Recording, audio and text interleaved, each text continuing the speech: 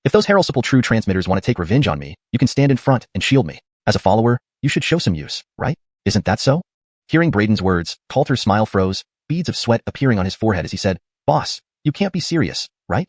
I'm not as powerful as you and won't be able to stop them. Braden patted Coulter's shoulder and said, Harold, you defeat Fedora wuxia, one of the 81 Herald True transmitters long ago? Have confidence in yourself. Remember, a man must never admit he can't do something, no matter when. Now tell me loudly, can you do it? Coulter's mouth twitched as he replied through gritted teeth, I can. There you go. Leave those Herald True transmitters to you. Braden smiled warmly. Coulter silently wiped away tears, realizing he had set a trap for himself. All right, let's talk about serious matters. Harold, you come here just for this? Braden looked at Coulter and asked. Two things. Coulter turned serious. Firstly, the hype for the Supreme Essence Core Pill is almost ready. Major sects have received news and the auction can proceed anytime. Braden nodded and asked, what's the second thing? The second thing is, Benson ascended to the Fedorf Springs secret realm. Coulter took a deep breath and said solemnly. Braden raised an eyebrow. When did that happen? 2 months ago, Coulter answered. He reached the Fedorf Springs secret realm 2 months ago? Braden chuckled. Looks like the Beckham family has deep pockets indeed. Even after Benson was stripped of all his wealth by us, he could still advance to the Fedorf Springs secret realm so quickly. The Beckham family must be quite wealthy. Are you not worried? Coulter was surprised. Worried about what? Braden countered. With Benson reaching the Fedorf Springs secret realm, given his talent and potential, his power will surely increase significantly. With his current strength, unless you and I also reach the Fedorf Springs secret realm, killing him would be next to impossible. Coulter explained. Braden raised an eyebrow. Do you think with my current strength, combined with yours, we can't handle him? Coulter shook his head, though I don't know exactly how strong you are now. Being able to defeat senior sister Camila with one strike means you are not weak.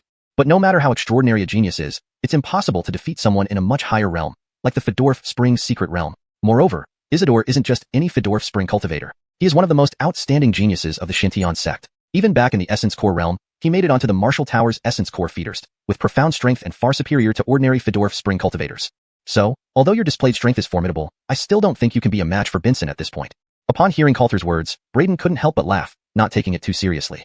Indeed, Benson's talent and potential could be considered top tier among the younger generation. Now that he had reached the Fedorf Springs secret realm, his strength would inevitably skyrocket to a terrifying level. But Braden did not feel that his current strength would be inferior to Benson. However, subduing him would indeed be quite difficult. Perhaps after completing the 9 transformations of the Dao Palace secret realm and officially entering the Dao Palace True Apex realm, crushing Benson would be easy.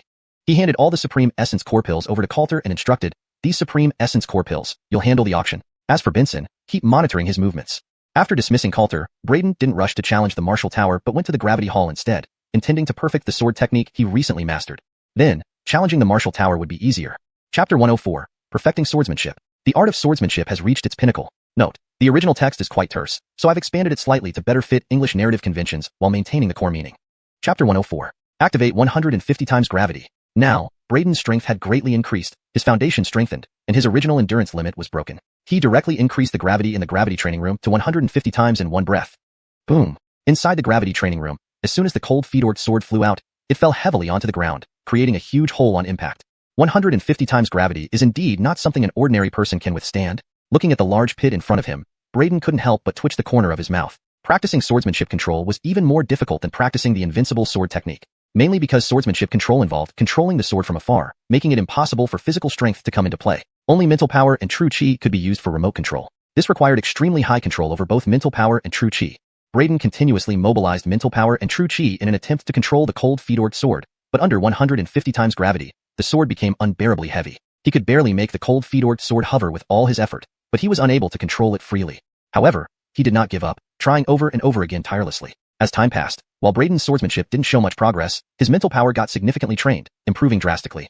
Additionally, his control over true chi grew stronger, and he became increasingly adept at manipulating force as he wished. 5 days passed quickly. Braden finally managed to normally control the cold Fedorf sword under the influence of 150 times gravity and slash objects remotely. He kept practicing, and the speed of his sword strikes gradually improved. Another 5 days passed in a blink. Swish! A cold beam of light instantly pierced through a stone slab in front of him. Its speed was even faster than when there was no gravity influence. Good. My swordsmanship has finally reached perfection. Not only has the speed greatly increased, but its explosive force, impact, and penetration power have also significantly improved. Braden smiled and waved his hand. The cold Fedorf sword returned immediately, sheathing itself with a clang. He walked out of the gravity training room, pushing the door open. At the moment the stone door opened, the 150 times gravity reset to 0. Braden immediately felt a tremendous sense of ease, and his footsteps became light. Really relaxing. I wonder how fast my swordsmanship will be without the gravity suppression. I should go to the Martial Tower to test my skills and absorb more martial spirit avatars to complete the 9 transformations early and enter the Dao Palace Secret Realm's true peak stage. Braden planned inwardly. Once he completed the 9 transformations and officially entered the Dao Palace Secret Realm's true peak stage, he would settle things with Benson. After leaving the Gravity Hall, Braden headed straight for the Inner Sect Martial Tower Subtower. Just as Braden was heading towards the Inner Sect Martial Tower Subtower, a man dressed in yellow with twin swords strapped to his waist suddenly blocked his path. "You're Braden?"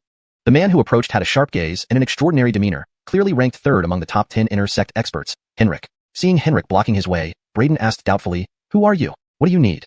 Henrik sized up Braden arrogantly and declared, "I am Henrik, ranked 3rd among the Inner Sect top 10. Come with me. Cullen Brother By wants to see you." Braden raised an eyebrow. Just the 3rd-ranked Inner Sect member dared to act so arrogantly? He replied calmly, "Cullen Brother By? Which By?" "Of course, Ellis, one of the 81 direct disciples," Henrik said with reverence. Hearing this, Braden was stunned.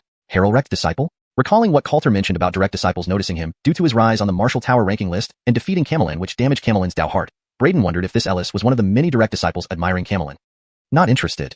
Thinking of this, Braden lost interest and rejected. "If you have nothing else, please step aside. I'm busy practicing." "What did you say?" Hearing Braden's words, Henrik's eyes narrowed in surprise. "Cullen Brother By wants to see you, and you dare refuse?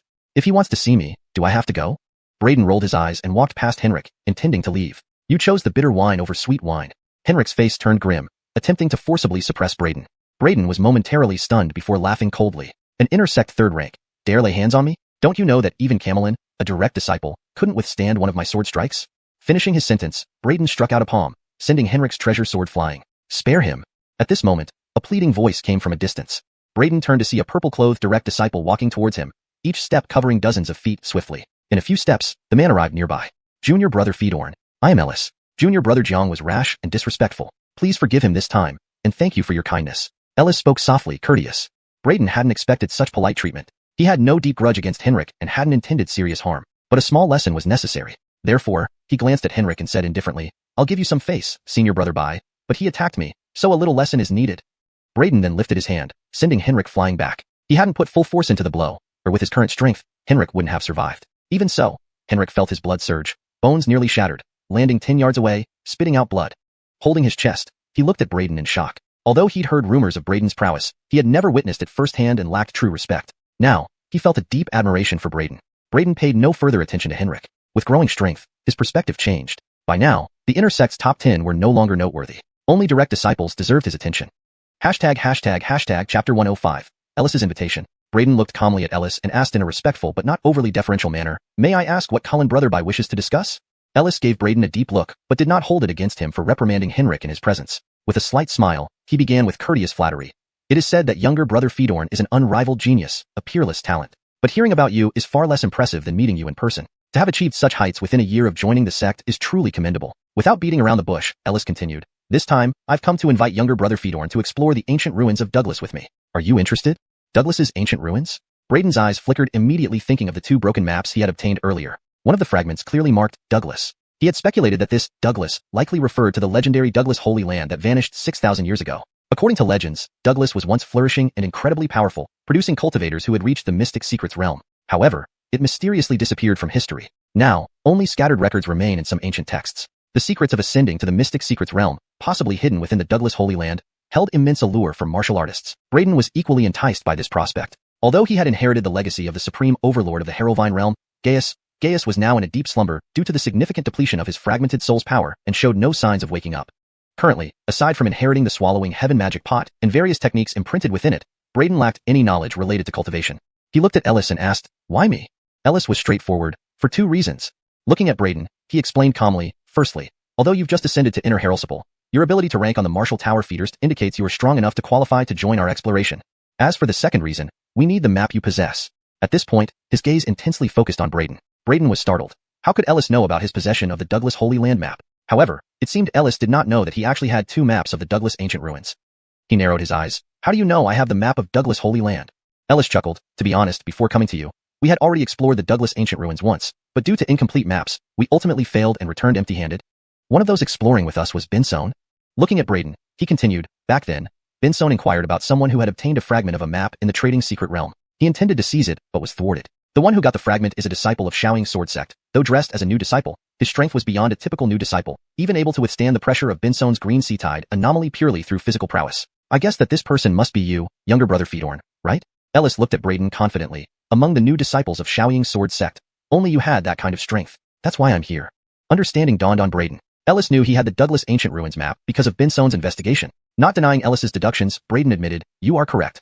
I indeed have a map of the Douglas Ancient Land." Since Ellis believed he only had one map, there was no need to reveal his second map. This second map contained the most crucial part of the route. Braden decided not to expose it yet. Seeing Braden admit it, Ellis nodded affirmatively. "Will younger brother Fedorn accept my invitation to explore the Douglas Ancient Land together?" Braden smirked. "If you knew Binsone wanted to snatch my map, wouldn't you also know about the enmity between Binsone and me? Aren't you worried something might happen if you invite me?" Ellis replied solemnly, "Therefore, I suggest you disguise yourself so Binsone won't recognize you." "Do you think Binsone would miss it if a new member joins with a map? Unless he's a fool, he'd guess it's me." Ellis explained, "No need to worry. Binsone never saw which map you had, and I'll help cover for you," claiming it's a different map. Braden's expression changed. "In that case, I might not be able to appear as a Xiaoying sword sect disciple. The best option is to dress as an independent cultivator. It will be easier for me to cover for you," Ellis advised. Braden considered whether he should take the opportunity to eliminate Binsone. However, he soon deemed it inappropriate. Ellis hinted that others would join in exploring the Douglas Ancient Ruins. If he tried to kill Binsone, they might intervene. Moreover, he was unfamiliar with these people, while Binsone, as a renowned prodigy known throughout the country, would likely have closer ties with them. If they sided with Binsone, it could put him at a disadvantage. Even if they stayed out of it, killing Binsone would undoubtedly cause trouble for him. Thus, Braden realized he had two choices to deal with Binsone. 1. Assassination. But stealthily assassinating Binsone without detection was too risky. As one of the 6 major sects, Xianxian sect has many powerful immortal platform realm experts who could easily uncover clues if they investigated seriously. The second choice was an open challenge, a fair duel where each side takes responsibility for their own fate. In such a case, outsiders would not interfere. Even if he killed Binsone in front of Xianxian sect's experts, they wouldn't retaliate to maintain their dignity. And if they acted shamelessly, Xiaoying sword sect wouldn't stand by idly, especially since killing Binsone in a fair duel would be legitimate. Deciding on this, Braden nodded. Seeing Braden agree, Ellis smiled. "Well, younger brother Fedorn, shall we explore the Douglas together?" Braden smiled gently. The Douglas holy land that vanished 6,000 years ago, harboring the secrets of immortality, is definitely worth exploring. "In that case, I'll come for you in 2 months. These 2 months, let's prepare well." Ellis smiled. "Then you can disguise yourself as I suggested, and I'll cover for you." "No," Braden shook his head. "I will go explore the Douglas Ancient Ruins with you, but I won't hide or disguise myself." Ellis frowned and said, "If you go with that appearance, I can't guarantee that Binsone won't attack you. Although your strength isn't weak now, you are still only at the Dao Palace Secret Realm, while Binsone has already ascended to the Fedor Spring Secret Realm. With his power and foundation, killing you would still be effortless." "Is that so?" Upon hearing this, Braden's brows twitched slightly as he gave a light laugh. "I'd like to see if he can truly kill me effortlessly as you say." Ellis's frown deepened. He wanted to add something more, but Braden turned around and started walking towards the Marshall Tower subtower. Facing away from Ellis, he waved his hand and said, "Please give Binsone a message for me, Cullen brother bye. Tell him I challenge him to settle our feud. In 2 months, on Heavenly Blaze Peak, it will be a battle to the death. Ask him if he dares accept." Hearing Braden's words, Ellis was momentarily stunned. His pupils constricted slightly, shock flickering in his eyes. He hadn't expected Braden to directly challenge Binsone, and for a life-or-death duel. A Dao Palace Secret Realm individual daring to challenge a Fedor Spring Secret Realm prodigy? Or did Braden have confidence that he could ascend to the Fedor Spring Secret Realm within 2 months? Behind him, Henrik also widened his eyes, equally shocked that Braden dared to challenge Binsone. Recalling how he had dared to act against such a formidable person earlier, he felt a lingering unease. Braden ignored the astonishment of Ellis and Henrik, heading straight for the Marshall Tower subtower. "I want to challenge the Marshall Tower." Entering the subtower, Braden walked directly to the elder responsible for managing it and spoke. Seeing Braden, the elder immediately smiled. "Ah, you've finally come. This old man has been waiting for you for several days." Confused, Braden asked, "Waiting for me? For what?" The elder chuckled. "Of course, for your challenge fee. The Marshall Tower challenge costs 100 low-grade spirit stones each time." Braden was momentarily speechless. He took out 100 low-grade spirit stones. The elder managing the subtower's eyes lit up, reaching out to take the stones. Suddenly, Braden hesitated and pulled his hand back, saying, "Speaking of which, getting on the Marshall Tower ranking list should be considered bringing honor to Xiaoying sword sect, right?" The elder managing the subtower paused, then responded, "Well, that's true. ###Chapter 106, the grief-stricken Cullen of the Branch Pagoda. Since that's the case, shouldn't the sect give me some rewards to encourage me?" Braden said with a smile. The elder managing the Branch Pagoda immediately put on a long face and replied, "No money? If there's no money, giving something else is fine too. We can't have it that a disciple wins honor for the sect but gets nothing in return, right?" Braden exaggeratedly replied. The elder's lips twitched, and then seemed to think of something as he said with a smirk, "You want a reward? Fine. If you can advance your ranking in this challenge to number 970 on the Dao Palace Feeders, I'll make sure all your future challenges at the Marshall Pagoda are free. How about that?" He secretly laughed to himself. It was extremely difficult to advance ranks on the Marshall Pagoda list. For Braden to rank 980th on the Dao Palace Feeders was already remarkable. Advancing even one more place was harder than climbing to heaven, let alone advancing 10 places. To this elder, it was simply impossible. However, upon hearing this, Braden's eyes lit up as he replied, "That's what you said, Cullen. It's a deal." I just said that casually to tease you. You don't really think you can advance 10 places, do you?" Hearing Braden's immediate agreement, the elder managing the Branch Pagoda was taken aback and looked at him in astonishment. Why not give it a try? Or how about we make a bet? If I manage to rank higher than 970th this time, this challenge fee will also be waived. If I fail, I'll pay double the entrance fee. What do you say? Braden calmly proposed. The elder's eyes widened in surprise before he exclaimed gleefully, You're serious? Double entrance fees? There's such a thing? All right, old man, I'm betting on you. Go ahead and challenge. The elder managing the branch pagoda no longer hurried to collect the challenge fee from Braden. Instead, he directly handed over a challenge jade token to Braden. Braden smiled and took the jade token, walking straight into the teleportation array to activate the transfer. Watching Braden disappear, the elder could not help but rub his hands together excitedly, murmuring to himself, What a confident young man. The higher the martial pagoda rank, the greater the challenge. Only the most outstanding geniuses in history can hold these positions. Defeating them and advancing is far from easy. I'll be waiting for your double entrance fees, kid. Meanwhile, Braden arrived again at the martial pagoda to issue another challenge. At the Dan Harong sect's martial pavilion, inner branch pagoda. Where did this guy ranked 980th come from? Shaoqing Braden, I've never heard of such a person coming from the Shaoqing sword sect. This strength is ridiculously strong. Is this what a 980th rank should look like? A figure from the Dan Harong sect's martial pavilion was teleported back from the martial pagoda. His expression was grim as he cursed bitterly, clearly frustrated. No way, I refuse to believe I can't beat him. Brant clenched his teeth. He was the originally world-renowned genius ranked 980th on the Dao Palace feeders to the martial pagoda, having spent 3 years finally securing this position. He couldn't believe he had been ousted by an unknown newcomer. After learning that he was replaced by Braden, he rushed to the martial pagoda to challenge.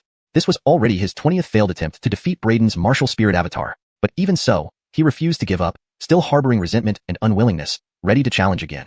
Senior, I wish to challenge again. Standing before the elder overseeing the branch pagoda, Brant declared in a deep voice. The elder's lips twitched slightly as he remarked, You've already challenged 20 times over these few days. One last time. This time, I'll definitely beat him. Brant said red-eyed with determination. The elder was speechless. Fine. Saying that, he gave Brant a challenge jade token. With the jade token in hand, Brant readied himself. Moments later, he was once again teleported back, lying down this time, his face filled with disbelief. Monstrous. Truly monstrous. After a while, he grumbled, brushed himself off, stood up, and stared angrily at Braden's name on the ranking board. This strength is just ridiculous. With this power, why stay at rank 980? Just as he spoke, the ranking board updated, Braden's name rose one spot. Shortly after, it climbed even further. First, Brant froze, then suddenly snapped to attention, becoming visibly excited. Damn, his rank went up. He immediately ran to the elder. This is my chance. Finally, he's left rank 980. Give me a challenge jade token. I need to challenge again. The elder's mouth twitched involuntarily. Inside the martial pagoda, puff, a streak of sword light moved so fast it killed Braden's opponent, a martial spirit avatar, before it could react. A thick surge of energy flooded out and was greedily absorbed by Braden. This was the 5th martial spirit avatar Braden had slain in this round of challenges, each one being almost instantly defeated. None of the 5 avatars lasted a single strike from Braden's sword. So fast, so strong. Indeed, combining speed and power is the ultimate path. Braden smiled to himself. In a 150x gravity environment, cultivating the complete sword technique has proven terrifying. Without the crushing gravity hindrance now, my sword speed is dozens of times faster than before. My strikes are practically unblockable. It seems I need to focus more on speed training from now on. Seeing Braden rapidly advance to the peak of his recently acquired sword technique within days, the martial spirit was profoundly impressed. To achieve this level in such a short time, throughout history, only a select few could match this monstrous talent. Feeling amazed, the martial spirit swiftly arranged Braden's next battle. A figure appeared, asking, There's actually someone today who can reach here to challenge me. Who are you? As the light dimmed, a striking youth in black and white robes appeared, looking at Braden indifferently. His attire clearly marked him as a disciple of the great Tai sect. SSSSH. Braden didn't bother replying. It was a mere martial spirit avatar, not a real person. Talking would waste time. He struck immediately, his cold feet-orked sword piercing through the void, slicing towards the other side. The youth's pupils contracted sharply, feeling an intense threat and trying to evade. But before his body could react, a streak of sword light pierced through his forehead. With a puff, his body disintegrated into pure energy. Amazing! Let's do this again. Absorbing the energy fully, Braden boldly declared to the martial spirit, Your combat prowess is already formidable. Would you like to try skipping ranks to challenge? The martial spirit asked gravely. Skipping ranks? What does that mean? Braden asked, surprised. You don't need to challenge one rank at a time. For example, you are currently ranked 974. You can challenge any opponent ahead of you like 970 or 960. The martial spirit explained. Oh, no need for that. I'll just challenge one rank at a time. I think it's pretty good this way. One sword strike per match, easy and not tiring. Braden replied. What kind of joke was that? These martial spirit avatars were all energy packets. How could he waste them? Of course, he should defeat each one in succession, suppressing all martial spirit avatars and swallowing their energies entirely. The martial spirit took a deep breath, glaring at Braden with some resentment, but had to follow the rules and couldn't decide on his behalf who to challenge. In the end, it arranged for Braden to challenge the next higher-ranked martial spirit avatar as requested. Braden wasted no time, swiftly slaying it with a single sword strike. Before they knew it, Brayden's ranking had climbed to 970. But despite defeating 10 martial spirit avatars in a row and absorbing their energies, Brayden still did not feel the imminent fourth metamorphosis.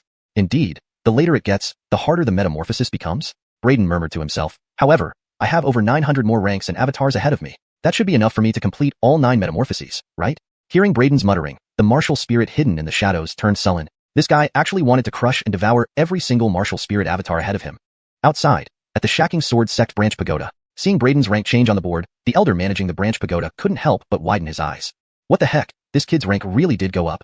And he climbed to 970 so quickly. Ouch, it's over. My double entry fees are gone, and I won't even make any money from his entrance fees in the future.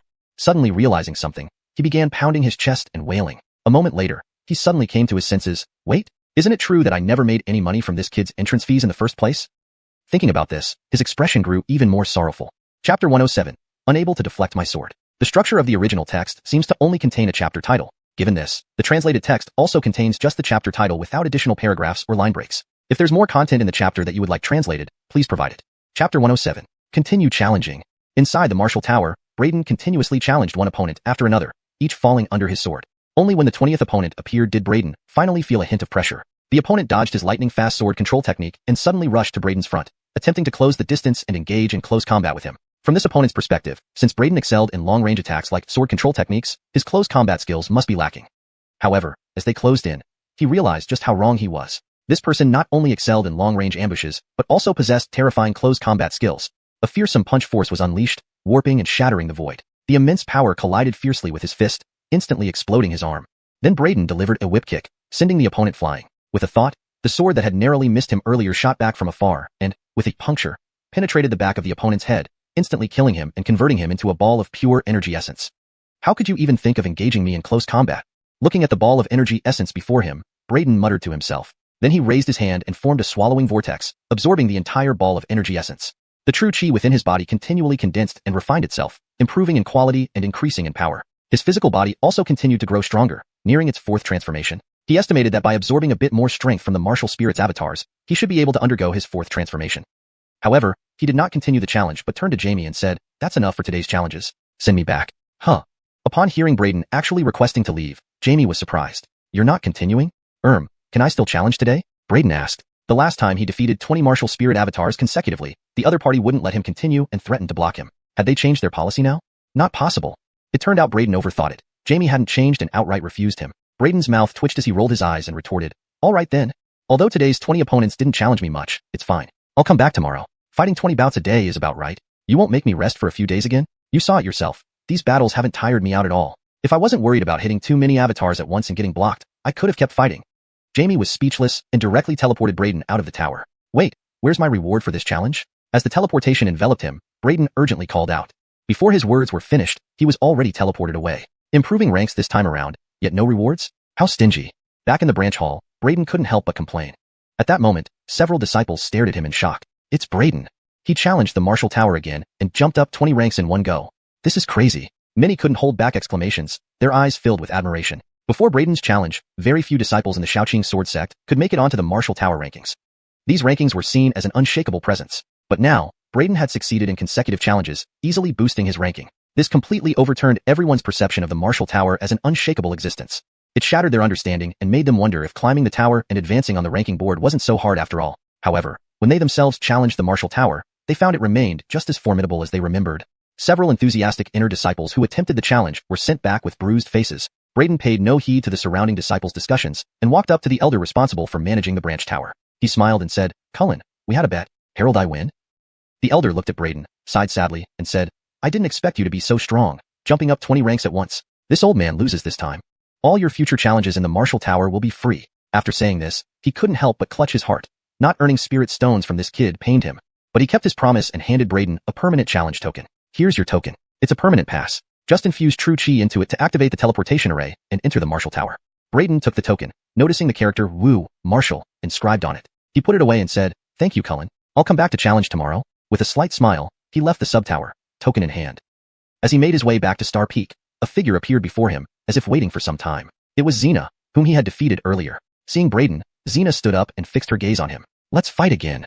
She held a 3-foot green sword, her eyes sharp, as if she had already emerged from the shadow of her previous defeat. Not only that, but Brayden could clearly sense that her aura had become even sharper and stronger than before. Your talent and insight are indeed worthy of a true disciple. You've managed to recover from failure quickly, reaffirm your Dao heart, and even solidify your sword Dao belief, Brayden remarked calmly.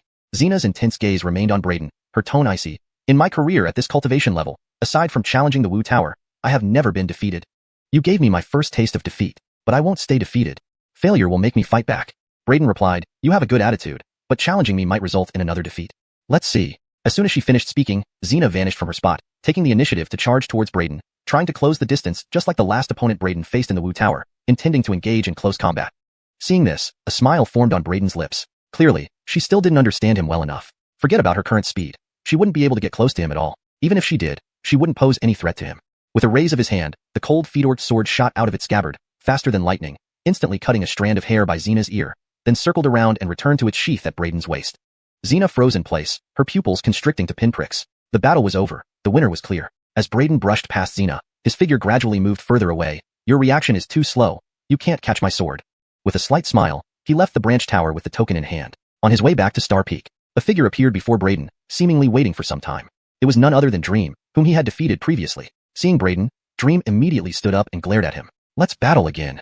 She held her 3-foot green saber, her eyes blazing, clearly having moved past her previous defeat. Moreover, Brayden sensed that her aura had grown sharper and more powerful. To be able to recover from failure and rekindle the Dao heart so quickly, even forming a sword Dao belief, it's no wonder you're a true disciple. Such talent and insight. Brayden remarked calmly. Dream stared intensely at Brayden, her tone cold. Among those of my realm, I've never lost since debuting except in the Martial Tower challenges. You gave me my first taste of defeat, but I won't keep losing. I'll fight my way back. Brayden replied, good attitude, but challenging me might mean tasting defeat again. We'll see. With those words, Dream vanished from her spot, moving faster than light toward Brayden, intending to close the distance for close combat, much like the final opponent in the Martial Tower. Seeing this, Brayden's lips curled into a smile. Seems she still doesn't fully understand me. Not to mention, Dream's current speed wouldn't even get her close enough. Even if she did, she couldn't pose any real threat. Raising his hand, the cold fedorch sword shot out, slicing through Dream's long hair beside her ear, then circled and returned to its scabbard at his waist in a flash. Dream froze in place, her pupils constricting sharply. The battle was already decided. Brayden brushed past Dream, gradually walking away. Your reaction is too slow. You can't dodge my sword. Chapter 108, Sword Riding Flight. I've lost again. Camelan's expression stiffened as she turned to look at Brayden, only to see him already walking away. It seemed that she could only look up to his back. After losing to Brayden on that day, it took her 2 days to finally come out of the shadow of defeat. Yet, she turned this misfortune into a blessing and solidified her swordsmanship belief, greatly enhancing her strength. Therefore, she had come here to wait for Brayden, intending to challenge him again in order to erase her previous loss. But no matter how much she hadn't expected it, while her strength had significantly increased, Brayden's strength had grown at an even faster pace, doubling. That strike just now was incomparably stronger than before. During her first battle with Brayden, she could at least react to his attacks, though her body couldn't act in time. But this time, even her brain didn't get a chance to respond. The terrifying blade of light sliced past her face instantly, cutting a strand of her hair. If Brayden had wanted to kill her just now, she wouldn't have had the slightest chance to survive. He has become even stronger. Watching Brayden's receding figure, Camelan drew a deep breath, gripped the sword tightly in her hand, quickly adjusted her mindset, and said firmly, one day, I will defeat you. Brayden did not take Camelan seriously. Upon returning to Star Peak, Brayden delved into researching and exploring new techniques within the sword riding art. Man is the sword, and the sword is man. If the sword riding art can control a sword, then it should be able to carry a person too. With this thought, Brayden spread out his palm, and the cold light sword automatically emerged from its scabbard, hovering and spinning in his palm. He extended his hand forward, and the cold light sword shot out like a rapidly rotating rotor, spun far away, then flew back to float in front of Brayden. Brayden stepped onto the sword directly and mentally commanded, rise. The cold light sword immediately lifted him into the air, albeit unsteadily. Overjoyed, Brayden soon crashed back to the ground as the cold light sword couldn't maintain balance. Brayden murmured, being able to hover means my idea isn't wrong. The sword riding art indeed can let me fly by riding the sword, but I need more practice. Brayden put aside his miscellaneous thoughts and began tirelessly practicing the sword riding flight. Sword riding for attack was astonishingly fast. If he mastered sword riding flight, his speed would also be extremely terrifying. Even if it doesn't match the speed of solely commanding the cold light sword, it would definitely be much faster than any void flying technique used by cultivators from the Fedorf Spring realm. Moreover, this sword riding speed could improve through effort. After experiencing countless failures, Brayden finally managed to steadily control the cold light sword, carrying him swiftly through the air.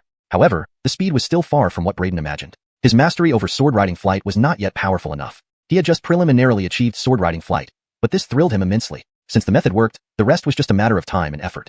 As long as he practiced diligently, he would eventually perfect it. Whoa, master. You haven't even reached the Fedorf Spring realm, yet you can ascend to the heavens?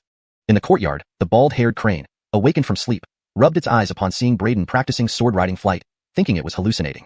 Realizing it was actually Braden flying, it widened its eyes in surprise and exclaimed involuntarily, "Whiz." Hearing the bald-haired crane's words, Braden immediately frowned, controlled the cold light sword to return like a streak of light to the courtyard, and grumbled, "Can't you speak properly? What do you mean by ascend to the heavens?"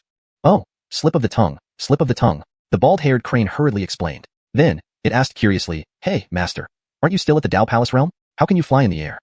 "This isn't void flying, it's sword-riding flight," Braden said calmly. "I previously broke 20 ranks on the martial tower list and obtained a swordsmanship legacy. Now, after deeper exploration, I've developed new techniques. Not bad, right?" "Sword-riding flight? Master is truly worthy of the title. Your innovative and insightful mind has deepened my admiration. Master, you're formidable." Though confused, the bald-haired crane didn't hesitate to flatter Braden. Ignoring the bald-haired crane, Braden continued practicing sword-riding flight. Meanwhile, within the trading secret realm, an auction had caused quite a stir. "Gentlemen, please calm down. Today, the long-awaited auction for Grade 4 Supreme Essence Core Pill begins now. Everyone present can bid. The highest bidder wins," Coulter personally announced, with a gray-robed elder beside him ensuring order. Around them, disciples and even many elders from the 6 major sects surrounded the stall, creating a bustling scene. "Is this really a Grade 4 Supreme Essence Core Pill? I heard that even Pill Cauldron sect can't refine such a pill. How do you have one?" Someone in the crowd questioned.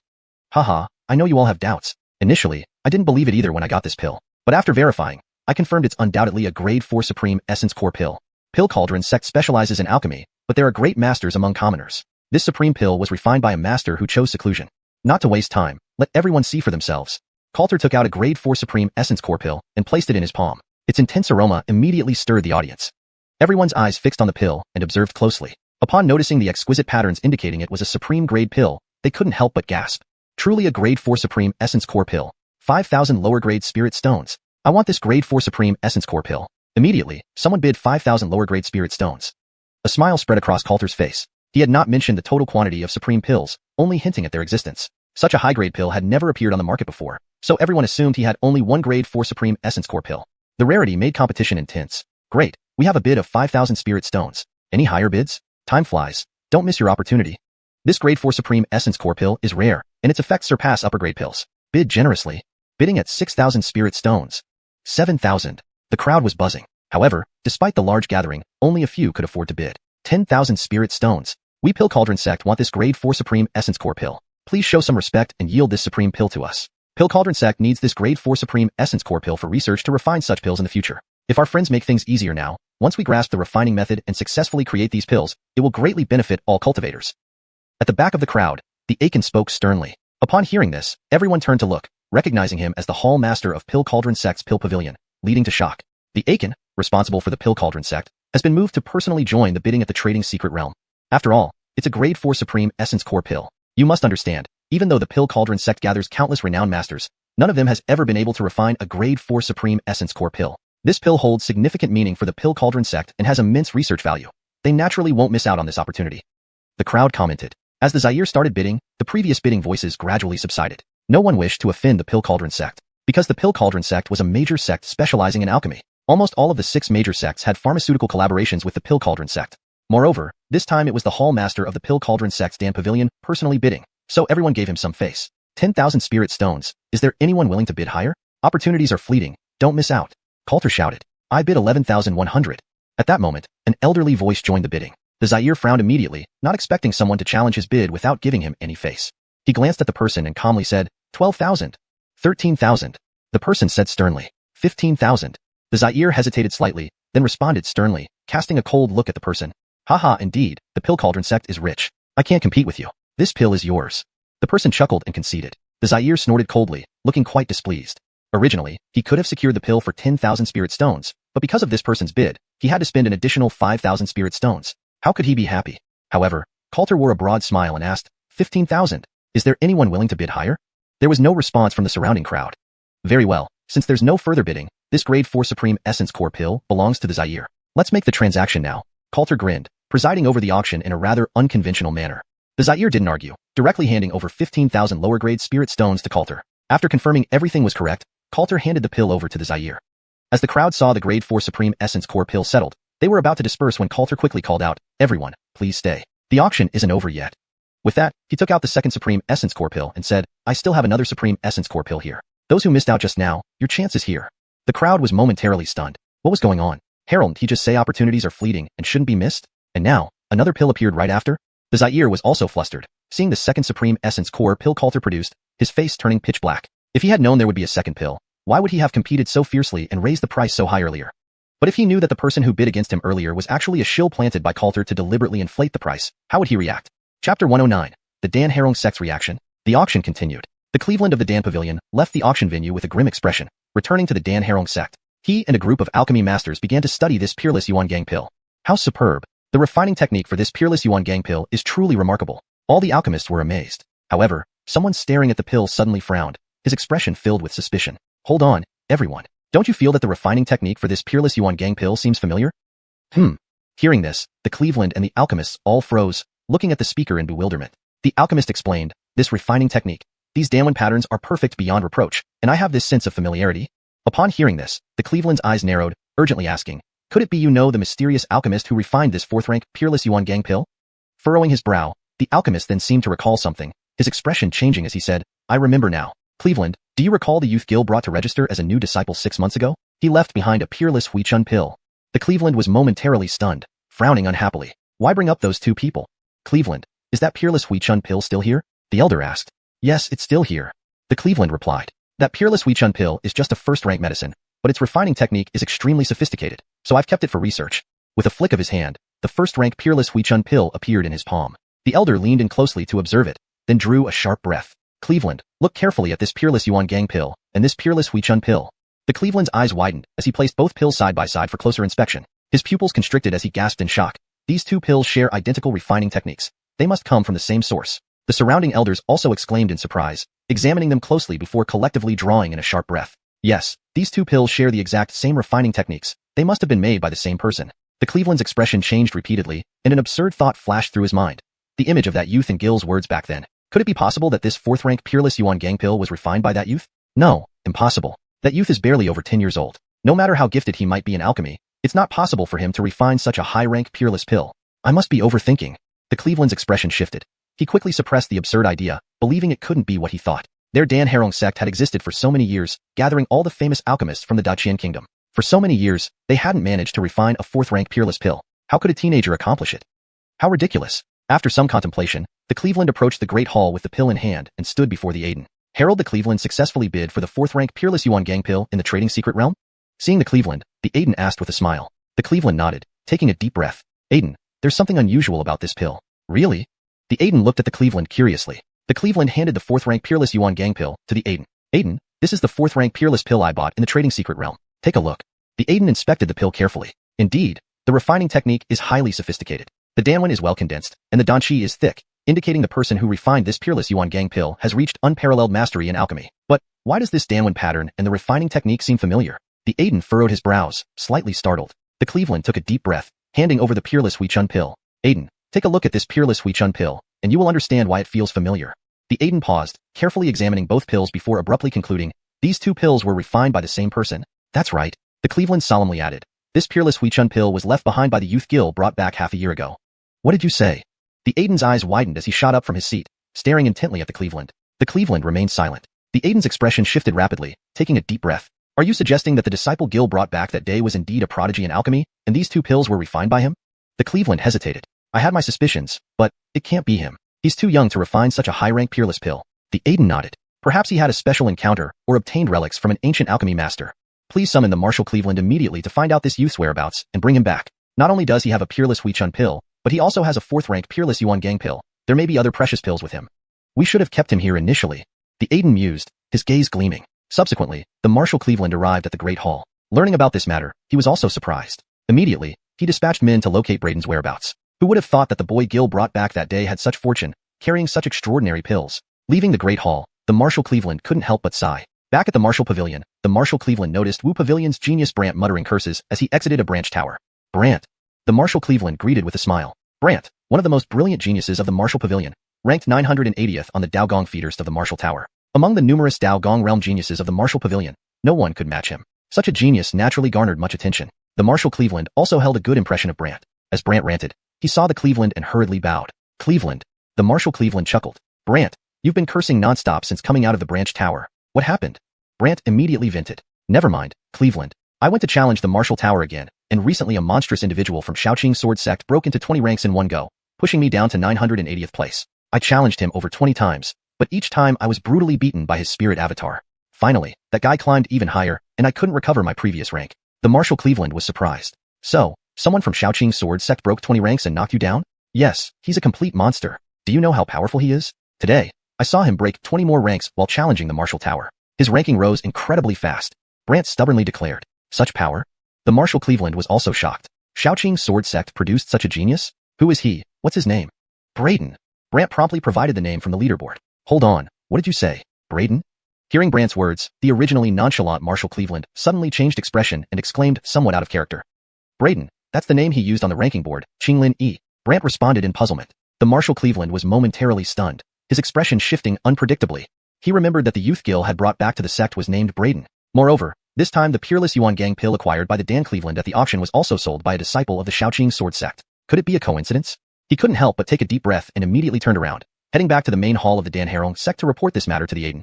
Upon hearing the Marshal Cleveland's report, the Aiden couldn't help but be surprised as well, but he soon frowned and said, it's impossible for that youth to grow to such an extent in less than a year. It must be a coincidence of names. Beside him, the Dan Cleveland also nodded. The Marshal Cleveland asked, should we investigate further? Decide for yourself. The Aiden waved his hand dismissively, clearly not taking it seriously and didn't think they could be the same person. The Marshal Cleveland nodded without another word, turned around, and directly led several Daogong's secret realm disciples, preparing to visit the Xiaoqing sword sect for an exchange, a friendly competition between Daogong's secret realm disciples. And as one of the most outstanding disciples in the Daogong secret realm of the Dan Herong sect, Brant naturally made the list. That night, Xiaoqing sword sect, Star Peak. Braden's sword on his flying sword, darting through the sky with the speed of lightning. Swoosh! A flash of sword light, Braden returned to his courtyard, landing gracefully. Braden wore an excited expression. Finally, I can skillfully control the flying sword and travel swiftly by riding it, although there's still room for improvement in speed. I need to visit the gravity hall again, utilizing its gravity training field to perfect my flying technique while also increasing my speed. Early the next morning, Braden went to the Marshal Tower first, easily defeating the 20 opponents ranked above him, boosting his rank to 940th place. Having absorbed and refined the energy essences from 20 more martial spirit avatars, he was just one step away from his fourth transformation. His true chi foundation and physical strength were enhanced once again, leading to a significant increase in power. I should be able to complete my fourth transformation after devouring 40 more martial spirit avatars, Braden thought, a smile creeping across his face. Afterward, he directly headed to the gravity hall, initiating the 160 times gravity setting. Building upon his previous mastery of sword flying techniques, this time Braden only needed 3 hours to reach perfection in his flying skills. Meanwhile, as Braden was refining his flying techniques in the gravity hall, the Marshal Cleveland of the Dan Herong sect had arrived at the Xiaoqing sword sect with Brant and other exceptional Daogong secret realm geniuses, intending to engage in a martial arts exchange with the geniuses of the Xiaoqing sword sect. Chapter 110, Causing a Scene. Note, the original Chinese text appears to be a chapter title. Typically, chapter titles in English translations of Chinese novels are translated to provide a hint of the content. However, without further context from the chapter itself, I can only translate it literally as causing a scene, which refers to making a disturbance or creating a commotion. If you have more context or specific scenes from this chapter, please provide them for a more accurate translation. Please provide the full chapter text if you would like a detailed translation.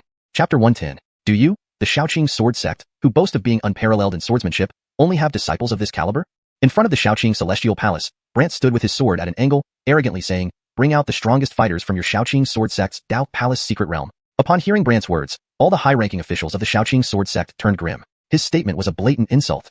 Master Wu, are you and your disciples here to challenge our Xiaoqing sword sect? Joshua, the patriarch of Xiaoqing sword sect, raised an eyebrow towards Crawford of the Pill Crucible sect, his expression unfriendly. Cough, Patriarch Fedorn, please don't misunderstand. My disciple has some talent but is rather headstrong and doesn't know how to speak properly. Please forgive him, Patriarch Fedorn. Crawford chuckled and then pretended to rebuke Brant. Brant, show some respect. Ha, Patriarch Fedorn, we came here sincerely for an exchange of skills. Xiaoqing sword sect should not hide its best talents. Call forth the truly formidable geniuses from your Dao Palace secret realm. Crawford laughed heartily. Joshua frowned, glanced at Crawford, and instructed someone nearby, go and fetch Gracie. Gracie was the only true disciple among contemporary disciples of the Xiaoqing sword sect who had made it onto the Wu Tower Dao Palace list, proving his exceptional strength. Joshua had been in seclusion and was unaware that Braden had also climbed onto the Wu Tower Dao Palace list and defeated Gracie. Before long, Gracie arrived at the Xiaoqing celestial palace.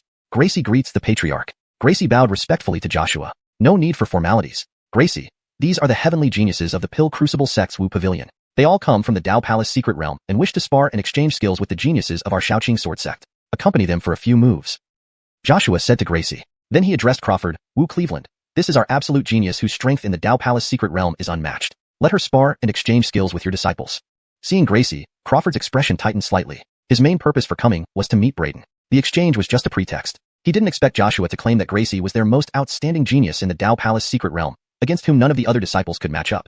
Could Brayden actually not be a disciple of the Xiaoqing sword sect? While pondering, Gracie walked up to Brant. Her slender hand grasped a cold, sharp sword which appeared in her palm. Standing with her sword at an angle, an intimidating sword aura erupted from her body, accompanied by a powerful belief in the path of the sword. Belief in the path of the sword. The audience immediately focused on Gracie, feeling the sword chi radiating from her. Haha, I didn't expect Gracie to have already formed her own sword belief. Truly the top genius of our Xiaoqing sword sect's Dao Palace secret realm. Joshua laughed joyfully, visibly delighted. Crawford also looked at Gracie intently, showing surprise in his eyes. This is interesting. You've actually formed a belief in the path of the sword. However, I remember your ranking on the Wu Tower is below mine. You're not my opponent, Brant remarked calmly. This time may be different. The outcome remains uncertain, Gracie retorted coldly before vanishing abruptly. Brant's expression tensed as he sensed a slight threat from Gracie. Without Gracie's new sword belief, Brant could have easily suppressed her. Now, however, he felt pressure.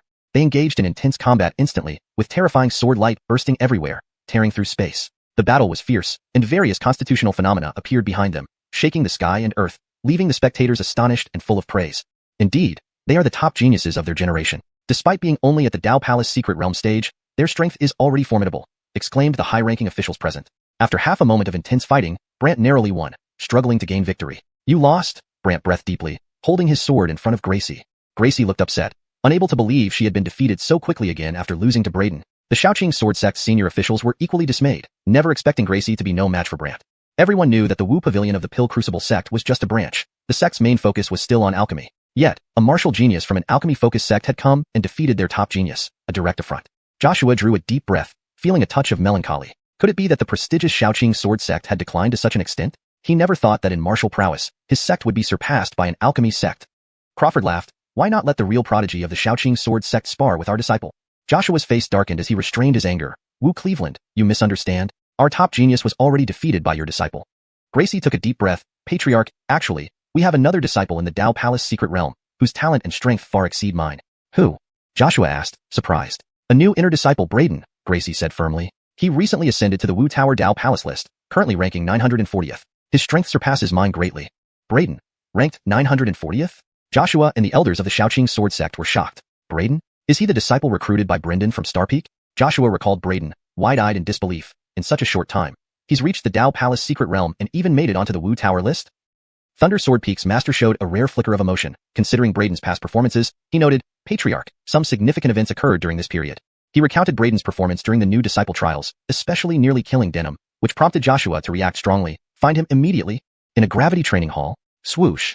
Brayden rode his flying sword through a 160 times gravity field. He had completely adapted to it, mastering flying techniques to perfection.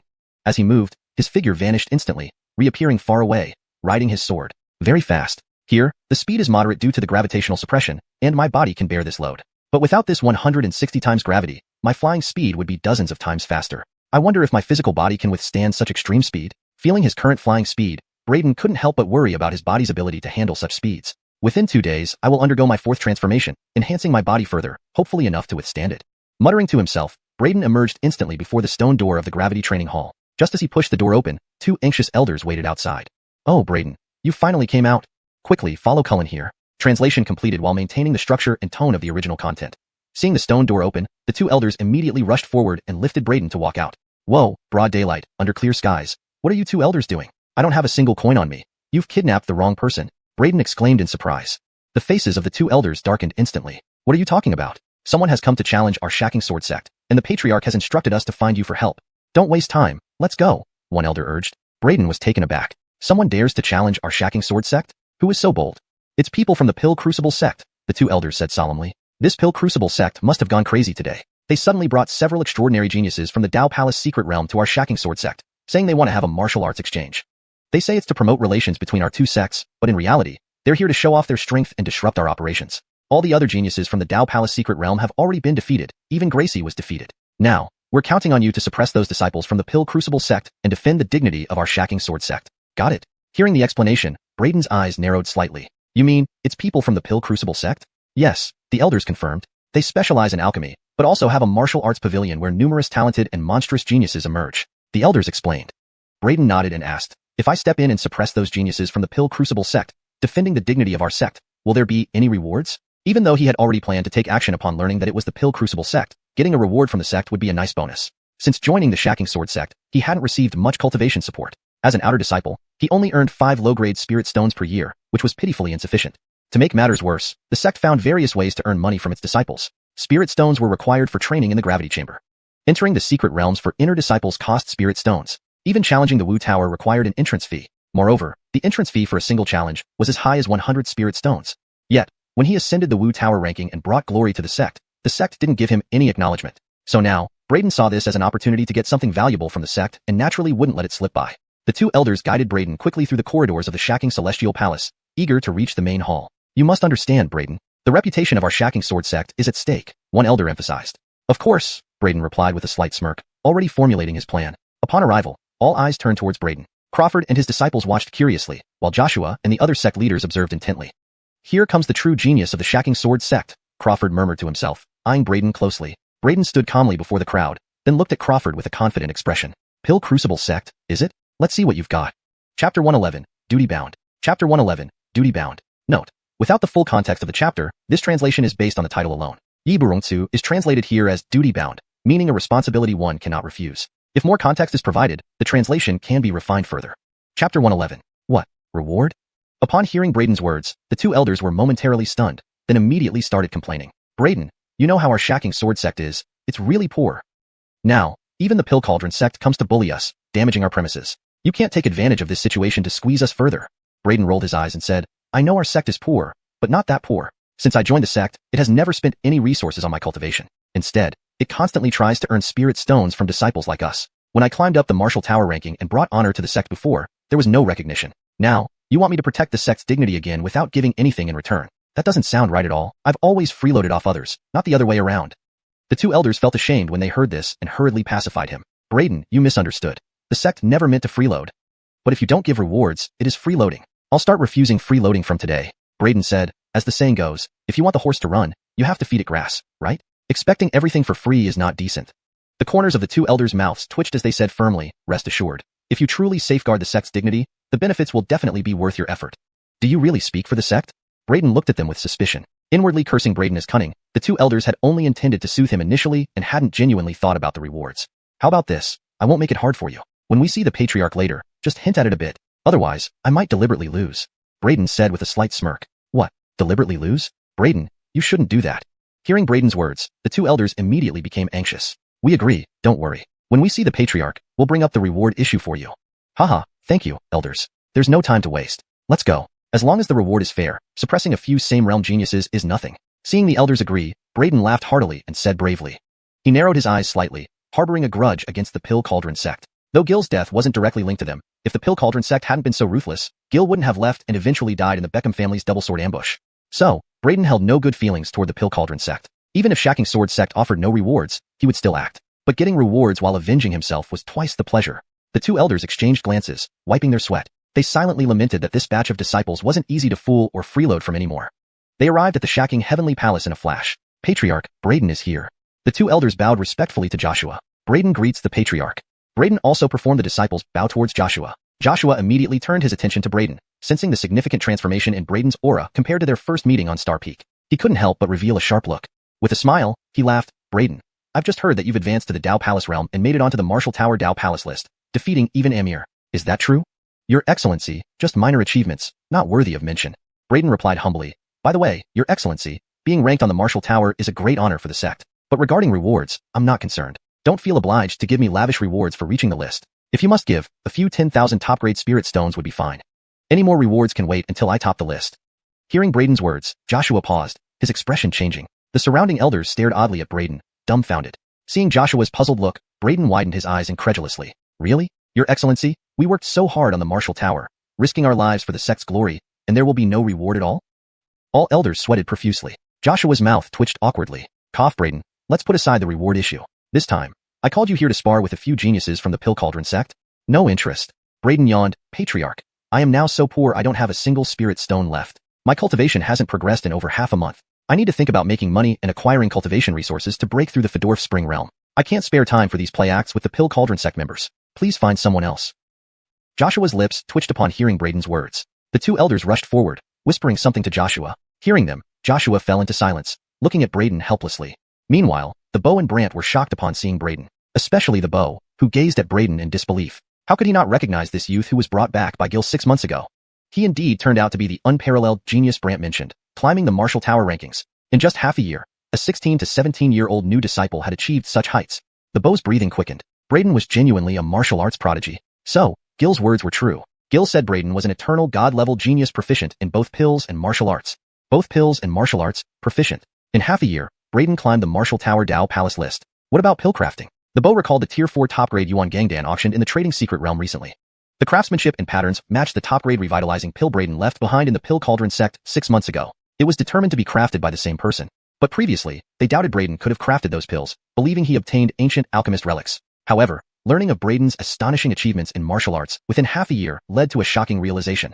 This thought accelerated his heartbeat, filling him with confusion, loss, and disbelief. This can't be. How can a teenager achieve such remarkable success in both martial arts and pill crafting?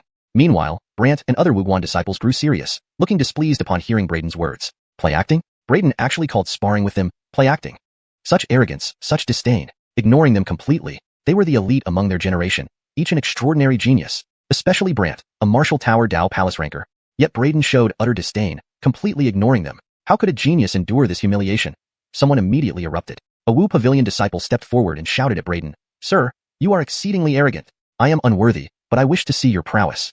However, Braden only cast a casual glance at him before moving his gaze away, ignoring him, although, at that moment, he really wanted to act. He wanted to suppress all these so-called demon prodigies from the Pill Cauldron sect in front of this Wu Cleveland, to vent the long-suppressed resentment in his heart. But the matter of rewards was not yet settled. He looked at Joshua with anticipation. Joshua, after being hinted by the two elders and Braden's nearly explicit hints earlier, finally sighed and said, "There will naturally be rewards." Looking at Braden with a generous demeanor, he added, "Braden, rest assured, even if our Shacking Sword sect is poor, we will never be stingy with those who contribute to the sect. Anyone who brings honor to the sect will be rewarded. Thus, if you can defeat these few demon prodigies from the Pill Cauldron sect, the reward for your previous ranking on the Martial Tower and this one will be combined. You will be specially permitted to train in the Sword Tomb for 3 days, and additionally receive 30,000 lower-grade spirit stones. How about that?" Joshua asked. "Training in the Sword Tomb, what benefits does it offer?" Braden questioned in confusion. "Braden, this is an incredible opportunity. You must seize it." The Peak Master of Thunder Sword Peak reminded him. "The Sword Tomb is a forbidden area of our Shacking Sword sect. Normally no one is allowed to enter. It houses countless swords, and there are sword Dao legacies left by our sect's generations of experts. More importantly, inside the Sword Tomb, one can comprehend sword intent." Hearing this, Braden's eyes lit up instantly. "The Sword Tomb has sword intent?" "Thank you, Patriarch. Thank you, Patriarch." Braden hurriedly expressed gratitude. "Patriarch, you're too kind. Defending the dignity of the sect and striving for glory is our duty as disciples. Patriarch, just say the word. Whether you want these disciples from the Pill Cauldron sect to go back alive or dead." Braden turned to look at the few demon prodigies from the Pill Cauldron sect with an air of supreme authority. All the senior members of the Shacking Sword sect had their lips twitching. Beside them, Amir couldn't help but sweat upon hearing Braden's words, looking at him in disbelief, unable to imagine Braden could have such an offbeat side. Meanwhile, the people from the Wu Pavilion were enraged to the point of blushing. Arrogant. Too arrogant. Just because you made it onto the Martial Tower list, what's the big deal? To be this arrogant. Cullen Brother Yang is also a skilled expert on the Martial Tower list. A few Wu Pavilion disciples showed clear dissatisfaction. Brant also looked dissatisfied, but upon hearing what his peers said, he was taken aback with a string of question marks appearing on his forehead, his face twitching wildly. "Can you speak properly? If you can't, please keep your mouth shut. You guys just opened the wrong kettle. Sure, I'm on the Martial Tower list, but my rank isn't anywhere near his." Cough, cough. Joshua choked on Braden's words and coughed violently before hastily saying, "Just a sparring match, to a point where they learn, no more." "Understood, as the Patriarch commands." Braden responded cheerfully. "You pay, you call the shots." Braden directly walked onto the stage, surveying the crowd of Wu Pavilion prodigies, and calmly asked, "Who wants to take a beating?" Chapter 112. Harold, you refine the pill yourself? Chapter 112. Hearing Braden's words, everyone present was momentarily speechless. Even the members of the Shacking Sword sect couldn't help but feel embarrassed. As for those few extraordinary geniuses from the Martial Pavilion, they were naturally enraged to the point of exploding on the spot. "I wish to challenge your skills, sir." The disciple who had spoken earlier jumped onto the battle platform first, took a deep breath, and said to Braden. Braden gave him a faint look and said, "Attack." Blazing blade technique. That person narrowed his eyes slightly, suddenly darted towards Braden, and with a long saber in hand, fiery flames surged up, slashing fiercely at Braden. Swoosh! Braden vanished from where he stood. Then came a bang, and the body of the Martial Pavilion genius, who had rushed forward, was instantly sent flying backward, landing directly off the platform. Braden patted the dust off his legs, slowly drew back his leg, and said indifferently, "Next." Around them, there was absolute silence. Everyone stared wide-eyed at the scene before them, their eyes full of shock. He defeated senior brother Aaron in just one move. One of the Martial Pavilion geniuses shuddered, unable to suppress a sharp intake of breath. "No, not even one move, just a casual kick." Another disciple stammered, staring wide-eyed at Braden on the platform, his throat moving as he struggled with dryness. The master of the martial pavilion also had his pupils constrict, gazing intently at the youth on the platform. His heart churned with astonishment. It could not settle. Such a prodigy should have been a disciple of their Dan Harong sect originally. Is anyone else challenging? No one else will come up? After kicking down Aaron, Braden looked around and seeing no one step up, raised an eyebrow. Weren't you all quite arrogant before? Saying that our Shaoqing sword sect has no one. Why are you all silent now? Come on, at least send someone to spar with me, let me warm up. The senior members of the Shaoqing sword sect all beamed with admiration. Well done. Indeed worthy of being listed on the martial tower rankings, actually defeating a martial pavilion genius with just a kick. The elders laughed heartily, the previous gloom and pressure from the martial pavilion's geniuses dissipating in an instant, feeling extremely elated. Joshua smiled broadly, his gaze filled with surprise at Braden. He never expected this disciple, who joined only half a year ago, to be so extraordinary. Ha, headmaster of the martial pavilion, your Dan Harong sect is unparalleled in alchemy, but in martial arts, it seems to lack somewhat. What do you call genius? One can't even withstand a kick from one of our inner disciples. Joshua chuckled and turned to address the Marshal Cleveland. The face of the Marshal Cleveland darkened. Seeing the previously loud geniuses beside him now silenced by Braden's kick, he felt an intense anger welling up inside. Brant, you go. The Marshal Cleveland's gaze fell on Brant, and he spoke in a stern voice. Among those he brought, Brant was the strongest. Previously, it was also Brant who suppressed many of the geniuses of Shaoqing sword sect, including Dream. What? Brant instantly grimaced. Master, I'm afraid I can't match him. You don't need to defeat him. Just hold out for a few moves, don't lose too miserably. The Marshal Cleveland replied sternly. Oh, if that's the case, it's not hard. I'll try my best. Brant relaxed and leapt onto the platform. It's you. When I challenged the Martial Tower, I saw your spirit avatar. Braden said to Brant, you're very strong, much stronger than those spirit avatars I initially defeated. Upon hearing Braden's words, Brant immediately smiled. Thank you, you're very strong too. However, before he finished speaking, Braden continued seriously, yes, I remember when I defeated your spirit avatar. It took 2 moves. With others, I only used 1 move. Brant's smile froze as resentment welled up within him. He took a deep breath and said in a low voice, I admit, you are indeed strong, but so am I. Really? Before Brant could finish speaking, Braden disappeared from where he stood. A moment later, bang! Before Brant could react, he felt a pain in his stomach, then flew up and heavily fell off the platform, curled up in pain, cursing, you? Violate martial virtue, attacking so sneaky despite being so strong? You said you were strong too. I thought you'd improved significantly. Who knew you were just bluffing? Braden frowned. Hearing this, Brant nearly spewed blood from frustration. Everyone present was left speechless. Come on, continue. Next. Braden turned to the remaining 3 geniuses of the martial pavilion and said casually, you 3 come together to save trouble? You. Arrogant. Upon hearing Braden's words, the 3 were shocked and furious. They had already lost the will to challenge him, but now, they felt provoked by his audacity to challenge all 3 of them at once. Enraged, the 3 leaped onto the platform, forgetting their pride as geniuses, and attacked Braden together. However, Braden's figure disappeared right under their noses, and their attacks missed entirely. How fast? Even the senior members of Shaoqing sword sect and the master of martial pavilion couldn't help but widen their eyes in astonishment at Braden's terrifying speed. Needless to say, the 3 disciples were even more stunned. Before they could see Braden clearly, they felt a sharp pain somewhere on their bodies, followed by a powerful force almost shattering their bones, and they were hurled off the platform. Only then did Braden's figure reappear, surrounded by residual images merging into him. So, these are the geniuses of the martial pavilion, none able to withstand my single kick. Can't even get a good warm-up? Headmaster, I remember your Dan Harong sect has high entry requirements. Is this what you call geniuses? Braden glanced at the few martial pavilion disciples he had kicked off, then looked at the Marshal Cleveland with derision, speaking calmly. The Marshal Cleveland's face turned livid. How could he not hear Braden's deliberate provocation? Imph, we have numerous talents and powerful figures. You, a mere youngster, cannot be so arrogant. Really? Numerous talents, you mean them? Braden chuckled. The Marshal Cleveland looked displeased, saying, we have countless talents. No matter how strong you are still in Dao Palace realm. In Fedorf Spring realm, you be nothing. And all true prodigies in my martial pavilion have entered the Fedorf Spring realm. Braden remarked coolly, alright, when I reach Fedorf Spring realm, I'll certainly seek guidance from those geniuses in the Fedorf Spring realm. Finishing his words, Braden jumped down from the platform, turning to Joshua. Master, please don't forget the promised rewards. I didn't manage to challenge the Martial Tower today, so I'll take my leave. Haha, focus on cultivation. Go ahead. Seeing Braden's overwhelming strength sweeping across the martial pavilion's geniuses, bringing glory to Shaoqing sword sect, Joshua beamed with joy, waving him off. Braden left without further ado. Wait. Suddenly, the Marshal Cleveland called out to Braden. Braden turned, smiling lightly. What is it, Master of the Martial Pavilion? Chapter 113. The Master of the Martial Pavilion stared at Braden, remaining silent for a moment. He then took a deep breath and asked, those top-grade 4th stage primordial chi pills auctioned in the secret realm exchange 2 days ago, were they refined by you? Braden was taken aback upon hearing this, but soon curved his lips into a faint smile. Yes. WH. Hearing Braden's admission, the Marshal Cleveland's pupils constricted instantly, his breathing becoming heavy as he wanted to say more.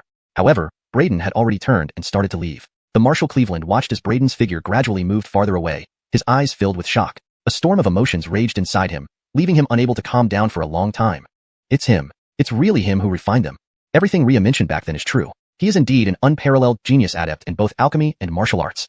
Not only did he advance to the Dao Palace realm within half a year and make it onto the martial tower rankings, but he also refined a 4th stage top-grade elixir, something no one in our Dan Harong sect has been able to do for years.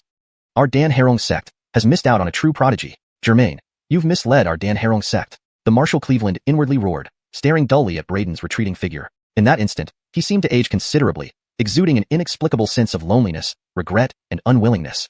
Meanwhile, the senior members of Shaoqing Sword Sect and the Martial Pavilion disciples present all had their pupils contract sharply upon hearing the exchange between the Marshal Cleveland and Braden. Master of the Martial Pavilion, what did you just say? Those top-grade 4th stage primordial chi pills auctioned in the secret realm exchange 2 days ago were refined by Braden. Joshua and the elders' hearts raced, their expressions filled with astonishment. However, the Marshal Cleveland, lost in a complicated mix of emotions, remained unresponsive to Joshua's inquiry, appearing almost disoriented. After a long pause, he collected himself and bowed to Joshua before leading Brant and the other Martial Pavilion disciples away from Shaoqing Sword Sect, returning to Dan Harong Sect. The senior members of Shaoqing Sword Sect looked at each other with glittering eyes, turning to Joshua for answers. Joshua was also stunned. He tried to calm his shock and took a deep breath. Go check who refined those top-grade primordial chi pills auctioned in the secret realm exchange 2 days ago. Master, I heard that the person in charge of the auction was Coulter, the top-ranking inner disciple of our Shaoqing Sword Sect. Then find him. Ask where those pills came from clearly, and immediately send someone to guard the Martial Tower. As soon as Braden finishes challenging it, bring him to me. Joshua hurriedly spoke, and then shook his head, taking another deep breath. Forget it. I'll go and wait at the Martial Tower myself. His eyes gleamed with excitement. If those top-grade pills from the secret realm exchange were truly refined by Braden, then their Shaoqing Sword Sect had indeed struck gold. Having a top-grade 4th stage pill refiner, especially one who excelled in both alchemy and martial arts, meant there would be no need to worry about the prosperity of Shaoqing Sword Sect. At that point, they wouldn't even need to purchase medicinal resources from the Dan Harong Sect anymore. Chapter 113. Elixir Refinement Cullen. Please provide the full text you would like translated. The chapter title has been translated above. Chapter 113. SSSSHH. A scorching sword beam suddenly tore through the void, instantly killing a martial spirit avatar in front of him. Braden took a deep breath. As expected, the higher-ranked individuals leave behind more powerful martial spirit avatars. This is only the 930th rank, and it's already this strong. Braden murmured to himself. He swiftly absorbed all the essence energy in front of him, and then continued his challenges. When he reached the 920th rank, Braden finally felt the pressure. This genius ranked 920 was immensely powerful with an immeasurable depth of strength. They battled fiercely for 3 rounds before a winner could be decided. If I hadn't perfected my sword art and further increased my speed, defeating this person wouldn't have been so easy. Braden exhaled deeply and sat cross-legged to absorb the remaining energy essence in front of him. I'm closer to my 4th metamorphosis. At most by tomorrow, I will complete it. Then my strength will skyrocket again, making my future challenges within the martial tower easier. Just as he absorbed all the energy essence, before Braden could ask for his reward, the hidden martial spirit directly teleported him out. Is it really necessary to be so hasty? I haven't even asked yet. Braden couldn't help but grumble. Back in the separate tower, Braden immediately sensed an intensely hot gaze upon him. Master Cullens, why are you all here? Braden looked up to see Joshua and the elders staring at him excitedly. This made him instantly vigilant. Because Joshua's and the elders' gazes were too intense, it was as if they wanted to strip him naked.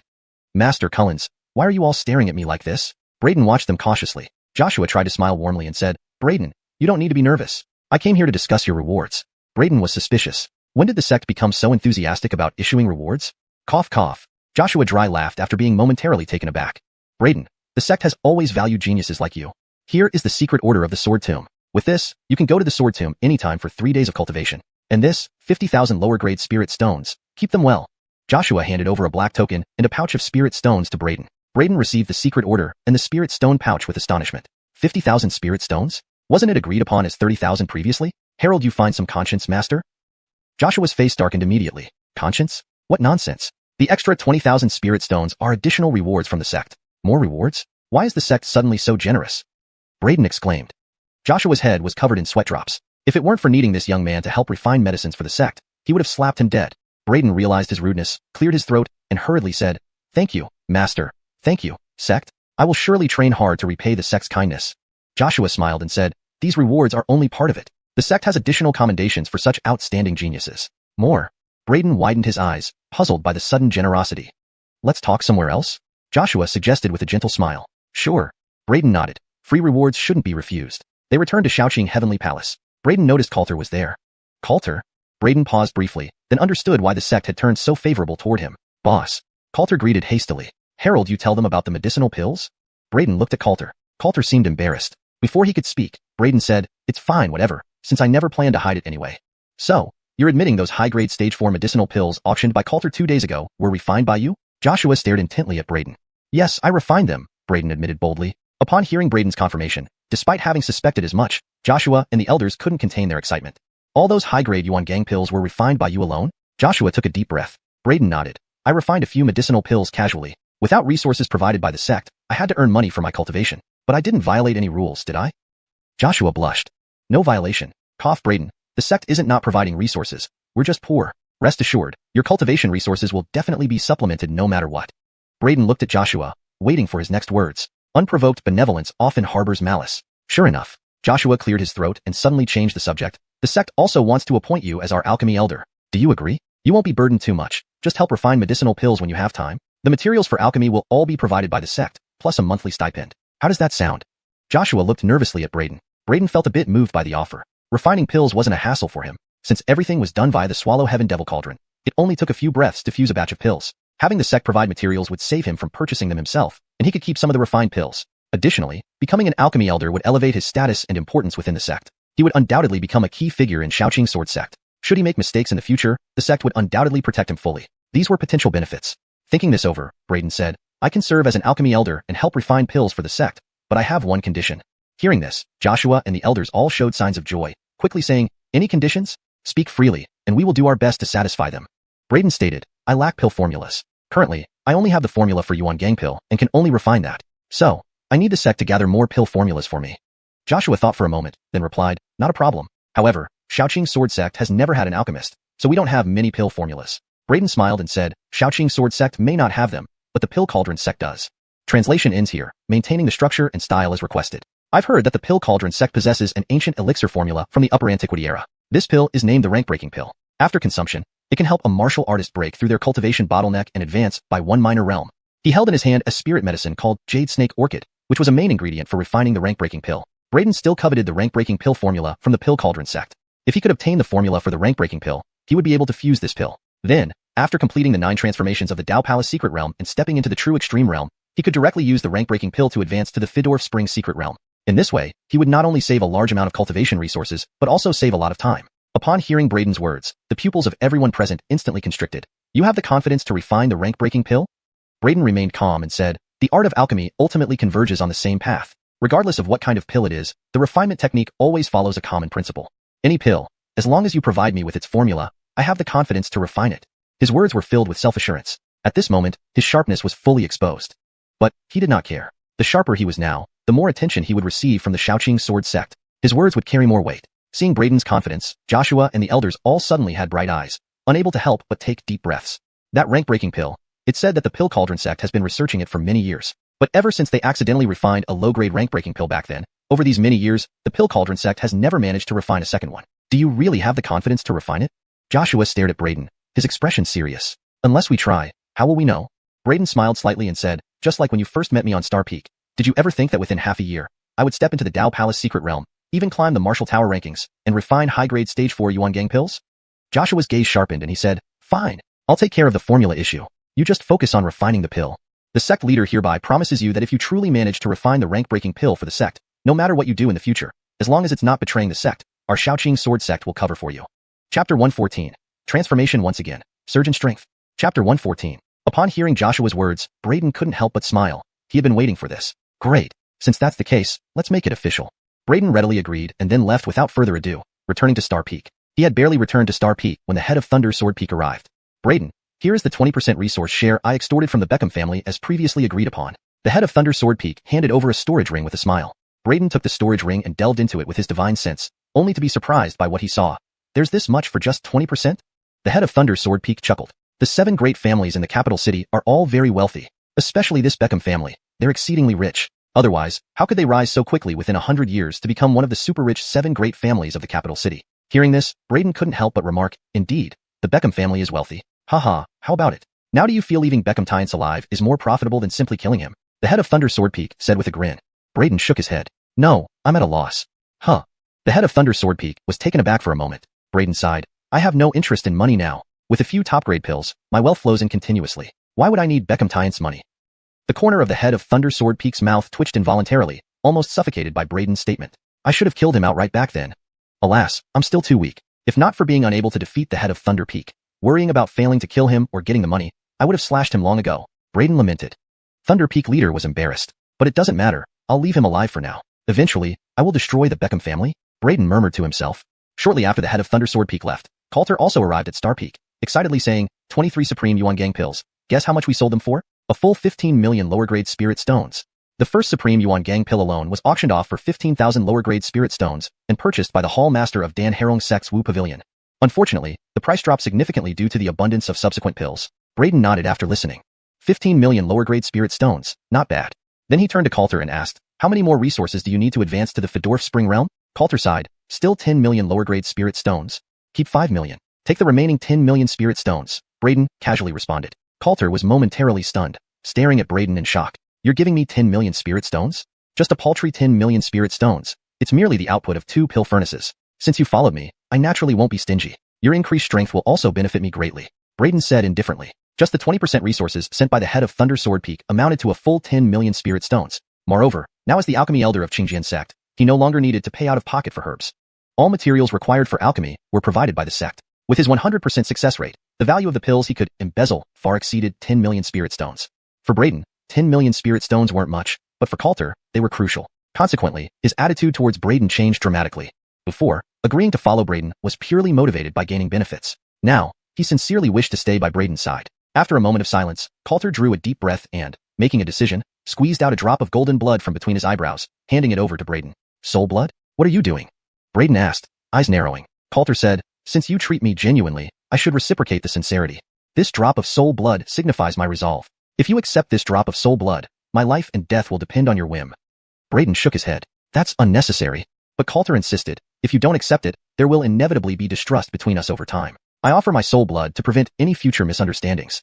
Brayden looked at Coulter and asked, are you serious? Coulter nodded. Brayden fell silent for a moment before sending his divine sense into the drop of golden blood. It immediately disappeared, appearing in Brayden's consciousness. Instantly, Brayden felt an absolute control over Coulter's life. With just a thought, he could make Coulter disintegrate. Seeing Brayden accept his soul blood, Coulter smiled with relief. From today onward, you are my leader, Coulter's master.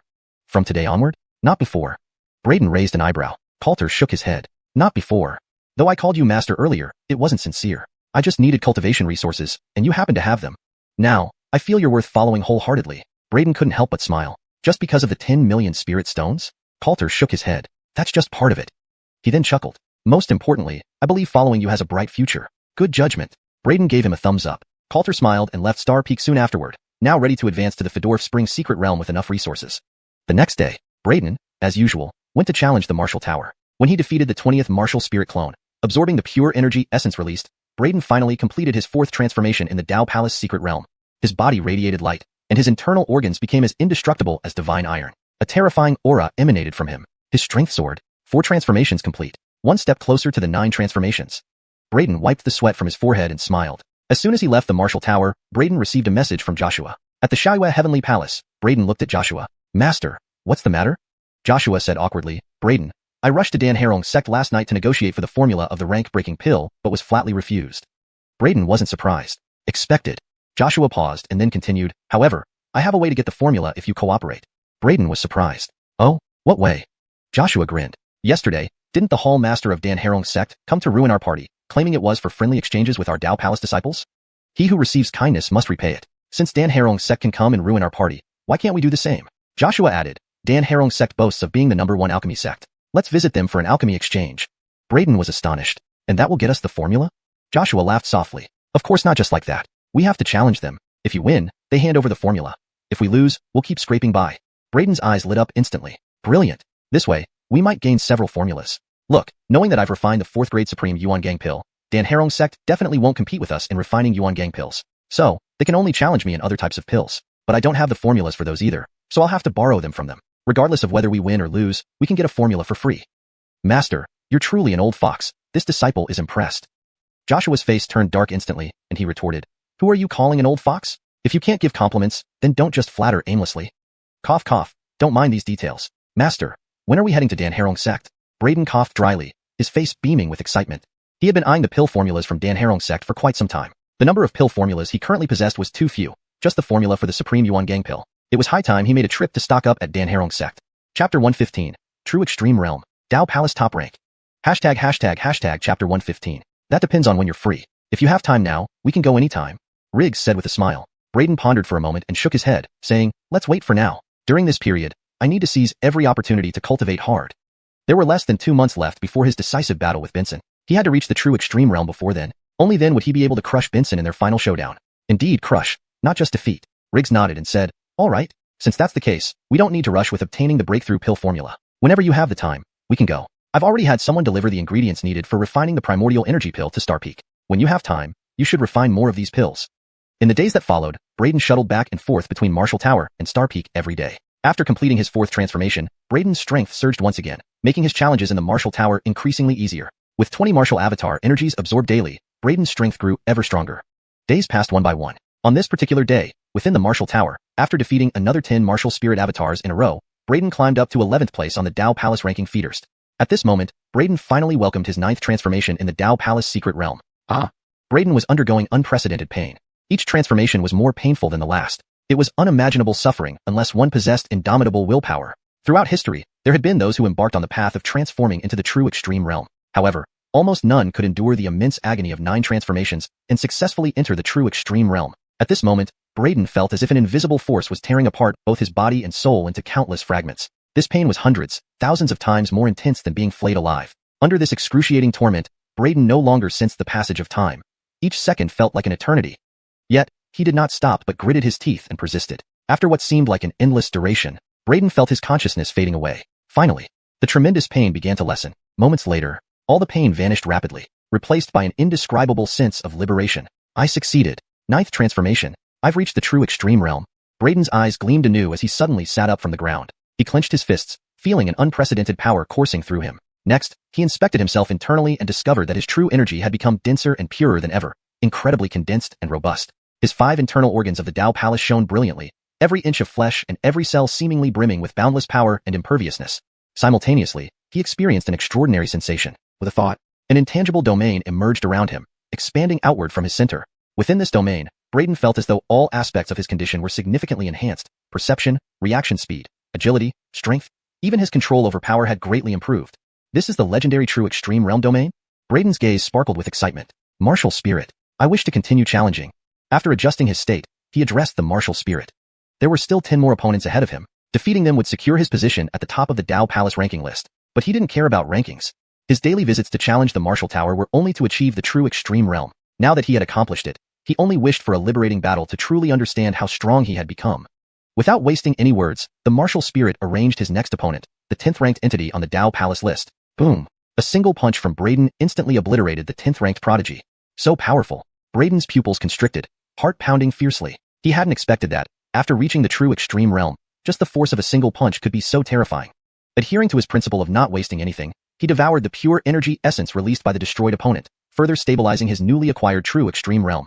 Even his true extreme realm domain became more refined. This left him impressed. The energy from these destroyed martial spirit avatars can help stabilize my realm and condense my domain. Continue challenging. Boom. Puff. One opponent after another disintegrated before him. None could withstand his single punch. Bear in mind, those ranked in the top 10 of the Marshall Tower were all peerless geniuses who once dominated their eras, invincible within the Dao Palace realm. But now, these prodigies couldn't even withstand Braden's one-punch attack, until the first-ranked individual appeared. Only then did Braden feel a slight pressure. Confronting the top-ranked prodigy, Braden distinctly felt a vast chasm between this person's strength and the second place. Upon the appearance of this first-ranked genius, Braden understood immediately why he felt such disparity, because this first-ranked individual had also attained the true extreme realm. Amazing! You've actually come here to challenge me, implying that you've achieved the true extreme realm too. The number 1 prodigy revealed himself, wearing a green robe with flowing hair, a stern face, sharp eyes, and a bone-deep arrogance. This time, Braden didn't launch a sneak attack, because this prodigy was the only other being he had encountered who had also entered the true extreme realm besides himself. Moreover, Braden sought a thorough battle, fully savoring his current prowess.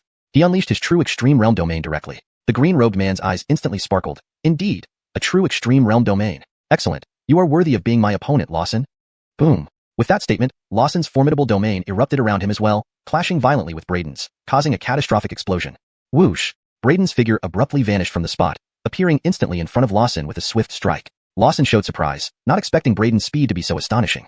Though his reaction and movement speed skyrocketed due to his domain, his base speed was far inferior to Braden's. Facing Braden's sudden close-range punch, Lawson panicked slightly and barely managed to intercept it.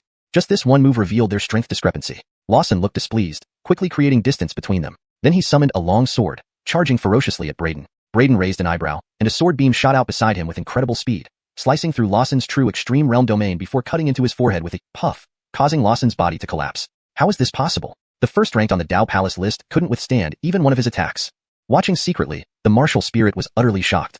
Its gaze toward Braden burst with an intense light. No one knew better than it how fearsome the original top-ranked prodigy truly was. He was the unparalleled genius of the Dao Palace realm throughout history. He had held the top spot for an indeterminate amount of time, never having been unseated. But now, this incomparable genius had been defeated in just 2 moves by Braden. Furthermore, it wasn't unreasonable to believe that if Braden had struck first with his sword, Lawson might not have lasted even 1 move. The martial spirit stared intently at Braden, its shock unwavering. A prodigy fell from the pedestal, and a new, greater genius took its place. In the arena, Braden looked at Lawson, whom he had instantly killed with a sword strike, feeling somewhat taken aback. The top ranked on the Dao Palace list is so weak? He was somewhat dazed, originally thinking that since the opponent had also stepped into the true extreme realm and condensed the true extreme realm domain, there would be an incredibly intense and deadly battle between them.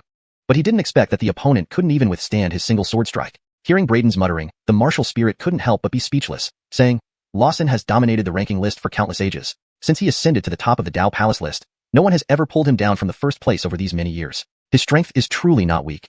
Really? Then why couldn't he even take my 1 strike? Braden frowned and said, could it be that you're just too strong? The martial spirit retorted irritably. Well, alright, I thought I could have a good fight, but it ended up being like this? Braden muttered, then quickly absorbed all the energy essence in front of him. The corner of the martial spirit's mouth twitched. ##### explanation. Tone and style. Maintain the original tone with dialogues and reactions. Names. Correctly used pinyin names as requested. Coherence. Kept the storyline consistent with previous content. Paragraph structure. Followed the original paragraph structure and line breaks. Natural fluency. Ensured natural and fluent English while translating. Chapter 116. Heavenly tribulation tempering the body. Flesh becoming saintly. Chapter 116. Suppressing his frustration, Jamie said, congratulations on securing the top spot on the Dao Palace chart. According to the rules, you will receive a reward. Oh, there's a reward? Braden immediately perked up upon hearing this. What's the reward this time? Jamie didn't beat around the bush, but directly bestowed the reward on Braden. A bronze ancient token, encased in a glowing orb, floated right before Braden. This bronze token exuded an ancient aura. Its surface was worn with age. Inscribed on its front were the characters creation, while the back depicted a faint outline of a heavenly palace. What is this? Braden was somewhat startled, reaching out to grasp the bronze token, his eyes brimming with confusion. A stroke of fortune. Jamie's calm voice sounded. Fortune? Could it be that this bronze token is the key to some ancient relic? Upon hearing this, Braden suddenly recalled something, his eyes instantly brightening as he hurriedly asked. Jamie's expression faltered, then instantly transported Braden out of the Wu Tower. Returning to the branch tower, Braden couldn't help frowning. Jamie didn't respond just now. Did I guess wrong? This bronze token isn't the key to any ancient relic? So what use does this token have? Surely the reward for first place can't be just this, right? Braden was puzzled. Previously, when he had climbed the Wu Tower chart, he received the sword technique as a reward, a sword path legacy. Now that he topped the Dao Palace chart, he only got an antique token. Logically speaking, the reward for first place shouldn't be so simple. Could this bronze token have hidden mysteries? Braden pondered. But no matter how he examined it, he couldn't discern its true nature. He could only temporarily store it away and study it later. Wu Tower Dao Palace chart. Number 1. Am I seeing things? Braden actually took first place on the Dao Palace chart. Heavens! Just what kind of freak is this Braden? Could he be the reincarnation of an ancient powerhouse? Otherwise, how could he be so monstrous, making it to first place on the Dao Palace chart? Crazy! At this moment, within the branch tower, someone noticed the change in the rankings. When they saw Braden's name atop the list, everyone erupted in excitement. The elder managing the branch tower was also stunned, staring at the number 1 position and couldn't help rubbing his eyes hard. Finally, his face turned pale with shock. I'm not seeing things. It really is first place. That boy actually made it to the top of the Dao Palace chart. Our shacking sword sect produced such a prodigy, a real freak genius. Just then, suddenly, several purple-robed disciples entered from outside. Heard that Braden challenges the Wu Tower daily. He'll definitely come today. Humph. Today we'll teach him a lesson, avenging Sister Elena. As the purple-robed disciples stepped into the branch tower, they heard the heated discussions inside, immediately stopping short. Braden topped the Wu Tower Dao Palace chart? What a joke. They all shook their heads, chuckling lightly. They must have misheard. Then, they looked up at the massive Wu Tower chart ahead, involuntarily focusing on the top position. Damn! Seeing Braden's name in the top spot on the Dao Palace chart, all of them couldn't help exclaiming in surprise. He actually made it to the top of the Dao Palace chart. How could it be possible? The Wu Tower chart has only been climbed by the most extraordinary geniuses throughout history. Just getting on the list is incredibly difficult. How did he become number 1? The purple-robed disciples were all thoroughly shocked, then glanced at each other, taking deep breaths. So monstrous. It's no wonder Sister Elena lost to him. At that moment, a figure walked out from within the branch tower. Looking at the few purple-robed disciples at the entrance, Braden said, "You were just saying you wanted to punish me?" Hearing Braden's words, the disciples finally noticed him standing right in front of them, immediately startled. No, you misunderstood. Glancing at each other, they promptly denied it. In their hearts, they cursed. After reaching first place on the Dao Palace chart, who would dare to discipline him? All of us together wouldn't stand a chance. Alright, then please move aside and don't block the way. Braden nodded. They quickly moved out of the way, abandoning all pretenses of being elite disciples. Braden didn't make it hard for them, and walked straight out of the branch tower. Seeing Braden leave, the purple-robed disciples finally sighed in relief. This guy, despite not emitting any aura, why do I feel pressure just being in front of him? One of the purple-robed disciples drew a deep breath, looking surprised. I felt it too. As he passed by, it felt like the air solidified, creating an invisible oppression. This oppression is even more intense than the few seniors who have advanced to the Fedorf Spring secret realm. This person's strength might be unfathomable now. The other two purple-robed disciples were also shocked, watching Braden's retreating back with lingering fear. There are 10 days left until my 2-month agreement with Ellis. I wonder if he delivered the message to Benson yet?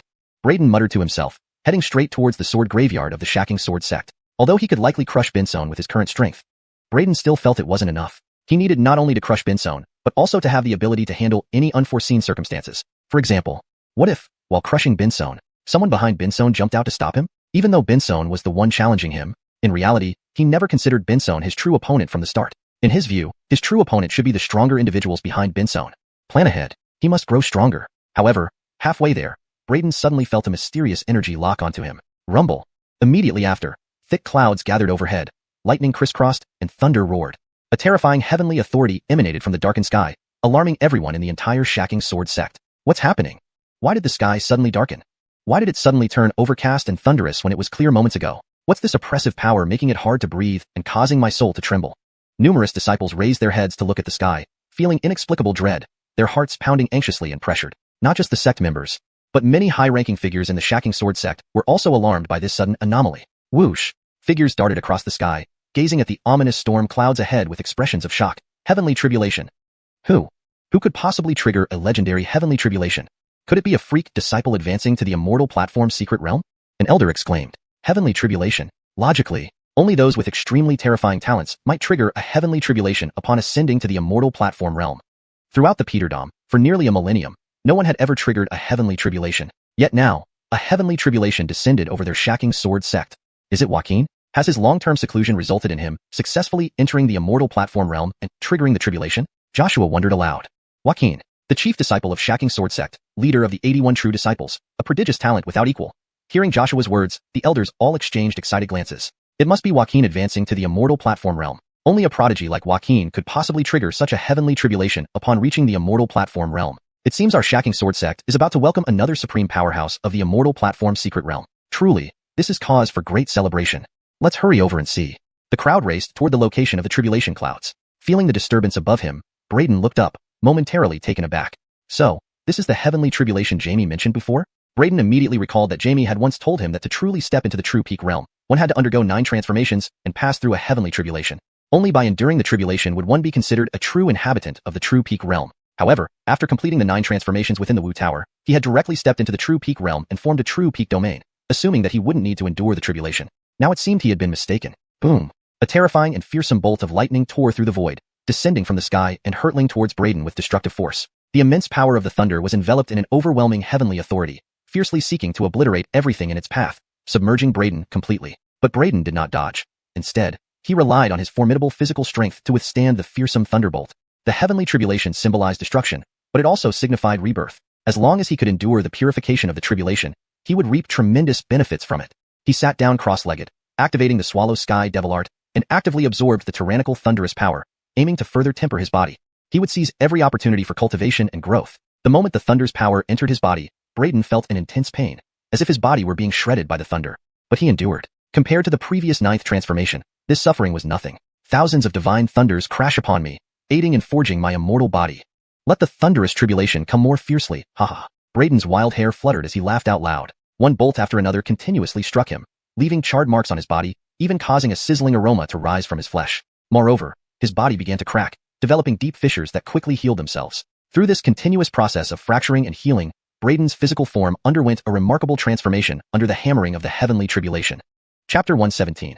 Sword Intent Erupts, Reckoning Begins. The sword intent erupted abruptly, signaling the commencement of the reckoning.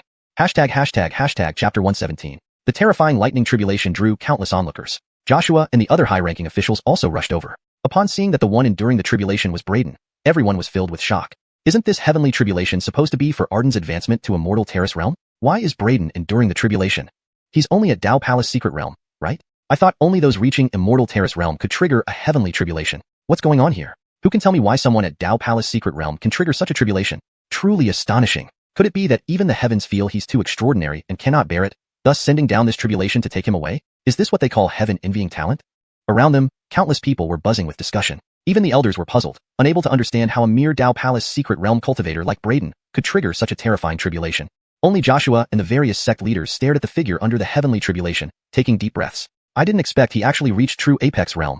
The leader of Thunder Sword Peak inhaled deeply, his eyes sparkling with admiration. Unbelievable, truly unbelievable. Just 2 months ago, after the freshman trials ended, he had just completed his first transformation and initially entered the pseudo-apex realm. I never imagined that in just 2 short months, he would complete all transformations and step into the true apex domain. Such an exceptional talent, coming to our Xiaoying sword sect, is truly a blessing for us. Everyone present nodded in agreement. To put it in perspective, throughout endless years, the entire Dakian kingdom had only seen one person reach the true apex realm.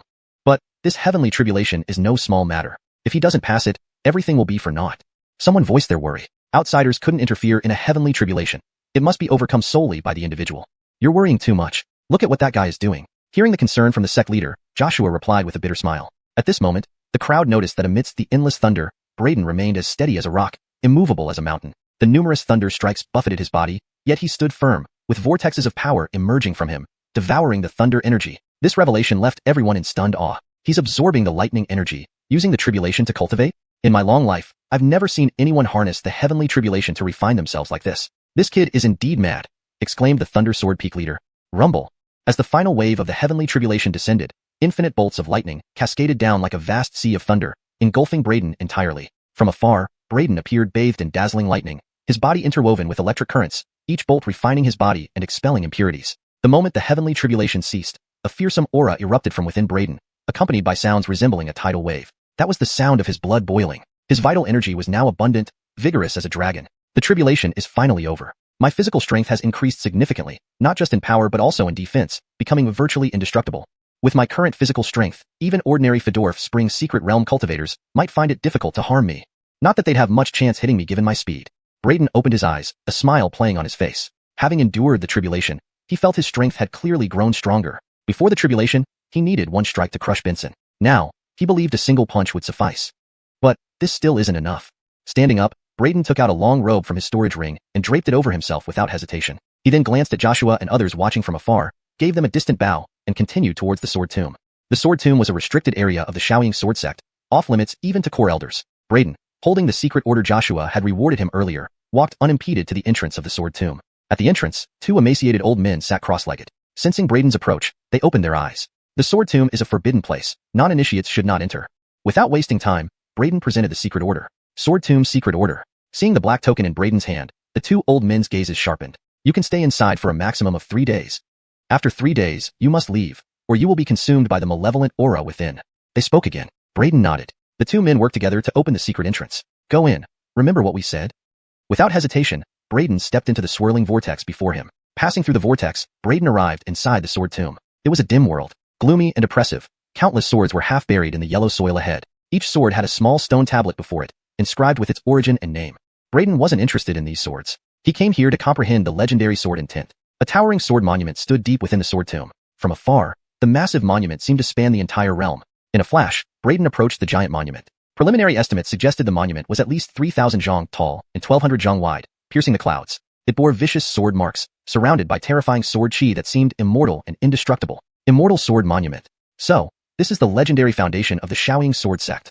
Standing before the immense 3,000 zhang monument, Braden felt incredibly small, like a speck of dust.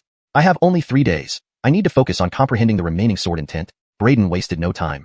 Boundless sword chi burst forth from his body, swirling around him and shattering the surrounding void. As the sword chi surged, the previously quiet Sword Tomb suddenly came alive. The ancient swords embedded in the ground began to tremble and emit sword cries upon sensing Braden's formidable sword chi.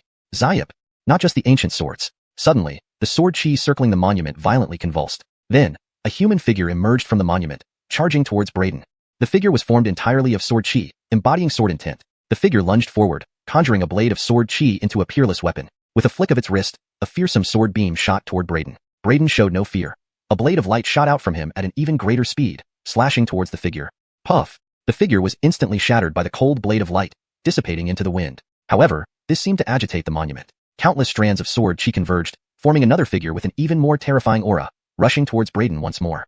Braden remained calm, standing firmly like a mountain. The cold blade of light tore through space, slicing towards the new figure at a terrifying speed.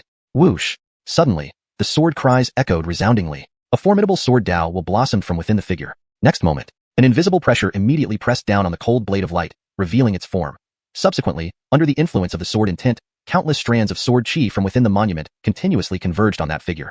Every strand of sword chi entering the figure made its aura even more powerful. Braden's eyes narrowed slightly. So this is the power of sword intent, the will of the sword path, subduing and controlling everything related to the sword. Unfortunately, you are just a stray sword intent, a remnant without a master. How can you suppress me? As he spoke, Braden took a step forward, and the true Apex Realm domain bloomed instantly. A terrifying aura instantly empowered the cold Fedork sword, breaking through the suppression of the formidable sword will. As the figure continued to gather sword chi to strengthen itself, the cold Fedork sword suddenly pierced its brow, shattering it on the spot. Boom! This time, the entire 3,000 zhang tall monument trembled. From the deepest and most profound sword scar on the monument, wisps of tangible white gas began to emerge. That white gas was sword intent. Extremely thick, incredibly powerful sword intent. Even though this sword scar had existed for endless years, the sword intent within remained vibrant and strong, undiminished by the passage of time. Whoosh! Infinite sword chi gathered in an instant, forming a white-robed swordsman. A thread of sword chi shot out from his palm, transforming into a long sword resting behind him. Just staring at Braden gave Braden an unprecedented sense of oppression. The entire void seemed to be about to freeze. However, Braden showed no fear. Instead, his excitement grew boundless, his eyes burning with intense fervor. Excellent! Finally, you appear. You must be the strongest remnant of sword intent among the many within this monument, right? It's you then. He let out a loud cry and started advancing step by step. With every step, the oppressive aura grew stronger. The white-robed swordsman stared coldly at Braden, then his figure flashed and vanished from sight. Humming. In the next moment, all the ancient swords planted in the ground within the entire sword tomb flew up, charging towards Braden. Braden's expression changed slightly as he expanded his true Apex Realm domain and disappeared from his spot at extreme speed. Barely avoiding the dense swarm of infinite ancient swords, he reappeared, only to find the white-robed swordsman floating right in front of him. A terrifying sword beam, capable of destroying heaven and earth, rushed towards Braden. Zayip! Braden's figure was struck by that terrifying sword beam and immediately disintegrated. The white-robed swordsman paused momentarily. Behind you! A voice sounded from behind him, and Braden's figure reappeared there. The cold Fedork sword flew back and shattered the white-robed swordsman with a thunderous strike. The countless ancient swords in the sword tomb fell back to the ground. The trembling giant monument also calmed down. Everything returned to tranquility. What had just transpired felt like an illusion. But the hovering cold Fedork sword before Braden told him that it wasn't an illusion but rather a test. He guided the sword forward, soaring towards the colossal monument, suspending himself before the deepest sword scar, carefully sensing the thick sword intent radiating from it. 3 days later, Braden slowly opened his eyes, a streak of sword light gradually fading from them. So this is sword intent. Indeed, very powerful. He released the sword intent he had comprehended. Instantly, his entire aura transformed, as if he had turned into a supreme divine sword. Sword intent permeated the air. The massive monument trembled violently, and all the other residual sword intents within it sank into silence, daring not to show their edge before him. Braden glanced at the ancient swords planted in the ground far away. Instantly, countless ancient swords flew towards him, circling around him. He grabbed one ancient sword and slashed casually, releasing several times the power he could previously muster. This was the enhancement brought by sword intent. Back! He released the ancient sword with a light command. Countless ancient swords fell back to the ground, returning to their original positions. Then he extended his hand again, and the elements converged in midair, forming a breath-like sword in his palm, shimmering with sharpness. What a profound sword intent. I wonder what rank my sword intent is. Braden dispersed the elemental sword, seeing how all other sword intents on the monument fell silent after his own bloomed, and couldn't help but smile slightly, murmuring, being able to intimidate all other sword intents in the monument, my sword intent should be of no low rank. With my current strength, let alone Benson being merely in the Fedorf Springs secret realm, even if he reached the 10,000 phenomena realm, I could still slay him with one sword. I should leave. Benson, I will start settling the grudges between our families with you. He retracted the sword intent, focused his mind, and transformed into a beam of sword light, rushing out of the sword tomb secret realm. ##### Chapter 118. Transcendent Sword Intent. At the entrance of the sword tomb's secret realm, when Braden emerged, the two elders guarding the area looked at him with relief and said, even if you did not comprehend any sword intent this time, it's not a big deal. Sword intents are rare, and within just 3 short days, comprehending one is akin to climbing to the heavens. Therefore, you shouldn't feel disheartened. Remember that this failure will lay the foundation for your future success. Come back more often to meditate. Perhaps you'll be able to comprehend the sword intent eventually. Braden smiled faintly and curiously asked, if you two elders say so, then has there never been anyone who could comprehend a sword intent from the sword tomb within 3 days? The two elders shook their heads. Of course not. Each sword intent hidden within the sword tomb is extraordinary, and these intents have already developed a preliminary sense of self-awareness. To comprehend them, one must not only possess powerful insight but also pass their trials, which further increases the difficulty. Hence, since ancient times, no one has ever successfully comprehended a sword in tint on their first visit. To my knowledge, in the last 3,000 years, only 2 people from our Xiaoqing sword sect have managed to comprehend a sword in tint within the sword tomb, and both after entering multiple times. These 2 people are none other than our former Grandmaster and the current Grandmaster. Hearing this, Braden's expression changed, inwardly amazed that even the Grandmasters had taken several attempts to comprehend a sword in tint. That, 2 elders, may I ask, what rank is the strongest sword in tint contained in the immortal sword monument within the sword tomb? Braden blinked and asked the 2 elders. The strongest sword in tint? Upon hearing Braden's question, the 2 elders were momentarily stunned before laughing wryly. You mean the transcendent sword in tint? It long ago transcended ranks and became a transcendent sword in tint. Furthermore, our former Grandmaster once speculated that it might even be stronger than a transcendent sword in tint. As for that sword in tint, don't covet it. Its spirit is overpowering and incredibly strong. Even our 2 Grandmasters, despite their numerous attempts, couldn't comprehend it or pass its test. If you have the chance to enter the sword tomb again, choose a weaker sword in tint to meditate upon. The 2 elders laughed as they shook their heads. Transcendent, possibly even above transcendent? However, upon hearing the elders' words, Braden's eyes lit up with an intense glow, and a smile appeared on his face. He had known that the sword in tint capable of suppressing all other sword in tints on the immortal sword monument wouldn't be ordinary in rank. Braden bowed respectfully and thanked the 2 elders. Thank you for your advice, elders, but I probably won't come here again. What? Herald you, succeed in comprehending a sword in tint? The 2 elders immediately realized what he was implying, shocked and looking at Braden in disbelief. Braden smiled slightly, not elaborating further, and bid farewell to the 2 elders before striding quickly towards Star Peak. Just as he walked along the path, Braden overheard some disciples discussing. No way, seriously? Braden actually challenged the anchor body of Xintian sect, Binson? Is he crazy? I heard that Binson reached the Fedorf Springs secret realm months ago. With his talent and foundation, now that he's at the Fedorf Springs secret realm, his strength is absolutely terrifying and unfathomable. Although Braden is exceptionally talented and powerful, he can't possibly be a match for Binson, who has already entered the Fedorf Springs secret realm. Who's saying otherwise? Everyone knows that below the Fedorf Springs secret realm, everyone is like an ant. Only those who reach the Fedorf Springs secret realm can begin to be considered strong. Though Braden is remarkable, Binson isn't just an ordinary Fedorf Spring expert. He's an anchor body, an unparalleled genius, with equally profound foundation. For Braden, still at the Dao Palace secret realm, to dare challenge him, he must be overly confident after topping the Martial Tower rankings. Shua, keep quiet, Braden is coming. Several disciples discussing turned as one of them noticed Braden approaching, changing expressions hastily and warning the others. By now, Braden was quite well known within Xiaoqing sword sect. However, the disciples didn't know that he had become a refining elder of the sect, a request Braden had made specifically to ensure it remained a secret. Otherwise, knowing he could refine top-grade essence energy pills, people would be constantly seeking him out to refine pills, likely trampling Star Peak. Braden didn't mind the few disciples' comments, merely giving them a cold glance before continuing his walk. When everyone thought he had no chance against Binson, they didn't realize that his gaze had already shifted from Binson to Binson's guardian. They already know about my challenge to Binson. Seems Ellis didn't disappoint and has already delivered my challenge. Braden thought to himself. Junior brother Fedorn. A figure suddenly landed in front of Braden. It was Ellis. By senior brother. Braden looked at Ellis with surprise. We still have 7 days until the agreed date. What brings you here now, by senior brother? Ellis took a deep breath, staring at Braden with a serious expression. I'm here to tell you that it's best if you don't attend the gathering in 7 days. It's better if you abandon the challenge with Binson. Why?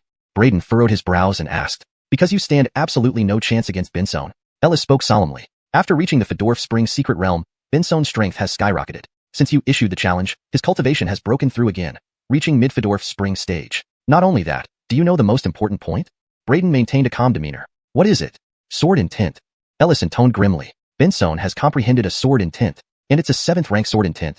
Sword in tints are rare. Even a 1st rank sword in tint means much for a swordsman. The boost it gives to strength is immeasurable. A 7th rank sword in tint is extraordinarily powerful. Given Binson's cultivation and comprehension of the 7th rank sword in tint, even if you've topped the Martial Tower rankings, you won't stand a chance against him. Killing you would be child's play.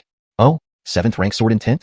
Despite Ellis's words, Braden showed no signs of panic or fear. Instead, his face revealed a hint of surprise and mockery. Just a mere 7th rank sword in tint. Before his own sword in tint, Binson might find it difficult to unleash his own. Just like the various sword in tints left on the immortal sword monument. Before Braden's transcendent, possibly even above transcendent sword in tint, all sword in tints would fall silent. But Ellis clearly had no idea that Braden had also comprehended a sword in tint, and a much stronger one compared to Binson's 7th rank sword in tint. He replied gravely, yes, a 7th rank sword in tint. So, junior brother Fedorn, it's best if you don't go on this journey to Douglas and abandon your challenge with Binson. While abandoning a challenge might be embarrassing for a martial artist, it's better than losing your life. You have exceptional talent and formidable strength. In less than a year, you've topped the Martial Tower rankings. Your talent is such that even I can't catch up. I don't want you to die needlessly. Ellis looked at Braden with concern. Braden was surprised by Ellis's words, not expecting him to come and speak to him about this, advising him not to challenge Binson due to fear that he might lose. After all, from his perspective, Ellis's relationship with Binson seemed closer than with him. However, he did not dwell on these thoughts for long, merely smiling slightly and saying, Thank you for your concern, senior brother Bai, but this time, I must settle things with Binson. Whether life or death, it's up to fate. With that, Brayden walked past Ellis and continued toward Star Peak. Junior brother Fedorn, you will die. Ellis took a deep breath, turning to look at Brayden's back, and said gravely. Brayden did not turn around but waved his hand toward Ellis without looking back. A smile appeared on his face as he thought inwardly, it seems many people think I'm courting death, believing I am no match for Binson and will die at his hands. After parting ways with Brayden, Ellis went straight to Xiaoking Heavenly Palace. Harold, you tell him? Joshua looked at Ellis and asked. Ellis bowed to Joshua and replied, I have told him, but he insists on confronting Binson. I couldn't persuade him. Joshua was taken aback and frowned. He knows Binson has advanced to the Midfadorf Spring stage and grasped a 7th rank sword in tint, yet he still insists on battling him? Ellis nodded and said, Junior brother Fedorn has grown so much in less than a year, reaching the top of the Martial Tower Dao Palace rankings, and his confidence has swelled. It's understandable that he doesn't want to abandon the challenge. Doing so would indeed be embarrassing. Joshua did not say more, just waving Ellis off, you may go. After Ellis left, Joshua furrowed his brows, murmuring to himself, to know Binson comprehended a 7th rank sword in tint and still refused to back down from the battle. Could it be that Brayden also comprehended a sword in tint within the Sword Tomb's secret realm? At this thought, Joshua's gaze sharpened. If that were true, Brayden's talent would be absolutely terrifying. But then, he couldn't help worrying again. Even if you did comprehend a sword in tint, Binson is already at the Mid-Fadorf Spring stage. A prodigy like him stepping into such a realm is not comparable to ordinary Fadorf Spring experts. How can you be his match at the Dao Palace secret realm? He sighed softly, young men, after all, have thin skins and can't bear to lose face by withdrawing from a challenge. It seems I'll need to intervene and secretly keep an eye on the situation. Our Xiaoking sword sect has nurtured such a talent only with great difficulty. We can't afford to lose him. He made up his mind, planning to secretly monitor the confrontation between Brayden and Binson. Should Brayden fall into danger, he would immediately step in and save him. Translation notes. Maintain the original paragraph structure and line breaks. However, he didn't dwell on these thoughts for long, just smiled slightly and said, thank you for your concern, Senior Ellis. But this time, I must settle things with Binson. Whether life or death, it depends on one's destiny. With that, Brayden walked past Ellis and continued towards Star Peak. Junior brother Fedorn, you will die. Ellis took a deep breath, turned around to look at Brayden's retreating figure, and solemnly said. Brayden didn't turn back, but waved his hand in acknowledgement. A smile flickered across his face as he thought inwardly, it seems many people think I'm courting death. They all believe I'm no match for Binson and will die by his hand. After parting ways with Brayden, Ellis went straight to the Xiaoking Heavenly Palace. Harold, you tell him? Joshua asked, looking at Ellis. Ellis bowed respectfully to Joshua and replied, I did, but he insists on fighting Binson. I couldn't persuade him otherwise. Joshua was momentarily stunned and frowned. He knows Binson has advanced to the middle stage of the Fadorf Spring realm and mastered 7th rank sword in tint, yet he still insists on fighting? Ellis nodded. In less than a year, junior brother Fedorn has grown so much and climbed to the top of the Martial Pagoda Daoist Palace ranking board. His confidence is understandably inflated. Besides, giving up midway would indeed be disgraceful. Joshua didn't say much more, just waved Ellis away. You may leave now. After Ellis left, Joshua couldn't help but frown, muttering to himself. Knowing Binson has comprehended 7th rank sword in tint, he still refuses to give up on the fight. Could it be that he has also comprehended his own sword in tint in the Sword Tomb realm? His eyes narrowed as he thought about it. If that were true, Brayden's talent would truly be terrifying. But then worry resurfaced. Even if you have comprehended sword in tint, Binson has already reached the middle stage of the Fadorf Spring realm. As a prodigy like him, entering such a realm is not something ordinary Fadorf Spring realm martial artists can compare to. You are still only at the Daoist Palace secret realm. How can you possibly be his match? He sighed softly. Young people are ultimately too prideful, unable to back down from a challenge and lose face. It seems I'll have to step in and keep an eye on things secretly. The Xiaoking sword sect finally has such a talent, and I can't let anything happen to him. He had made up his mind to secretly monitor the duel between Brayden and Binson. If Brayden finds himself overpowered during the fight, he would intervene immediately and save him. Kept the tone and style consistent with the previous content. Ensured natural and fluent English with no grammatical errors. Preserved storyline coherence with prior context. Chapter 119. The decisive battle with Binson. I, Brayden, am seeking death today. Today, I, Brayden, seek death. The confrontation with Binson is upon me. Chapter 119. The news of Brayden challenging Binson swept across the entire Peterdom like a powerful hurricane. From the scattered cultivators in various regions to the 6 great sects, everyone was paying attention and discussing this event. Isn't Brayden too arrogant? A mere Dao Palace realm cultivator actually dares to challenge Binson. Does he think Binson is an ordinary Fadorf Spring realm warrior? In Fedorn family, great desolate city. Axel heard this news and couldn't help but stare blankly. Eri has already cultivated to the Dao Palace realm and ascended to the top of the Dao Palace rankings, planning to battle Binson. Is this true? He felt bewildered. It had only been less than a year since Brayden created a ruckus in the Fedorn manor, yet Brayden had grown so much. In the imperial capital's Beckham family. Tianxi, you've encountered him at Qingjian's sect. How does his strength compare to wuxia's? The patriarch of Beckham family looked at Billy and asked solemnly. If he dares challenge wuxia, it means courting death. Billy replied with a cold expression. Although this person indeed has some talent and strength, he absolutely cannot be wuxia's match. How can he compare to our family's genius, who shows signs of becoming a great cultivator? Upon hearing Billy's words, the patriarch's slightly anxious heart instantly relaxed, revealing a smile on his face. Good. Since you say so, then Braden isn't worth worrying about. Master, rest assured, no matter how exceptional Braden is, he's only at the Dao Palace realm. How could he possibly be a match for wuxia? With wuxia's strength, he might just need one move to suppress Braden, like crushing an ant. Many Beckham clan members laughed in the hall. The originally tense and heavy atmosphere in the hall suddenly became relaxed and even joyful. Everyone felt that Braden's challenge to Benson was merely seeking death. At Dan Harong's sect, Braden actually dared to challenge Benson? Hearing the rumors from outside, the Aiden of Dan Harong's sect and the two Clevellands of the Alchemy Pavilion and Martial Pavilion were all surprised. Humph, this person is still so reckless, relying on a bit of talent without knowing his own limits. A mere Dao Palace realm, daring to challenge Benson? The Aiden scoffed, a mocking look appearing on his face. So it turns out we didn't make a mistake by refusing to take him into our sect. This kid becomes arrogant with just a bit of talent. With such a mindset, even if his talent is high, he won't amount to much. Such recklessness will lead to his premature end at Benson's hands. The Cleveland of the Alchemy Pavilion sneered. Qingjin sect, Star Peak. A figure landed hastily in Braden's courtyard. Boss, I heard you're going to battle Benson? It was Coulter. Braden remained silent. Coulter immediately panicked. Boss, why would you challenge Benson? He's now at the middle stage of the Fedorf Spring Realm and has comprehended 7th grade sword intent. You haven't broken through the Fedorf Spring Realm yet, so you'll surely suffer a big loss if you fight him. I know you have enmity with Benson, but revenge doesn't have to happen right away. If you really can't wait, you could discuss with me. We could find a chance to ambush him and get rid of him. Why risk your life by fighting him head-on? Braden couldn't help smiling when he heard this. He felt Coulter's genuine concern and said, all right, have faith in me. I wouldn't do anything without assurance. Rest assured, since I dare challenge Benson, I have confidence in handling him. You don't need to worry. Really? Coulter stared at Braden for a while, then suddenly smiled. Makes sense. In my memory, boss is quite cunning, so how could you do something without being sure?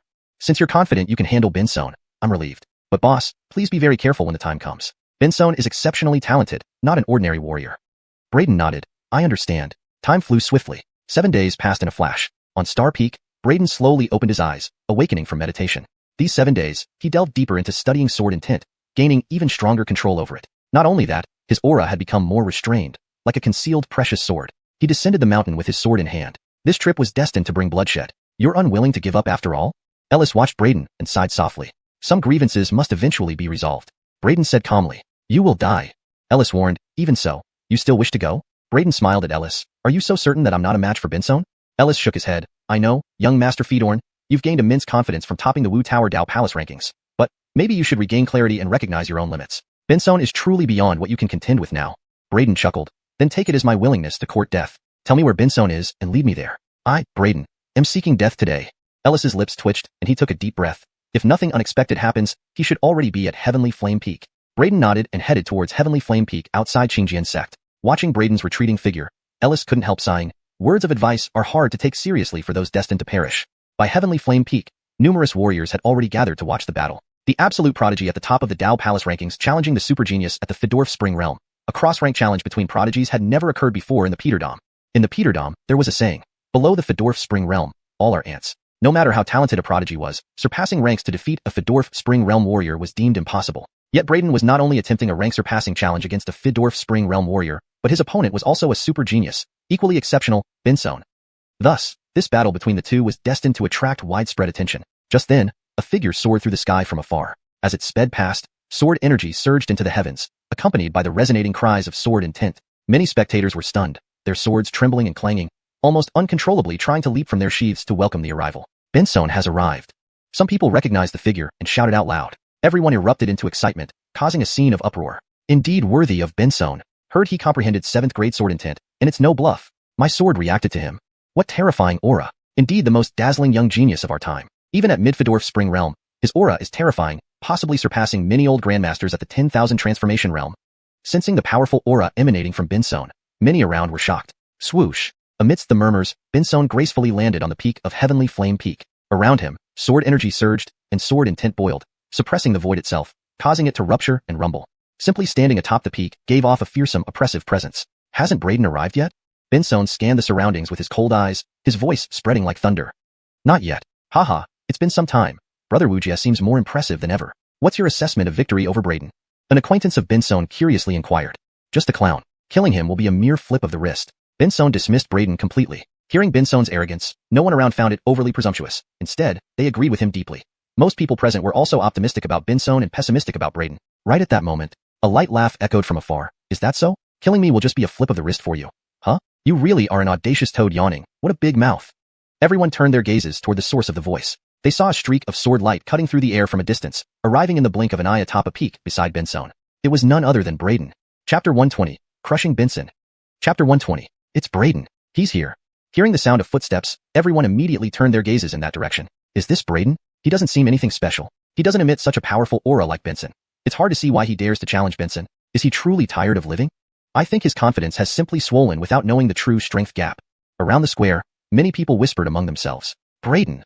In the shadows, several Beckham family experts watched Braden with icy eyes, filled with killing intent. Braden paid no attention to the murmurs of the crowd. Standing atop the mountain peak opposite Benson, he sneered and said, "You said just now that killing me is as easy as turning your hand over. I want to see how you do it." Benson cast a cold glance at Braden and expressed emotionlessly, "Aunt, daring to challenge me willingly, this is the biggest mistake of your life." As he finished speaking, a terrifying sword chi suddenly erupted from Benson, rushing straight toward Braden. Braden remained calm, reaching out to grab the sword chi with his bare hands and dissipating it effortlessly. He commented indifferently, "Don't show off such trifling moves."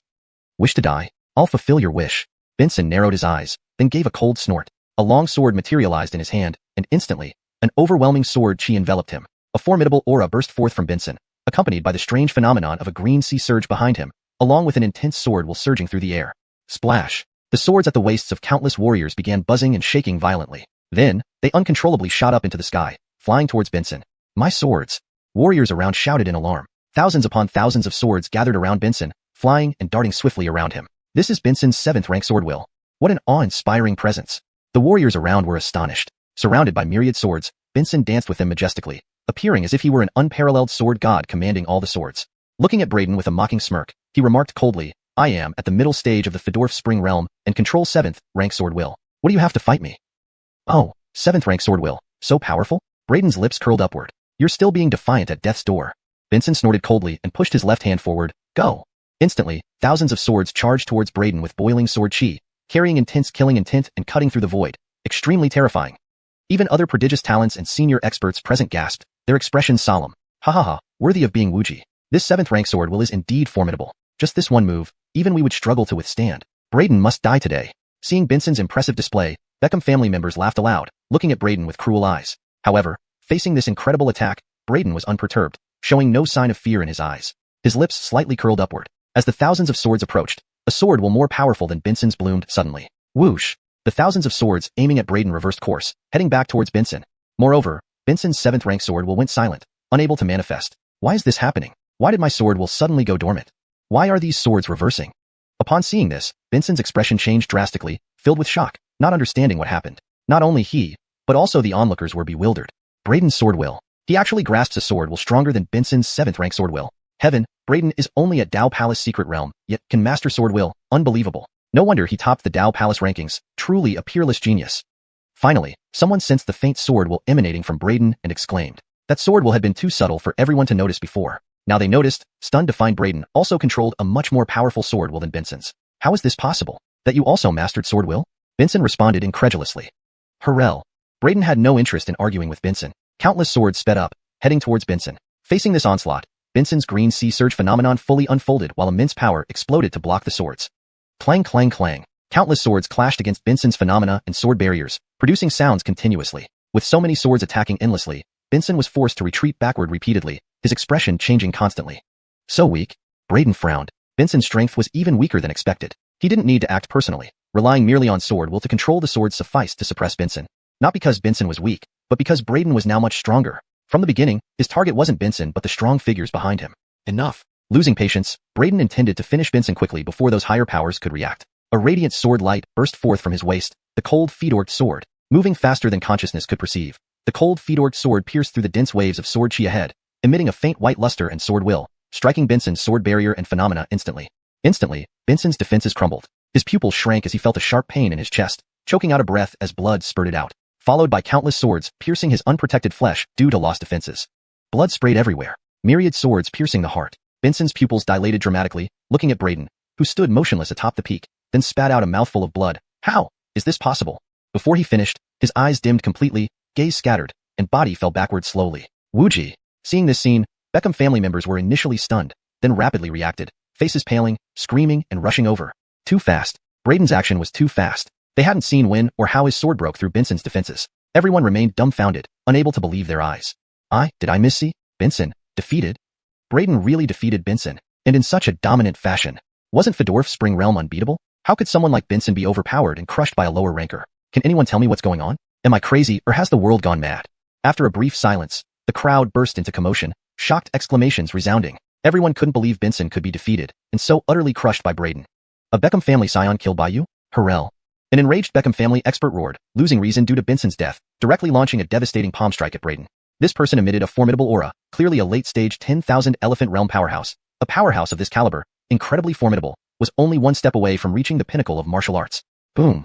His palm struck down, instantly causing a spatial explosion. The heavens crumbled and the earth split apart. The terrifying force seemed capable of crushing everything, aiming to obliterate Braden on the spot. Abelard, the patriarch of Xiaoying's sword sect who had been secretly observing Braden's decisive battle with Benson, finally snapped out of his shock at seeing Braden overpower Benson. Upon noticing an elder of the Beckham family intending to subdue Braden, his expression darkened, eyes flashing with a killing intent, ready to intervene.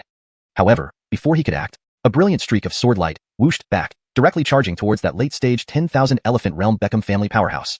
Braden's sword control speed, honed in the Gravity Temple's 160x gravity training ground, was already astonishingly fast. Now, having advanced to the true apex realm and mastering its domain along with an invincible sword intent, his sword control speed was several times more fearsome.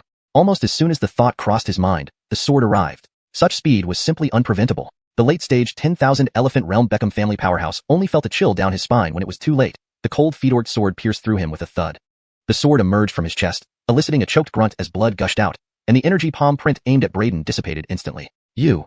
He stared hard at Braden, revealing terror and unwillingness in his eyes, then fell lifelessly to the ground. All around, everyone stood stunned, astonished beyond measure. Holy shit. Braden's power is so terrifying. Not only did he kill Benson, but also slew a late-stage 10,000 elephant realm powerhouse with a single strike. While that late-stage 10,000 elephant realm powerhouse wasn't a monstrous talent, his aura was solid, indicating he'd been at that realm for a long time, yet he still fell to a single strike. Indeed, a super prodigy ranked first on the Dao Palace feeders. Shocked murmurs filled the area. In hiding, Joshua couldn't help but feel a massive tremor within, staring at Braden with equal astonishment. Not even a late-stage 10,000 elephant realm elder could withstand his single strike. His power has reached such an extent. No wonder he dared to challenge Benson despite knowing about his advancement to the middle stage of Fedorf's Spring Realm and mastering 7th rank sword intent. Joshua couldn't help but take a deep breath, his gaze growing hotter as he watched Braden. In the crowd, Ellis remained dumbfounded, his shock never fading since witnessing Braden's clash with Benson. Beckham Wuliang. The other Beckham family elders, seeing their comrade killed by Braden, shrank their pupils in shock and roared in fury.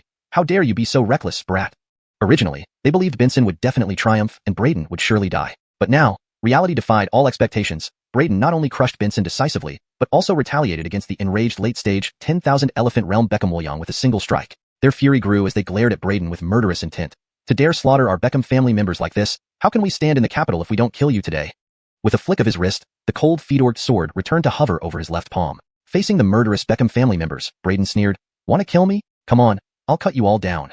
Chapter 121. Fierce Battle in the Immortal Platform Realm. Peak Warriors. The intense battle in the Immortal Platform Realm was unfolding, with peak warriors displaying their unparalleled prowess. Chapter 121. Upon hearing Braden's words, everyone present locked their eyes on him, taking a deep breath. How arrogant. Despite only being at the Dao Palace realm, he was facing several senior experts of the Beckham family with not just no fear, but with such dominance and ferocity, proclaiming that he would slay all of them. What kind of overwhelming might and pride was this? Even Joshua, who was hiding in the shadows, could not help but be moved. His gaze flickered. He did not rush to reveal himself. He wanted to see just how strong Braden had become. Arrogant. The crowd from the Beckham family, upon hearing Braden's words, turned pale green. To slaughter us? What audacity. Since you are so reckless, then we will grant your wish. Kill. Several people rushed toward Braden together, powerful auras bursting forth, causing numerous martial artists to be shocked. 2 at the peak Myriad Phenomena realm, 1 at the complete Myriad Phenomena realm. Such an array, to join forces and suppress a young Dao Palace realm martial artist. This is a deadly trap. However, Braden remained calm. The frostlight sword in his left palm instantly shot out, instantly killing one of the peak Myriad Phenomena realm Beckham family experts in just one encounter. Lance. The other Myriad Phenomena realm expert shouted in alarm, but then hardened his resolve, taking advantage of Braden's sword being away from him and rushing forward along with another peak Myriad Phenomena realm expert. Hurrell.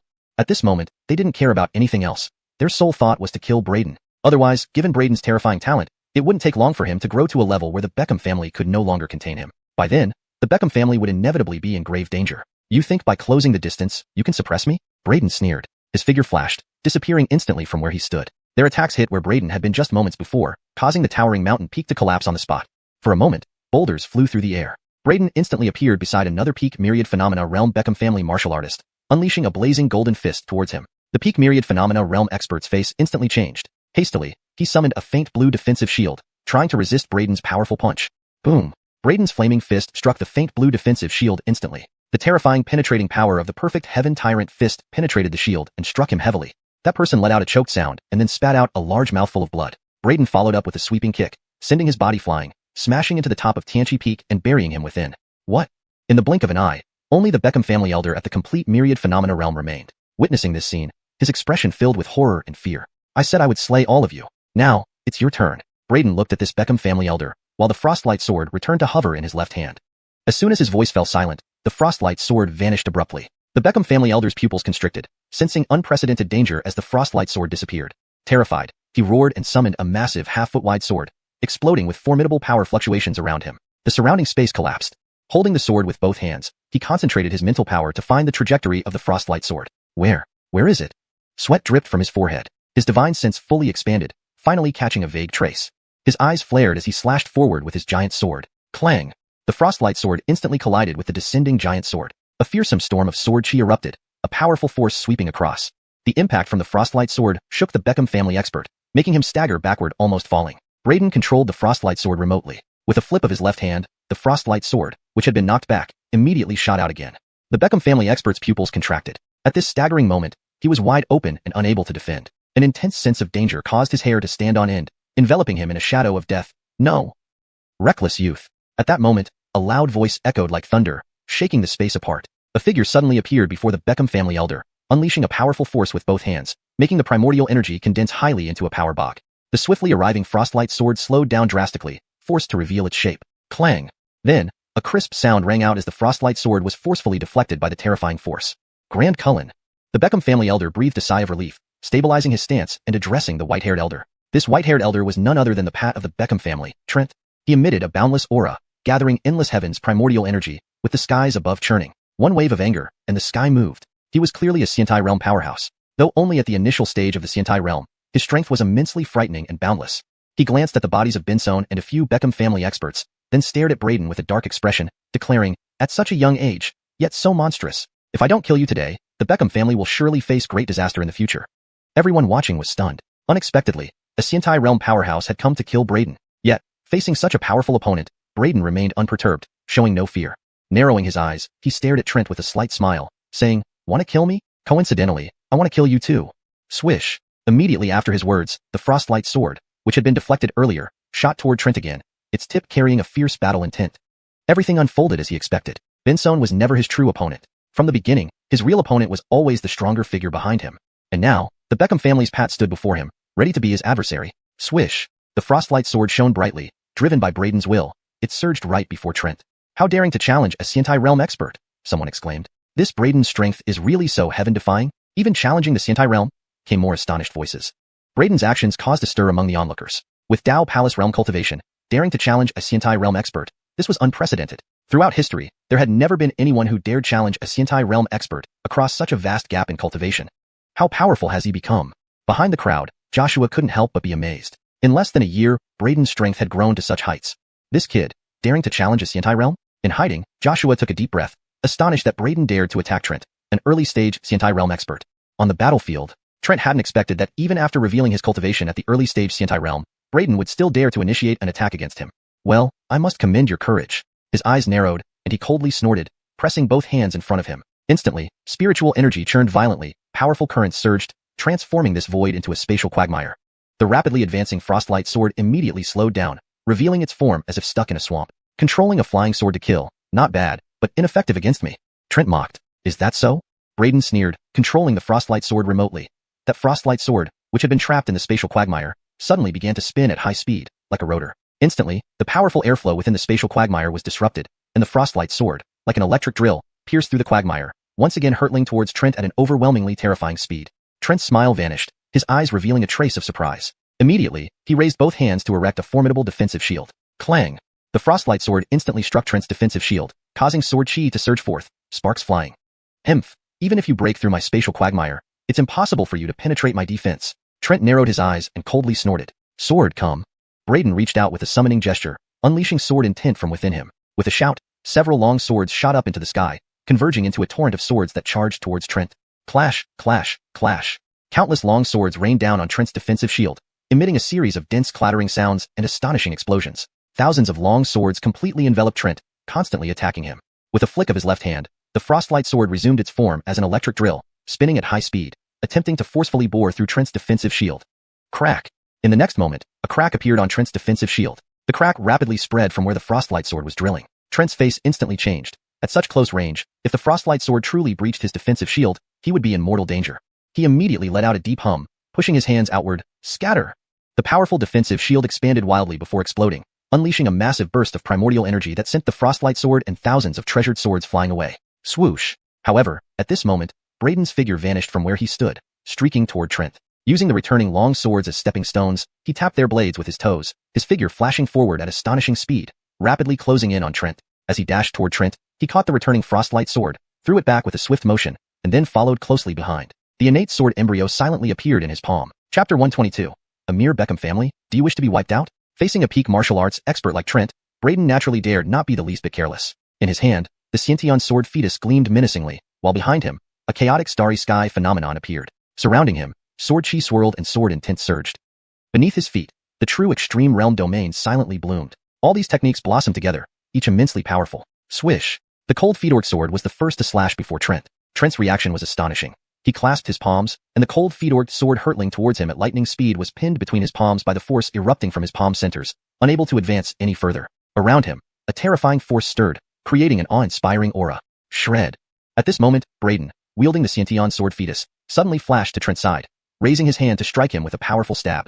Trent's expression changed slightly as he immediately retreated rapidly. Swoosh! Ahead of him, the cold feedorc sword lunged forward, but Trent twisted his hands with a terrible force, guiding it and twisting its trajectory away to pierce through a distant mountain. Braden unleashed his utmost speed, dashing back to Trent's side. Under the dual pressure of the chaotic starry sky phenomenon and the true extreme realm domain, Trent felt an intense sense of oppression, his body suddenly feeling heavy. A strong sense of danger welled up in his heart, shocking him. He found it unbelievable that a young man from the Dao Palace secret realm could actually pose a threat to him, making him feel endangered. He took a deep breath and growled, "Infinite space." Suddenly, he cast a unique spell seal with his hands spread wide. A mysterious rune emerged from his brow, emitting a dazzling light. Finally, an invisible space materialized, halting the universe. Clang! Braden's xianxia sword fetus fiercely slashed onto the infinite space, its blinding white edge tearing apart Trent's technique. But Trent had already taken advantage of the moment to create distance between them. His icy eyes fixed on Braden, taking a deep breath, he said, "A mere Dao Palace secret realm adept can actually fight me to this point, forcing me to use a half-step divine ability. You truly are a prodigy. But even if you are incredibly talented, you cannot match me. I'll let you see the true power of the immortal platform realm and understand what it means to be at this level." Trent glared at Braden, with a glowing rune above his head, resembling a blazing sun, casting brilliant, unbearable light. A terrifying aura emanated from him. A formidable force flowed from his palms, causing his body to float mid-air as that force penetrated the void, instantly solidifying the entire space around them. An overwhelming pressure, akin to hundredfold gravity, pressed down on Braden. However, that wasn't the most frightening part. The most terrifying was when Braden sensed the infinite elements in the void condensing into bubbles. Even where he stood, a bubble appeared, enveloping him. His intuition warned him that these bubbles were extremely dangerous and should not engulf him. He immediately swung the xianxia sword fetus to tear the bubble, turning it into a streak of sword light and escaping. But the sense of danger didn't disappear. Countless bubbles appeared, vibrating collectively, threatening to explode. Braden's heart was filled with dread. His figure flickered as he rushed towards Trent, trying to interrupt him. Under such immense pressure, even though Braden had long adapted to the 160 times gravity in the weight training room, he couldn't completely ignore this suppressing force, nor showcase his earlier peak speed. Being able to move freely under this suppression was due to his rigorous training in the gravity room. For anyone else, just the pressure inside the infinite space would crush them into pulp, unable to withstand it, let alone act within it. Braden, with reduced speed, couldn't demonstrate the same fearsome combat prowess. As he advanced towards Trent, a tremendous force pushed him back like waves crashing against the shore. His face shifted rapidly. Immediately, he used sword flight technique to approach Trent quickly while relying on the boundless sharpness of the xianxia sword fetus and his own sword intent to cut through all obstacles. However, Trent snorted coldly, clenching his fists suddenly. Explode! With that word, bam bam bam. Countless bubbles within the infinite space began to explode wildly. Each explosion emitted a terrifying shockwave, sweeping in all directions. Braden's expression changed abruptly as he swiftly landed on the nearest mountain peak. Earth force power. Invincible sword aura. Stepping on the mountain peak, Braden utilized the earth force power obtained from seizing Willis's mountain-suppressing treasure body skill. Contacting the ground allowed him to harness potent earth energy, enhancing himself. At this critical moment, he immediately landed atop the mountain, drawing earth power through the mountain to form a powerful yellow shield. Simultaneously, he wielded the xianxia sword fetus with rapid strokes, unleashing powerful sword auras, the only defensive move in the invincible sword technique. Terrifying explosions continued to resound. Outside the infinite space, All onlookers were shocked and terrified. They saw the battlefield shatter and crumble, as if the end times had arrived. How terrifying is this power? This is the might of the immortal platform realm, truly deserving of being a peak martial artist. So horrifying. With such power and abilities, who can compete? Braden is surely doomed. What a pity for such a world-class prodigy to come to such an end. Around, countless spectators trembled and sighed deeply. Explosions echoed incessantly. After a moment, they finally subsided. The mountain under Braden's feet had collapsed, enveloped in dust when the explosions ended. Is he dead? Everyone's gaze involuntarily fell on the place where Braden had been. Cough, cough. Suddenly, a soft cough sounded from the dust. Everyone's pupils constricted. Trent's eyes narrowed in disbelief, staring at the rubble of the collapsed mountain, unable to believe that Braden survived such a terrifying attack. A figure slowly walked out from the dust. It was Braden. At this moment, he looked disheveled, hair askew, robes torn and bloodied. The gold-threaded soft armor next to his body, darkened and damaged in several places, but mostly intact. Indeed, a powerhouse at the immortal platform realm is formidable. If not for my robust physical strength, multiple defense methods, and the protection of this gold-threaded soft armor, I would have been turned to ashes. Braden wiped blood from the corner of his mouth with his left hand, standing upright with his right hand holding the sword, looking up at Trent hovering in the air, showing an eerie smile, his long hair dancing wildly in the wind caused by the explosions. I haven't been injured for so long, nor felt such intense danger during battle. Swoosh. Before he finished speaking, his figure vanished, transforming into a streak of sword light, rushing towards Trent. Today, let's have an all-out battle and see which one of us dies. Swish. At this moment, Braden's momentum was even stronger than before. Sword chi raged around him, sword intent resounding, piercing through Trent's infinite space pressure, once again bursting into formidable speed. Trent was greatly alarmed, a black broken saber appearing in his hand. It was unclear whether it was because the black broken saber itself was extraordinary or due to Trent's terrifying power that he could withstand Braden's xianxia sword fetus strike head-on. Clang, clang, clang. The two fiercely fought, and in midair, a series of frightening collisions rang out as sword chi and saber chi clashed. Pooh! A jet of blood shot out as Trent's left arm was cut by Braden's sword chi, blood splashing all over. The spectators were astounded. He actually injured an immortal platform realm expert. Enough. Suddenly, a loud roar erupted from the sky. Trent roared in fury, and a powerful force erupted from his body, pushing Braden back. He abruptly let go of the black broken saber in his hand. A rune slowly merged into the black broken saber, and in an instant, the saber expanded hundreds to thousands of times its size. A colossal black broken saber hovered in the air, compressing the void and emitting terrifying saber chi. It's a magical treasure. Could this black broken saber be the legendary magical treasure cultivated by cultivators? Trent has reached the immortal platform realm. He can now cultivate mana and comprehend divine abilities. This is one such divine ability. The surrounding experts gasped in shock, their expressions turning grave. The enormous black saber floating in the sky exuded a sense of oppression, so intense that countless people felt their souls shudder with fear. This saber carried a terrifying killing intent, possessing the power to cleave through heaven and earth. At the moment this terrifying saber descended upon Braden, Joshua, the patriarch of Xiaoqing's sword sect, could no longer hold back. He immediately appeared and said sternly, Braden and Benson engaged in a fair duel, accepting whatever outcome might come. And now you, mere Beckham family, dare to disregard the rules and touch my Xiaoqing sword sect's genius. Do you wish to be exterminated? In the next moment, Joshua directly slapped toward Trent with incomparable dominance. Boom! A massive palm print blocked the sun, fiercely slamming down on Trent. Trent was terrified. He immediately redirected the saber originally aimed at Braden to meet the palm imprint. However, Joshua's seemingly casual palm was immensely powerful, effortlessly crushing Trent's giant saber, sending him crashing to the ground, burying him deep within it. On the ground, there was a massive palm imprint, unfathomably deep. Half dead, Trent lay beneath the palm imprint, his eyes filled with terror and reluctance. Chapter 123. The Beckham family no longer needs to exist. Patriarch. Startled by the scene, Braden couldn't help but pause momentarily before he quickly reacted and bowed respectfully towards Joshua. Joshua gave Braden a gentle smile, then turned his gaze to Trent, who lay half dead within the large palm print. With a cold humph, he stretched out his hand and an invisible force lifted Trent, gripping him tightly in its grasp. A mere aristocratic family dares to bully my Xiaoqing sword sect? You Beckham family have quite the nerve, Joshua coldly remarked. Originally, today was supposed to be the decisive life and death battle between Braden and Benson. Both had agreed to fight fairly, accepting the outcome. However, after Braden honorably defeated and subdued Benson, Beckham family's elder powerhouses repeatedly intervened, trying to kill Braden to avenge Benson. This broke the rules and showed complete disrespect for the Xiaoqing sword sect. If the Xiaoqing sword sect did nothing, their authority would be questioned. He intended to completely obliterate Trent as a warning. But just then, the air rippled, and a figure suddenly appeared, bowing deeply to Joshua. This time, indeed my Beckham family has broken the rules, but it was a moment of impulsiveness and lack of rational thinking that led to this reckless behavior. Fortunately, no great harm was done. Your esteemed sex prodigy remains unharmed. I asked Patriarch Fedorn to show mercy and forgive Trent and our family this one time. I will personally offer a grand gift to apologize for our actions. The person speaking deeply bowed, lowering their stance significantly. It was none other than the current patriarch of the Beckham family, Bennett, who said I'm unharmed. I'm almost dead. Ouch, master. I am in so much pain. My organs are all shattered. I think I'm dying. With that, Braden feigned spitting out blood, clutching his chest, stumbling around, turning pale, and pretending to be gravely injured. Surrounded by martial artists, everyone was momentarily stunned. What's going on? He was just fiercely battling Trent. How can he now be critically wounded? Someone nearby said blankly, "Can't you see? That kid is clearly faking it to extort the Beckham family." Not only were the spectators dumbfounded, even Joshua paused briefly. However, he swiftly caught on and immediately acted concerned, supporting Braden anxiously. "Braden, are you alright? Don't scare me. Our Xiaoqing sword sect cannot lose you. You must not die." Patriarch, I fear it's too late for me. My organs are destroyed. I won't survive. But it doesn't matter if I die. Our Xiaoqing sword sect, one of the 6 great sects, should not be trampled upon by a small family like yours. Trent must be killed, and the Beckham family must be wiped out to uphold the dignity of our Xiaoqing sword sect. Saying that, Braden closed his eyes, letting his arms drop, appearing dead. Seeing this, everyone was utterly stunned. Even Bennett was bewildered. Then he noticed Braden secretly opening one eye to glance at him, which made Bennett's face twitch involuntarily. "Braden, you can't die. You're the hope of our Xiaoqing sword sect, our chosen swordmaster. How can you die?" Joshua wailed dramatically. The surrounding martial artists exchanged puzzled glances. Suddenly standing up, Joshua emitted an aura filled with menace, staring directly at Bennett. "How dare the Beckham family kill our sect's swordmaster? This is an unforgivable sin. If we do not annihilate your family today, how can the Xiaoqing sword sect stand in this world?" Bennett felt a surge of anger, turning his face green. These two were performing far too obviously.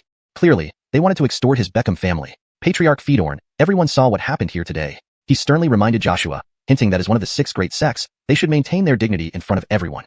However, since Joshua was already playing along with Braden, did he care about losing face? He grunted and replied, "Humph, you're right. Everyone witnessed your Beckham family breaking the rules, bullying juniors, and attempting to kill our swordmaster. Even those at Immortal Platform Realm disregarded their status and attacked. It is perfectly justified for the Xiaoqing sword sect to destroy your family." Bennett's face fell. Wasn't he just an inner sect disciple? When did he become a swordmaster? "I just appointed him. Is there a problem? Do I need your Beckham family's approval to choose a swordmaster?" Joshua stated coolly. Bennett flushed red, realizing their intention to extort. Just like when Peak Thunder Swordmaster blackmailed him for substantial resources over Yale, now the Xiaoqing sword sect's patriarch was doing the same shamelessly. Taking a deep breath, he suppressed his rage. Dealing with such tough adversaries, he could only grind his teeth and say, "This time, my Beckham family was wrong. We are willing to compensate. Please, Patriarch Fedorn, spare us."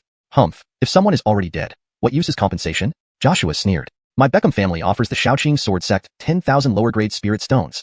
"Humph, 10,000 lower-grade spirit stones? What audacity! You actually dare insult me with such an amount? Does our Xiaoqing sword sect lack your Beckham family's 10,000 lower-grade spirit stones?" Joshua erupted in anger upon hearing Bennett's words. A terrifying aura burst forth from him, shocking all the surrounding martial artists. Even Bennett felt unease, doubting if Joshua truly intended to destroy the Beckham family rather than extort them. Facing such a colossal entity like the Xiaoqing sword sect, Bennett couldn't hide his fear. Despite being powerful, his Beckham family was merely a secular powerhouse and stood no chance against the Xiaoqing sword sect. Forcing calmness, he hurriedly offered, 1 million. "My Beckham family is willing to pay 1 million lower-grade spirit stones as compensation." Good. Your Beckham family is really daring. Even now, you dare mock me and the Xiaoqing sword sect with spirit stones. It seems from today onwards, the Beckham family no longer has any reason to exist. Joshua took a deep breath, laughing coldly, spreading an intimidating aura in all directions. His great fulfillment Immortal Platform Realm Cultivation unleashed fully, causing a tumultuous storm in the heavens, resembling an apocalyptic disaster. A suffocating pressure enveloped the surroundings. The invisible force slowly tightened its grip on Trent while Joshua, with indifferent eyes, brought down a terrifying palm strike toward Bennett. All the martial artists present felt an overwhelming pressure, their souls trembling, as if facing impending doom. Everyone realized the Xiaoqing sword sect was indeed a supreme existence among the 6 great sects. All thought the Beckham family had thoroughly enraged the Xiaoqing sword sect and its patriarch. Perhaps after today, the Beckham family would cease to exist in the world. Even Bennett's pupils constricted, feeling profound dread, believing Joshua was determined to exterminate his Beckham family. Yet, he refused to give up. In this final moment, he abruptly shouted, 10 million lower-grade spirit stones. "My Beckham family is willing to pay 10 million lower-grade spirit stones as compensation. Please, Patriarch Fedorn, show mercy." Boom. The massive palm imprint halted just above Bennett's head. "You said 10 million? Joshua's voice suddenly rang out. Both Trent and Bennett felt cold sweat trickle down their heads, but breathed a sigh of relief upon hearing Joshua's words. "Indeed, my Beckham family is willing to offer 10 million lower-grade spirit stones as compensation for today's incident. I ask Patriarch Fedorn to show mercy and forgive our family this one time." Joshua raised an eyebrow and asked, "You said 10 million medium-grade spirit stones? Lower grade?" Bennett was about to correct him, but halfway through his sentence, he stiffened, sensing a powerful pressure bearing down on him. He looked up and saw Joshua staring at him intently. Swallowing hard and taking a deep breath, he hastily corrected himself. "Yes, medium-grade spirit stones." The moment he finished speaking, the intense pressure vanished, but his heart sank deeply. 10 million medium-grade spirit stones. That was equivalent to 100 million lower-grade spirit stones. Such a colossal sum of resources would drain even the wealthiest of the Beckham family. With this compensation, the Beckham family would be reduced to destitution. But at this moment, he had no other choice. How could he have allowed the Beckham family to be caught red-handed? If not for breaking the rules and allowing the elder powerhouses to retaliate against Braden in front of countless martial artists after Braden defeated Binson, the Beckham family wouldn't be in such a dire situation now. Haha, it's good to admit and correct mistakes. Since the Beckham family is so sincere, this patriarch will give your family another chance. Remember to deliver 10 million medium-grade spirit stones within 3 days. Joshua laughed amiably, all traces of earlier menace gone. Bennett silently fumed. Wasn't using spirit stones for compensation considered an insult? However, he only dared to think this in his mind and did not dare say it out loud. Patriarch Fedorn, rest assured, within 3 days, my Beckham family will deliver the spirit stones to the Xiaoqing sword sect on time. Bennett took a deep breath. Satisfied, Joshua no longer pressed the issue and released Trent, who was barely alive. Not daring to linger, Bennett bowed to Joshua and immediately carried Trent away. Braden watched Bennett leave, then remarked, Patriarch, you said that offering spirit stones was an insult? I thought you were going to annihilate the Beckham family directly. Just as he was about to get up, Joshua pushed him back down. Braden was puzzled and tried to rise again, only to be pushed down once more. Patriarch, what are you doing? Braden asked in astonishment. You can't get up yet? Why not? Joshua cleared his throat and replied, you're supposed to be dead. Dead people don't just get up and walk around. Braden's mouth twitched and he grumbled. The Beckham family is already gone, but there are still many martial artists around. At least we should respect everyone here, right? Joshua insisted. Chapter 124, World Shocking. News of Braden defeating Benson, crushing several peak Wuxiang realm elders behind Benson, and even contending against Trent, an early Xianxia realm elder without defeat, swiftly spread throughout the Great Gone Kingdom. At the Pill Tripod sect, the Aiden, the Alchemy Cleveland, and the Marshall Cleveland received the news. Their pupils instantly contracted in shock, their eyes filled with disbelief. How could this be possible? Braden actually defeated Benson and crushed several Beckham family elders? They had earlier mocked Braden's challenge to Benson as being beyond his capabilities, but now Braden had proven them wrong by thoroughly dominating Benson and several other Beckham family elders, and even engaging Trent fiercely without dying. A truly impressive feat. Back at the Xiaoqing sword sect. Master, why didn't you seize the opportunity to destroy the Beckham family just now? The Beckham family's entire wealth is certainly more valuable than 10 million medium-grade spirit stones, isn't it? Braden asked Joshua. Joshua replied calmly, what do you understand? Destroying the Beckham family would be a one-time deal. It's not sustainable. Keeping the Beckham family around is like having a steady stream of income. He glanced at Braden, shaking his head. Moreover, do you think the Beckham family is so easy to eliminate? Startled, Braden responded, with our strength in the Xiaoqing sword sect, isn't eliminating a family like Beckham's feasible? Joshua rolled his eyes and said, just the Beckham family alone, we naturally wouldn't mind. But do you really think the Beckham family is just the Beckham family? For years, the Beckham family has donated considerable sums to major sects, making them a cash cow for those sections. Do you think they will let us cut down this money tree without reacting? Braden was taken aback. The Beckham family, although seemingly just a powerful clan, was deeply entangled with various major sects. Taking a deep breath, he asked in a serious tone, what if I want to eliminate the Beckham family in the future? Joshua replied, absolutely necessary? Braden said firmly, given the current situation, the enmity between me and the Beckham family is irreconcilable, especially after such a huge loss. Do you think they'll let me off easily? Joshua answered, you are our Xiaoqing sword sect's sword heraldsiple. Anyone who dares to touch you is opposing our Xiaoqing sword sect. Well, sword heraldsiple? Earlier, weren't you just saying that to extort more money from the Beckham family? Braden was astonished. Joshua gave him a disdainful look and said lightly, in front of everyone, I declared you as our sword heraldsiple. Do you think it was just words? With your talent, potential, and current strength, you have the qualifications to be our sword heraldsiple. So, what benefits does being a sword heraldsiple bring? Braden blinked. Joshua's face darkened. Can you stop thinking only about benefits? If there are no benefits, what's the use of this title? Braden muttered. Joshua took a deep breath, suppressing the urge to slap Braden, and said solemnly, as our Xiaoqing sword sect's sword heraldsiple, you become our symbol. Identity and status, these are the biggest benefits. With the title of sword heraldsiple from the Xiaoqing sword sect, anyone who wants to harm you will have to think twice. Braden blinked again and asked, can I then destroy the Beckham family? Joshua almost choked on his own saliva. He sternly replied, if you have the capability, just go ahead. I'll cover for any trouble that arises. But regarding destroying the Beckham family, the Xiaoqing sword sect cannot act openly for now. Braden smiled and nodded. I understand. I don't need the sect to get involved. I'll settle my accounts with the Beckham family personally. Joshua looked intently at Braden. Destroying the Beckham family solely on your own is not easy. Braden nodded. I know. The Beckham family has several Xianxia realm experts. Even the Cullen Trent is formidable, being an early-stage Xianxia realm expert. I still need to become stronger.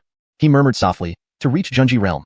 I was stuck in Dao Gong for over 3 months. My cultivation speed is really too slow. It's time to prepare for the next breakthrough in the Mingquan secret realm.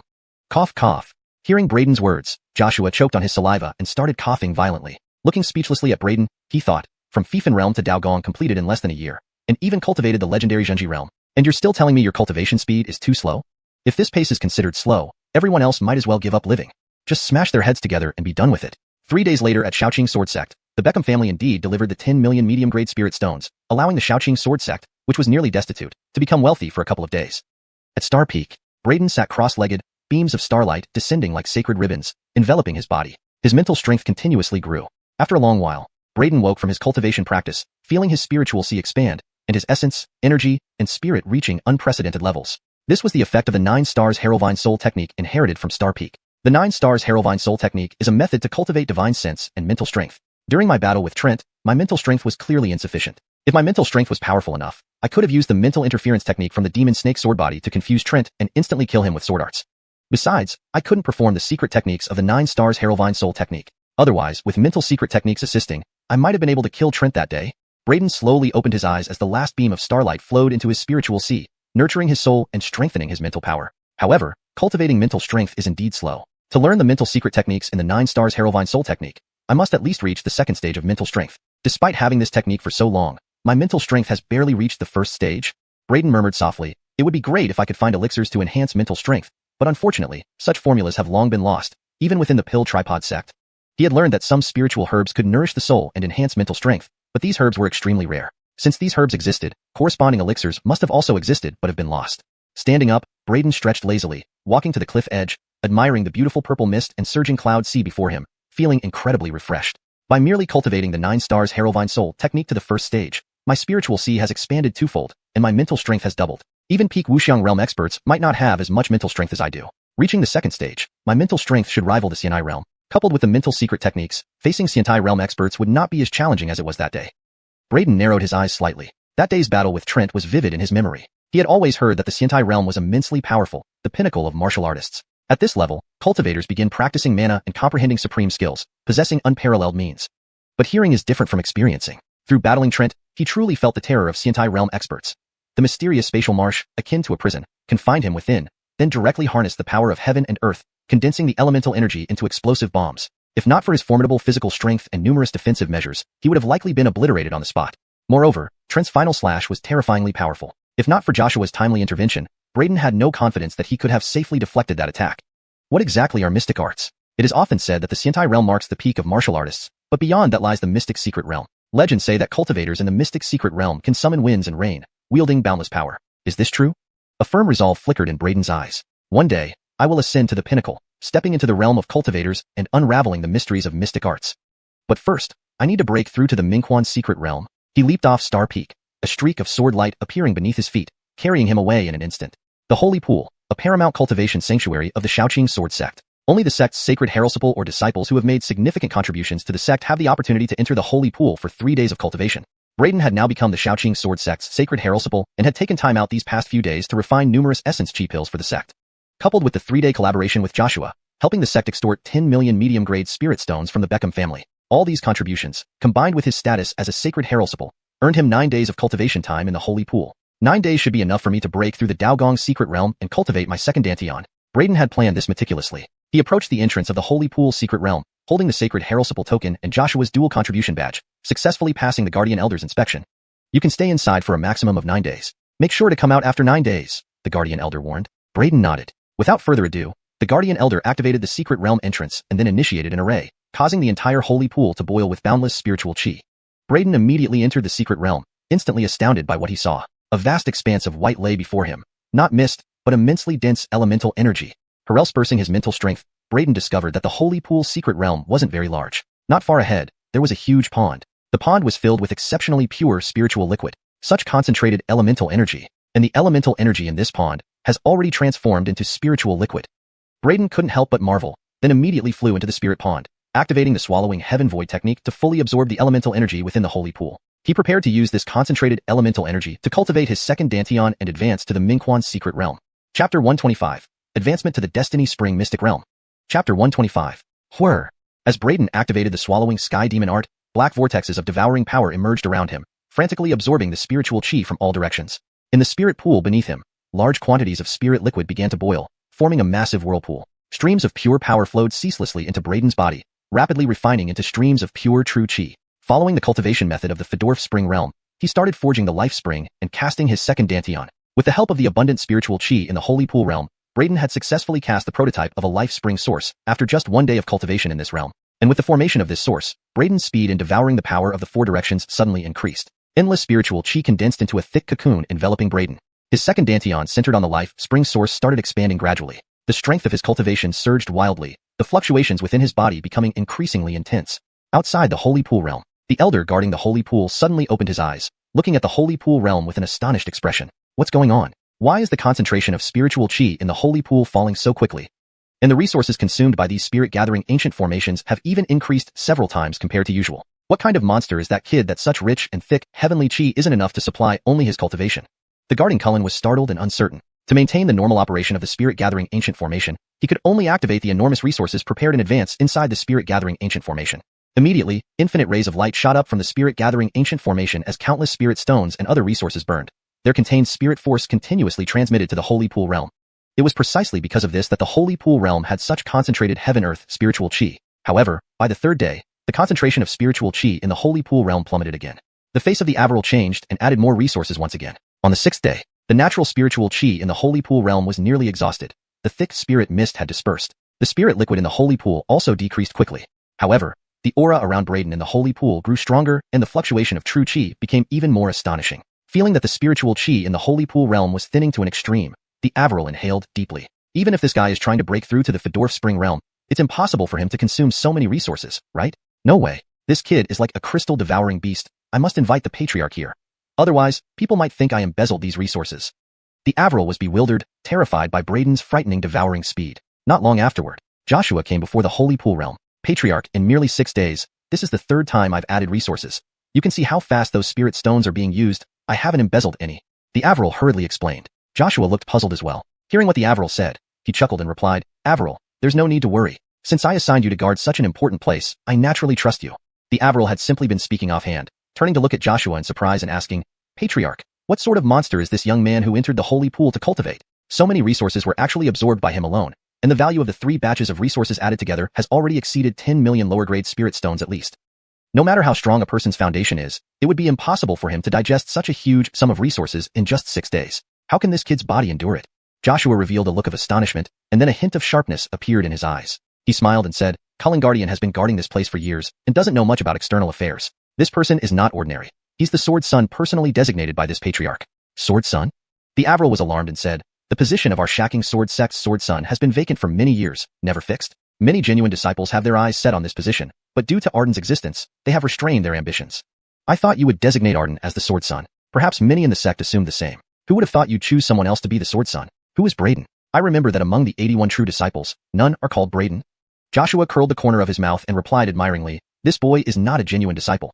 He is a disciple who joined us this year. What? The Averill was stunned for a moment and then asked incredulously, having only joined us this year, does he want to break through to the Fedorf Spring realm?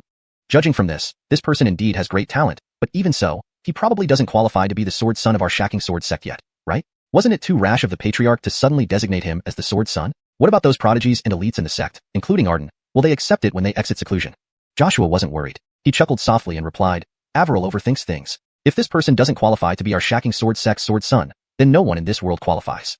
In just half a year, Braden ascended from a mere mortal transcendence martial artist to the Dao Palace realm. Within 2 months, he topped the Dao Tower Dao Palace list and even cultivated into the legendary True Extreme realm. Even the top demon prodigy Draper from the Profound Heaven sect was defeated by him. Moreover, he dared to directly clash with a powerful initial deity platform realm expert.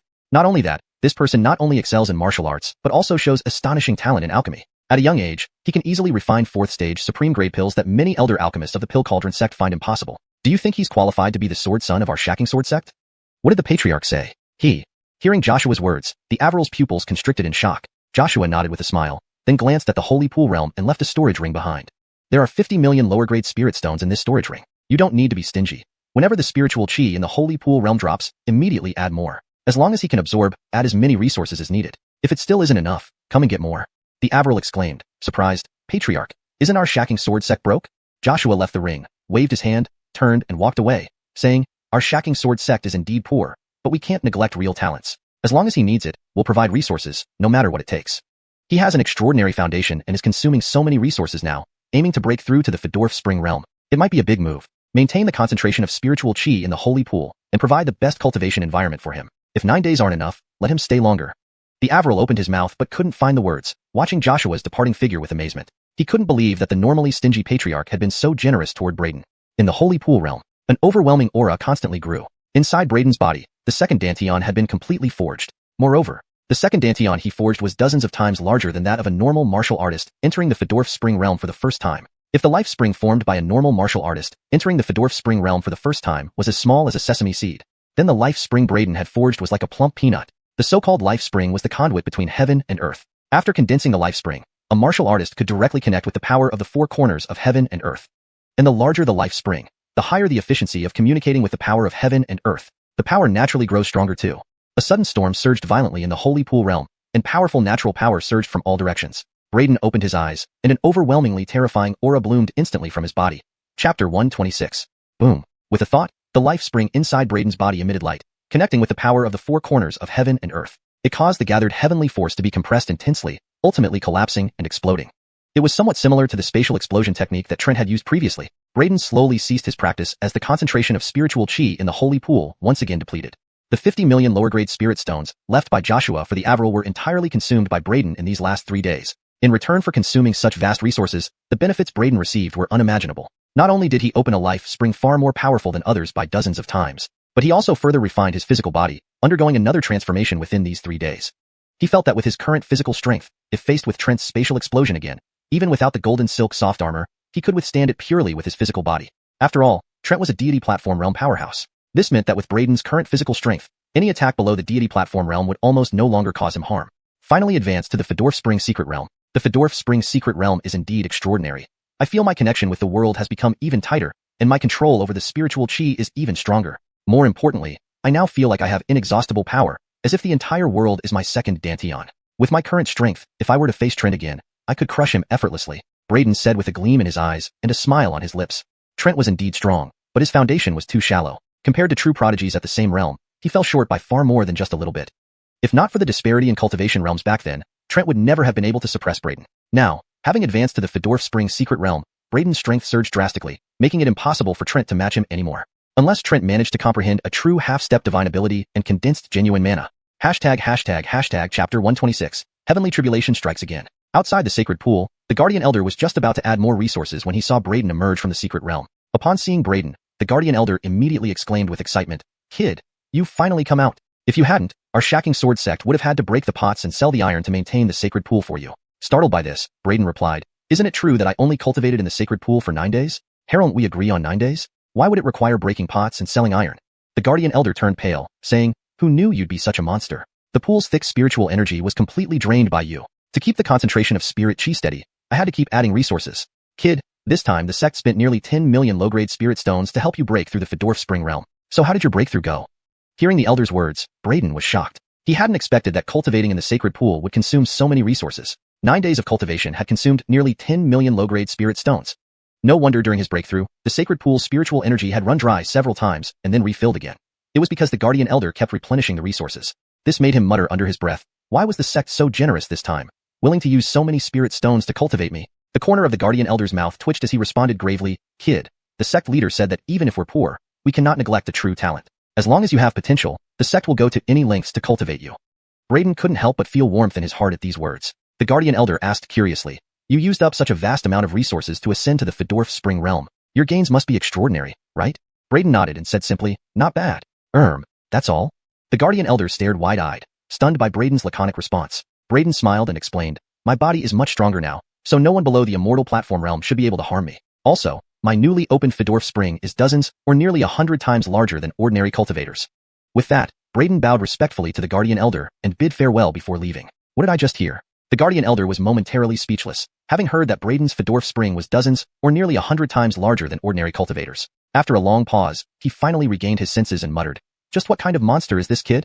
Leaving the sacred pool, Braden headed towards the shacking celestial palace, planning to pay respects to the sect leader. This breakthrough into the Fedorf Spring secret realm had consumed an astonishing amount of resources. He hadn't anticipated needing such a vast sum to break through, but upon reflection, it made sense. His foundation was too deep, and he had already cultivated the true extreme realm. Thus, his breakthrough required enormous resources. In return, he gained a Fedorf Spring dozens of times stronger than other cultivators and a reinforced body. A resource worth nearly 10 million low-grade spirit stones isn't a small sum. Braden sighed lightly to himself. Earlier, he and Riggs had extorted 10 million medium-grade spirit stones from the Beckham family, which equated to only 10 million low-grade spirit stones. These 10 million medium-grade spirit stones from the Beckham family were entirely invested in me. The sect leader really meant business this time, Braden thought to himself. If he had to earn such an immense sum by himself, even with alchemy skills, it would take a very long time. Moreover, without the special environment of the sacred pool, the actual consumption would likely be far greater. Even though Shacking Sword Sect was already in financial trouble, they still spent all their recently acquired resources, 10 million low-grade spirit stones, on him. Braden could not remain unmoved. As he walked towards the Shacking Celestial Palace, a figure suddenly darted down from a nearby peak and landed before him. Braden. The newcomer wore purple robes, had a cold demeanor, and a face chiseled like stone. His eyes focused on Braden with a heavy presence. You are? Braden gathered his thoughts and looked up at the purple-robed true disciple. Huxley. The man spoke in a distant tone. Braden nodded, recognizing the name. Huxley was one of the 81 true disciples of Shacking Sword Sect and among the first batch to achieve true disciple status, having entered the Fedorf Springs secret realm years ago. His strength was formidable and far beyond newer disciples. Huxley didn't hide his cultivation. His peak Fedorf Spring realm aura naturally exuded, overpowering the aura of the previously defeated Benson. Do you have something to say? Braden asked Huxley. Fight me. Huxley demanded gravely. Why? Braden raised an eyebrow in surprise.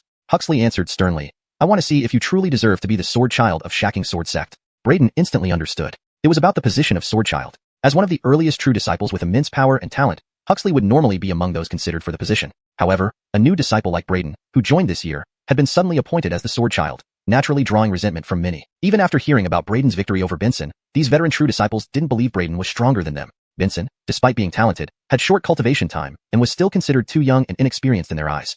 Do you have unshakable determination? Braden suddenly asked Huxley. What do you mean? Huxley frowned, puzzled by Braden's question. Braden honestly said, fighting me will end badly for you. If your resolve isn't strong enough, don't set yourself up for humiliation. Huxley's expression darkened as he responded, do your worst. I want to see if your strength matches your confidence. As you wish. Braden smiled slightly and vanished abruptly. Huxley's pupils constricted sharply. At the moment Braden disappeared, a strong sense of danger filled his mind. But Huxley was not an ordinary peak Fedorf Spring realm cultivator. He was exceptionally talented with deep reserves. Reacting swiftly, he attempted to summon his phenomenon. However, it shattered the instant it appeared. Braden reappeared in front of him, fingers pressed together like a sword, tapping Huxley's forehead. A strand of piercing light lingered at his fingertips. You've lost. After saying that, Braden glanced at Huxley, withdrew his hand, and continued walking. I know many of you senior true disciples aren't convinced about my becoming the sword child. But no worries. I will defeat every one of you who doubts me. It wasn't until Braden's voice faded into the distance that Huxley came to his senses. A drop of blood trickled down from his forehead, and his eyes widened in shock and fear as he watched Braden's retreating back. He touched the trickle of blood, unable to suppress a shiver. Even after Braden's figure disappeared completely, Huxley stood there motionless for a long time before finally leaving. At the Shacking Celestial Palace, Riggs withdrew his gaze from afar, a smile gradually spreading across his face. He murmured to himself, it seems this boy's strength has indeed increased significantly. Even someone like Huxley couldn't react in time and was defeated before him. I wonder how his current strength compares to Arden? Riggs couldn't help but feel curious. Arden was the head true disciple of Shacking Sword Sect, and also the strongest among the 81 true disciples. 10 years ago, Arden had already entered seclusion to attempt advancing to the immortal platform realm. Now, a decade later, whether he succeeded or failed, his power would undoubtedly have reached new heights. Shortly after, Braden arrived at Shacking Celestial Palace and paid respects to Riggs, addressing him as sect leader. Hehe, you've come out. Congratulations on ascending to the Fedorf Springs secret realm. You're one step closer to the pinnacle of martial arts. Riggs looked at Braden with a smile. Since you've come out of seclusion, prepare to head to the Pill Cauldron sect. When? Braden asked. The formula for the rank-breaking pill from the Pill Cauldron sect was something Braden had long coveted. Don't worry, you just broke through. Take these 2 days to consolidate your strength. We can go there in 3 days, Riggs chuckled. Braden nodded, not rushing things. Just then, the skies over Shacking Sword Sect suddenly stirred with clouds and thunder roared from the 9 heavens, with ominous thunderclouds hanging overhead. Is this heavenly tribulation? Braden and Riggs were momentarily stunned. Riggs immediately turned to Braden, his face filled with shock. Herald you attracted? Probably not. I only ascended to the Fedorf Spring realm and didn't do anything that would anger the heavens. Why would heavenly tribulation focus on me? Braden frowned. He had attracted heavenly tribulation before when he achieved the true extreme realm, but now he hadn't done anything, just a simple breakthrough to the Fedorf Spring realm. It shouldn't trigger heavenly tribulation. Boom. However, even as he spoke, a colossal bolt of lightning tore through the void and aimed precisely at him. Damn it. This really is your heavenly tribulation. Riggs cried out in surprise, instantly putting distance between himself and Braden, afraid of being caught in Braden's heavenly tribulation. Boom. The fearsome heavenly tribulation struck Braden, yet his flesh remained unscathed, the lightning doing little damage. Damn, what kind of monster is this? Even heavenly tribulation can't harm his body. Seeing this, Riggs exclaimed in astonishment. Chapter 127, The Pitiful Chief Harelsipal. The translation maintains the paragraph structure and line breaks as the original text. Since the original text provided is just a chapter title, there are no additional paragraphs to translate. Chapter 127. Joshua was astonished, never expecting that even the heavenly tribulation could not inflict substantial damage on Braden. Although this was just the first wave of the heavenly tribulation, it was still astounding. Braden frowned. So, this heavenly tribulation is really aimed at me? But, isn't its power a bit too weak? I feel like it's weaker than the heavenly tribulation when I ascended to the true extreme realm. Joshua, speechless, replied, it's not that the heavenly tribulation has weakened, but that you have grown stronger. And, would you please change places for your tribulation? Doing it here, are you trying to tear down my Xianhua palace? Upon hearing this, Braden didn't hesitate and quickly shot toward a more remote area. Above, the calamity cloud surged, locking onto Braden's figure and pursuing him directly. Then, terrifying waves of heavenly tribulation followed one after another, continuously striking Braden. Braden sat cross-legged, practicing the heaven-swallowing demon art right within the heavenly tribulation. This commotion immediately caught the attention of many people within the Xianhua sword sect. However, just as Braden's tribulation had barely begun, there was another thunderous boom from the sect, with a second calamity cloud appearing in the 9 heavens, radiating a fearsome heavenly authority.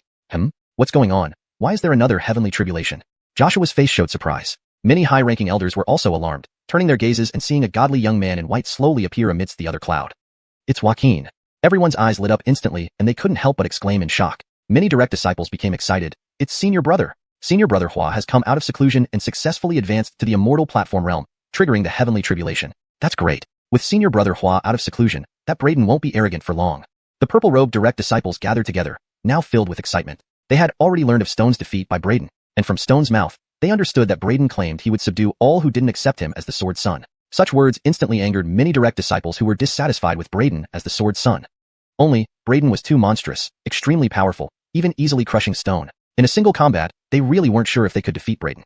But now, with Joaquin's emergence from seclusion, it was as if an adrenaline shot had been given to everyone, immediately exciting them. With Senior Brother Hua's strength, what does that Braden amount to, capable of being suppressed with a wave of his hand? Everyone sneered coldly. Rumble. Waves of tribulation sounds echoed continuously. Sitting amid the heavenly tribulation, Braden utilized its power to repeatedly temper himself, solidifying his newly broken-through realm. No matter what kind of lightning hit him, he remained immobile. After some time, Braden's tribulation finally ended. His flesh body became even more lustrous, his cultivation more refined, and his body seemed to have developed some resistance to lightning power, weakening the threat of the heavenly tribulation against him. Is it because I cultivated using the power of the heavenly tribulation earlier? Braden keenly noticed this. This heavenly tribulation is too weak, not thrilling enough. He stretched lazily, slowly standing up. Seeing distant rolling thunder, he was startled, then his eyes brightened. Whoosh! He turned into a beam of sword light, rushing straight to where the tribulation was. The last wave of heavenly tribulation, truly worthy of Joaquin, actually triggering a heavenly tribulation. Once he overcomes this tribulation, based on his foundation, in the immortal platform realm, there will be few who can match him. Hee, our Xianhua sword sect's prosperity is hopeful, various elders said excitedly. Just then, everyone suddenly noticed a figure rushing into Joaquin's heavenly tribulation. Following which, that figure found a place in the heavenly tribulation and began cultivating in a meditative state without regard for others. Everyone was stunned, then widened their eyes, pointing at the tribulation and exclaimed, oh no, I wasn't hallucinating just now, right? It looked like someone rushed into Joaquin's tribulation and began cultivating? All were baffled. The heavenly might was grand, the heavenly tribulation terrifying. Others dared not touch even a trace of the heavenly tribulation's aura, or they'd be targeted, risking obliteration by a misstep. But what did they see now? Someone had willingly rushed into another's heavenly tribulation. More speechlessly, the person was actually cultivating in it. It's Braden. An elder recognized Braden, pointing at him in shock. What? It's really that kid. What's wrong with him? Hasn't he finished his own tribulation? Still not satisfied with lightning strikes, so he came to Joaquin's. Joshua stared wide-eyed, lips twitching. In the heavenly tribulation, seeing Braden intrude into his tribulation, Joaquin was dumbfounded. Before he could speak, Braden greeted, Senior Brother Hua, continue your tribulation, don't mind me. With that, Braden found a spot with the densest lightning and started cultivating. Joaquin's forehead involuntarily popped with question marks. He'd never heard of anyone daring to cultivate within a heavenly tribulation. Wasn't he afraid of being shattered? Boom. Before he could respond, countless waves of tribulation descended, lightning pouring down. Joaquin's expression changed abruptly, quickly focusing on the tribulation. But soon his expression grew grim. Due to Braden's intrusion, his tribulations might inexplicably increase the level. What was once manageable, now struck hard, tearing his skin. This tribulation feels better than mine. Not far away, Braden was struck by lightning, making his eyes gleam, instantly alert. He realized the tribulation here seemed stronger. Unknowingly, because of his entry, the power had spiked. Come on, let the tribulation be fiercer.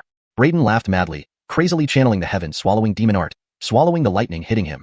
Hearing Braden's roar, Joaquin's face darkened like a bottom of a pot. Who are you? Coming into my tribulation was bad enough, and you're taunting it too, worried it's not powerful enough? However, this wasn't the worst. The worst was, sensing Braden's challenge, the tribulation suddenly grew fiercer. Rumble. Terrifying sounds rang across the sky. Countless lightning snakes converged into a monstrous lightning waterfall rushing down. Oh shit. Joaquin's face turned green, cursing, hurriedly using various defenses. This tribulation so obedient? Braden was surprised, then excited. Bring it on. Help me forge an immortal body. He was hyped up like on a rush. Next moment, the lightning waterfall descended. Rumble. Yes. Ah! Two voices rang simultaneously. Braden savored the impact, guiding the immense tribulation energy to strengthen every part of his body. Nearby, Joaquin was struck, screaming in agony, smoking with a scent of burnt flesh. Despite his profound foundation, it wasn't in physical strength. Here, amidst dense lightning, even Joaquin, no matter how deep his foundation, couldn't withstand the strike, suffering terribly from the heavenly tribulation. You, who are you?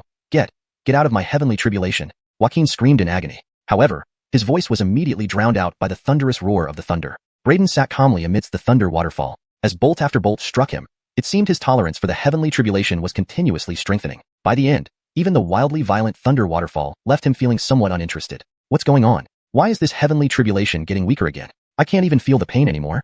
Braden frowned. He suddenly stood up, looked up at the pitch-black calamity clouds overhead, and asked, is the lightning power above those clouds even more intense? What do you want to do? I beg you, please get out of my heavenly tribulation. Seeing Braden rise and gaze upward towards the heavy calamity clouds in the sky, with a glint of anticipation in his eyes, Joaquin felt an ominous premonition and cried out in alarm. Even launching a heavenly tribulation is so miserly. Can you make it more intense? Braden cursed as he raised his hand and slashed a sword directly toward the thick layer of calamity clouds high above. Damn! Seeing this, Joaquin's face turned green with fury. He lunged at Braden, shouting, damn it, stop! However, before he could reach Braden, he was struck by a massive bolt of lightning, which sent him sprawling on the ground, smoke billowing from his mouth. From afar, many disciples and elders watching the scene were left speechless. What had they just witnessed? Not only did Braden intrude into Joaquin's heavenly tribulation without harm, but he also acted freely within it. This guy, is he made of iron? Even the heavenly tribulation can't affect him? No, not even iron could withstand such an attack in this heavenly tribulation. His body must be harder than iron.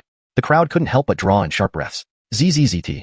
At that moment, a brilliant streak of sword light slashed fiercely at the thick calamity cloud above, causing the sword energy to ripple. A huge chunk of the vast calamity cloud was pierced through by Braden's sword. In the next instant, a terrifying bolt of lightning poured down from the newly formed hole, 10 times more solid and powerful than the previous ones.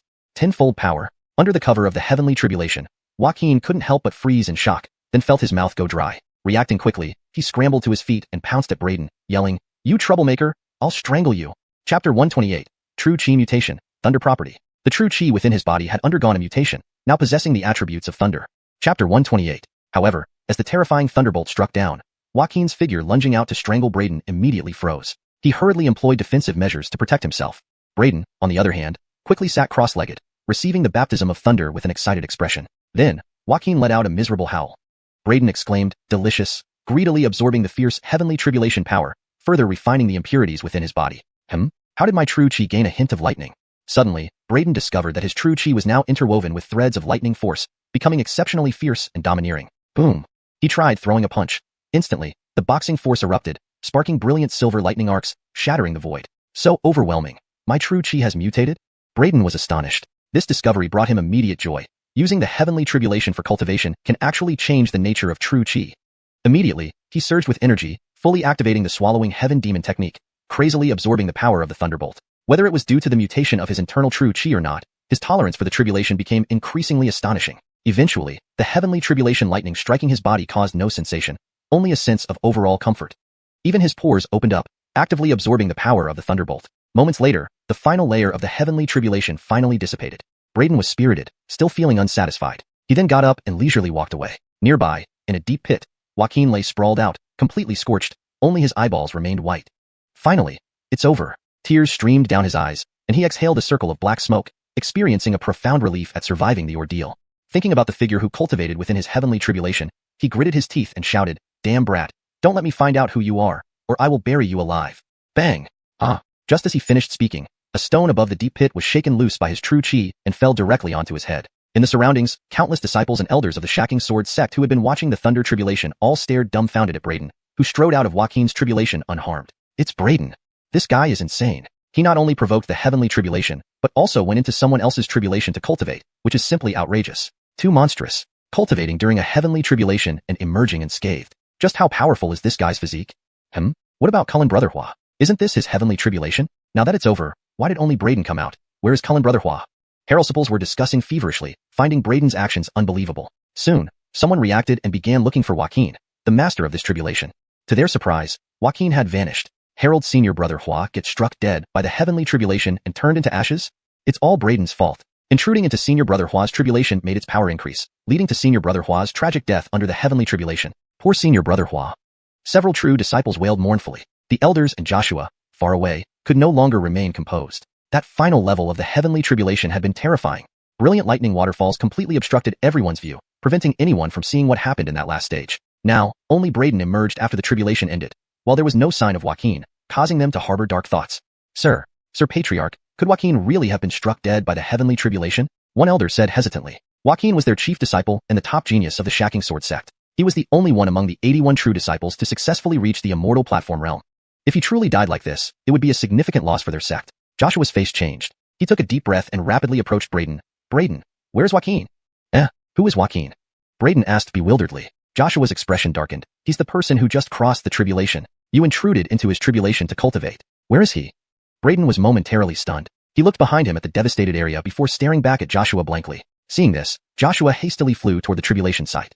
Braden followed. Oh no, Joaquin is really gone. At the charred ground, an elder pointed at a pile of ash and shakily said, Sir Patriarch, Joaquin has indeed been struck into pieces and turned into ashes. Joshua's heart sank upon hearing this. He rushed over with Braden. Seeing the pile of ashes, he took a deep breath. Could such an exceptional talent die this way? He drew another breath, sorrowfully saying, I brought him back to the sect myself those years. Other elders quickly arrived, falling silent at the sight of the ashes. Joaquin, truly a case of heaven envying talent. With his divine physique, Joaquin was undefeated among the younger generation a decade ago. Now he has reached the immortal platform realm. Yet, Cullens were all saddened. Patriarch, that's just a pile of ashes, not Joaquin. Braden felt awkward, remembering it was a dry tree branch turned into ash by the lightning. Nonsense. That is clearly Joaquin. We grew up with him. We can feel his aura even now he's ashes. Poor boy, how ruthless the heavenly tribulation, reducing such a fine child to ashes. An elder lamented and began sobbing. They seemed to have a close bond with Joaquin. All your fault. If you hadn't intruded into his tribulation, it wouldn't have become so powerful and killed him. I'll strangle you. An elder grabbed Braden's neck, shaking him furiously. That's not Joaquin. It's just a piece of burnt wood. Braden tried to explain. Nonsense. How dare you say Joaquin is just a piece of wood? Braden, you've gone too far. Another elder shouted with red eyes. Cough. I'm here. At that moment, Joaquin moved the rock on his head from a nearby dark pit, weakly calling for help. Hearing the weak voice, the elders were momentarily stunned. The elder holding Braden angrily shouted. How dare you impersonate Joaquin's voice, fooling us? This infuriates me. Braden twitched his lips. Not me, I didn't do that. Joshua and the other elders rushed to the pit. Looking down, they saw a charred figure with exposed eyeballs, prompting startled exclamations. Joaquin? What? The elder holding Braden released him and ran to the pit's edge. The charred figure slowly crawled out. It was indeed Joaquin. Braden rubbed his neck. Although the elder shouted that he would strangle him, he didn't actually apply much force. He hurriedly followed and walked to the edge of the dark pit, where he saw a lump of charcoal lying at the bottom. How can it be a lump of charcoal? Joaquin, is that you? If it's you, make a sound. Braden leaned over and called into the pit. The pit fell silent for a moment before a weak voice eventually came. Squeak. It's him. Patriarch, elders, our Shacking Sword sect's top disciple has turned into a lump of charcoal. Braden immediately exclaimed in surprise. Joshua and the others instantly turned grim. At the bottom of the pit, Joaquin was silent. If not for his current extreme weakness, he would have rushed out long ago to beat someone up as an outlet for his frustration. Then, Joshua and the elders quickly helped Joaquin out of the deep pit. Seeing that although Joaquin was completely charred and emitted a smell of burnt flesh, his vitality remained strong and there was no danger to his life, everyone finally breathed a sigh of relief. Tianju, are you alright? Everyone asked with concern. I'm fine. Patriarch, elders, right now I just want to know who the person was who intruded into my heavenly tribulation to cultivate. Thanks to him, I'm still half alive. Joaquin took a deep breath and said, once I recover my energy, I must thank him properly. Upon hearing this, Braden felt a chill down his spine. This guy harbored a lot of resentment. He immediately thought of slipping away. However, when Joshua and the elders heard Joaquin's words, they all turned their heads toward Braden. Joaquin also followed their gazes and landed on Braden, giving him a smile and saying, the one who entered my heavenly tribulation to cultivate earlier, was it you? Braden immediately felt a chilling sense from this smile and shook his head vigorously, denying it outright.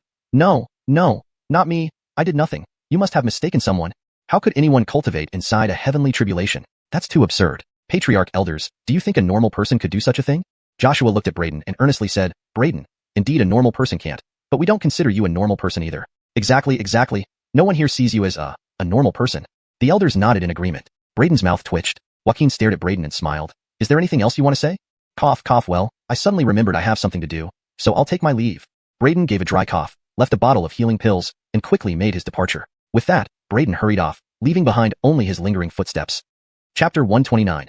Secretly becoming stronger, then quietly astonishing everyone. Chapter 129. Secretly become stronger, then quietly astonish everyone. Stealthily growing stronger, then quietly astonishing everyone. Note, the second line is a direct translation of the Chinese text, which seems to repeat the chapter title. If this is not intended, please provide additional context or specify how you would like it handled.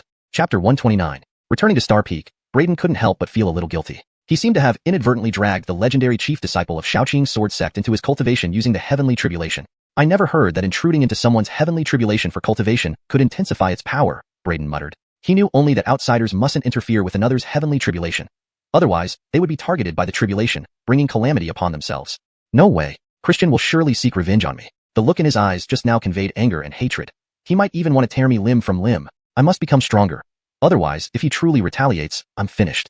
Although Christian had just ascended to the immortal platform realm, he was a super genius capable of attracting a heavenly tribulation. His depth was unfathomable and incomparable to ordinary immortal platform realm cultivators like Trent. To be prepared, Braden needed to become even stronger. Braden suddenly stood up, determination flashing in his eyes. I need to work hard on my cultivation to shock everyone quietly. He transformed into a streak of sword light and dashed towards the martial tower. Inside the martial tower. It's you again. Why did you come back? Jamie asked, startled upon seeing Braden. Noticing Braden's new cultivation level, he couldn't help but exclaim in surprise, "You've advanced to the Fidorf Spring secret realm so quickly?" Braden replied nonchalantly, "The mere Fidorf Spring realm. How difficult is that?" Jamie fell silent after hearing this. Braden continued, "Jamie, I'd like to ask you, does the Dao Palace secret realm have a true supreme realm? What about the Fidorf Spring secret realm?" Jamie's gaze sharpened as he said solemnly, "Theoretically, every realm has a corresponding true supreme realm. But that's just theory. In reality, no one has ever cultivated all the true supreme realms across every stage. Because it's too difficult and extremely painful, no one can do it. However, the true supreme realm is significant beyond your imagination. Every time a martial artist cultivates a new true supreme realm, their life essence undergoes a fundamental transformation, and their potential greatly increases, making the path ahead wider and smoother. To my knowledge, someone once cultivated 3 layers of the true supreme realm, fusing these domains together to walk an unstoppable path. Killing opponents 4 or 5 realms higher would be child's play." Braden was startled at this revelation. Jamie added, "You should already feel this change. You've cultivated only the Dao Palace true supreme realm, yet your strength has increased immensely. If you cultivate all the true supreme realms, the combined effects will elevate you to unparalleled heights where no one in the mortal world can match you. Even cultivators of the mystical secret realm wouldn't be out of reach." Braden's eyes widened in astonishment. "You mean cultivating all true supreme realms allows one to challenge mystical secret realm cultivators? Is it really that powerful?" "That's just the beginning," Jamie replied calmly. "Cultivating all true supreme realms offers unimaginable benefits, making your foundations incredibly deep." Braden pondered over Jamie's words before suppressing his shock and stroking his chin. "Why do I feel you're encouraging me to cultivate all true supreme realms?" Jamie hesitated. "You're imagining things." Braden countered. "Really? You didn't usually tell me so much." After a brief silence, Jamie responded, "Just talking." Braden chuckled, letting go of the matter. "You say cultivating all true supreme realms makes one invincible. But now I'm at Fidorf Spring realm. Can I go back and cultivate the true supreme realm of Qi cultivation stage?" "Yes," Jamie confirmed. "How?" Braden asked. Jamie paused. "It will be painful." Braden laughed confidently. "A bit of pain means nothing. Tell me what to do. If I flinch, consider it a loss." Jamie remained silent for a moment before producing a glowing orb in front of Braden. "This contains the method to cultivate all true supreme realms. Consider it an additional reward for topping the Dao Palace feeders." Braden immediately extended his hand into the glowing orb. Immediately, a flood of information surged into his mind. A few moments later, Braden remarked wryly, "Jamie, are you sure it's just a bit of pain, not billions of pain?" "You can choose to give up," Jamie said. Braden gritted his teeth. "The word give up isn't in my dictionary. I'll start now." "Jamie, I'm challenging the Qi cultivation stage." Without further ado, Jamie suppressed Braden's cultivation to Qi cultivation stage and arranged a match against the Qi cultivation stage prodigy. "Dare challenge me?" Boom. Before the young talent could finish speaking, Braden unleashed a punch that obliterated him, converting the opponent into pure energy essence, which Braden absorbed. He immediately sat cross-legged, using this energy to cultivate the Qi cultivation true supreme realm according to Jamie's guidance. Braden was still in the early stages of Fidorf Spring realm, not yet complete. Therefore, he could cultivate the true supreme realm beneath it. Jamie's method involved suppressing Braden's cultivation to the corresponding realm. Despite being reduced to Qi cultivation stage, Braden's profound foundation allowed him to remain formidable. One by one, Jamie's Qi cultivation avatars fell to him, turning into energy for Braden's absorption. Within a short span, Braden defeated 20 avatars, achieving the first transformation. He felt his foundation strengthen and his potential grow. "Can I continue?" Braden asked Jamie, who, without stopping him, arranged the next opponent, seemingly eager for Braden to cultivate all true supreme realms. Facing the 21st opponent, Braden felt excited. Over the next few days, Braden stayed within the martial tower, spending almost every day in combat. Within 3 days, he fought 300 battles, defeating 300 avatars, each ending with overwhelming victories. His gains were substantial. He had completed the 3rd transformation, becoming more robust and powerful. Who would have thought the Qi cultivation stage held such profundity? Cultivating Qi isn't just about physical energy, but also mental fortitude. Everyone underestimates this stage. Completing the 3rd transformation gave Braden a deeper understanding of Qi cultivation, profoundly impacting him. Braden realized perhaps the reason no one in the Deqian Empire had achieved the mystical secret realm might be due to insufficient understanding of various cultivation realms. All realms hold profound secrets. I must carefully comprehend and experience them. Cultivating the true supreme realm provides a chance to delve deep into each realm's mysteries, which I must cherish. Continue. Rising, Braden challenged again, defeating opponent after opponent. In this way, Braden continuously honed his cultivation and strength, setting the stage for his future greatness. Chapter 130. Braden absorbed the last of the power essence before addressing Jamie. Challenging them one by one is too slow. Jamie, can you arrange for them to come at me all at once? There's no precedent for that. Jamie refused outright. Braden sighed in resignation and continued to challenge them one by one. However, as his ranking steadily climbed, Braden noticed that each opponent's combat experience became richer, and their battle techniques grew increasingly sophisticated. If not for his extraordinarily powerful physique, he might have lost several times already. He gradually slowed down his fighting pace, carefully studying each opponent's combat skills, continuously enhancing his own combat experience. This guy truly stands out, Jamie observed from a distance, feeling a glimmer of satisfaction as he watched Braden rapidly grow stronger through each battle. Meanwhile, outside the martial tower, within the Shaoying sword sect, Chief Heralsiple Christian was frantically searching for Braden's whereabouts every day. Still haven't found him? Christian frowned at the several purple-robed true Heralsiples before him. No, Senior Brother Hua. That boy must have run away and hidden, fearing your retribution. One of the purple-robed true Heralsiples replied with visible resentment. Humph, does he think hiding will save him? I'll beat him so badly even his sect leader won't recognize him. Christian sneered, his face twisted with anger. In addition to Christian, Joshua was also searching for Braden. The two had planned to go to the Pill Cauldron sect today to create a scene and extort elixir formulas, but now Braden had vanished. Do you think he might be hiding to avoid Christian's revenge? An elder suggested. Joshua furrowed his brow. Could it really be for that reason? Otherwise, why would this kid choose to disappear at such a crucial time? Soon, rumors began spreading that Braden was afraid of Christian and was hiding. Some true disciples seized this opportunity to question Braden's status as a sword disciple. As time passed, these doubts only multiplied. Yet, none of them knew that at this very moment, Braden was inside the martial tower, intensely training, aiming to achieve the true extreme realm corresponding to all stages, paving an invincible path. Here's the full edited translation for better context and flow. Braden absorbed all the essence of power before him and said to Jamie, challenging them one by one is too slow. Jamie, can you arrange for them to come at me all at once? There is no precedent for that. Jamie refused outright. Braden had no choice but to challenge them one by one. However, as his ranking continued to rise, he found that each opponent's combat experience and techniques grew progressively more sophisticated. If not for his exceptionally strong physical body, he would have nearly failed several times. He gradually slowed down his combat pace, earnestly studying the combat techniques of these opponents, continuously improving his own combat experience. This guy is indeed different, Jamie thought with a hint of satisfaction in his eyes, observing Braden's rapid growth through each battle. While Braden immersed himself in intense practice within the martial tower every day, outside, Joaquin, the top disciple of the Shaoqing sword sect, went berserk daily, frantically searching for Braden's whereabouts. Still haven't found him? Joaquin frowned at the few purple-robed true Heralsiples before him. No, Senior Brother Hua. That kid must be afraid of being suppressed by you. So he ran away and hid early. One purple-robed true Heralsiple said angrily. Himph, does he think hiding will save him? After making me suffer so much, I'll beat him until even the sect master wouldn't recognize him, Joaquin said with displeasure. Besides Joaquin, Joshua was also looking for Braden. They had originally planned to go to the Alchemy Cauldron sect today to cause trouble and extort alchemy formulas, but now Braden had vanished. Master, do you think he might be hiding out of fear of Joaquin's retaliation? An elder asked. Hearing this, Joshua couldn't help but frown. Could it really be because of this reason? Otherwise, why would this kid choose to disappear now, neither earlier nor later? For a time, rumors spread that Braden was hiding from Joaquin due to fear. Some true Heralsiples seized the opportunity to question Braden's identity as a sword disciple, and as time passed, the true Yisung became louder and more frequent. Yet, none of them knew that at this very moment, Braden was inside the martial tower, intensely training, aiming to achieve the true extreme realm corresponding to all stages, paving an invincible path. In reality, Braden was furiously cultivating, attempting to achieve all the true supreme realms corresponding to each cultivation realm, paving a truly invincible path. Chapter 130. Fifth True Extreme Realm, Invincible Power.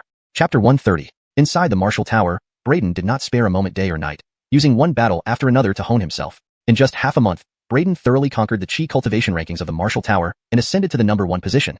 When he reached the 200th place on the Qi cultivation rankings, he had already undergone his 9th transformation in the Qi condensation realm, smoothly stepping into the true essence peak stage. But he didn't stop there. He continued battling until he secured the 1st place, not for the sake of rankings, because he discovered that these geniuses on the Qi cultivation rankings were true combat experts. Their combat experience was incredibly rich. Their techniques, though seemingly simple and brutal, were extraordinarily practical, stripping away all pretense and turning the mundane into the extraordinary. Phew.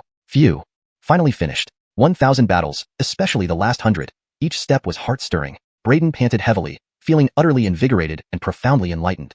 He had never imagined before that battles at the Qi condensation stage could be so challenging, harboring such profound intricacies. Having fought over 1,000 consecutive battles, I must say, your physique is far more robust than the majority of the prodigies I've seen, Ramong remarked. It had seen countless prodigies rise but rarely encountered someone as physically powerful, with such astonishing endurance, and this degree of madness as Braden. How does it feel now that you have achieved true essence Qi? Braden smiled brightly, showing immense excitement. Although every transformation feels like dying in hell, the end of each one makes me feel like my soul has been elevated and my life has advanced to a new level. I can clearly feel that my strength has been enhanced tremendously. Brayden's eyes sparkled as he concentrated, both of his true essence peak realms blooming simultaneously, merging seamlessly. These two true essence peak realms, one from the Qi condensation stage and one from the Tao Palace stage. The fusion of the two realms caused Brayden's aura to surge continuously, giving him an awe-inspiring presence with every move. Just by combining two realms, it's this powerful. Now, I completely believe what you said earlier. Completing all true essence stages might indeed pave the way to true invincibility. Brayden's eyes blazed intensely. Ramong, I need to rest for half a day, then I will continue to challenge the essence condensation stage. Brayden told Ramong. Ramong did not argue much, apparently having grown more lenient towards Brayden since the latter achieved the Tao Palace true essence stage. During this half-day, Brayden sat cross-legged, resting while meticulously reflecting on the previous 1,000 battles, summarizing his experiences, and learning from his opponent's combat techniques. Furthermore, through revisiting the Qi condensation stage, he gained new insights and invaluable intuitions. Half a day later, Brayden stood up and began challenging the essence condensation stage, cultivating the corresponding true essence realm. His cultivation was suppressed by Ramong at the essence condensation stage. One by one, his essence condensation opponents fell before him. Time flew by swiftly. Another half-year passed in the blink of an eye. Throughout this half-year, Brayden did not show his face at the Xianhua sword sect. Some even said that Brayden feared Emerson and had fled from the sect. Even Emerson believed this. Outside the martial tower, a few senior purple-robed disciples slowly walked into the tower. I thought that Brayden was something special, but he turned out to be nothing. He hid away in fear as soon as Brother Hua came out of seclusion. With such a narrow-minded attitude, how can he qualify as our sect's sword seed? Speaking of which, he once bragged about making all who defied him submit. Yet, he disappeared when Brother Hua emerged. The veteran disciples sneered, still harboring resentment over Brayden being chosen as sword seed despite over half a year passing. In a few days, the 6 Great Sects Exchange Assembly will begin. All top young talents will attend. As the sword seed of Xianhua sword sect, Brayden cannot be absent and should lead the younger generation of our sect. Otherwise, his position will be forfeited. The assembly includes many seasoned geniuses from each sect. Even Brother Hua cannot guarantee dominance. What about Brayden? As they spoke, one of them paused suddenly, staring at the martial tower ranking board with shock. Huh, Daxton, why are you so shocked? Noticing his friend's unusual state, the other 2 veteran disciples raised their eyebrows. Daxton's pupils constricted before pointing stiffly towards the ranking board. Look at the rankings. The others looked over and frowned. What's wrong with the rankings? Look closely. At number 1. They turned their gaze to the top spot, immediately drawing sharp intakes of breath. Qi Cultivation rank 1. Brayden. Essence Condensation rank 1. Brayden. Mortal Transcendence rank 1. Brayden. Primal Yuan rank 1. Brayden. Tao Palace rank 1. Brayden. 5 continuous rankings, all number 1. Occupied by Brayden. This scene left the 3 veteran disciples stunned. Could he have stayed inside the martial tower all this time, only battling? After some time, they couldn't help but form this absurd thought. Even an Iron Man couldn't endure continuous challenges in the martial tower. Most outrageously, he ranked first on every list. What kind of prodigy is this? Looking at each other, their hearts raced wildly. They previously thought Brayden had fled from Xianhua sword sect out of fear of Emerson. No one had realized that Brayden never left the sect, staying right under their noses, conquering the rankings. There were thousands of names on each martial tower list unless intentionally checked. Thus, no one noticed Brayden's activities during this period. Let's go notify Brother Hua. The 3 gradually composed themselves, rushing to inform Emerson. Inside the martial tower, exhausted and panting, Brayden lay sprawled on the ground. 4,000 consecutive battles this time.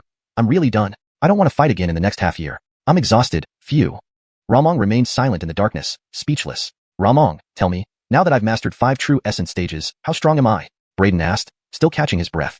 Probably no secular martial artist can harm you now. Romang's tone was calm, though inwardly it was far from peaceful. 5 true essence stages. A historical first. It never expected Brayden to succeed, enduring endless agony, evolving step by step, finally achieving 5 true essence stages. Before this, the most outstanding existence it had witnessed only managed 3 true essence stages.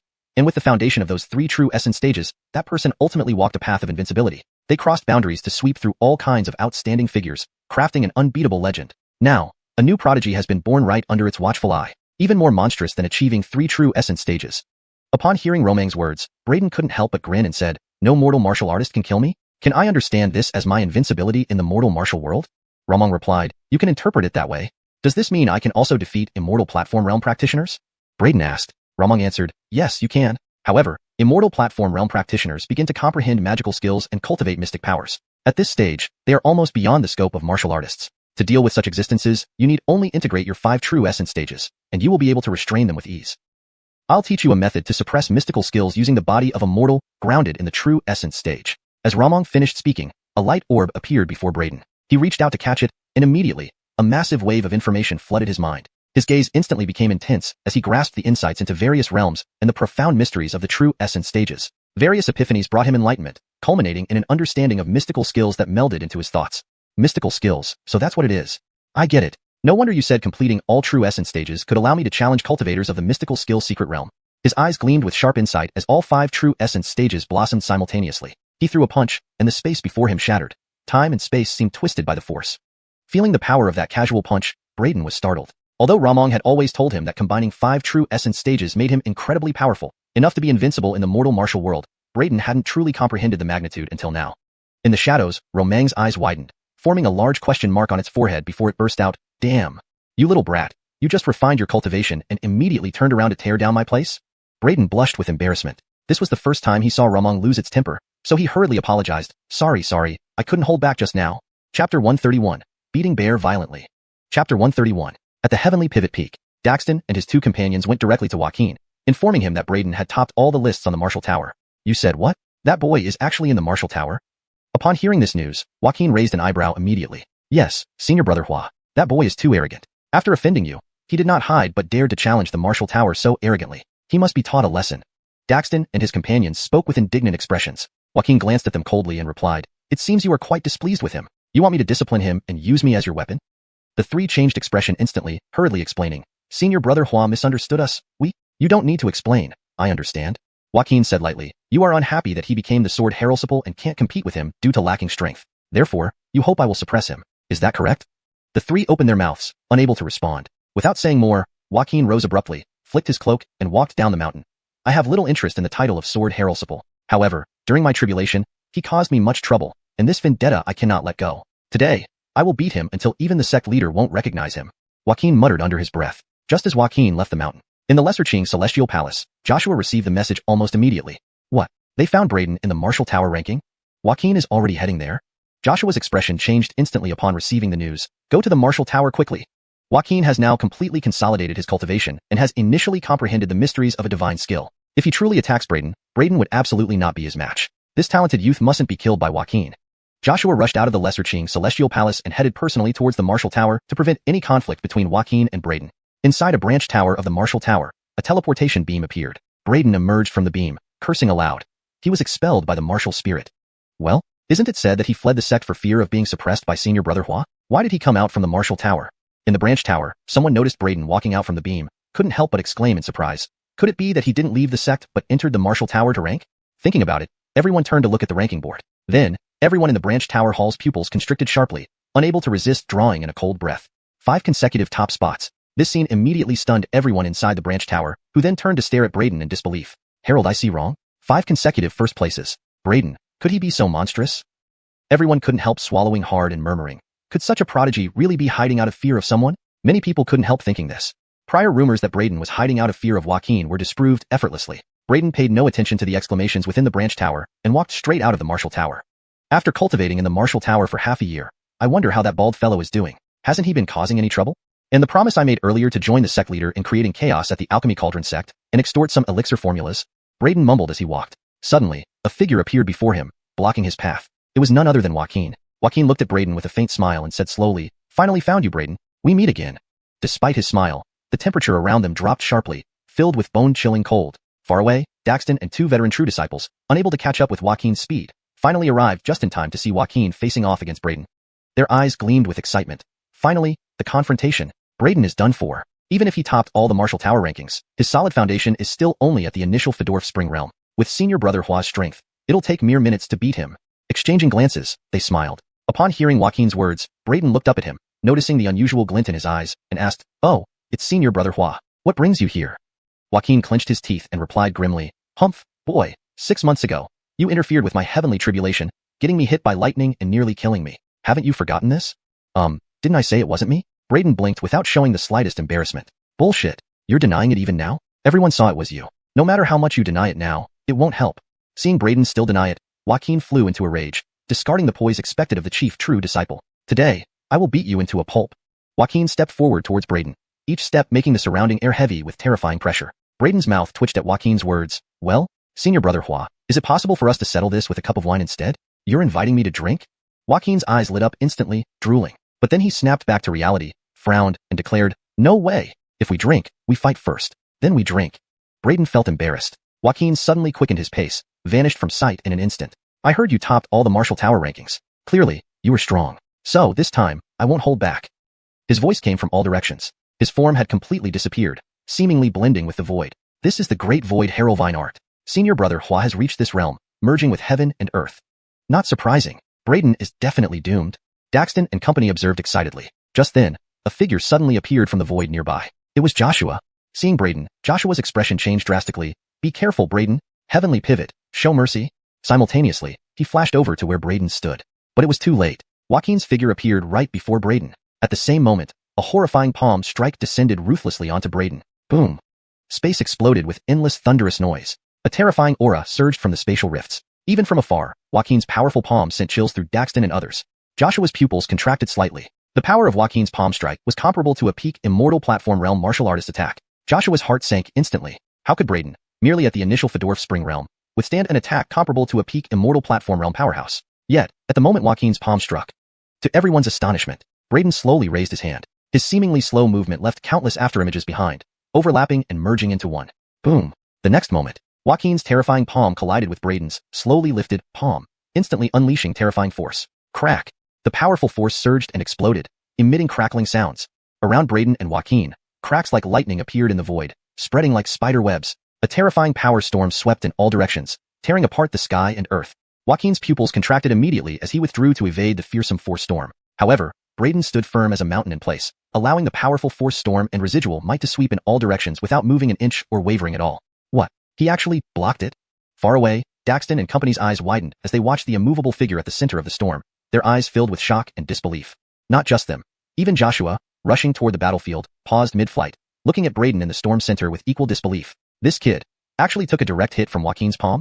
Joshua couldn't help but take a deep breath. No one knew better than him how strong Joaquin was. 10 years ago, before Joaquin broke through to the immortal platform realm, he had already dominated his generation, leaving almost no young martial artists able to match him. After another 10 years, Joaquin ascended to the immortal platform realm. His strength skyrocketed to an unprecedented level. Joshua had personally tested Joaquin's strength before. He concluded that Joaquin was unfathomably deep and unmatched among his peers. Yet now, such a powerful strike from Joaquin didn't even shake Brayden. Instead, the power storm between them sent Joaquin retreating. This kid's strength has increased again. Joshua fixed his gaze on Brayden and couldn't help but draw in a deep breath. Tap, tap, tap. As Joaquin's figure landed backward, he created several large craters in the ground before stabilizing himself. He then stared at Brayden with shock. Initial Fedorf Spring realm, yet you can withstand my attack. You are indeed extraordinary. No wonder you topped multiple martial tower rankings. It seems I have no reason to hold back anymore. A gleam of determination flashed in his eyes, and his figure vanished once more. Boom, boom, boom. In an instant, he reappeared before Brayden, unleashing a barrage of terrifying attacks like a torrential rainstorm.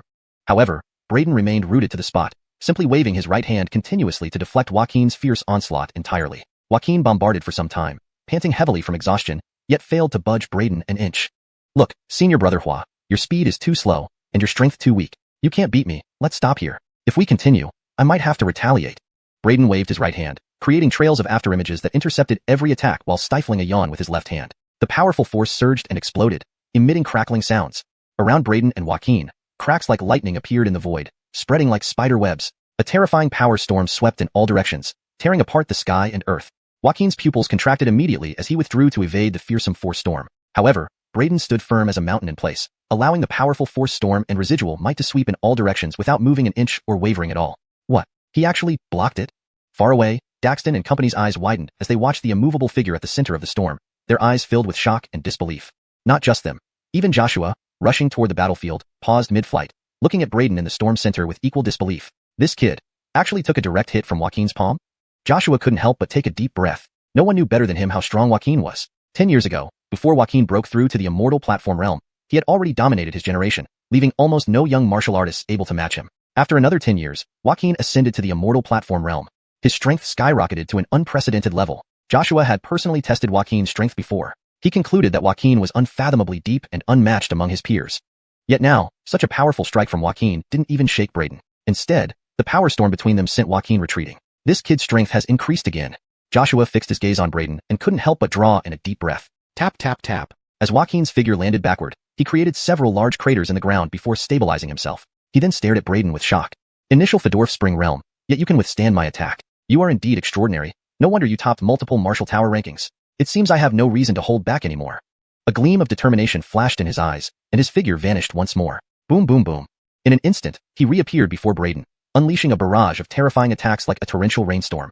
However, Braden remained rooted to the spot, simply waving his right hand continuously to deflect Joaquin's fierce onslaught entirely. Joaquin bombarded for some time, panting heavily from exhaustion, yet failed to budge Braden an inch. Look, senior brother Hua, your speed is too slow, and your strength too weak. You can't beat me, let's stop here. If we continue, I might have to retaliate. Braden waved his right hand, creating trails of afterimages that intercepted every attack while stifling a yawn with his left hand. Chapter 132. Abdershu shows mercy. Hearing Braden's words, Arden was almost driven to the brink of fury. After exhausting himself for so long, he found that not even half his efforts had made an iota of difference. All his attacks were calmly deflected by his opponent. This was bad enough, but to add insult to injury, this guy in front of him dared to mock him, saying that his speed was too slow and his strength too weak, that he couldn't beat him. Suddenly, he exploded with anger, laughing maniacally. Fine. It seems I've underestimated you indeed. You have some skills after all. But do you really think I, Arden, am just capable of this much? His voice fell silent as a fearsome aura immediately erupted from within Arden's body. The elements stirred around him, and the might radiating from his form was far more terrifying than before.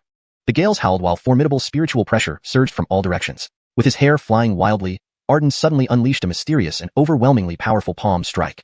It seemed like this one strike could split the heavens and earth apart, with the force to crush everything in its path. Farther away, Daxton and the three others saw this scene and immediately became excited. Brother Hua has truly shown his true strength. That kid is dead. Joshua's face also changed. This isn't good. Arden has been thoroughly enraged. Now Braden is in danger. He hurriedly stepped forward, shouting, Arden, show mercy. However, in the midst of battle, seeing Arden striking once again, Braden couldn't help but frown. I said that's enough. If you insist on attacking, don't blame me for retaliating.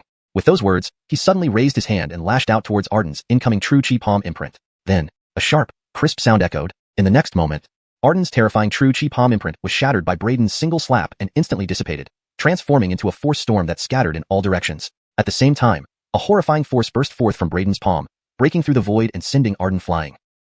Daxton and the other three veteran true disciples watching the scene froze in shock, their expressions turning from excitement to disbelief. Seeing Arden being slapped back by Braden, their eyes were filled with incredulity. I can't be seeing things, right? Brother Hua was actually slapped away by Braden. Impossible. This is absolutely impossible. My eyes must be deceiving me. The three shook their heads vehemently, unable to believe what they were witnessing. Arden represented the last face of honor among the true disciples. His power and foundation were boundlessly strong, unmatched by anyone of his generation. He was a legendary genius who had never known defeat since his debut, an icon of faith in all their hearts. Yet now, their symbol of faith had been slapped away by Braden, and so effortlessly. False. This must be an illusion. Brother Hua is invincible. A mere Braden couldn't possibly stand against him. Brother Hua must have been careless earlier. The three took deep breaths, unable to accept this outcome. Joshua was also astounded, his figure hovering midair as disbelief shone in his eyes. He hadn't expected that such a formidable palm strike from Arden could be crushed so easily by Braden. What kind of power is this? This boy, how did his strength improve so much in just half a year? Shock coursed through his veins as he marveled at Braden. At this moment, Arden, who had been sent flying by Braden, finally snapped out of his daze. Looking up at Braden, he couldn't contain his rage and let out a furious roar. Braden, I'll take you down. He soared into the air, his aura undergoing a radical transformation. Instantly, he exuded an overwhelming presence that seemed capable of destroying everything in its path. Boundless sword light erupted from his body. In a flash, his entire form transformed into a piercing blade, emitting razor-sharp sword chi as he penetrated the void and charged toward Braden again. Sword and man is one. Amazing. Brother Hua is serious now. What happened earlier was just a mistake on Brother Hua's part. Now that Brother Hua is taking it seriously, Braden stands no chance of fighting back. Go, Brother Hua. Seeing Arden display the formidable technique man and sword united, Daxton and the others' eyes lit up with renewed fervor. Their belief in him flared up once more. But in the next instant, their expressions froze, their shouts dying on their lips as they stared in disbelief at the unfolding scene. Braden remained standing still, unshaken by Arden's fearsome attack. Facing Arden's devastating man and sword united technique, he calmly extended his hand forward. The sword which Arden had transformed into was halted by Braden's palm. An invisible force seemed to emanate from his palm, stopping Arden from moving any further. No matter how much effort Arden put in, he couldn't advance an inch.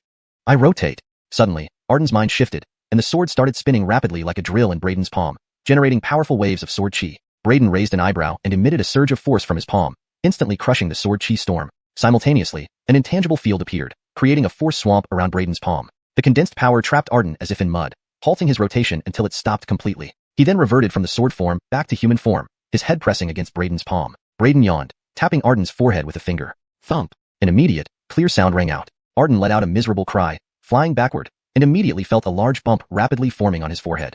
Braden smiled slightly. That sounded crisp. Your skull seems pretty ripe.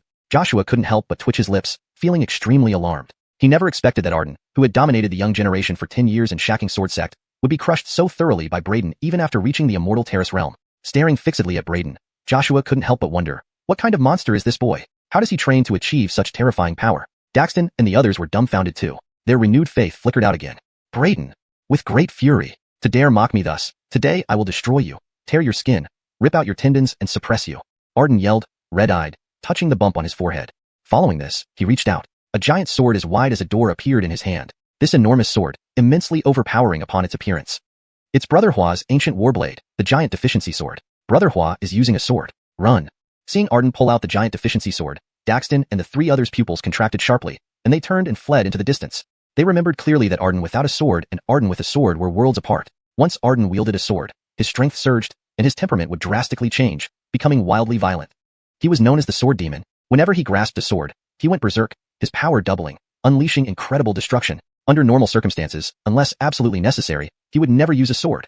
Now, however, he had pulled out the giant deficiency sword, indicating he was thoroughly enraged. The sword demon who once suppressed all under the heavens was about to reappear.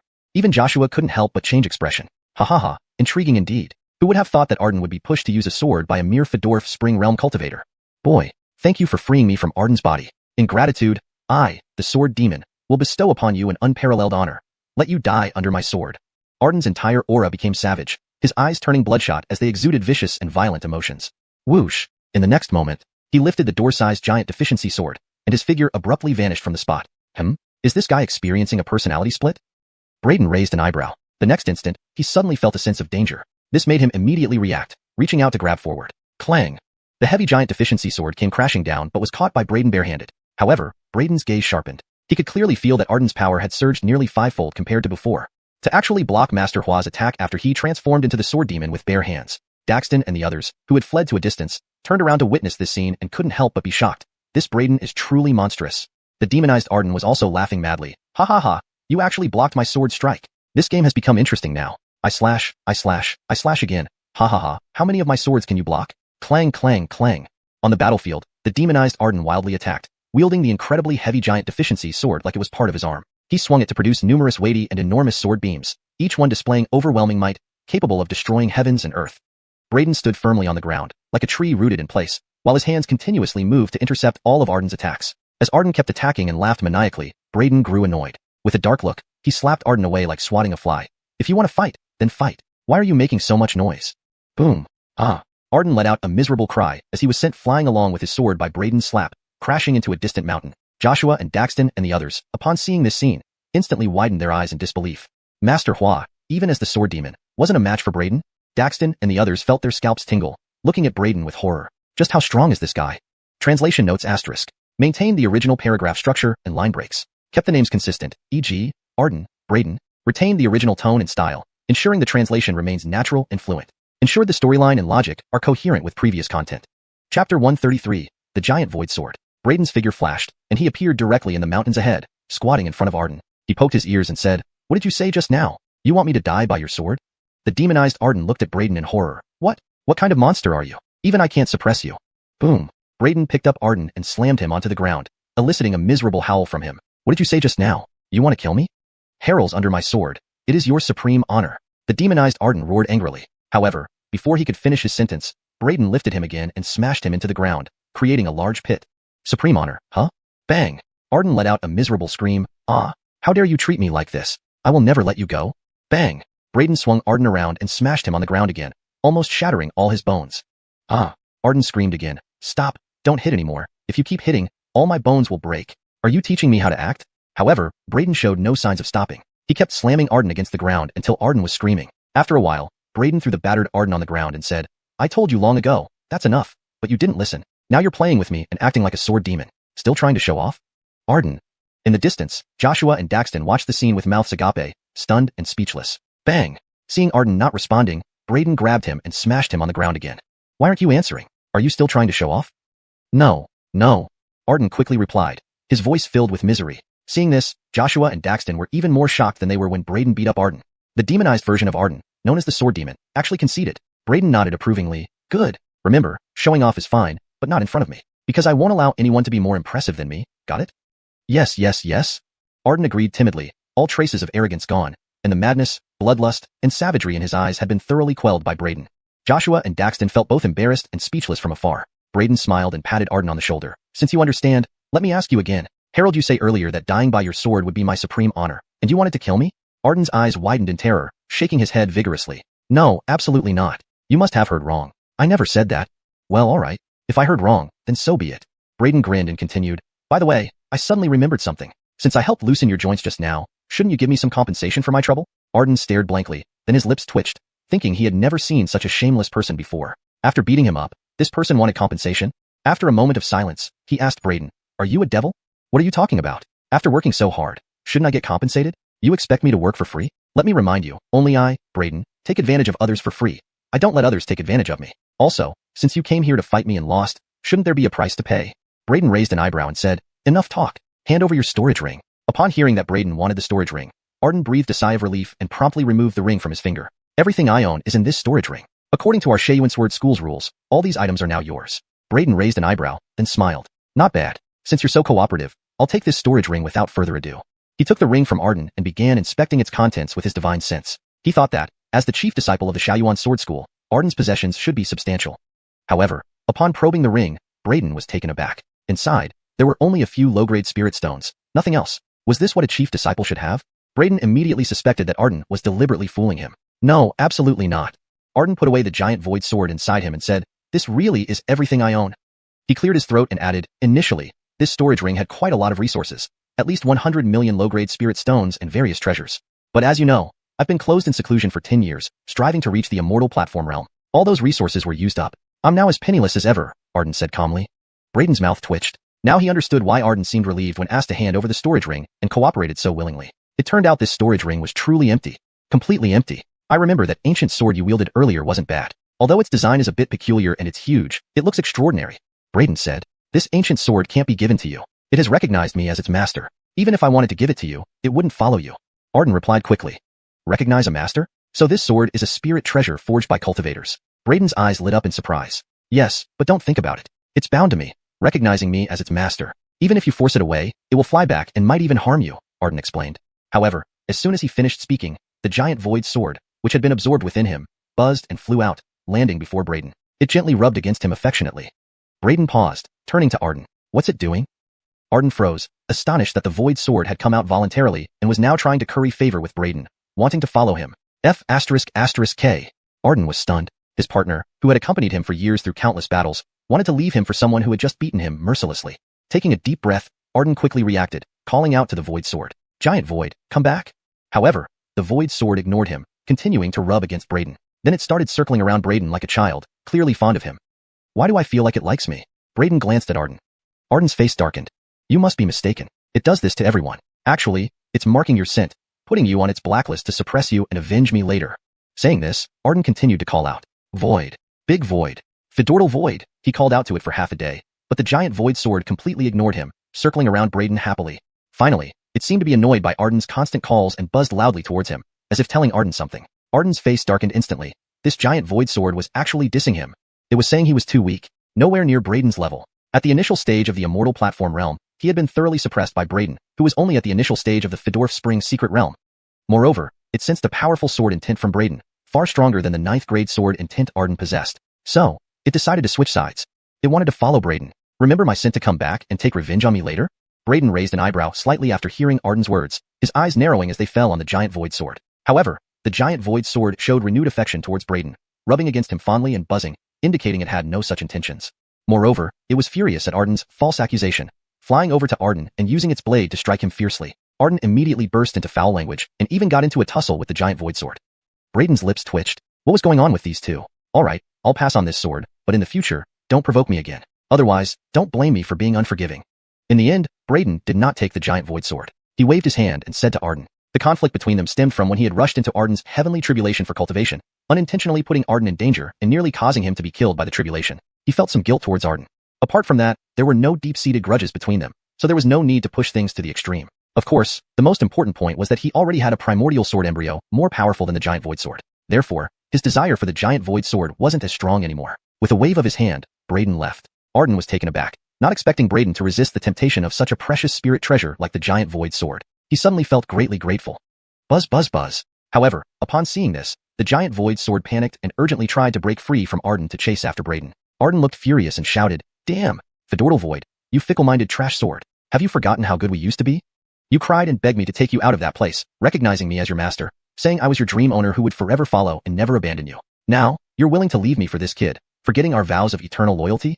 He called out repeatedly, but the giant Shua sword completely ignored him, instead circling around Braden happily. Finally, it seemed that it was truly annoyed by Joaquin's constant calls and buzzed at him, as if trying to convey something. Joaquin's face darkened instantly. The giant Shua sword was actually dismissing him. It was saying he was too weak, nowhere near Braden's level. Joaquin was in the early Shenjing stage, yet he was thoroughly suppressed by Braden, who was only at the early Fedorf Spring secret realm. Moreover, from Braden, it sensed a powerful sword intent. This sword intent was far stronger than the 9th rank sword intent that Joaquin had mastered. Thus, it was planning to switch allegiance. It wanted to follow Braden. Want to remember my aura to take revenge on me later? Braden's eyebrows twitched slightly upon hearing Joaquin's words. He narrowed his eyes toward the giant Shua sword, but the sword expressed its affection for Braden again, gently brushing against him and buzzing, indicating it had no such intention. Furthermore, it was furious at Joaquin for slandering it and lunged at Joaquin, striking him forcefully with its blade. What the $% at? Joaquin immediately swore and wrestled with the giant Shua sword. Braden's mouth twitched. What was going on with these two? Forget it, I don't want this sword. Just don't come bothering me in the future, or I won't be polite next time. Ultimately, Braden didn't take the giant Shua sword and waved his hand, addressing Joaquin. Their conflict originated from Braden entering Joaquin's heavenly tribulation back then, inadvertently causing him trouble and nearly getting him killed by the tribulation. Braden felt somewhat apologetic towards Joaquin. Beyond that, there were no deep grudges between them, so there was no need to escalate things further. Most importantly, he already possessed an innate sword embryo more powerful than the giant Shua sword. Therefore, Braden wasn't as eager for the giant Shua sword anymore. With a wave of his hand, Braden left. Joaquin froze, surprised that Braden could resist the temptation of such a precious spiritual treasure like the giant Shua sword, and felt deeply grateful. Buzz, buzz, buzz. But the giant Shua sword became anxious at this sight and urgently tried to break free from Joaquin, rushing after Braden. Joaquin exclaimed angrily, "Darn it! Fedortal Chua, you fickle-minded sword. Don't you remember how good we were? You once cried and begged me to take you out of that place, acknowledged me as your master, and said I was your dream owner who would always follow and never leave you. Now you see this kid and are willing to go with him, forgetting our solemn vows." Chapter 134, 300 times gravity. Chapter 134. Watching Ryder struggle with the giant K sword, Joshua and Daxton exchanged bewildered glances. "Shouldn't you snap out of it, sect master?" Braden walked up to Joshua, winked at him, and said with a mischievous smile. Joshua's gaze fell upon Braden, suppressing his inner shock as he scrutinized Braden. His eyes shone with admiration. "You little brat, truly monstrous. Just in a few months, your strength has grown this much. How on earth did you do it?" Joshua exclaimed in astonishment. Braden shrugged, adopting a cocky expression. "Harold didn't do anything special, just fought several thousand consecutive matches in the martial tower. Inadvertently, I reached a few more layers of true extreme realm. Slight improvement, nothing worth mentioning." Upon hearing Braden's words, Joshua's mouth twitched. Surprised, he asked, "You spent all this time fighting nonstop in the martial tower for several thousand matches?" Braden remained noncommittal. Seeing this, Joshua couldn't help but take a deep breath. "Monstrous, truly monstrous. Just as expected from my chosen Xianxia." With that, excitement appeared on his face. Speaking of which, the exchange gathering of the 6 major sects is only a few days away. With your current strength, you'll definitely bring glory to our shacking sword sect at this gathering. Braden was curious. The exchange gathering of the 6 major sects? A lot of geniuses, huh? Yes. Joshua nodded emphatically. This gathering can be considered the grand event for the entire Peterdom. All the top prodigies will participate, exchange martial arts knowledge, and compete fiercely. Then Joshua glanced sideways at Braden, concerned that Braden's rapid growth might lead to arrogance. He coughed dryly and continued, "However, you don't need to worry. Among the younger generation, there are not many who can threaten you with your current strength." Immediately, Braden's eyes lit up in surprise. "Few can threaten me? Sect master means there are still some people in the younger generation who can rival me?" He had already cultivated to the 5th level of true extreme realm. With his current strength, he could fearlessly face anyone below the cultivator rank. He never expected someone in the younger generation could rival him. Joshua inwardly cursed. With Braden's monstrous growth rate and the overwhelming strength displayed against Ryder, who in this world could match him among contemporaries? To avoid Braden getting arrogant, he nodded affirmatively. "Naturally. Although your current strength is impressive, your cultivation level is still low. As they say, there are always better people out there. In this world, prodigies are as numerous as clouds. Every major sect has hidden geniuses. For instance, in our shacking sword sect, we have Ryder." Speaking of Ryder, Joshua hesitated, glancing at Ryder, who was wrestling with the giant K sword nearby after being thrashed by Braden earlier. Feeling awkward, he coughed dryly. Other sects also have their standout prodigies, some of whom made their debuts even earlier than Ryder. Prodigies who debuted earlier than Ryder? Braden's eyes narrowed, becoming serious. "So it seems my current strength isn't enough yet. Nope, I need to become stronger. More cultivation. I must continue cultivating." He looked up at Joshua, earnestly asking, "Sect master, how many days until the exchange gathering of the 6 major sects?" 7 days. Joshua replied. 7 days? Braden was startled, his expression turning solemn. "Only 7 days left, looks like I can't waste any time. I must continue cultivating immediately." After saying this, Braden bid farewell to Joshua and instantly turned into a streak of sword light, heading straight for the gravity cultivation area. Joshua smiled approvingly. Youngsters should maintain such vigor. Daxton and others glanced at the smiling Joshua, feeling embarrassed. They silently called him a crafty old devil. With Braden's displayed strength, who in the young generation of the Peterdom could rival him. However, Braden was unaware of this. Having debuted late, he wasn't well versed in the various prodigies of the young generation in the Peterdom. Originally intending to rest after leaving the martial tower, Braden headed straight for the Shacking Sword Sect's gravity cultivation area after hearing Joshua's words. My breakthrough to the Fedorf Springs secret realm received tens of millions of cultivation resources from the sect. For the upcoming exchange gathering, I should bring glory and strive for supremacy for the sect. In my battle with Ryder, I only used 2/10 of my strength. Sect Master mentioned top-tier geniuses from other sects, who have been around longer than Ryder and must be formidable. However, with my current strength, if I unleash full power, I should be able to defeat them. To play it safe, let's further enhance my strength a bit more. Braden's eyes hardened as he activated 300 times gravity. Subsequently, he began training in the 300 times gravity area. As the exchange gathering approached, the enthusiasm for cultivation within the sect grew. More disciples came to train in the gravity hall than usual. When these disciples entered the gravity hall, they saw Braden's confidence in enduring 300 times gravity displayed on the list. They were shocked. Holy crap! 300 times gravity. Who is this Braden? A young man exclaimed. What do you mean, Armand? Harold, you miss your seclusion? You don't know the xianxia? A disciple beside him retorted. Armand froze, then slapped his head, recalling Braden's name. Immediately, his eyes widened. It's the xianxia. To think he can endure 300 times gravity and cultivate in it. That's terrifying. If we went in, we'd likely be crushed into blood mist instantly without a trace left. Truly formidable. The xianxia lives up to his name. For a moment, the gravity hall buzzed with excitement. Before their excitement subsided, everyone noticed that the gravity in Braden's cultivation area had increased again, by 50-fold from 300 to 350 times. Instantly, the gravity hall erupted in chatter once more. Soon, the news spread throughout the entire Shacking Sword sect, causing an uproar. Many true disciples were stunned. Damn, what kind of monster is Braden, managing to cultivate in 350 times gravity? Is his body so strong? There's no denying that although he debuted later than us, his talent and potential far exceed ours. No wonder Sect Master holds him in high regard and chose him as xianxia. Hmph, while his talent and strength aren't bad, he's not qualified to be xianxia. Don't forget, Senior Brother Ryder, the chief true heraldsiple of our Shacking Sword sect, has come out of seclusion and survived the heavenly tribulation. With Senior Brother Ryder around, why would someone like Braden qualify to be our sect's xianxia? We should quickly inform Senior Brother Ryder about this person's whereabouts so he can suppress him. Several true disciples hurried towards Ryder's Tianchu Peak. Meanwhile, Ryder, panting heavily after battling the giant K sword, lay sprawled on the ground, grumbling. Brat, thinking you can defy your Grandpa Hua? Next time, dare you run off with that surnamed Fedorn kid? Buzz buzz. The giant K sword vibrated, seemingly protesting. Houston flipped over and mounted the giant K sword, pounding it with a fist as he angrily ranted. We've had decades of friendship. You've only met that kid once, and you actually say I'm not as good looking or capable as him, and want to follow him? Pa, what a lousy sword you are. The giant K sword trembled for a moment, buzzing for a while before finally calming down completely, allowing Houston to store it back within his body. Houston stood up from the ground, brushing off the dust on his clothes, and glanced at Daxton and the others waiting nearby, saying in a ghostly tone, if any of you dare to spread what happened today. Even as he spoke, his figure suddenly appeared before the three of them like a wraith. Daxton and the others immediately shivered, hastily assuring him, don't worry, Brother Ryder. We didn't see anything. We know nothing about what happened here today. Seeing this, Houston finally cracked a smile, patting one of their shoulders and saying, remember what you just said? Then, he turned to look where Braden had left, his gaze flickering as he couldn't help but mutter to himself, Braden, where did this guy come from? So monstrous. It seems impossible to get revenge now. He touched the dark circles under his eyes, gasping in pain, then hurriedly circulated true chi to heal them. That kid sure hits hard. Muttering to himself, Houston asked Daxton and the others, by the way, do any of you have some wine? Good stuff. Daxton quickly responded, I have a jar of 300-year-old Phoenix Clear Dew. It tastes excellent, and has been brewed with several medicinal herbs. Great, lend it to me. I need to go have a few drinks with Brother Braden. Houston laughed. Drink with Braden? Daxton and the others were stunned, thinking they must have heard wrong. Houston had just been pummeled by Braden, and now he wanted to go drink with him? Seeing the bewildered and puzzled expressions on Daxton's trio's faces, Houston immediately understood their thoughts. Looking at them with a mysterious smile at Daxton, he said, since you're willing to lend me this jar of wine, I'll teach you a trick. If you can't beat him, join him. With that, Houston took the jar of wine from Daxton, laughed heartily, and vanished, leaving Daxton and the others standing there in stunned silence.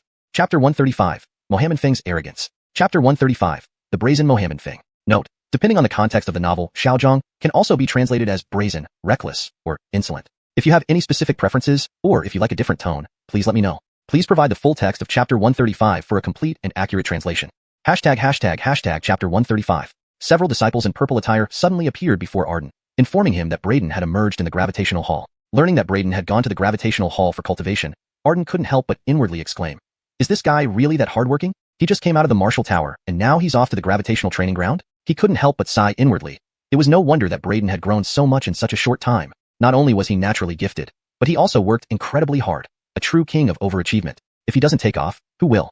This guy leaves no room for anyone else, he muttered, taking a deep breath. Talented people aren't scary, but talented people who work harder than you are terrifying. Thinking about this, he put away the alcohol in his hand and turned around, preparing to head to the martial tower for cultivation. Hua, senior brother, if Braden is in the gravitational hall, why are you going to the martial tower? The several purple-clothed disciples were taken aback when they saw Arden turn toward the martial tower. What else can I do in the martial tower but cultivate? Arden waved his hand back at them. They looked utterly confused. Hua, senior brother, didn't you keep looking for Braden earlier? Now that he's in the gravitational hall, aren't you going to teach him a lesson? One of them hesitated. Arden's eyebrows lifted upon hearing this. He turned around and said with righteous indignation, "What are you talking about? Braden and I are like brothers. Why would I want to teach him a lesson? You should also know, Braden is my brother, and no one is allowed to trouble him. Otherwise, don't blame me for being impolite." With that, Arden ignored them and walked toward the martial tower. As he turned away from them, his face couldn't help but twitch slightly. Teach Braden a lesson? Are you kidding? If I could beat him, would I need you to say anything? Meanwhile, those several purple-clothed disciples who heard Arden's words were all left stunned, completely dumbfounded. Watching Arden's figure disappear from view, they finally snapped back to reality, discussing animatedly, what just happened? What did Hua senior brother say? That Braden is his brother. Weren't we told that Braden disrupted Hua senior brother's heavenly tribulation and infuriated him so much that he mobilized all resources to find Braden to teach him a lesson? What's going on now? They were full of questions. They didn't know that not long ago, Arden had been brutally beaten by Braden. This incident hadn't been publicized by Daxton and others. Days passed one after another. In the gravitational hall, Braden had already increased the gravitational training ground's gravity to 500 times normal. At this moment, his entire body trembled as layer upon layer of blood seeped through his skin. That 500 times gravity was terrifying beyond belief. Ordinary people couldn't bear it. Even immortals of the immortal platform realm wouldn't be able to endure it. They would instantly be crushed into a pile of flesh. However, Braden used this terrifying gravitational pressure to constantly hone and refine his physical body. His body became increasingly strong, undergoing an astonishing transformation. Inside his body, his bones were making cracking sounds like popping beans, repeatedly breaking and regenerating under the immense gravitational pressure. Through this cycle, his body strengthened at an alarming rate. After some time, this transformation finally concluded. Braden's body let out a roar akin to a tsunami, his blood boiling within him. A surge of energy shot up his spine, bursting through his crown and coalescing into a blood dragon in midair. It was a blood chi dragon, a manifestation of his robust life force. He slowly opened his eyes, and immediately, a brilliant ray of light flashed from them, piercing through space with a blood-red glow. Standing up straight, his body made cracking noises as he moved, disturbing even the heavy gravitational forces surrounding him. The 500 times gravitational pressure could no longer greatly affect him. Heavy gravity resistance. My body has become stronger. It seems the swallowing heaven devil body has also been stimulated, undergoing a leap in vitality. Braden smiled, throwing a punch without any true chi, using pure physical strength, which easily tore through space. Such terrifying physical power. With my current body, even immortal platform experts might not be able to harm me. My body has truly become unbreakable and immortal. Now, who can kill me if no cultivators step forward? Braden's gaze burned intensely. With his current physical strength, even standing still, an average immortal platform expert wouldn't be able to injure him. Such rapid advancement makes the suffering worth it. He cleaned the bloodstains from his body with true chi, changed into clean clothes, and then stepped out of the gravitational training area. When the door to the gravitational training room opened, countless gazes fell upon him within the gravitational hall. Countless disciples looked at him with admiration, while some graceful ailing glanced at him with bright eyes. However, Braden kept his eyes straight ahead and walked out of the gravitational hall. He stretched lazily, feeling incredibly relaxed now that he was outside the heavy gravitational field. As soon as he exited the gravitational hall, Braden saw many disciples from other sects. He asked a disciple of Xuanhuan sword sect, "What's going on? Why are there so many disciples from other sects here?" "Oh, senior brother Fedorn." That disciple seemed to worship Braden immensely. Seeing him, he became excited and said, "Report, Sword Son. The grand gathering of the 6 major sects is hosted by our Xuanhuan sword sect this year. Only one day remains until its commencement, and these people have come to participate in the event." "Is that so?" Braden nodded, wondering how Xuanhuan sword sect, despite being poor, managed to host this gathering. Just then, a conflict broke out nearby. A disciple from Danharong sect's Wu Pavilion got into a verbal altercation with a Xuanhuan sword sect disciple, leading to a fight. They fought vigorously, drawing crowds of spectators. Bang! The Xuanhuan sword sect disciple was kicked flying by the Danharong sect disciple. The latter then dashed forward, caught up to him, and stomped on his face, mocking and disdainfully saying, "You piece of trash, do you dare to argue with me? When I say you Xuanhuan sword sect are nothing but a bunch of poor beggars, what's wrong with that? Saying that your disciples are the leftovers rejected by other sects, what's wrong with that? Humph, perhaps you don't know? Your so-called sword son was merely trash rejected by us Danharong sect, a reject. Who would have thought that Xuanhuan sword sect took him in and treasures him, even appointing him as sword son? How hilarious." The Danharong sect disciple laughed wildly, stomping on the Xuanhuan sword sect disciple with sheer arrogance. The disciple beneath his foot flushed with anger, roaring to get up from under him. "Don't you dare insult our Xuanhuan sword son? You still dare to struggle?" Mohammed Feng sneered, pressing down on his face more forcefully. "Xuanhuan sword sect takes in scraps and rejects, and now you're telling me to shut up? Ha ha ha. Mohammed Feng was actually Benson's brother, who possessed the unmatched sword bone. Note. The names Mohammed Feng mentioned in chapters 35 and 36 should be Mohammed Hai and Mohammed Xiu, which was a typographical error. Seeing this, the Xiaoguang sword sect disciples around were furious. However, the few disciples next to Mohammed Feng emitted powerful auras, pressuring those around them so that the Xiaoguang sword sect disciples couldn't move. Especially one of the Danherong sect Wu Pavilion disciples, who exuded an aura even more powerful than Arden. He was also significantly older than Arden. Standing there, his mid-immortal platform realm cultivation radiated with a deep and formidable presence, far more terrifying than many elder immortal platform experts. As his aura unfurled, the surrounding Xiaoguang sword sect disciples were forcibly pushed back, unable to approach. I won't allow you to insult Xiaoguang sword sect, or to insult Sword Sun. Under Mohammed Feng's foot, that Xiaoguang sword sect disciple roared in anger, suddenly finding the strength to flip Mohammed Feng off him and climb to his feet. He lunged at Mohammed Feng. Mohammed Feng immediately flew into a rage, kicking him so hard he spat blood and flew sideways. Waste of space. If you won't let me speak, I'll speak louder. Your Xiaoguang sword sect is just a bunch of garbage, picking up rejects from other sections. And your precious Sword Sun? He's also trash, a reject? However, before he could finish speaking, an overwhelming aura suddenly approached. The few prodigies from Danherong sect Wu Pavilion next to Mohammed Feng instantly had their pupils contract, all turning their eyes toward the nearby figure, their expressions turning grave. Braden appeared, his face grim, walking over as if he were above the ground. The few Danherong sect geniuses all fixed their gazes on Braden, including the veteran genius with a mid-immortal platform realm aura even more robust than Arden. Their eyes all locked onto Braden. Russell. The powerful aura these few emitted to repel Xiaoguang sword sect disciples disintegrated instantly as Braden neared. The surrounding spiritual energies violently surged, stirring up a fierce gale. The present Danherong sect Wu Pavilion elites instantly changed color. Jason, the veteran mid-immortal platform realm genius, narrowed his eyes, fixing Braden with a gaze that flickered with a glint of admiration. What an imposing aura! Who are you?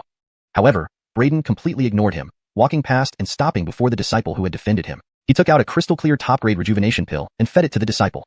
Senior brother Fedorn? The disciple looked stunned, staring at Braden. Braden suppressed his anger, patting his shoulder gently and saying softly, "Go rest over there. Heal well, don't leave any lingering injuries." Finished, he turned to Mohammed Feng, his calm gaze now filled with terrifying killing intent. "You have some nerve." He couldn't quite understand how Mohammed Feng, being only early Dao Palace realm and whose brother Benson's wasn't even his match, dared to provoke him and even challenge Xiaoguang sword sect together. Chapter 136. There are no geniuses before me. Chapter 136. Braden. Seeing Braden, Mohammed Feng's gaze instantly sharpened, revealing a strong look of hatred. His most respected elder brother, Benson, had died by Braden's hand. His hatred towards Braden was so profound that all the waters of the 5 lakes and 4 seas could not quench it. However, Braden didn't even bother to give Mohammed Feng a second glance. Even Benson had been no match for him back then, having been effortlessly killed. How could someone like Mohammed Feng, who was only at the early stage of Dao Palace secret realm, be any different? Without any further ado, he raised his hand, ready to crush him. The several Danherong sect martial geniuses immediately focused their attention, advancing together to protect Mohammed Feng. Powerful auras surged directly toward Braden. What do you intend to do? Jason narrowed his eyes, his cold gaze fixed on Braden. The powerful pressures emitted from those few people pressed down on Braden, but he seemed unfazed. He turned his gaze towards Jason and the other prodigies present in the Danherong sect martial pavilion and said with indifference, "So, you are his reliance?" As soon as these words were spoken, boom, a terrifying aura erupted from within Braden. In an instant, heaven and earth were shaken. An overwhelming force radiated outward in all directions from him, disrupting the order of the world. A fierce storm of spiritual energy erupted around them, knocking everyone off balance. The powerful pressure from Jason and others vanished instantly, dissipating into thin air. Jianzi. The sect can't be disgraced. Jianzi cannot be disgraced.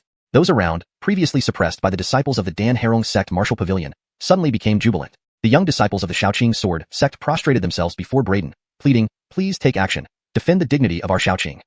Meanwhile, Jason and the others' pupils constricted as they looked at Braden, their eyes filled with shock. They hadn't expected Braden to be so powerful. Just the aura he casually emitted was this terrifying. He had crushed their presence like crumbling dead wood and had even summoned the power of the heavens. Such means and ability would be difficult even for a super genius at the Xiantai realm to achieve. Could this really be done by a middle-stage Fedorf Spring Realm warrior? If Jason at all felt this way, how much more Mohammed Feng, who was only at the initial stage of Dao Palace secret realm? Upon sensing Braden's terrifying aura, Mohammed Feng paled, his hatred vanishing instantly, replaced by boundless fear. When your enemy is so powerful that you can't even look up to them, what remains is only fear. What does hatred amount to in the face of extreme terror? Mohammed Feng's heart pounded fiercely now. His fear of Braden was growing continuously. He had dared to act so arrogantly earlier because he had Jason and the other martial geniuses as backing. Especially Jason, a supreme genius of the super genius level, possessed cultivation at the mid-stage of Xiantai realm, the most outstanding existence among the younger generation today.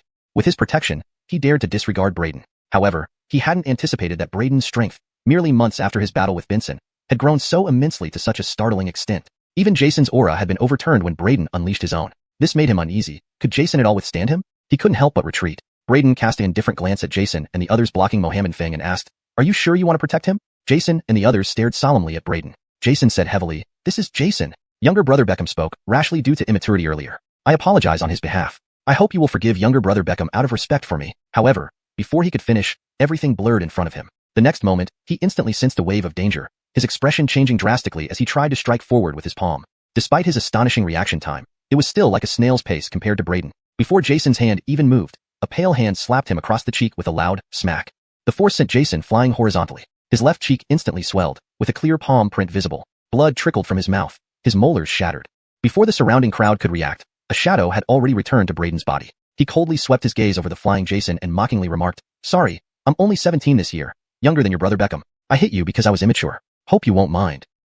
Only then did the crowd around react to Braden's words. The few disciples of the Devouring sect martial pavilion exclaimed in horror upon seeing Jason being slapped away by Braden, "Senior brother Zhou?" These disciples watched Jason spitting blood in disbelief, the shock beyond words.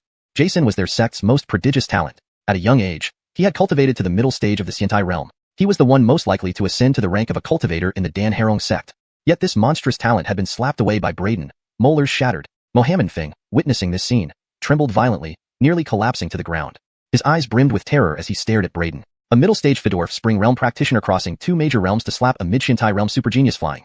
What kind of monster was this? In the distance, Jason landed, steadying himself, covering his swollen cheek. He instantly flew into a rage, roaring at Braden, "You dare ambush me? I'll kill you." His figure flickered, disappearing instantly. He became a blurry figure charging straight at Braden, emitting an overwhelming aura. Braden snorted coldly, "Kill me? Do you even qualify?" He lifted his foot, kicking Jason away like a ragdoll, making him scream in agony once more. "Senior brother Zhou." This sight caused the other geniuses present to gasp in shock. "Insolent pup, take him down together." Next, they shouted in unison, charging at Braden collectively. Braden swung his right hand like swatting flies, sending them flying one after another, landing in the distance wailing. Mohammed Feng, watching Braden with sheer terror, stammered when Braden turned to look at him, "How? How could you possibly have such strength?" Senior brother Zhou is an absolute genius at the mid-stage xianxia realm, one of the standout talents representing the young generation throughout the entire Dogon Empire. How could he be defeated by you so easily? Braden remained expressionless, reaching out to grab Mohammed Feng, pinning him in his palm, saying indifferently, "In front of me, there are no geniuses." Having said that, he tightened his grip to crush Mohammed Feng on the spot. However, just then, a shout rang out from afar, "Stop!" Braden turned to see several figures soaring through the air towards them. The leader was none other than the Grandmaster of the Devouring sect. Behind him followed the heads of the Pill Pavilion and Martial Pavilion of the Devouring sect, as well as Germain. Master, save me." Seeing the newcomers, Mohammed Feng instantly grabbed onto this lifeline with immense excitement and sneered at Braden. "Braden, you didn't expect it, did you? I've already been taken in as a personal disciple by the Grandmaster. If you dare kill me, the Grandmaster will never let you off, ha ha ha." However, before he could finish, Braden immediately, and without hesitation exerted force with his grip. In the next moment, there was a "pu" sound, and Mohammed Feng's body was directly crushed into a cloud of blood missed by Braden, leaving only his head behind, eyes wide open in disbelief and unyielding death. He casually tossed aside Mohammed Feng's head, and turned to look at the Grandmaster of Devouring sect and the two pavilion heads, standing with his hands clasped behind his back.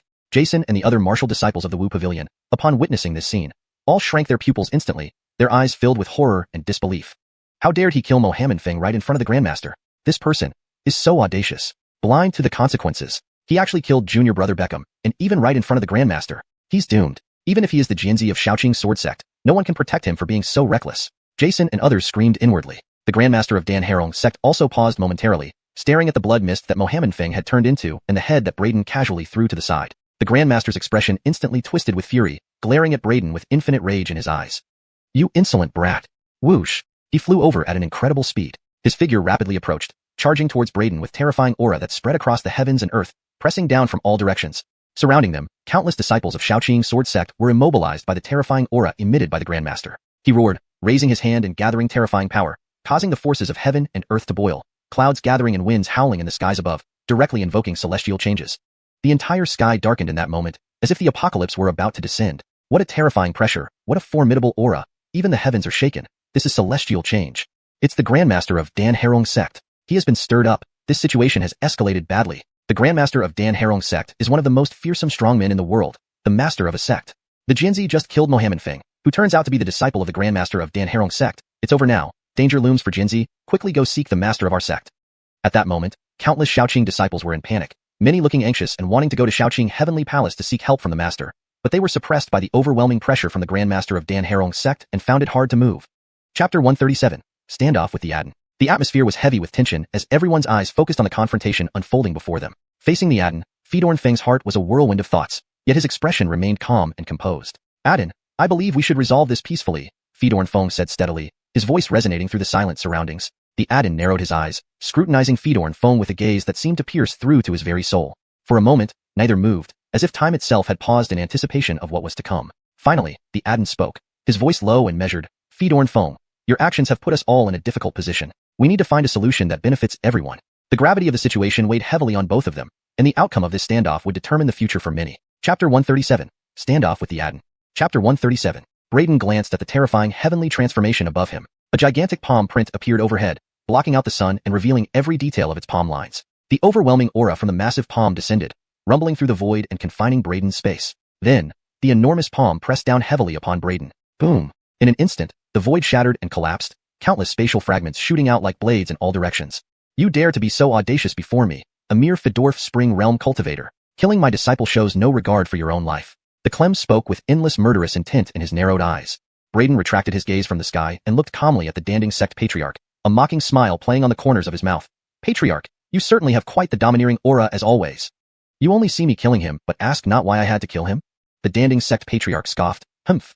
Even if you had legitimate reasons for killing my disciple, it was still wrong of you. My disciple is not someone of lowly birth like yourself who can be killed easily. Today, even if Joshua were to appear, he could not save you. As soon as these words were uttered, the terrifying palm was already within 3 zhang of Braden's head. Ha ha ha, so what if there are 1,000 justifications? It is still wrong of me. Indeed, Patriarch is formidable. But do you think I am still that person who could only let you have your way a year ago? Do you really believe you can take me down today? Braden laughed loudly, his eyes now showing mockery towards the Dandering sect patriarch. Just because you've reached the peak immortal platform realm, entering the half-step cultivator territory, you think you're invincible? Braden coldly smiled, unbothered by the oppressive force pressing down on him or the power that restrained the void around him. Just as he was about to counterattack and shatter the opponent's momentum and divine power, a figure suddenly appeared in front of him. It was Joshua. As the head of the sect, such a major event happening here, how could Joshua be unaware? He had rushed over as soon as the Danding sect patriarch and others arrived. Seeing the Danding sect patriarch so tyrannical, directly attempting to kill Shaoqing's sword sect's sword Harrelsiple right under his nose, and declaring that even Joshua couldn't protect Braden made Joshua's face instantly darken. He gave a cold laugh and swung his sword. Swoosh! Terrifying sword energy instantly pierced the heavens, slicing through the massive palm imprint pressing down on Braden. Powerful sword energy ripped through everything, leaving a huge gash in the void, drawing in boundless spiritual storms along a giant sword scar. Joshua stood with his sword inclined, sword energy swirling around him, his sword shadow dancing wildly, his robe fluttering, hair flying in disarray, emanating an aura capable of rending the sun, moon, and stars. Sharp, fierce, dominant, tyrannical. Even Braden could not help but glance sideways in admiration. This was the first time he had seen Joshua wield a sword. Previously, Joshua had given off an impression of being gentle, mischievous, frivolous, and somewhat cynical. But now, holding the sword, Joshua exuded an entirely different feeling, wildly unrestrained, supremely domineering, with all sharpness exposed. He slashed apart the Danding sect patriarch's palm imprint with one stroke, then directed his sharp gaze at the patriarch and said coldly, Patriarch, you truly have great arrogance and grandeur. Attempting to kill our sword Harrelsiple in Shaoqing's sword sect, you clearly don't regard me, Joshua, at all. The Danding sect patriarch's expression tightened. He hadn't expected Joshua to arrive so quickly. He originally thought that by directly killing Braden, once it was done, even if Joshua pursued the matter later, it would be manageable. With Danding sect's wealth, providing some compensation should suffice to suppress the incident. After all, Shaoqing's sword sect was resource-starved. From top to bottom, everyone valued wealth. As long as Danding sect provided enough resources, there was no fear Shaoqing's sword sect wouldn't accept. However, he hadn't anticipated that Joshua would come so swiftly, saving Braden. Nonetheless, he remained undaunted. Danding sect was the sole alchemy sect in Great Gon Kingdom, producing most of the kingdom's marketable elixirs. Thus, their status was pivotal. Even other major sects wanting elixir resources had to rely on Danding sect. They held countless connections. How dared a puny Shaoqing sword sect defy him? Therefore, even facing Joshua, the Danding sect leader remained impolite, proudly declaring, Humph! Joshua, your Shaoqing sword sect disciple unjustifiably killed my disciple right before me. I haven't even demanded accountability, yet you leap into action first. Perfect timing. Since this person has killed my disciple, if you execute him personally now, I can't pretend this never happened and maintain harmony between our sects. Otherwise, your Shaoqing sword sect will never obtain any elixirs from us again. Upon hearing this, many elders of Shaoqing's sword sect changed expressions, but recalling Braden's incredible alchemical talent, they immediately calmed down, supporting Braden outright. They glared angrily at the Danding sect patriarch and retorted firmly, Master Dan, you misunderstand. We have ascertained the truth. Your disciple provoked and insulted Shaoqing's sword sect first. Braden acted to uphold our sect's dignity. How is it unjustified? Yes, Fedorn brother did not unjustly kill your disciple. Clearly, your disciple was arrogant and abusive. insulting Feedorn brother and injuring our disciples, calling Xiaoqing's sword sect trash. That's when Feedorn brother acted. Other surrounding Xiaoqing disciples also voiced their discontent. Yet, people from other major sects shook their heads. Xiaoqing's sword sect is truly muddle-headed, arguing principles with Danding's sect over a single disciple. Is it worth offending Danding's sect? Indeed, though Braden shows some talent. So what? This world doesn't lack geniuses. Offending Danding's sect for a mere disciple is sheer foolishness. If Danding's sect cuts off elixir supplies, it will severely damage Xiaoqing's sword sect. Quite right. Maybe eventually, we'll have 5 major sects instead of 6. In short, Braden was too rash, daring to kill Danding's sect patriarch's direct disciple, causing great trouble for Xiaoqing's sword sect. Were I Joshua, I'd execute him on the spot to appease Danding's sect. Yes, Joshua seems to have lost his senses. Not only didn't he kill Braden to apologize, but he's protecting the young man, confronting the Danding sect patriarch. Xiaoqing's sword sect's future looks bleak. Hearing the discussions, a faint smile emerged on the Danding sect patriarch's cold face, his eyes gleaming with satisfaction. In his view, Joshua should act exactly as everyone discussed. Joshua ignored the chatter around him. He looked coldly at the Danding sect patriarch and said calmly, "Harold, you hear that? The facts aren't as you state. Braden did not kill your disciple baselessly." The Danding sect patriarch's face turned cold. So what? Even if your disciple had reason, it remains wrong of him. My disciple is precious. This person must atone for killing my disciple. What? Joshua, are you truly willing to protect him, conflicting with our Danding sect? French looked at Joshua with a mocking expression and said, "I advise you to think it over carefully. Provoking our Dan Harong sect will absolutely bring no benefit to your Xiaoqing sword sect.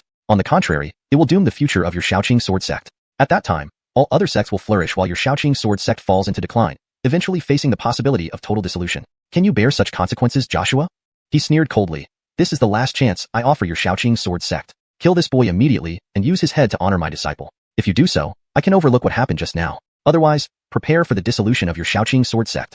Think about it carefully, Joshua. Why should there be any consideration? Sacrificing one person to secure the future of the entire sect. What's there to hesitate about? Yes, Master Feedorn, you should act quickly. Don't gamble with the future of the sect. Our Grandmaster's patience has limits." Germain, who stood behind the Grandmaster of Dan Harong's sect, fanned the flames, urging them on. Rip. However, as soon as Germain finished speaking, a sword beam suddenly shot out like lightning, piercing through the void and unexpectedly drilling through Germain's skull. Braden slowly retracted his fingertip, tucking his hand back behind him. He glanced at the corpse of Germain falling from midair and said coolly, "If you hadn't spoken, I wouldn't have noticed you." His hatred for Germain was no less intense than for Beckham Wuxiao. Back then, if not for Germain, he and Gil would not have been forced out of Xiaoqing's sword sect, nor would they have been pursued by the black and white twin evils of the Beckham family. Gil wouldn't have died protecting him, killed by the black and white twin evils of the Beckham family. An abrupt silence enveloped the surroundings. It was completely silent. Everyone was stunned. Then, all eyes turned toward Braden in shock, their hearts shaken, especially the people of Dan Harong's sect, who were all wide-eyed, utterly disbelieving that under such circumstances, Braden dared to kill Germain right in front of everyone. All gazes were fixed on Braden. Even Joshua couldn't help but twitch an eyebrow, surprised by how decisive and audacious Braden was, killing Mohammed Feng and now killing Dan Harong's sect's elder Germain before everyone's eyes. Seeing Joshua turn to look at him, Braden cleared his throat and explained, "I had a deep-seated grudge against him, a life and death grudge. When I saw him just now, I couldn't hold back, accidentally slaughtering him. So, Master, you'll cover for me, right?" Upon hearing this, Joshua's lips twitched, and he felt a headache coming on. Chapter 138. Take off from where you are and get rich instantly. Chapter 138. A brief silence descended, only for the scene to erupt into a cacophony of astonished voices. "Hey, did I see that right? That guy is seriously this audacious? At this critical moment, he still dares to kill? Too outrageous. He not only killed the personal disciple of the Dan Harong sect's Grandmaster, but also had the nerve to kill an elder right in front of him. This boy is dead for sure. He'll pay for his arrogance. Initially, when I heard about Braden's extraordinary talent and his topping all Wu Tower lists, I envied Qingjian's sword sect for getting such a genius by sheer luck. Now it looks like they've faced nothing but trouble with him. The Qingjian sword sect has no way out except to submit to the Dan Harong sect." People from various major sects whispered among themselves, casting pitying and mocking glances at the Qingjian sword sect members. Originally, they had envied the Qingjian sword sect for having Braden, a top-tier prodigy who topped all Wu Tower lists, but now, he was causing them such trouble. Proud, incredibly arrogant. The Grandmaster of the Dan Harong sect's chest heaved as his face turned ashen. His eyes blazed with rage as he stared at Braden.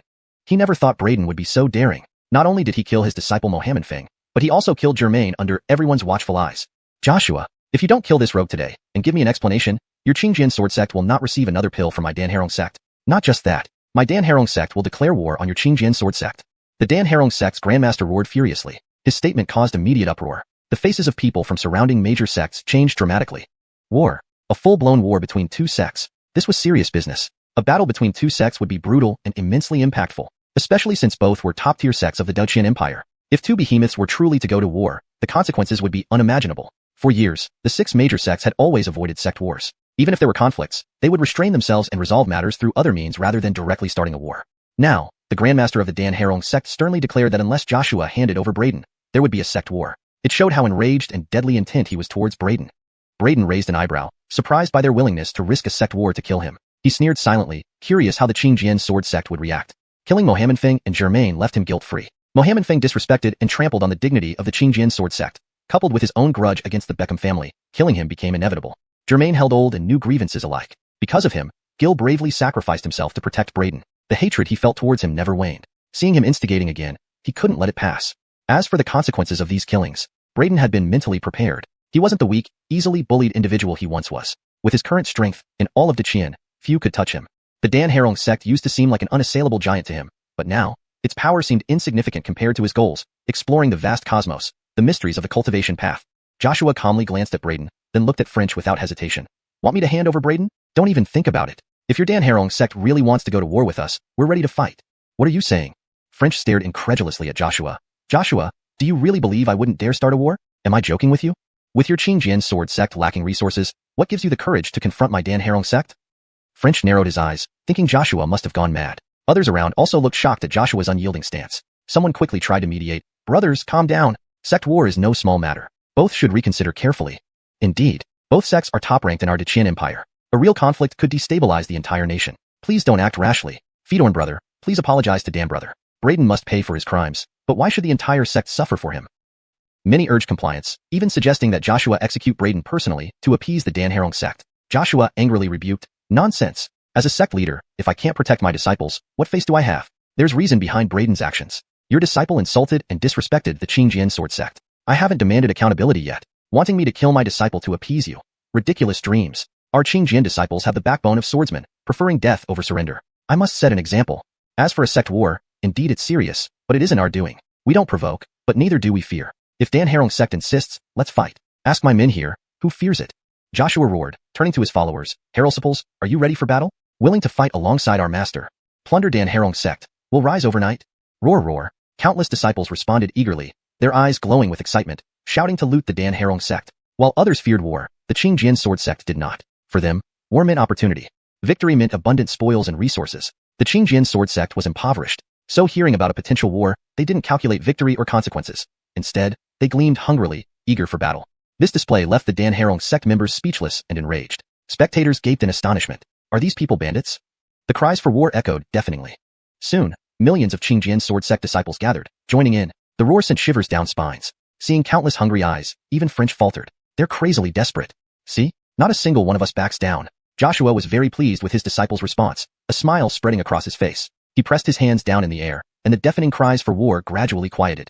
He looked at French and said coolly, So, French, are you sure you want to declare war on my Qingjian sword sect? Look at these excited disciples behind me. How about this? You go back now and prepare. We'll start the war in 3 days. There's no need to rush into this so-called exchange event of the 6 major sections. We can wait until after we finish fighting. French was instantly so furious that he trembled all over, pointing at Joshua but unable to utter a word. After a long pause, he took a deep breath and glared at Joshua with extreme anger, saying, very well indeed, Joshua. I hope you won't regret your decision today. From today onward, my Dan Herong sect will have no more business dealings with your Qingjian sword sect. In the future, don't even dream of getting a single pill from us. And to all other sects here, do not trade any medicinal resources with the Qingjian sword sect, or you'll be considered an enemy of my Dan Herong sect, and we will cut off all pill transactions with you. French took a deep breath and addressed the high-ranking members of the other major sects present. This was a direct attempt to blockade the Qingjian sword sect, cutting off their access to medicinal resources. Upon hearing this, Joshua couldn't help but narrow his eyes slightly but didn't say anything. French sneered at Joshua, I'd like to see how long your Qingjian sword sect can last once we cut off all your medicinal resources. Seeing Joshua's and the entire Qingjian sword sect's defiant attitude, Braden felt a warm current and immense comfort. At this moment, he could no longer remain a bystander. Slowly stepping forward, he looked at French and said coolly, well, as long as I'm here, you don't need to worry about that, old man. The future path of the Qingjian sword sect will surely be brighter. Just because of you? French's gaze fell abruptly on Braden, his face filled with derision. All around, everyone's attention shifted to Braden. Many couldn't help but frown, and some began to whisper and point at him. Does this kid really think so highly of himself? Ignorant fool, he has no idea what he's talking about. The Qingjian sword sect is truly being dragged down by this boy. Chapter 139. Braden stood calmly, unfazed by the hostile gazes and murmurs around him. His voice was steady and resolute as he continued. The Qingjian sword sect doesn't need anyone else's pity. We stand tall and strong, relying on our own strength. You may underestimate me, French, but let me remind you of something important. Braden paused, looking around at the gathering crowd. Every great achievement comes from bold actions. Today, you're threatening us, but history will remember who truly stood up for justice and honor. He turned his gaze back to French, his eyes sharp and unwavering. If you believe cutting off medicinal resources will bring us to our knees, then you severely misunderstand the resilience of the Qingjian sword sect. We have faced adversity before and emerged stronger each time.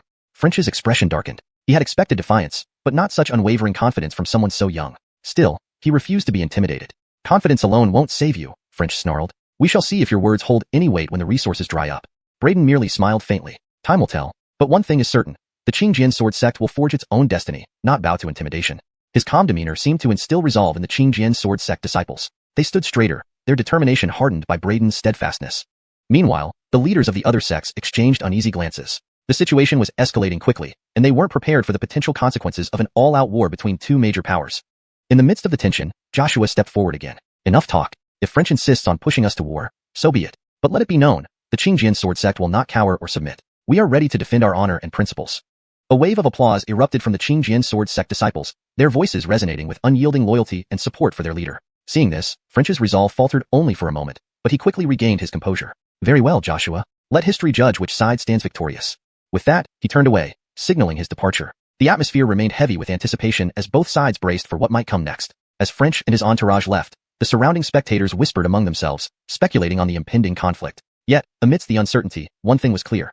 The Qingjian sword sect, under the leadership of Joshua and Braden, was poised to face whatever challenges lay ahead with unshakable courage and resolve. Chapter 139. Challenging the Ailing. Chapter 139. Braden cast a dispassionate glance at the murmuring crowd around him, then turned to French and said coolly, "With me?" He gazed intently at French, his lips curling into a faint smile. It's said that among all the sects, the Danherong sect stands first in alchemy. I may be lacking in talent, but today I wish to witness your famed skills firsthand. I wonder if this so-called first in alchemy truly lives up to its name. Does the Danherong sect dare accept this challenge? He's saying what? Harold, I hear that right? He actually intends to compete in alchemy with the Danherong sect? What's going on? Is this guy crazy? Compete in alchemy with the Danherong sect? Isn't he just a martial genius? Don't tell me he can also refine pills? Perhaps this kid does have some natural aptitude for alchemy. But even so, challenging the Danherong sect to a pill refining competition is too arrogant. Has a little talent made him lose all sense of humility? Upon hearing Braden's words, countless pairs of eyes widened around him, shaking their heads. However, the high-ranking members of the Danherong sect who knew about Braden's alchemy prowess couldn't help but show slight changes in their expressions. Braden actually wanted to compete in alchemy with them, and it was a public challenge under everyone's watchful eyes. French instantly narrowed his eyes, staring coldly at Braden. You're not qualified to compete in alchemy with my Danherong sect. You're correct, Sect Master Dan. Young man, you have no business questioning the Danherong sect's claim as the top alchemists. Do you really think you have the standing to challenge us? Stop making a fool of yourself, someone said, clearly trying to ingratiate himself with the Danherong sect by mocking Braden. Braden shot an indifferent glance at the man, recognizing him as an elder from the wuxia sect. Without bothering to engage in idle chatter, he turned back to French and goaded, "Afraid, are you? The Danherong sect claims to be the best in the world. So why don't you have the courage to face me? The Danherong sect afraid of a match with you? Ha ha ha, you flatter yourself." The elder of wuxia sect scoffed loudly. "Boy, it's not fear that keeps Sect Master Dan from responding. It's disdain. You understand disdain?" He sneered. Braden ignored the man and stared intently at French. "Hey, old man Dan, weren't you planning to kill me just now? Well, here's a chance. Give me a fair fight to die."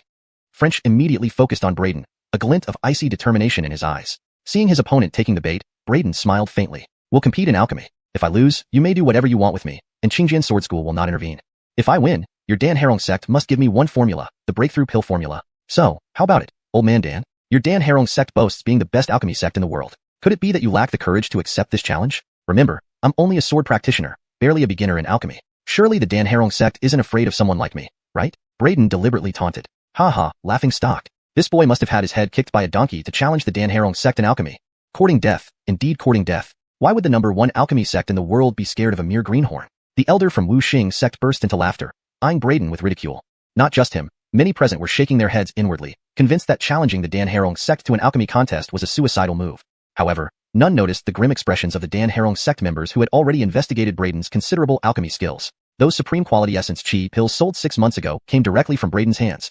Could someone who could produce supreme quality essence chi pills possibly be a low-level alchemist? At this moment, Braden's open challenge before so many people, especially coupled with the ridicule from the Ian, inadvertently placed the Danherong sect in a tight spot. The elder from wuxia sect had intended to curry favor with the Danherong sect, but now French secretly hated him, wishing he could stitch up his mouth. "Well, Sect Master Dan, still not speaking? Are you really afraid? Earlier, you were all riled up to kill me, and now you're hesitating when I offer myself up? Fedorston, so many people here say I'm seeking death by challenging the Danherong sect. Very well, I ask for death today." Braden provocatively tried to force the Danherong sect to accept the challenge. French's face turned ashen. Around him, All disciples of the Dan Harong sect seethed with anger. Braden had figuratively ridden on top of the Dan Harong sect, spitting in their faces. The high-ranking members knew the depth of Braden's alchemy skills, which made them hesitant. However, the prideful young geniuses of the sect, driven by youthful arrogance, felt deeply insulted and ready to react impulsively.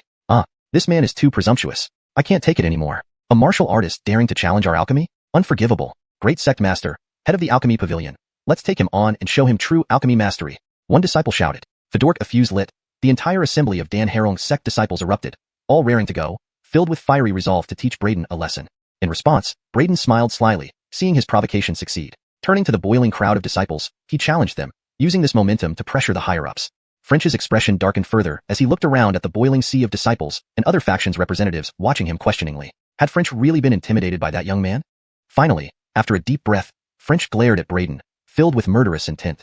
Humph. Fine. Since you insist on courting death, I shall grant you your wish. To sum up, you've accepted my bet? Braden's eyes lit up. Braden, I know you have some talent in alchemy, but the Dan Harong sect has many capable individuals. Do you really think you can win? Worthiness for the breakthrough pill formula? You don't qualify. French spat icily. Braden waved dismissively. Whether I win or not, we'll see. Let's start the contest without delay. French fixed Braden with a cold stare. The Dan Harong sect accepts your wager, but to prevent any deceit through prepared pills, the specific alchemy challenge will be designated by me. Braden shrugged indifferently. Fair enough. However, if it's too obscure, you need to provide the formula. French looked deeply at Braden and nodded. Agreed. With that, he waved his hand, producing an ancient formula from his storage ring. This is the formula for the 5 elements fire spirit pill, a highly obscure 6th grade alchemical recipe. It's unlikely you'd have pre-prepared such a pill for deception. We'll compete in refining the 5 elements fire spirit pill within 2 incense sticks time. Whichever one produces a higher quality fire spirit pill wins. In case of equal quality, the winner will be determined by quantity. French smirked. Dare you compete in refining this pill? Instantly, the surrounding area exploded in murmurs. A 6th grade pill. Harold, I hear correctly? Sect Master Dan is personally competing in a 6th grade alchemy contest with Braden. A 6th grade pill. There are no more than a handful of people in the world capable of refining a 6th grade pill. That boy is only 17 years old and walks the path of martial arts. He can't possibly have the ability to refine a 6th grade pill. Sect Master Dan's proposal for a 6th grade pill competition is undoubtedly a way to intimidate that boy, making him retreat when he realizes it's beyond his reach. This competition has no meaning at all. Without even needing to compete, the outcome is already set in stone. That boy will pay the price for his arrogance and ignorance. Even Joshua couldn't help but change expression when he heard that French wanted to challenge Braden to refine a 6th grade pill. Proposing a 6th grade pill refinement competition? French, you really have no shame. You've been immersed in alchemy for over 1,000 years, while Braden is merely 17 years old. How could you dare to challenge him to refine a 6th grade pill? Why don't you just die? Joshua angrily scolded. Master! Braden stopped Joshua, shaking his head at him and giving him a reassuring look. Joshua's gaze immediately intensified as he stared at Braden with surprise and suspicion. His tone became grave as he said, Braden, that 5 elements fire spirit pill is a 6th grade pill. You've never refined a 6th grade pill before. Competing against him gives you no chance of winning. Braden smiled and said, Harold, Master, forget what I just said? Huh? What did you say? Joshua paused, puzzled. I'm asking for death today. Braden laughed heartily and loudly proclaimed. Joshua's mouth twitched and his face darkened. At a time like this, you're still playing around. However, Braden was filled with confidence as he said to Joshua, Have I ever done anything without being sure of success? Joshua paused, staring at Braden with flickering eyes. Braden looked at French and said, Very well. We shall follow your suggestion and compete in refining the 6th grade pill you mentioned, the 5 elements fire spirit pill. Whoosh. His words sent ripples through the crowd like stones cast into water. The entire Shacking Sword School erupted in chaos the moment Braden spoke. Heavens, that boy actually agreed. He's truly going to compete in refining a 6th grade pill. Crazy, absolutely crazy. Chapter 140, Alchemy Competition. Note, since this is the chapter title, it is kept short and direct. The actual content of the chapter would follow below in the same structure as the original text. The alchemy competition was about to begin. If there's more text to this chapter, please provide it for a full translation. Chapter 140. French had not anticipated that Braden would be so confident as to directly agree to compete in refining the 6th rank 5 elements fire spirit pill. This made French squint his eyes slightly, secretly alarmed and exchanging glances with the Cleveland of the Pill Pavilion and others. They all couldn't help but think, is this kid really confident enough to believe he can refine a 6th rank pill? No, it's absolutely impossible. For someone of his age, it's definitely impossible to have mastered 6th rank alchemy and become a 6th rank alchemist. French stared at Braden intently, believing he was merely pretending to be calm, putting on a show. He scoffed coldly and sneered, Fine, you've got guts. Since you've agreed to refine the 6th rank 5 elements fire spirit pill, let's begin. I'll see if you really have the ability to refine a 6th rank pill. Braden remained unperturbed, glanced over the recipe, then turned to Riggs and said, Patriarch, please prepare the herbs according to the requirements on this recipe. Seeing Braden's confidence, Riggs did not say anything more. At this point, he could only choose to trust Braden. Moments later, the herbs required for refining the 6th rank 5 elements fire spirit pill were all prepared and brought before Braden. Although this 5 elements fire spirit pill is a 6th rank pill, its ingredients aren't particularly rare. However, The difficulty of refining it is immense. Let's start. Please allow everyone present to bear witness. French remarked coolly. Braden did not comment. French waved his hand, causing an ancient pill furnace filled with treasure-like radiance to fly out and land in front of him with a thud. This is the world's top pill furnace, the Medicine King furnace. The appearance of this ancient furnace immediately caused a stir among the audience. I've heard that the Medicine King furnace is an extremely precious ancient alchemical treasure with incomprehensible powers, capable of greatly increasing the success rate of pill refinement. The patriarch of the alchemy sect actually took out this Medicine King furnace, placing too much emphasis on that kid. Isn't it like using a butcher knife to kill a chicken? Now that kid has no chance at all, there's no way he can be the patriarch's match. What are you saying? Even without the Medicine King furnace, the kid has no hope at all. Does he really think he can refine a 6th rank pill? Ha ha ha. The discussions around them continued. Riggs's expression changed, and he couldn't help but curse. French, you're truly shameless, bringing out the Medicine King furnace just to compete with a junior. French chuckled coldly and disdainfully replied, a pill furnace is part of an alchemist's foundation. If you have better furnaces, feel free to use them. I won't object. You. Riggs, hearing this, became furious. Our Shaoqing sword sect is a sword school and does not specialize in alchemy. Where would we get a better furnace? That's none of my concern. French spread his hands, smugly saying, if you're afraid, you can simply concede now. I'll give this kid a quick death, sparing him some torture. Riggs's face turned ashen, about to retort, but Braden stopped him. Braden said calmly, Patriarch, don't worry. It's just a furnace, it won't change anything. As he spoke, he waved his hand, and an ordinary-looking pill furnace flew out and landed before him. This furnace was indeed very ordinary, nothing special, just something one could buy from any market. When this furnace appeared before the crowd, they burst into laughter upon closer inspection. Ha ha ha, isn't this the kind of low-level furnace sold in the market? I remember only apprentice alchemists use such inferior furnaces. As long as it's a ranked alchemist, none would use such a poor quality furnace because it cannot refine ranked pills. Does this kid even understand alchemy? He seems like a complete novice. Many people pointed and laughed. Even the disciples of the Pill Cauldron sect couldn't resist mocking him. How dare this person challenge their sect's alchemy? Ridiculous. Braden, is this your furnace? Riggs was stunned. When he saw Braden appear completely unfazed by the Medicine King furnace, he thought Braden must have acquired a treasure comparable to the Medicine King furnace by some lucky coincidence. But now, he brought out such an inferior furnace for the competition. He clutched his chest, feeling as if his heart might fail. French was also taken aback, seeing the inferior furnace before Braden, frowning and asking, you're going to use this furnace to compete against me? Why not? Braden asked calmly. French's expression froze, his eyes flickering with uncertainty. What is this kid up to? Alright, let's stop dilly-dallying. Let's begin the pill refinement, with 1 incense stick as the time limit, Braden said, snapping his fingers to place an incense stick nearby, which started emitting wisps of smoke. French gave Braden a deep look, then immediately summoned his alchemical fire, beginning to refine the pill systematically. Not surprising, being the Adon of the Pill Cauldron sect, his refining process is smooth and enjoyable to watch. Of course, the Patriarch is our strongest alchemist in the Great Gone Kingdom, the only one who can refine 6th rank pills. His alchemical skill is unparalleled. That kid challenging the Patriarch is really beyond foolish. Many people praised. Those watching, including the disciples and elders of the Pill Pavilion, focused intently, hoping to learn something from French's refining process. Usually, alchemists avoid having spectators while refining, but since this was a competition witnessed by everyone, it wasn't an issue. Braden did not rush to refine the pill. He watched French carefully. Admittedly, French's alchemical skills were truly impressive, reaching a high level of proficiency. Even Braden was mesmerized. Honestly, he was a half-baked alchemist, barely understanding the procedures involved. So, he took this opportunity to learn as he observed. Huh? What's going on with that kid? Hasn't started refining yet? He was so confident and arrogant earlier, boasting about a contest. Now that it's begun, is he showing his true colors? People mocked. Even Riggs grew impatient, noticing Braden hadn't started, urging, kid, don't fool around. Hearing Riggs's prompt, Braden snapped back to reality and began.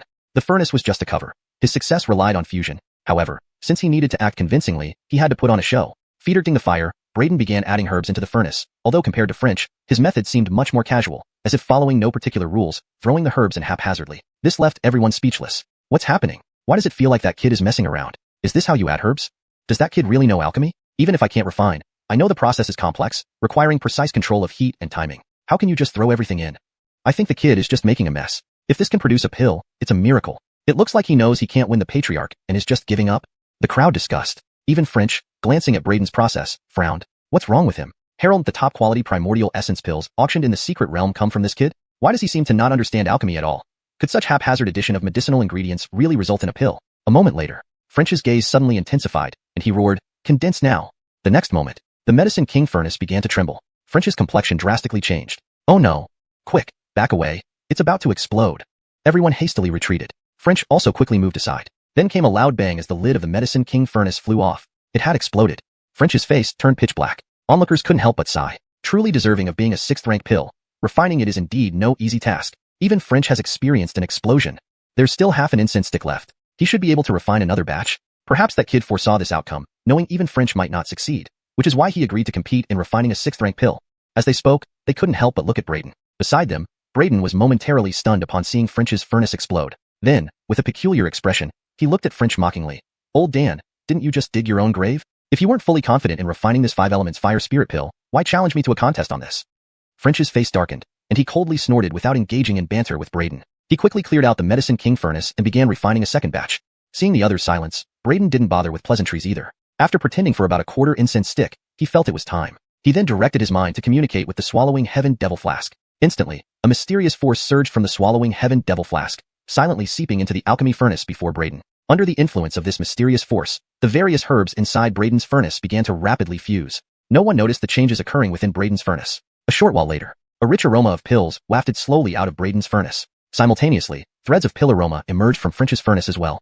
The two aromas mixed together. How fragrant! It's the pill aroma. Is French's second batch going to succeed? Chapter 141. Crushing the Grand Sect Master. Chapter 141. Overwhelming the Grand Sect Master. Please provide the full text for a complete translation of the chapter. Chapter 141. The crowd detected the scent of a refined elixir and were immediately astonished, their gazes converging on French's alchemy furnace. Everyone believed that this rich aroma originated from French's furnace. Even French thought it was his elixir nearing success. He could not help but become excited. Excellent, excellent, such a dense aroma. The quality of this batch must be outstanding. It might even break my previous record. He quickly cast a spell, hitting the furnace, then shouted loudly, "Open!" In the next moment, the lid of the furnace flew up. A perfectly round orange pill floated quietly inside the furnace. Intermediate grade. French was instantly delighted. It's actually an intermediate grade quality. Although he was a 6th rank alchemist, this was his first time successfully refining a 6th rank intermediate quality elixir. This performance far exceeded his usual abilities. He took out the pill and showed it to everyone. 6th rank intermediate grade, truly worthy of being the head of alchemy. The difficulty in refining just a lower grade 6th rank elixir is already great, let alone an intermediate grade one. It may seem like just a minor difference, but it's actually worlds apart. Congratulations to head alchemist, your mastery in alchemy has progressed further. Many people around praised and fawned over him. Even the alchemists of the Pill Cauldron sect could not contain their excitement. French's face lit up with an uncontrollable smile. He turned to look at Braden, a sneer forming at the corner of his mouth. He had definitely won this match. Even if Braden had good luck and managed to refine a 6th rank elixir of fire spirit, it could never be higher in quality than his pill. Boy, don't forget our bet earlier. He sneered, eyeing Braden with a malevolent gaze. Braden's lips curled into a slight smile. Those words are precisely what I want to say to you. As he spoke, he waved his sleeve, flinging the furnace cover away. His calm voice echoed through the area.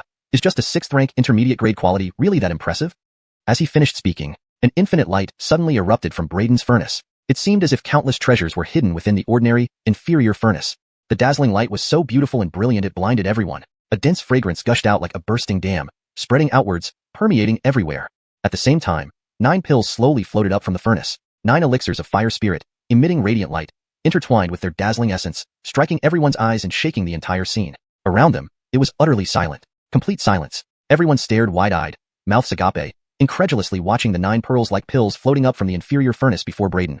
All too stunned to speak. Even French couldn't help but freeze, his sneer and smugness turning stiff in an instant. His pupils contracted, filled with disbelief. Upper grade elixir. Harold, I see that right? That's a 6th rank superior quality elixir. Braden. He actually refined a 6th rank superior quality elixir of fire spirit. Boom. After a brief silence, the scene erupted in chaos. Everyone's hearts stirred with tumultuous waves, unable to settle. That young man had actually refined a 6th rank elixir right before their eyes. And it was a 6th rank superior quality elixir. Furthermore, using the most inferior furnace, he succeeded in producing 9 6th rank superior quality elixirs of fire spirit at once. What level of alchemy skill was this? What astonishing success rate. 9 superior grade pills from one set of materials. Compared to French, who used the invaluable King's Furnace and only produced 1 6th rank intermediate grade elixir of fire spirit, and still experienced a furnace explosion during the process, Braden completely outclassed French in every aspect. This can't be. This is absolutely impossible. An inferior apprentice's furnace, how could it produce such high-level, high-quality elixirs? I have spent more than 1,000 years immersed in alchemy, yet I cannot match a teenager? Impossible. This can't be. I must be dreaming. This must be a dream. French's mental state collapsed. He wandered aimlessly, constantly muttering, unable to accept the result. All the senior members of the Pill Cauldron sect were also devastated, because they clearly remembered that back then, this young man was originally supposed to join their Pill Cauldron sect, but he was rejected. Such a heaven-defying talent was driven out by them. At this moment, no one felt more complex emotions than they did. Others from various sects also fell silent. Joshua suddenly came to his senses, blushing with excitement along with the elders of the Shaoqing Sword sect. They instantly rushed to Braden and gave him a bear hug. 6th rank superior grade elixir. Braden, you're really something. Cough, cough, can't breathe. Patriarch, are you trying to strangle me? Braden immediately coughed. Only then did Joshua release Braden, patting him hard on the shoulder. Kid, Well done? Braden smiled. The elders swarmed over, treating Braden like a treasure. The disciples of the Xiaoqing sword sect were also dumbstruck. Braden not only excelled in martial arts, but was also a hidden alchemy master. No wonder he could grow so rapidly. Turns out he's proficient in both martial arts and alchemy. Many people exclaimed. At this moment, everyone's attention was fixed on Braden. Those who previously courted the Pill Cauldron sect and mocked Braden remained silent, regretting their actions secretly. Once, there stood a true alchemy master before them, and they failed to recognize and cherish him. Only now did they realize their mistake. Braden looked at the dispirited French and said, Pill Master, shouldn't I be declared the winner of this match? Hearing this, French slowly raised his head and looked at Braden, his eyes filled with complexity, regret, pain, and unwillingness. You win. His voice was hoarse. Saying these words seemed to have drained all his strength. Pausing slightly, he took a deep breath, pulled out an ancient formula, handed it to Braden, and said in a raspy voice, This is the breakthrough pill formula you asked for. Looking at Braden, he continued with a complex expression. Our Pill Cauldron sect has spent endless efforts researching the breakthrough pill but has never been able to refine it. I hope you can succeed. Braden glanced at French, accepted the formula, glanced down at it briefly, then put it away calmly. Don't worry, I will definitely be able to refine it. Seeing Braden's confidence, French was momentarily stunned, then sighed softly. With your alchemy skills, I believe you will achieve it, if not now, then in the future. So young, able to refine a 6th rank superior grade elixir. Such terrifying talent would surely allow him to refine the breakthrough pill in time. French looked at Braden with a complex expression, hesitated, and finally said, Braden, what happened back then was indeed my fault. Can you forgive me? Braden looked at French, surprised that he would apologize to him. However, he replied calmly, if you hadn't been prejudiced, Cullen Tang wouldn't have been forced out of the Pill Cauldron sect and intercepted by the Beckham family. French fell silent, sighing after a long while before turning away. He knew that what was lost was forever lost. They had completely lost this world-class genius who should have belonged to the Pill Cauldron sect, even the possibility of a good relationship with him. Silence reigned. The people of the Pill Cauldron sect gradually withdrew. After a long while, the leaders of the major sects came forward to congratulate him. Congratulations, Fedorn Patriarch, acquiring such a prodigy. We are truly envious. Everyone smiled widely, offering their congratulations. Joshua gave a disdainful glance at the crowd, his smile hollow as he remarked, Harold, you all say earlier that my Xiaoqing sword sect was in for great misfortune by having Braden join us? Everyone broke out into a sweat, not expecting Joshua to still remember their earlier remarks and bring them up directly, causing immense embarrassment. However, these people were seasoned veterans. They each coughed awkwardly and chose to ignore Joshua's sarcasm, turning to smile warmly at Braden instead. Hee, who would have thought that besides your astounding martial talent, you are also such a powerful alchemist. Achieving so much at such a young age, truly impressive. I welcome you anytime to visit our Wuxing sect, our Xianxian sect as well. The leaders of various sects vied to curry favor with Braden, trying to win him over. Some even directly offered rare treasures to apologize for their past actions, all in an effort to gain his good graces. A talent like this was undoubtedly worth their full efforts to befriend. However, Braden did not so much as glance at the treasures they offered, his expression indifferent as he replied, There is no merit without effort. Please take back these treasures. These people had tried their best to suppress him earlier. Now, mere treasures could not easily buy his favor. To him, with his abilities, what treasure could not be obtained? Seeing Braden refuse, everyone felt increasingly awkward. All right, everyone disperse. Tomorrow, the grand exchange between the 6 major sects will continue. Let's meet again tomorrow. Joshua issued the dismissal and then led Braden back to Xiaoqing Heavenly Palace. Ha, Braden. Who would have thought your alchemy skills were so formidable, capable of refining 6th rank superior quality elixirs, even crushing French? The patriarch of our sect really hasn't misjudged you. Back at Xiaoqing Heavenly Palace, Joshua could no longer hide his excitement, bursting into laughter. Yeah, you've really got it going on. With such profound alchemy skills, you actually kept it hidden. Watching you compete with French just now made us break a cold sweat for you. Various peak masters and elders inside Xiaoqing Heavenly Palace also sighed in amazement, looking at Braden with sparkling eyes as if he were a rare treasure. Braden waved his hands, saying modestly, just some minor skills, nothing worth mentioning. You're too modest. If this is minor, everyone else might as well not live anymore. Everyone chuckled teasingly. Braden smiled, wanting to change the subject. Patriarch, I glanced through the breakthrough pill formula just now. It lists numerous medicinal ingredients, over 3,000 auxiliary herbs alone, and 9 main spirit herbs. I happen to have 2 of the 9 spirit herbs, Jade Snake Orchid and Jade Orchid Root. However, I lack the remaining 7. Is it possible for the sect to gather these ingredients? If the sect can gather these ingredients, I have a 100% confidence in refining the breakthrough pill. With the breakthrough pill, the overall strength of our Xiaoqing sword sect will certainly reach a new level. Chapter 142. The truth comes out. Note: without the following content of the chapter, I can only provide the chapter title translation as above. Please provide more text if you need further translation. If you have more content to translate, please share it, and I will continue from here. Chapter 142. Upon hearing Braden's words, Joshua's eyes instantly narrowed sharply. The rank-breaking pill, a type of pill that could help martial artists transcend their current realm, was absolutely precious and had immense significance. If it could be mass-produced, it would bring an incredibly huge blessing to his Xiaoqing sword sect. With this one selling point alone, it could attract countless people to join his sect. The strength of the Xiaoqing sword sect would skyrocket. He immediately took the formula for the rank-breaking pill from Braden, studied it carefully, then duplicated the formula. He returned the original to Braden and said, These 3,000 auxiliary ingredients should not be too difficult to gather. Although quite a few herbs among them are extraordinary, with some effort and time, they should not be too hard to collect. But as for these 9 main ingredients, they are not easy to find, especially the heavenly silkworm flower, feederfliss grass, earth spirit vine, and so on. These types of rare spirit medicines will take some trouble to locate. I will issue a task and mobilize the disciples of our sect to spare no efforts in searching for these main ingredients. As for the other auxiliary ingredients, I will arrange as soon as possible to ensure everything is prepared. Braden nodded after hearing this. With the sect assisting in collecting the materials needed for refining the rank-breaking pill, it would save him a lot of time and trouble. After all, the ingredients required for refining the rank-breaking pill were numerous. Just the auxiliary ingredients totaled over 3,000 kinds. If he collected them by himself, it would waste much energy and time. Braden did not stay at the shacking Heavenly Palace for long. After settling matters concerning the rank-breaking pill, he bid farewell and returned to Star Peak. After Braden left, there was a sudden bustle in the shacking Heavenly Palace. Who would have thought that this Braden is such a genius? Not only does he have an extraordinary talent in martial arts, but his accomplishment in alchemy is also terrifying. Even Reed, the Grand Patriarch of the Pill Crucible sect, falls far behind him in alchemy. Is he really just a 17-year-old teenager? Yes, a world-shocking demon child like this was once rejected by the Pill Crucible sect. TSK, now they must bitterly regret it. But speaking of which, we should thank the Pill Crucible sect for their short-sightedness. Otherwise, how would Braden have come to our shacking sword sect, allowing us to gain such a fine jade? In the shacking Heavenly Palace, all the high-ranking officials were extremely excited. The news of Braden's alchemy competition with Reed quickly spread across, causing a frenzy. That guy is actually an alchemist, and even a high-rank alchemist at that. Even the Grand Patriarch of the Pill Crucible sect was defeated in an alchemy contest? The direct disciples of the shacking sword sect were stunned. No wonder the sect leader has been protecting him and even designated him as the Sword Son. He is cultivating both in alchemy and martial arts. He has achieved astonishing accomplishments in both martial arts and alchemy. At this moment, those disciples who had originally disagreed with Braden becoming the Sword Son were all taken aback but ultimately accepted it without further complaint, convinced. Just emerging from the martial tower, Houston also paused in shock upon hearing the news. What the heck? This guy is so powerful.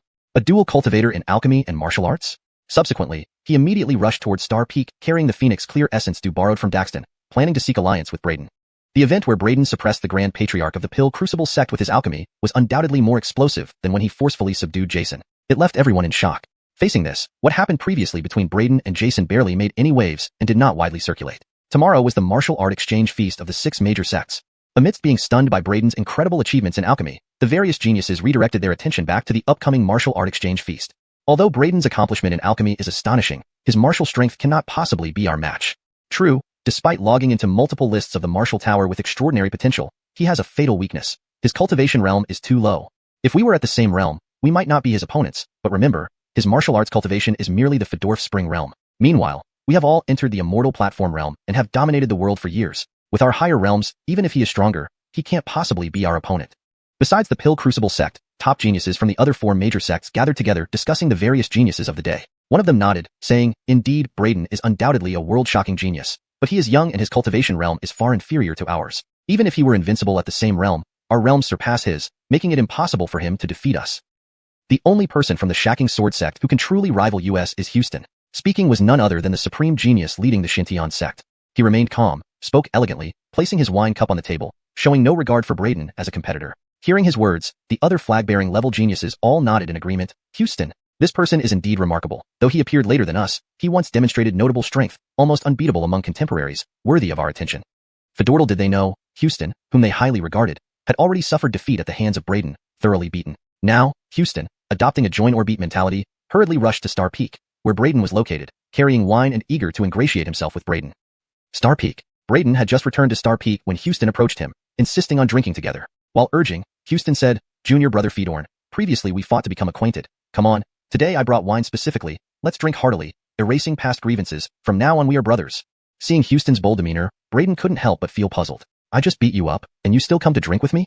Misunderstanding, all a misunderstanding. Let me speak from the heart, junior brother Fedorn. The first time I saw you, I knew you were my long-lost brother without blood ties.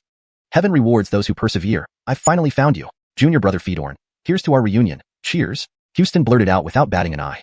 Braden's mouth twitched at Houston's words. What nonsense about a long-lost, non-blood-related brother. Watching Houston gulping down his wine, Braden glanced at his own cup, furrowing his brow. "What's your game plan?" Houston cleared his throat. "Junior brother Fedorn, I really mean no harm, just want to drink with you." Braden scoffed, disbelieving. He had just given this guy a thorough beating. Why was he now inviting him to drink? Could it be that there was medicine in the wine? Braden frowned, wondering. Seeing Braden didn't believe him, Houston sighed, bluntly stating, "All right, I'll be honest. To put it simply, I'm here to cling to a strong ally." Braden was momentarily stunned, his face full of astonishment. Cling to an ally? Exactly. Houston admitted shamelessly. I thought about it. With your growth rate, taking revenge isn't feasible. I'm not your match now and likely won't be in the future.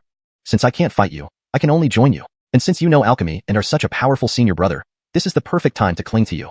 Brayden's lips twitched again, somewhat embarrassed. Your thoughts are truly unique. Houston chuckled, showing none of the usual airs of a chief, direct disciple. He said, between us, there's never been any deep-seated grudge. We're fellow disciples in the same sect. Earlier, it was just a minor misunderstanding. Why should we be so petty and harbor resentment? So, you were previously searching for me like a madman, wanting to beat me up? Brayden rolled his eyes. Houston wasn't the least bit embarrassed and said frankly, although I did look everywhere for you with the intention of getting back at you, I just wanted to vent some frustration. I never thought of doing anything serious to you. You should have felt that when I approached you before, my tone might have been unpleasant, but I never harbored any intent to harm you. True enough. Brayden nodded. When Houston came looking for him, indeed his tone wasn't good, but Brayden had never sensed any murderous intent from him. This was also why Brayden hadn't been too harsh on Houston. In that case, let's toast and forget the past. Brayden smiled, picked up the wine cup in front of him, and didn't sense anything wrong with the drink as he raised his glass to Houston. Seeing this, Houston laughed and refilled his own cup, clinking it with Brayden's. They then drank their respective cups dry together. The liquor went down smoothly, and Brayden immediately felt a surge of spiritual energy. He realized that the jug of wine Houston had brought wasn't ordinary. It contained spiritual energy, which would greatly benefit cultivators. The next day, a loud bell toll echoed through the air. Brayden and Houston both woke up. The martial arts exchange feast of the 6 major sects is about to begin. Houston looked into the distance, his eyes gleaming with fierce anticipation. Brayden also had high expectations for this martial arts exchange feast. Earlier, Joshua had told him that each of the major sects had geniuses who were even more outstanding than Houston, having made their debut earlier and possessing astonishing strength. This made Brayden eagerly anticipate facing these top-tier flag-bearing geniuses from the various sects. Chapter 143, Exchange Gala. Note: as there is no previous content provided, I focused on translating the given chapter title. If you have more text from this chapter to translate, please provide it, and I will continue the translation while maintaining coherence with the provided content. Chapter 143. Seeing Brayden's eager expression, Arden couldn't help but look at him in surprise and said, Hey, big brother. You're this excited about the 6 major sect martial arts exchange? Why? Of course, I'm looking forward to clashing with various geniuses and putting my lifetime of learning to the test. Brayden rolled his eyes. Hearing this, Arden's lips twitched as he retorted, Stop joking. With your combat strength, what exactly are you expecting? Is there anyone more prodigious than you in today's world? Not just among the young generation but even in their senior counterparts, no one can match you. Hardly anyone can survive 3 moves against you. With your strength, going up against them isn't just bullying, it's overkill. Brayden frowned, replying, But our sect master previously said that there are always better people beyond what we know, and each sect has its own outstanding super geniuses, some who started earlier and have deeper foundations. To be on the safe side, I went to the gravity hall again for intensive training. Sect master really said that? Startled, Arden paused before shaking his head with a smile. I dare say sect master was probably pulling your leg, maybe concerned about your rapid growth leading to arrogance. Well, let's not delay. Let's enter the venue. Arden spoke, then his figure flickered, transforming into a beam of sword light shooting towards the sky. Watching Arden shoot off, Brayden furrowed his brow, thinking of Dan Harong's sect's Wu Pavilion genius Jason, whom he had slapped away yesterday. His suspicions deepened. Could sect master have been deceiving him? Without further thought, he took a slow step forward. In the next moment, his figure vanished instantly. Within an instant, he appeared beside Arden, who was already far ahead, startling him. Damn, how did you get here so fast? Arden exclaimed in shock. He had just used the body as sword technique, moving like a blade through the air, ripping through space at lightning speed. Even after his head start, Brayden caught up instantly, leaving Arden speechless. What percentage of your power did you use when we fought last time? Curiosity got the better of Arden. Against you last time? About 2%, Brayden pondered for a moment before replying. Despite being prepared, Arden still felt a pang of disbelief hearing Brayden's response, nearly shutting down emotionally. Seeing Arden silently sulking, Brayden comforted. Don't be sad. You're very strong, certainly stronger than Dan Harong sect's Wu Pavilion genius, Jason. Jason? Hearing this, Arden's eyes sharpened as he looked at Brayden intently, asking eagerly, Why do you say that? That Jason ascended to a mortal platform realm long before me, back when I was only at peak myriad phenomena stage. Now, his cultivation is at least mid-stage immortal platform. Do you really think I'm stronger than him? Excitedly, Arden gazed at Brayden, waiting for a response. Brayden nodded solemnly. Indeed, you are definitely stronger. Yesterday when I fought him, I barely used 0.5% of my strength. Compare that to the 2% I used against you. Isn't it clear you're much stronger? Stunned, Arden stammered. 0.5%? This shouldn't be. He's so weak. Harold, he not improve at all these years. There's a possibility, Brayden replied. Maybe it's not that he didn't improve, but that you've grown faster and surpassed him. Eyes lighting up, Arden grew excited. So, it seems I really am stronger than him. Seems like I'm not too weak, but you're just too freakishly strong. Brayden. Arden's mood improved significantly. He was no longer sulking. However, there was something Brayden chose not to tell Arden, fearing another blow to his confidence, that if they were to fight now, Brayden might not even need 0.5% to overpower him easily. After all, Brayden's strength had considerably improved since their last bout 7 days ago.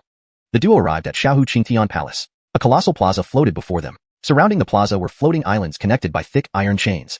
On these islands, tables and cups were arranged neatly. At the center of the plaza, numerous graceful women performed sword dances. Representatives from the 6 major sects gradually took their seats. From the periphery, various influential families from Dagon Empire also gathered, fortunate to witness this grand exchange. Below the 6 major sects sat members of the Dagon imperial family, indicating their supreme status above the empire. Master Sect Leader Braden and Arden greeted the sect leader upon arrival. Hehe, you're here? Quickly take your seats. The martial arts exchange will begin soon. Be sure to perform well. Riggs chuckled warmly. Hehe, is this the Xiaohu Sword Sect's chief Harelsipal, Arden? Truly remarkable. Indeed set to stun everyone. The Asher smiled and said to Riggs. Riggs smiled in return but didn't elaborate. Then, the king turned to Braden, smiling, and this gentleman? This is Braden, our sect's sword disciple. This is His Majesty, the Asher. Riggs introduced briefly. Is this Braden? The king's gaze shifted to Braden, sparkling with admiration. News of Braden's alchemy competition with French had spread widely, piquing his interest in Braden's dual expertise. He promptly said, truly worthy of the Xiaohu Sword Disciple title. Talented and refined. I heard Braden is unmarried. Coincidentally, a few princesses in our royal family are of marrying age. Perhaps an introduction would be fitting. Caught off guard, Braden hastily excused himself with a polite cough, fleeing the scene. Seeing Braden run off, the king chuckled but remained silent. Hehe, our imperial princesses are all extraordinary beauties. Don't lose yourself in their charm, brother Fedorn, Arden teased, pointing towards the princesses seated nearby. Braden glanced at them before quickly averting his gaze, deadpanning, sorry, women only distract from my sword speed. Arden gave a thumbs up, grinning, perfect. Soon, the sword dance concluded, and Riggs's brief opening remarks marked the start of the event. Talents from the 6 major sects took turns showcasing their prowess, using a myriad of techniques in fierce competition, eliciting cheers from the audience. Not surprising, the disciples of the 6 major sects are truly formidable. Yes, same cultivation level, yet their strength vastly outshines those from noble families. The chapter describes the anticipation and excitement leading to a significant martial arts event between 6 major sections. The characters engage in discussions revealing their strengths, rivalries, and mutual respect, while setting the stage for the grand competition. The numerous noble families were amazed one after another. The Beckham family had also arrived, staring at Braden from afar. Feeling the gaze of the Beckham family, Braden turned his head and saw family head Bennett and Cullen Trent staring at him. Instantly, his eyebrows shot up. Then, he sneered, picked up the wine cup in front of him, and finished the wine in one gulp. Bennett and Trent did not expect Braden's perception to be so sharp that he instantly sensed their gaze. Their expressions changed slightly, and they quickly withdrew their stares.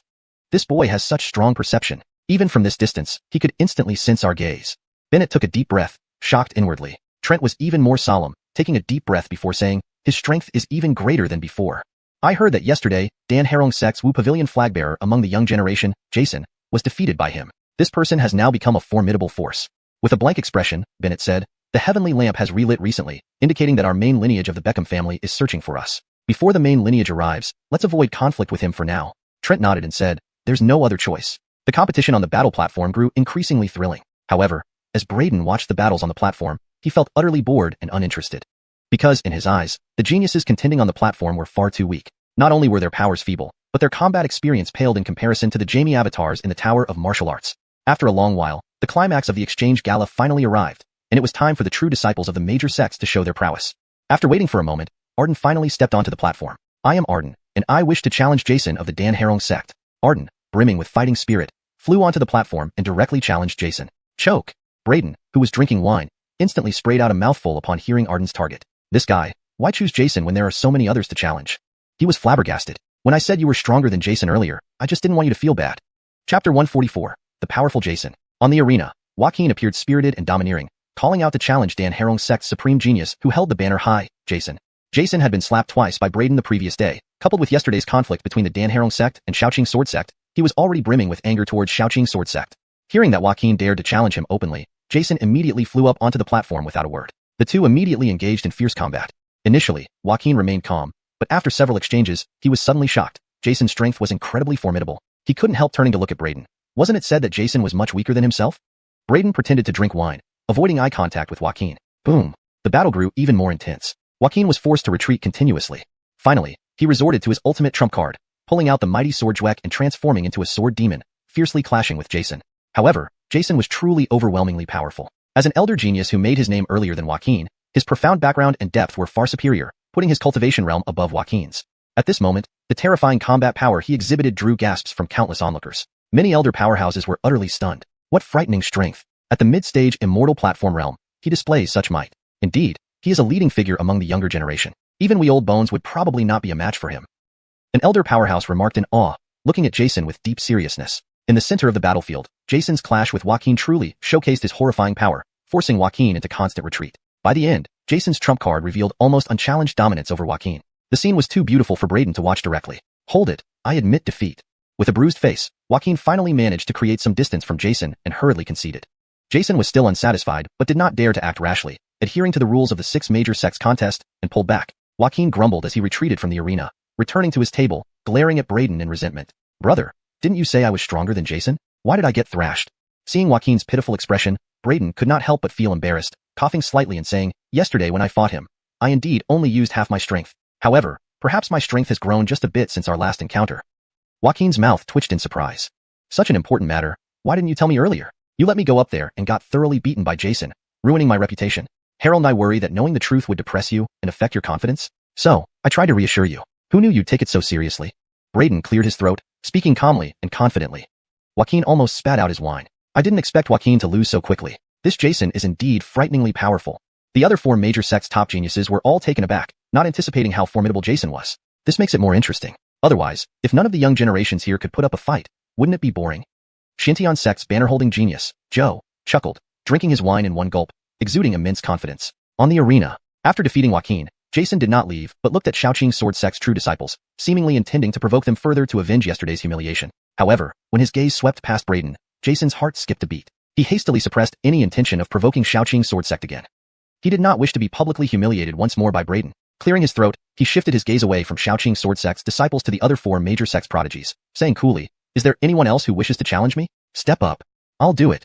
A banner-holding genius leaped up onto the arena. It was the prodigy from Wuxia sect. At this stage of the martial arts exchange gathering, with the likes of Jason, the young generation had no one who could stand up to them. Only equally powerful geniuses could challenge them. Jason briefly clashed with this Wuxia sect disciple, ultimately emerging victorious with his formidable strength, overpowering the opposing prodigy. So strong. Even the Danharong sect, renowned for alchemy, can cultivate such a martial arts genius. Given Jason's demonstrated strength, it's likely that the champion title will fall into his hands. Numerous onlookers marveled endlessly. Who's next? After defeating another opponent, Jason's spirit soared, his momentum growing. This guy is really tough. Seeing the Wuxia sect's banner-holding genius also dominated by Jason, Joaquin couldn't help feeling surprised. He asked Braden, seriously, you only used less than half your strength when you defeated him before? If Braden was telling the truth, how powerful must he be now? Braden did not reply, looking around for a suitable opponent. But soon, he shook his head in disappointment. This year's martial arts exchange gathering really lacks any formidable opponents. Joaquin almost sprayed out his drink upon hearing this. On the arena, someone else stepped up, engaging Jason in fierce combat. After a brief struggle, Jason emerged victorious once more. By then, Jason had consecutively defeated 3 of the banner-holding geniuses from the 6 major sects. The crowd erupted into excitement. Amazing! Jason is really amazing. Lord Alchemist, it seems that the champion title this time will likely fall into the hands of Danharong sect. A noble house flattered. However, the members of Danharong sect wore no smiles. For they knew how thoroughly Jason had been defeated by Braden yesterday. In this martial arts exchange gathering, the true monster had yet to reveal his strength. The champion title would not land in their hands. We can only hope for Xianxian sect's genius. Danharong sect glanced at Braden in the distance, then at Joe from Xianxian sect, silently thinking. The 4th banner-holding genius climbed onto the arena, facing off against Jason for a while before Jason barely triumphed. Cheers and shouts rang out as people chanted Jason's name.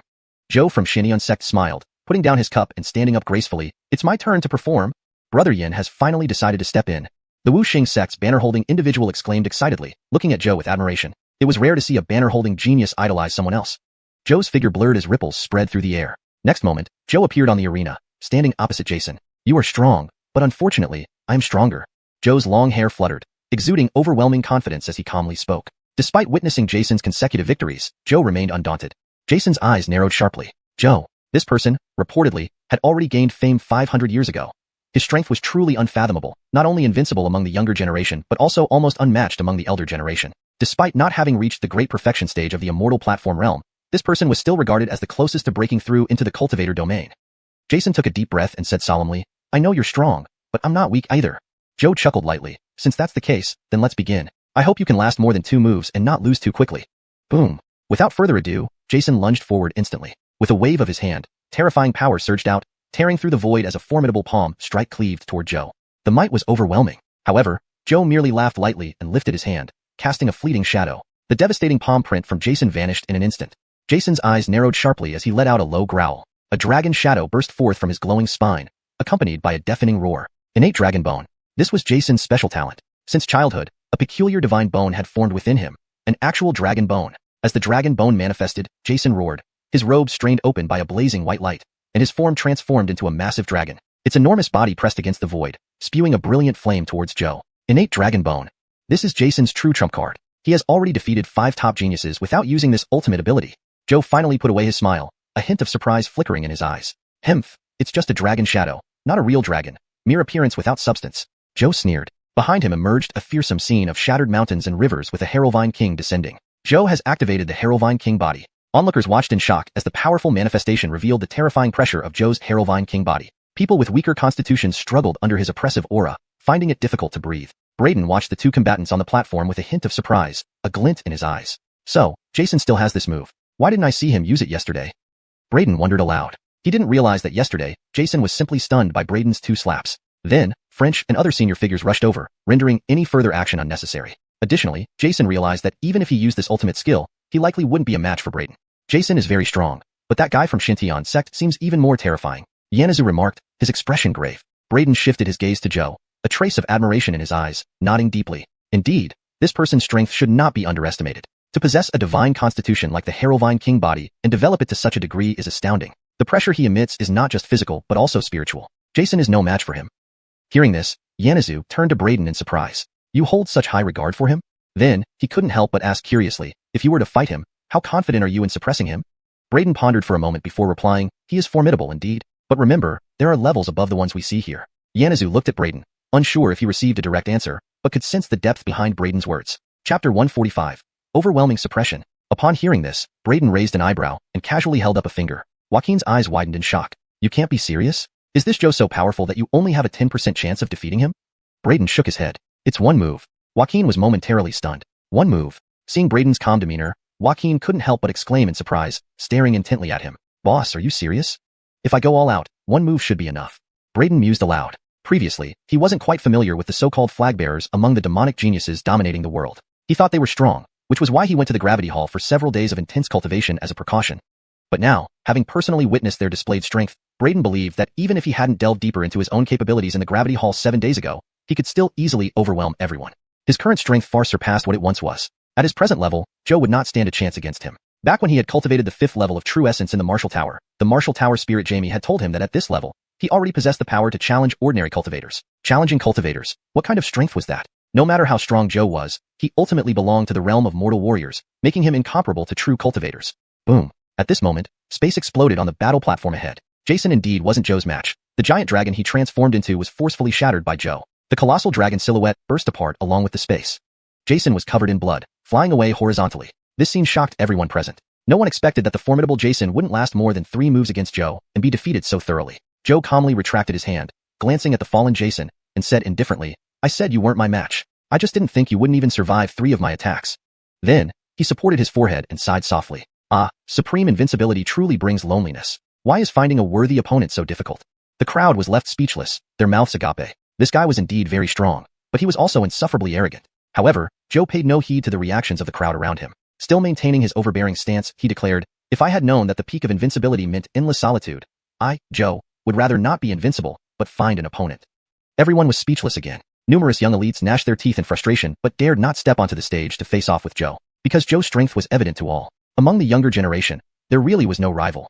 Even many of the older powerhouses present felt intimidated by the strength he exhibited. Heh, since no one else will step up, it seems the champion of this martial arts exchange conference will once again be from our Xianxia sect. My apologies to everyone. The sect master of the Xianxia sect chuckled and said to Joshua and others. Joshua's gaze narrowed slightly as well. He too hadn't anticipated that the Xianxia sect's flag-bearing genius, Joe, was this formidable. He couldn't help but glance at Braden, who sat there with his eyes closed, not moving. His gaze flickered as he sighed. Even you lack the confidence to defeat him. You don't dare step up to fight him, do you? Although he knew Braden was strong, the strength Joe had demonstrated was equally overwhelming. And with Braden's lower cultivation realm, his foundation likely wasn't as deep as that of a seasoned, demonically gifted genius like Joe. No one else stepping up? Oh well, then I guess the championship of this exchange conference falls to me. Joe sighed regretfully, displaying a lonely arrogance that captivated many women's hearts despite his obnoxious behavior. Big brother, Cullen brother, if you don't step up, this championship will truly fall into his hands. Joaquin urged anxiously. Braden slowly opened his eyes. Sorry, I got lost in some enlightenment while watching. I inadvertently became immersed. Hearing Braden's words, Joaquin's mouth dropped open. Enlightenment from watching a single combat? What did you realize?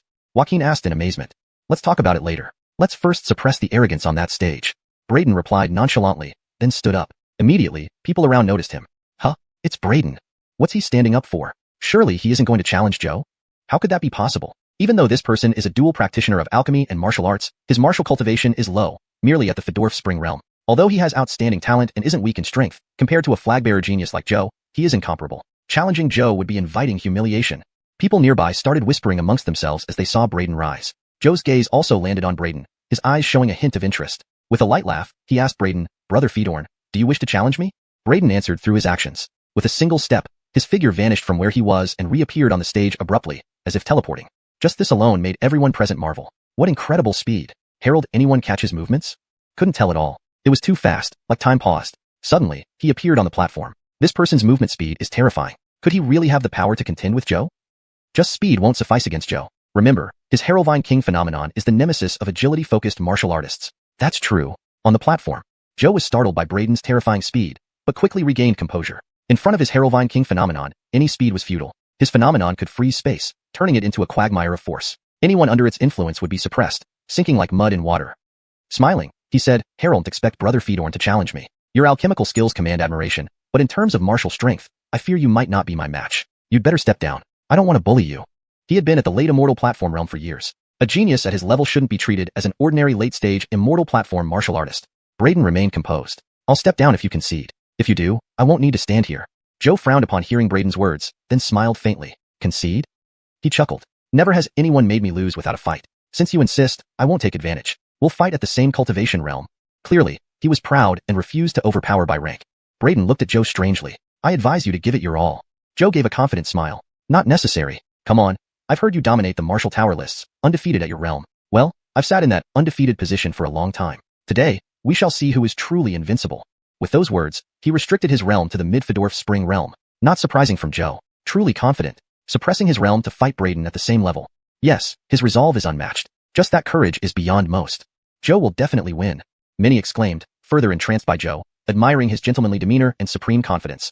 Seeing that Joe had already suppressed his cultivation realm, Braden didn't waste any more words and nodded. "All right, since that's the case, I won't hold back." He didn't care whether Joe suppressed his realm or not. In Braden's view, it wouldn't make a difference either way. It would still take only one move. Rustle. In the next moment, a terrifying aura abruptly erupted from Braden's body. It wasn't all of his hidden strength. Just a trace of the aura he unintentionally revealed was enough to cause space to tear apart. The formidable aura disrupted the surrounding atmosphere, sending an overwhelming sense of danger surging into Joe's heart. As soon as he sensed the powerful aura emanating from Braden, Joe's pupils constricted immediately. Without a second thought, he roared loudly and activated his Heraldvine King phenomenon. How could he activate the Heraldvine King phenomenon right from the start? It looks like Joe is aiming for a swift victory. Braden is doomed. Let's see how many moves he can last against Joe. The crowd on the sidelines chuckled in surprise. But in the next instant, everyone's smiles froze. They stared wide-eyed, their expressions resembling those who had just seen a ghost. They watched in disbelief as Joe's fully activated Heraldvine King phenomenon was instantly crushed by the aura Braden released, dissipating on the spot. What happened? How did Joe's Heraldvine King phenomenon disintegrate? Everyone was shocked. In the arena, Joe was equally astonished. Before him, a figure of pure force suddenly burst out of Braden's body, charging toward Joe with alarming speed.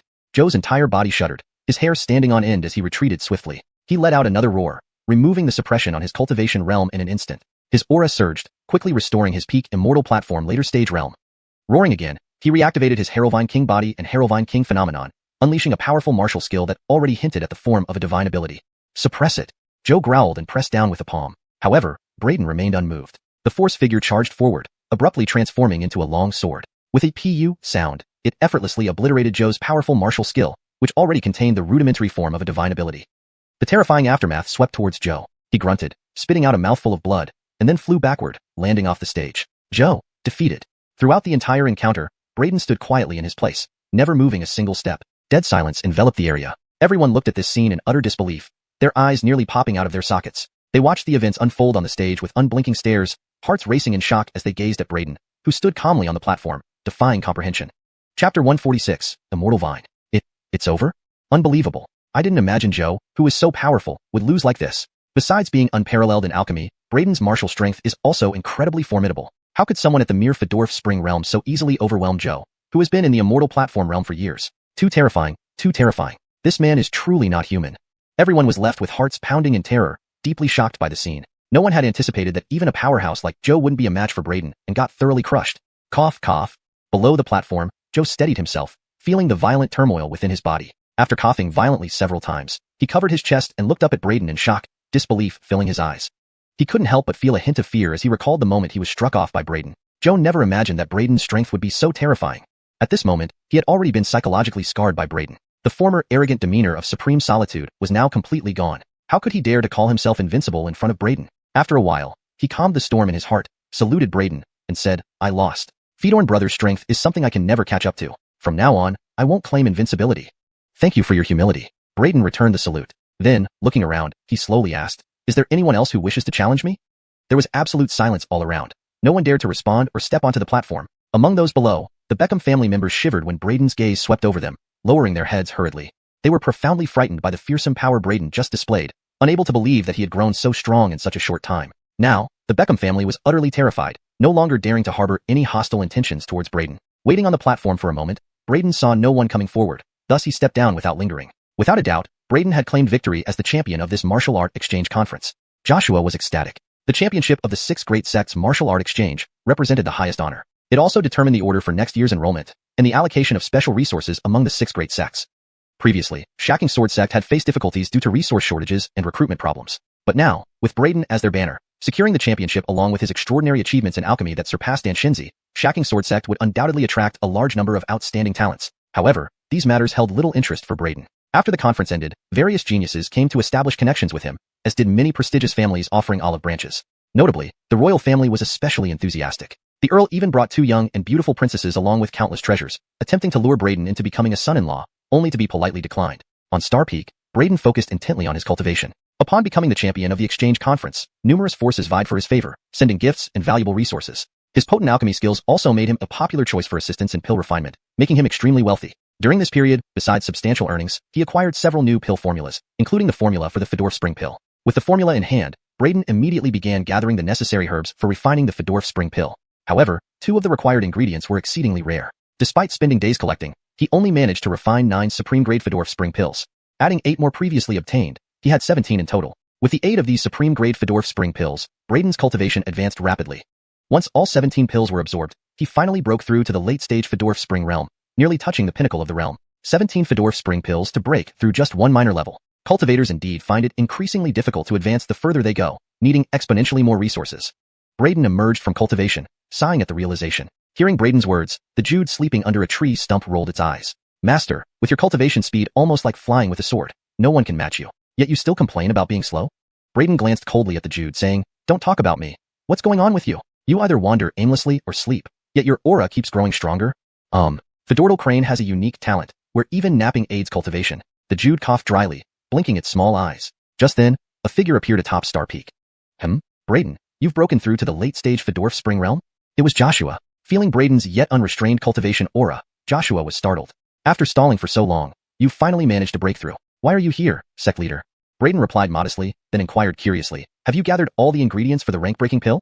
Joshua's lips twitched as he replied speechlessly, Herald, you stay at the Fedorf Spring realm for very long? If my memory serves right, you just broke through to this realm a few months ago. Now, less than half a year later, you've advanced again. Truly amazing.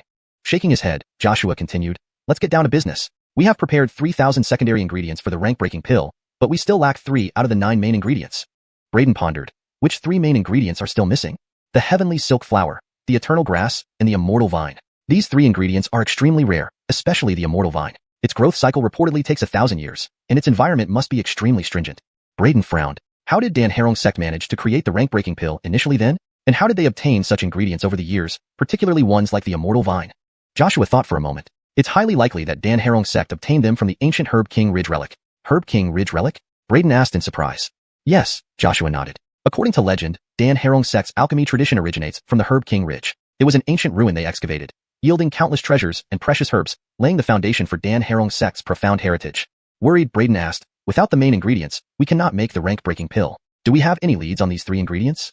We found some clues on the heavenly silk flower and the eternal grass, but we haven't found any information on the immortal vine yet, Joshua replied. If so, let's start with finding the heavenly silk flower and the eternal grass first. For the immortal vine, perhaps a trip to Danharong sect is necessary. Joshua shook his head. Actually, I visited Danharong sect days ago, but their remaining immortal vines were exhausted. That's why they agreed to the bet using the rank-breaking pill.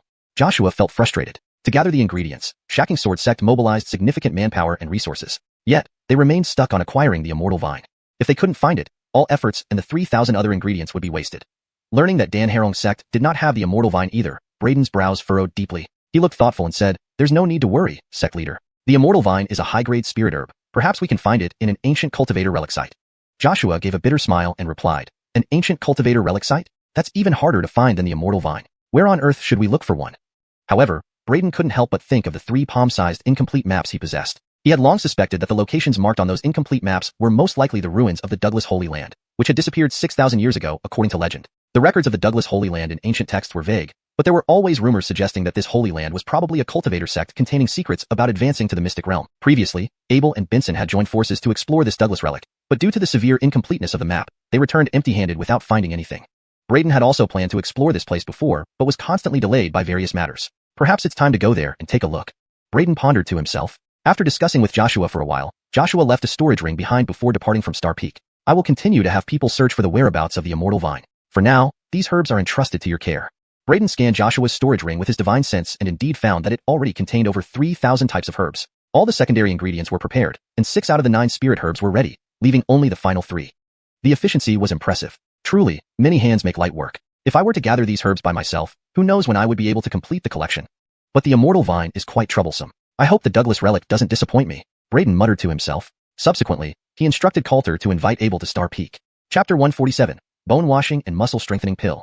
Abel pays his respects to Xianxia.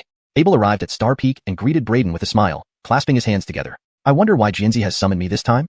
Braden raised his hand slightly and chuckled, Senior brother bye. No need for formalities. Pausing briefly, Braden turned to Abel. The reason I've called you here is to discuss the exploration of the Great Abyss Relic. Great Abyss Relic? Abel's eyes lit up immediately upon hearing this, but he soon shook his head, saying, Xianxia, exploring the Great Abyss Relic won't be easy. We've already made several attempts before, but due to incomplete maps, we couldn't find the entrance each time. All we did was waste our time. I know you have map fragments as well, but even with 2 more pieces, it might still be difficult to truly uncover the secrets of the Great Abyss Relic unless we gather all the missing parts.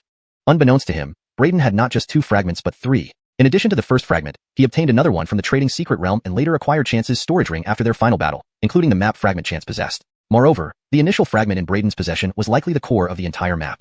However, Braden didn't rush to reveal his hand. Instead, he asked Abel, have you lost faith in the Great Abyss Relic, Senior brother bye? Abel smiled bitterly and replied, it's not that I've lost confidence, but without complete map information, I don't want to waste time again. But if Xianxia wishes to explore the Great Abyss Relic, I can give you the fragments I have on one condition. What condition? Let's hear it, Braden responded. I want Xianxia to refine a bone washing and muscle strengthening pill for me, Abel said, his gaze sharp. Bone washing and muscle strengthening pill? Braden nodded and replied, if you have the formula and all the ingredients are available, I can refine it for you. Upon hearing Braden's words, Abel relaxed visibly, a smile spreading across his face. Here's the formula for the bone washing and muscle strengthening pill. In an instant, a piece of paper appeared in Abel's hand. Braden took it and examined it closely, his expression turning serious. This is an ancient formula. Looking at Abel with surprise, Braden asked, ancient formulas like these have long been lost. How did you come by this? Abel replied, I'm sorry, I cannot disclose the origin of this formula. Braden didn't press further. Everyone has their secrets, and he had his own too. Lowering his head, Braden inspected the ancient formula. According to its description, the bone washing and muscle strengthening pill significantly enhanced martial cultivation potential and changed one's innate physique, making it extremely precious. Even Braden was taken aback by the pill's effects. Such power was almost supernatural. However, the refinement process for the bone washing and muscle strengthening pill was equally formidable, especially since it was an ancient medicinal pill whose refining techniques had long been lost, even within the pill cauldron sect. Strangely, this pill had no specified grade. Braden couldn't help but suspect that this bone washing and muscle strengthening pill might only be refinable by immortals, given its extraordinary efficacy. But with the swallowing heaven devil cauldron, refinement was effortless. This transcendent treasure fused all materials into the desired outcome with near-perfect success rates and superior quality. Seeing Braden carefully inspecting the formula, Abel asked nervously, can Xianxia manage the refinement? Braden came back to his senses and responded, as long as the formula is correct, refining the pill should be straightforward. However, the ingredients must be prepared by you. Hearing Braden's affirmation, Abel became excited and said eagerly, as long as you can refine it, that's fine. The ingredients are ready.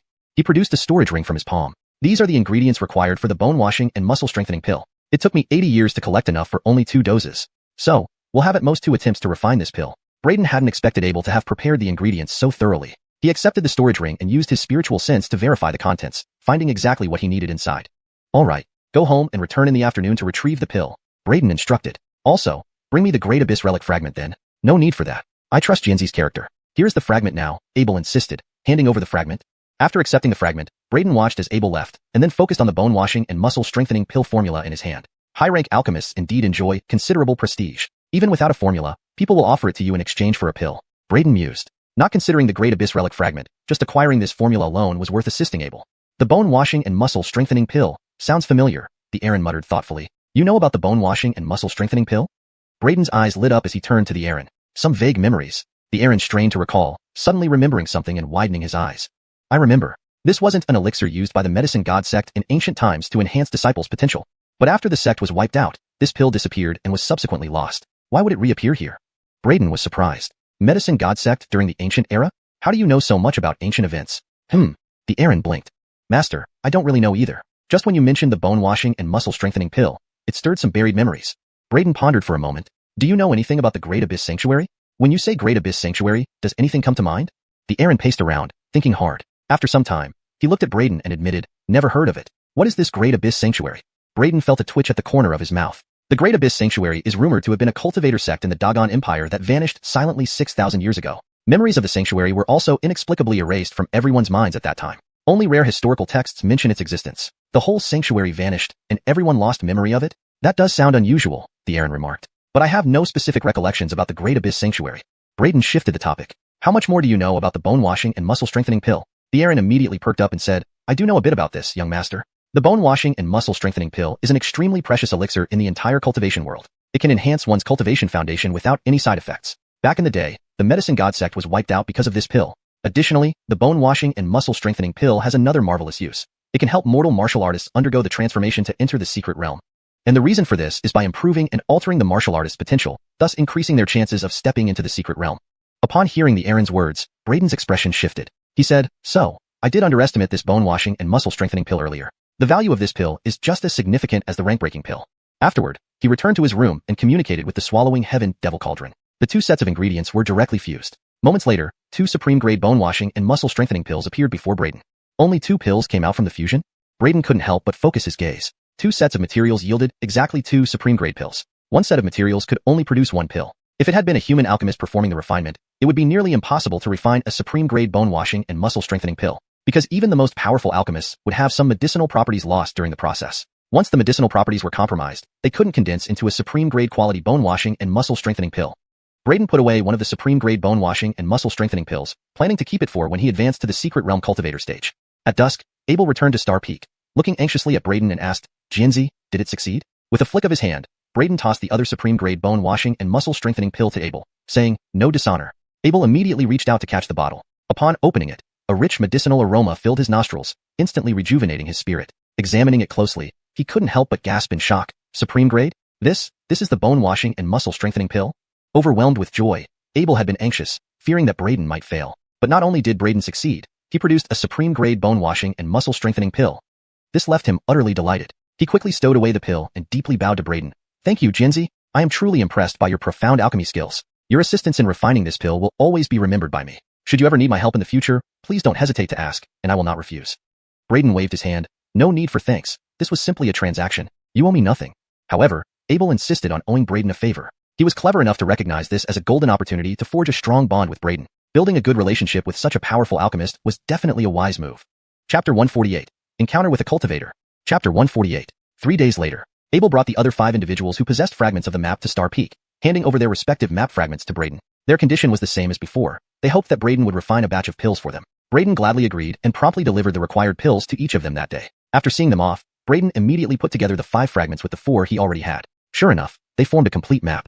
Stewart Sacred Land. This map truly leads to the Stewart Sacred Land. A gleam of sharpness flashed in Braden's eyes. With this complete map, the exploration difficulty is greatly reduced. I hope I can find the immortal vine. Braden murmured to himself. A mystical sect from 6,000 years ago that disappeared. What opportunities could it possibly hold? Is it fortune or danger? Without further ado, Braden prepared to set off towards the location indicated on the map, the ruins of the Stewart Sacred Land. Master, take me along. Upon learning that Braden was going to explore ancient ruins, the bald crane's eyes lit up as he said, I'm an expert at treasure hunting, master. Braden glanced at the bald crane, knowing its sensitivity towards treasures was incomparably sharp. He immediately agreed without hesitation. Man and bird departed together instantly. Just as Braden left Shaoyang Sword Sect and headed for the Stewart Sacred Land ruins. In the imperial palace of the Peter Dom, the emperor was looking down at a letter in his hand, his fingers trembling involuntarily.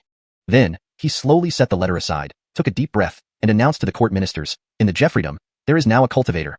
Someone has successfully stepped into the realm of cultivation and entered the mystic realm of Harrowvine power.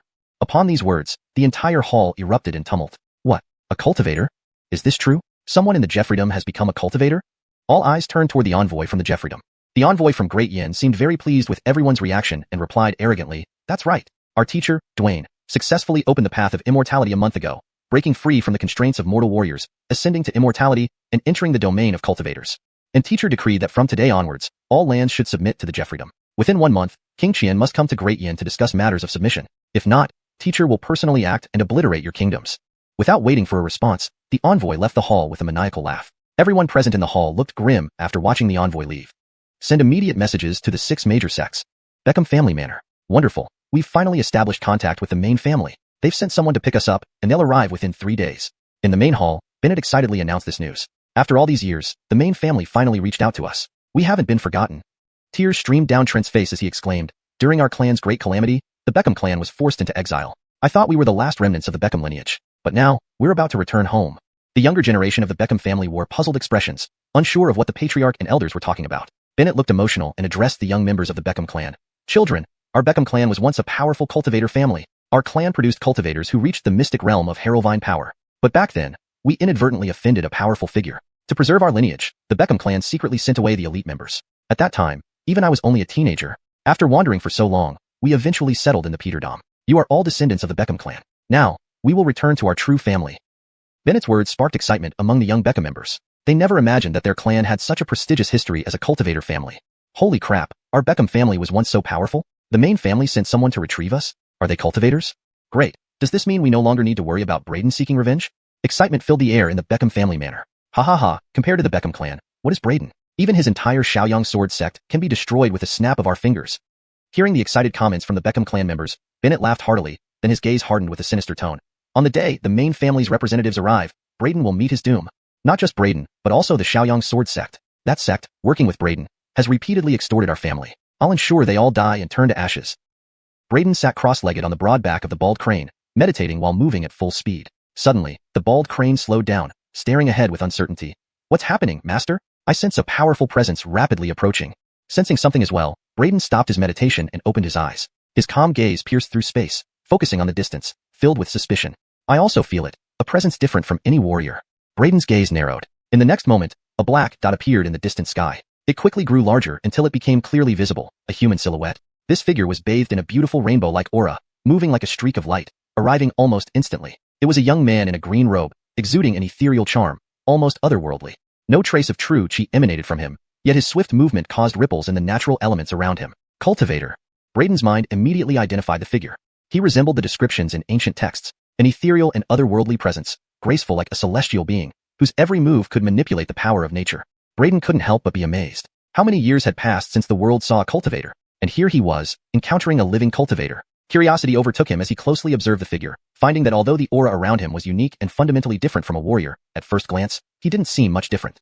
The young man in green robes also noticed Braden and swiftly landed before him. His indifferent gaze swept over Braden casually. At such a young age, you have already reached the late-stage Fedorf Spring realm. I didn't expect such talent to exist in this barbaric land. His tone exuded superiority. Before Braden could respond, he asked again, firmly and authoritatively, you must be a warrior from the Peterdom. Do you know how to get to the Beckham family in the capital?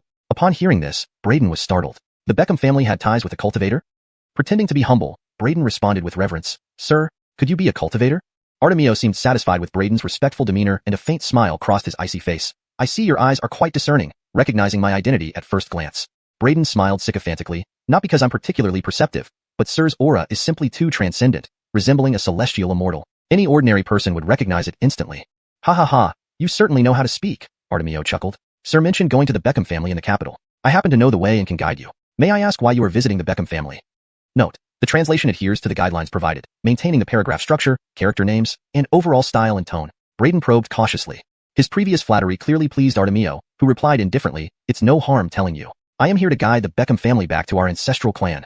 Back then, our ancestral clan encountered some incidents, forcing some branches into exile. Braden didn't expect Artemio to reveal such information to him. He couldn't help but feel a chill run down his spine. The Beckham family was once a branch of a cultivator family. Braden immediately grew anxious. Given the grudge between himself and the Beckham family, now that they had a cultivator backing them, they would surely not let him off. Thinking about this, Braden started to contemplate. Should I find an opportunity to eliminate him?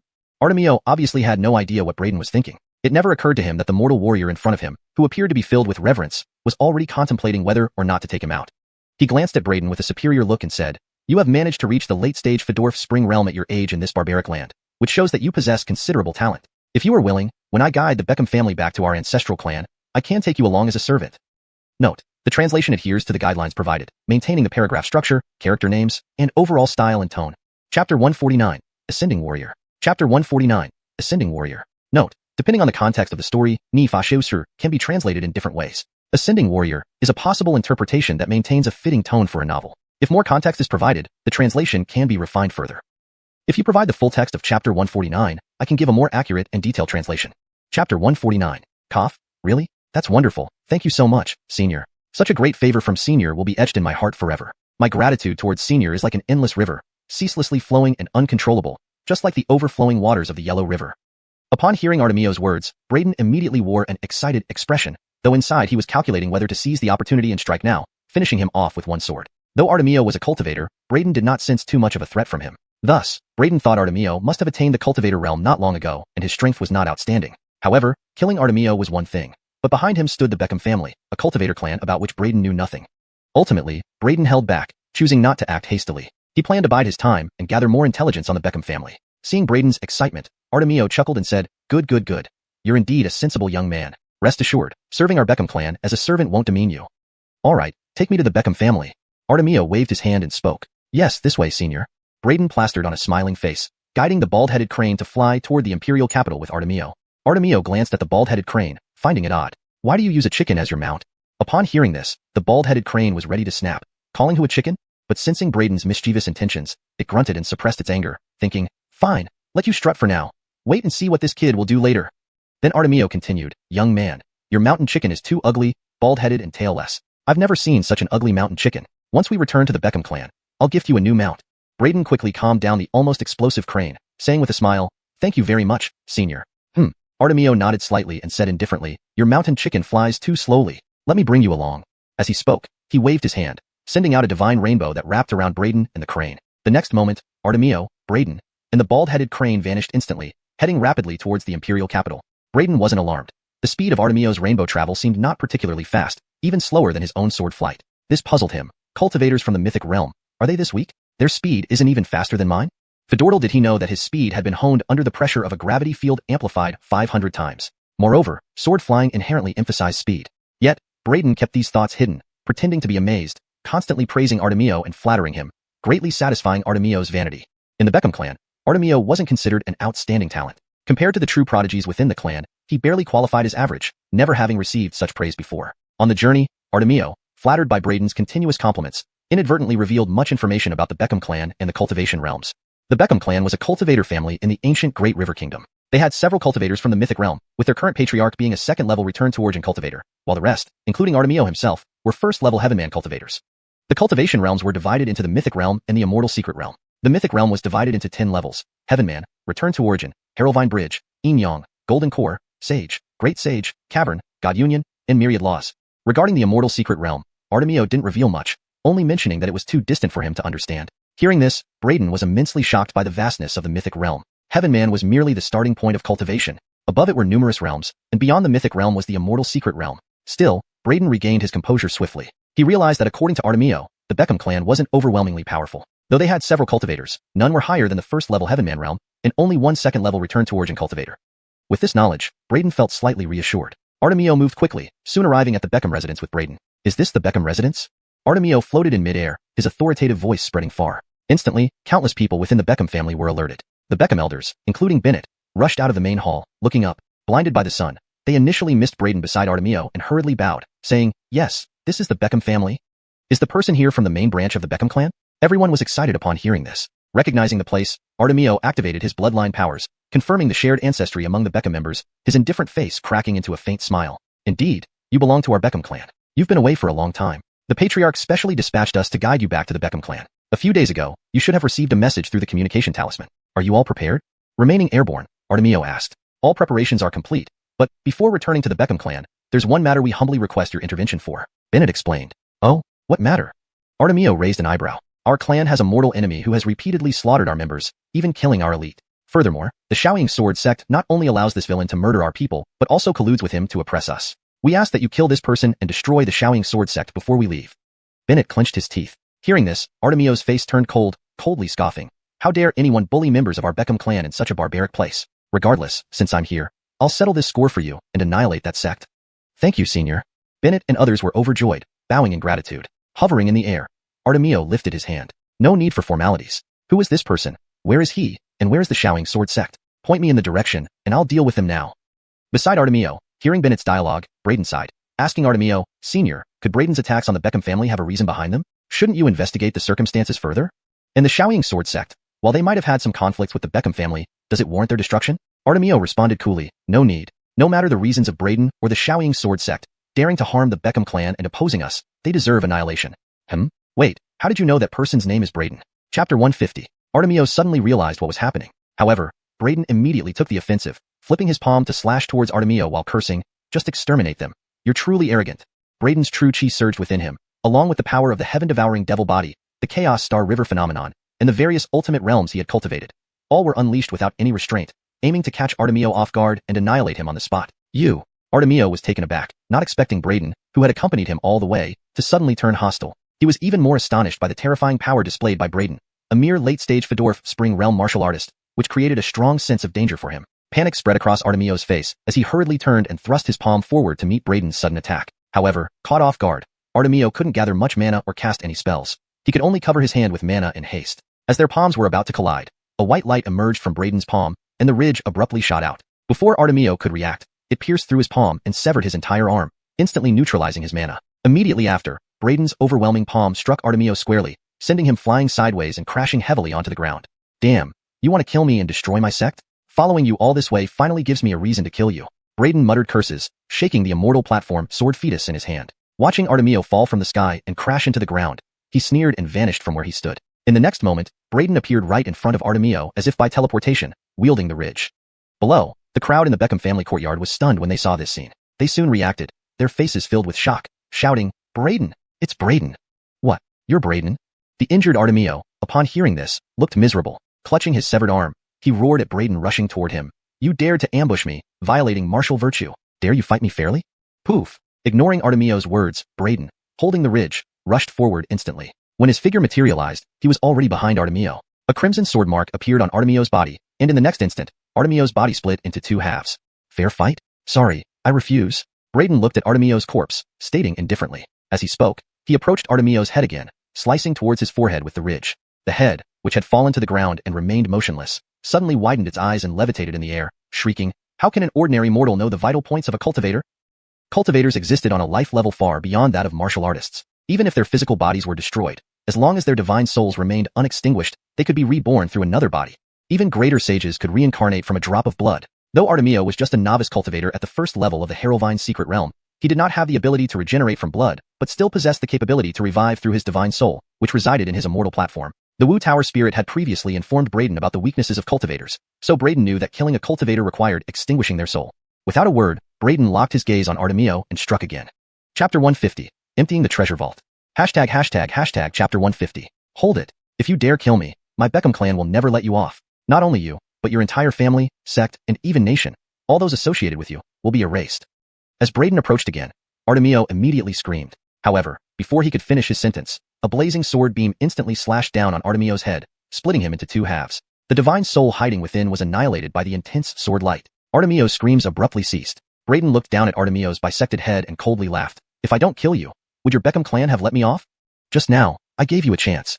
His expression was icy. He had earlier probed the other party's intentions, but they declared that there was no need to understand the context. They wanted to kill him and exterminate the Shouting Sword sect directly. Could he tolerate this? He killed a cultivator. How could he kill a cultivator? How is it possible for an ordinary martial artist to kill a cultivator? The Beckham clan members were terrified as they witnessed the scene. Bennett's eyes bulged with anger as he glared at Braden and shouted, Braden, you actually killed the person who came to guide us back, you? However, when Braden turned his gaze toward them, Bennett's words cut off abruptly, his eyes filled with endless terror. From Braden's eyes, Bennett sensed an overwhelming chill, as if he had fallen into an ice cellar. Holding the sword, Braden stood and stared at the Beckham clan members, making them all shudder in fear. In their eyes, Braden was the most terrifying being in the world. Even a cultivator had been slain by him. This scene left a deep impression on them, causing great shock and profound psychological trauma. Previously, I had no time to deal with your Beckham clan, but little did I expect that you constantly harbored thoughts of killing me and destroying the Shouting Sword sect. You truly seek your own death. Braden coldly said, so don't blame me for being ruthless. What are you going to do? Bennett asked in horror. The Beckham clan doesn't need to exist anymore. With a cold expression, Braden raised his hand and a sword descended. A terrifying sword aura erupted immediately, rending the sky and cracking the earth, like the arrival of the apocalypse. The frightening energy quickly filled the entire Beckham clan, and a strong sense of danger surged into everyone's heart. The pupils of the Beckham clan members shrank in shock. Hold it, hold it. Bennett shrieked. Braden, we are a cultivator clan, people of the Beckham clan. How dare you do this? How dare you? Thud, thud, thud. But Braden, having decided to act, wasn't about to be frightened by Bennett's words. That blazing sword light came without stopping, fiercely slashing towards them. Bennett and the Beckham clan's powerful figures screamed in unison, striking together in an attempt to resist Braden's overwhelmingly powerful sword strike. However, Braden's sword was too terrifying. Even if Artemio hadn't been injured, he might not have been able to withstand it. A fifth true realm cultivator was not to be underestimated. The blazing sword light flashed down, instantly crushing Bennett's techniques. The fearsome sword chi unleashed recklessly, reducing Bennett and the others to shreds with cries of agony. Seeing this scene, Mohammed and Mohammed Xiu felt their hearts almost tear apart. They both roared and leaped into the air, attempting to escape from the Beckham clan. But how could Braden let them go? His figure flickered and appeared before them. With a cold stare, he said, "When you chased Jiaolao and me back then, did you ever think this day would come?" Mohammed and Mohammed Xiu's faces turned deathly pale. They never imagined that the young man they once hunted, who seemed to have nowhere to run, would grow so formidable in such a short time. Spare our lives, we were just following orders. Mohammed and Mohammed Xiu begged repeatedly. However, the next moment, the two suddenly attacked from both sides, ambushing Braden. Hurrell! Mohammed and Mohammed Xiu, eyes bloodshot, shouted as they launched their attacks. They knew Braden wouldn't let them live. Someone who dared to kill a cultivator wouldn't show mercy. Braden showed a trace of mockery upon seeing Mohammed and Mohammed Xiu's sudden attack. He didn't even bother to defend himself as their swords stabbed into his body. Yet, their attacks failed to pose any threat. Their swords stabbed into Braden as if piercing immortal metal, clanging metallically without leaving a scratch. How can this be? Mohammed Xiu and Mohammed Hi's pupils contracted in astonishment, eyes full of shock. They had spared no effort and struck with all their might, yet couldn't even pierce Braden's skin. What kind of formidable physical body was this? What they didn't know was that when Braden ascended to the Fedorf Spring realm and passed the heavenly tribulation, his body had already attained physical sanctity. Subsequently, through training under 500 times gravity, his physique further transformed. His body had become virtually indestructible. Even peak immortal platform realm experts couldn't harm him, let alone them. Despair filled them as they tried to flee, but Braden pointed his fingers and shot out two beams of sword light. Two thuds resounded, and their heads were instantly pierced, bringing about their immediate deaths. Then, he surveyed the chaotic crowd of Beckham clan disciples and soldiers. Braden's sword slashed down, killing all the core leadership of the Beckham clan. As for the lesser members, recruited soldiers, and servants, he did not touch them. Bounty, bounty. The bald crane eagerly gathered various treasures and storage rings from Artemio, Bennett, and others. Braden called over the bald crane, collected all the storage rings, then found the Beckham clan treasury. Upon entering the treasury, Braden was astonished by the vast resources and treasures within. They say the Beckham clan is dripping with wealth, and it's true. The Beckham clan has this much wealth? Braden's heart pounded as he hastily plundered the entire treasury. This is real wealth. With these resources, how many Fedorf spring pills can I refine? Moreover, the Beckham clan has collected so many medicinal herbs. Hey, there's even a pill formula. This is actually the formula for the 6th grade healing elixir, Eternal Fedorf pill. Having cleared out the entire treasury, Braden did not linger, took the bald crane, and flew towards the place of the Grand Abyss sacred land. The news of the Beckham clan's downfall in the capital caused a sensation throughout the Peterdom, especially when word spread that Braden had killed a cultivator, leading to national shock. Sitting cross-legged on the bald crane's broad back, Braden was tallying up the spoils from the Beckham clan. Just the treasure hoard of the Beckham clan had made him immensely wealthy. But when Braden opened Artemio's storage ring, he was still taken aback. Artemio's storage ring was filled with various spirit stones and resources. Additionally, Braden found a mystical sword inside. Is this the legendary spirit treasure? Braden drew out a beautiful long sword with a fiery glass-like hue. On the hilt connecting to the blade were inscribed the words, Fire Cloud Sword. Within this sword flowed a mysterious and powerful force. The entire sword exuded a sharp and compelling vitality. Braden took out the Fire Cloud Sword. It suddenly trembled. Caught off guard, Braden momentarily lost his grip, and the sword broke free. An insignificant mortal dares to lay hands on me. A childlike voice echoed from within the Fire Cloud Sword. Suddenly, intense flames burst forth from the sword, aiming straight at Braden. Braden was startled. This Fire Cloud Sword was indeed a spirit treasure, imbued with sentience, a legendary spirit sword. The approaching flames made the bald crane squawk in alarm as it swiftly moved aside to avoid the Fire Cloud Sword's attack. However, the Fire Cloud Sword persisted and charged back. Braden frowned and coldly snorted. Just a spirit sword. You boast so much for having a bit of intelligence? You dare to belittle this great master? You're dead meat. The childlike voice from the Fire Cloud Sword rang out again, filled with irritation. The fiery glow locked onto Braden and darted toward him like a streak of light. Braden coldly snorted. With his extraordinary physique, even though the Fire Cloud Sword was a spirit treasure, without anyone to wield it, it couldn't unleash its full power. Braden reached out and, surprisingly, grabbed the Fire Cloud Sword barehanded. How could this be? A mere mortal martial artist actually caught me. Wah, let go, let go. The Fire Cloud Sword struggled fiercely in Braden's hand while the spirit inside screeched furiously. Braden cast a disdainful glance at the Fire Cloud Sword and said calmly, I wasn't paying attention just now, allowing you to escape. Now that you're back in my hands, no matter how much you struggle, you won't break free. I advise you to behave and submit willingly. Otherwise, don't blame me for being unforgiving and destroying you. Destroy me? Ha ha ha ha, just you, a mere mortal martial artist, thinking you can destroy this great master? Dream on.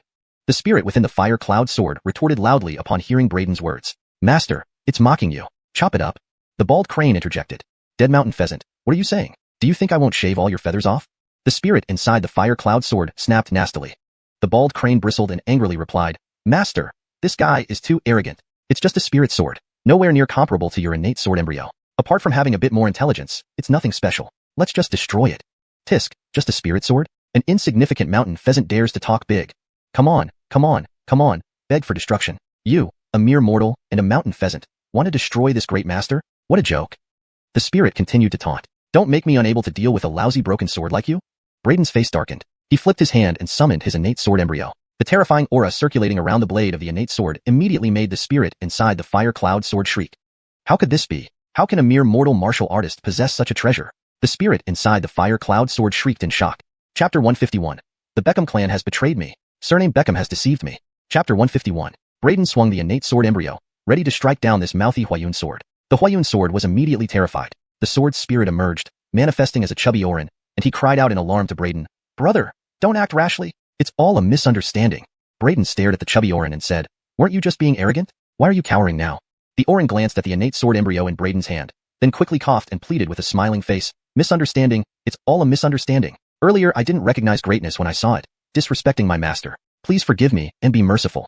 Who is your master? I'm just a mortal. How can I be your master? Braden laughed coldly. The master will do, the master will do. The Orin smiled apologetically and said, Actually, from the moment I saw you, I decided to follow only you. Is that so? Braden looked at the Orin, inwardly surprised by the high level of intelligence of the sword spirit. He maintained his calm demeanor and said, Then let's sign a soul pact. The Orin's expression stiffened instantly. What? You're unwilling. Harold, you just say you would follow me and no one else? So soon changing your mind? Braden immediately put on a stern face, pretending to be authoritative. The Orin hastily replied, I'm willing to follow you. But can we not sign a soul pact? No. You mischievous fat boy, without a soul pact, what if you betray me? Braden refused outright. Either sign the soul pact or be destroyed. You choose. The Orin hesitated for a long time, finally biting his lip and said, I can sign the soul pact, but afterward, can I reside in your innate sword embryo? Braden frowned. Reside in my innate sword embryo? What do you mean? To be the sword spirit of your sword. The Orin hoped eagerly. Worried Braden wouldn't agree, the Orin added hurriedly, Actually, I wasn't originally the sword spirit of this xuanhuan sword. I was once the sword spirit of an immortal sword, fighting across the world. But later, my original master was killed, causing my core to fragment. Out of necessity, I had to find another vessel, eventually residing here in this xuanhuan sword, becoming its sword spirit. But this sword is of too low rank. Braden was taken aback. He hadn't expected this little fatty to have been the sword spirit of a divine sword. The bald crane also seemed surprised but then relaxed. It shot a disdainful look at the fatty and remarked, Of course, a lower-grade spiritual sword couldn't have such high intelligence. No wonder. Cough, Colin speaks wisely. The Orin's attitude toward the crane did a complete turnaround, losing all his previous arrogance. Hearing him call him Colin, the crane grinned, turning to Braden. Letting this fellow be the sword spirit isn't bad. Although innate sword embryos have high spirituality, forming intelligence might take centuries. Having this guy become the spirit would greatly enhance its transformation and growth. Plenty of benefits. Braden nodded and said, Fine. I agree to let you reside within the innate sword embryo. Sign the soul pact. The Orin lit up upon hearing Braden's agreement, thanking profusely. After signing the soul pact, the Orin left the xuanhuan sword and entered the innate sword embryo. Immediately, the innate sword embryo radiated brightly, its spirituality soaring. Braden found controlling the innate sword embryo even easier. Moreover, with the Orin as its spirit, the innate sword embryo gained the ability to attack autonomously, albeit with limited power if uncontrolled. This sword, then, is useless. Braden glanced at the xuanhuan sword. Without the Orin's spirit, it became an ordinary lower-grade spiritual sword. But even a mediocre lower-grade spiritual sword was far superior to mundane weapons. Braden stored the xuanhuan sword in his storage ring, took in the innate sword embryo into his body, and communicated with the Orin. Fatso, you mentioned you were once a divine sword spirit. Tell me more about divine swords. I understand very little, only knowing cultivators develop spirits beyond mundane weapons. Tell me more. Sure thing. The Orin, nurtured by the innate sword embryo's inherent spirituality, felt incredibly happy. He began explaining, spirit treasures are divided into spirit instruments, precious tools, supreme monarch's weapons, imperial treasures, supreme Tao artifacts, eternal Tao artifacts, chaos Tao artifacts, and divine artifacts. Heraldvine artifacts are classified into 9 ranks, boundless rank, creation rank, and eternal rank. My original form was once a 9th rank divine artifact. Braden's eyes widened, shocked by the numerous levels of divine artifacts. In great spirits, the Orin told Braden, Actually, I know quite a few sword-related skills from my original master. When you advance to the secret realm of divine techniques and enter the cultivation realm, I can teach these skills to you.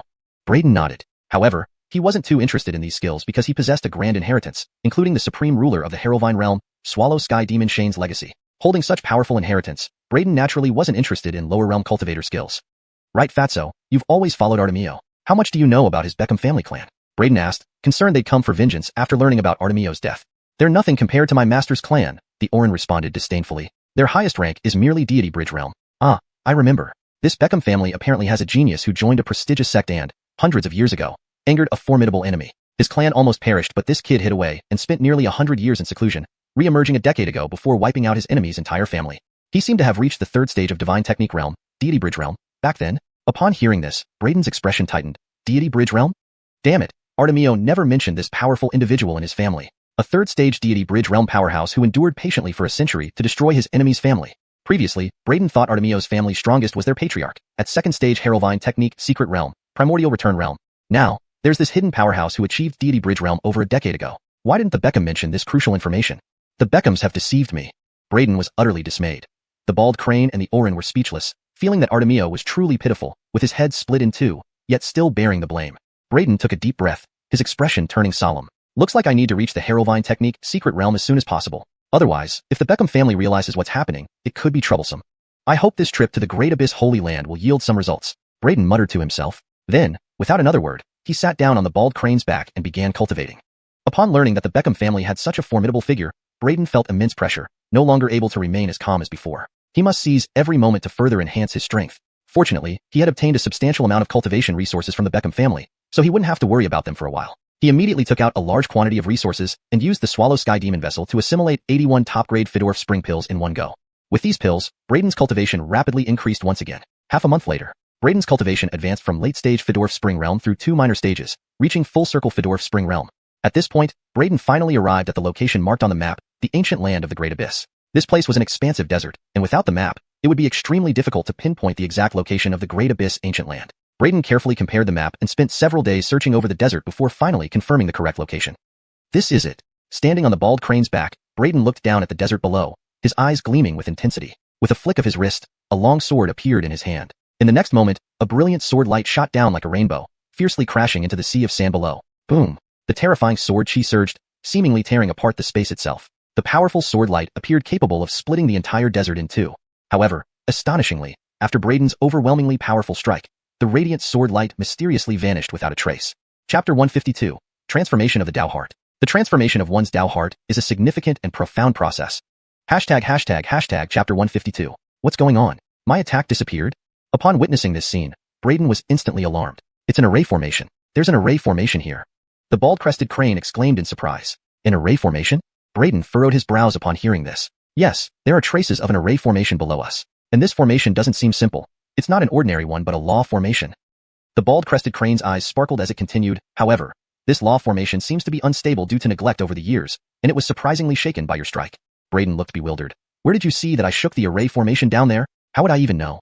He felt that the bald-crested crane was making fun of him. His attack had been directly absorbed by the law formation without a trace, yet it now claimed that he had shaken the formation. The master should look closely, the bald-crested crane urged. Suspiciously, Brayden stared at the ground below, and after a moment, his eyes widened with surprise. Waves could be visibly rippling on the vast sandy surface below, though they were subtle enough to be overlooked if not examined closely. The power contained within the law formation beneath is very weak. Keep attacking, and you should be able to destroy it entirely after a few more attempts. The bald-crested crane's eyes gleamed. I already smell the presence of treasures. There must be treasures down there. Hearing this, Brayden's eyes lit up with excitement, and he launched another series of brilliant sword lights towards the ground below. Just like before, these glowing blades vanished mysteriously, being swallowed by the hidden law formation. However, Brayden noticed the ripples on the ground becoming more pronounced and violent with each strike. Finally, with the last blow, a loud bang echoed as the ripples suddenly collapsed, revealing countless golden patterns resembling earthworms that dispersed into the air like fireworks. What are these worm-like things? Brayden asked in amazement. These are law formation patterns. Each one contains endless mysteries and immense power, serving as the foundation for constructing the law formation. The bald-crested crane explained, then gazed intently downwards.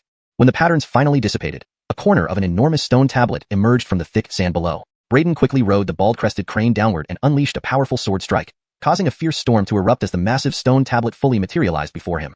Carved on the stone tablet were 4 imposing characters: Grand Desolate Holy Land. Indeed, it's the Grand Desolate Holy Land. Brayden exclaimed joyfully. A strong wind swept past, blowing away the surrounding yellow sand. As Brayden shifted his gaze from the stone tablet, he saw a huge protective barrier floating before him. Within the transparent barrier lay ruins and debris, yet amidst the fallen mountains, life flourished. He could see numerous luminous medicinal herbs growing inside the barrier, each one radiating brilliance. So many medicinal herbs. Braden's attention was immediately captured. There's a barrier here, too. This must be another construct left by cultivators. Suppressing his excitement, Braden focused on the barrier before him and summoned intense sword light from the inherent sword embryo. However, the formidable barrier remained unmoved. This barrier is different from the previous concealed law formation. Its power hasn't completely dissipated. With your current strength and lack of understanding of breaking formations, you can't break through this barrier, said the bald-crested crane. Golden array patterns emerged from its body and flowed into the barrier, causing it to temporarily vanish. Without pausing to marvel at the bald-crested crane's ability, Braden swiftly followed and entered the interior of the barrier, where he was immediately struck by the immensely concentrated spiritual energy of the grand, desolate Holy Land. What abundant spiritual energy! Braden couldn't help but exclaim. Dense spiritual energy seeped into his body, making his true chi stir vigorously. The concentration here was several times higher than that at the Shaoqing sword sect. Medicinal herbs, so many medicinal herbs, we're going to get rich. The bald-crested crane dashed forward excitedly, starting to pick various herbs. Braden didn't rush into action but surveyed his surroundings, noting the collapsed mountains and ruined structures around him, resembling shattered divine palaces. Large craters littered the distant ground, now covered with vegetation. Rising into the sky for a better view, he discovered a massive handprint enveloping the entire grand, desolate Holy Land, extending for hundreds of miles, leaving distinct palm grooves on the ground. A vivid image surfaced in Braden's mind. He envisioned a once thriving sect being obliterated by a colossal hand that blocked out the sky, reducing everything to ashes in a single strike. Suddenly, his hair stood on end as he sensed an alarming transformation in the surroundings. An overwhelming pressure descended from above. Looking up, he realized that the scene he just imagined was manifesting before his eyes. A gigantic handprint condensed above him, exerting tremendous pressure that locked him in place, offering no escape.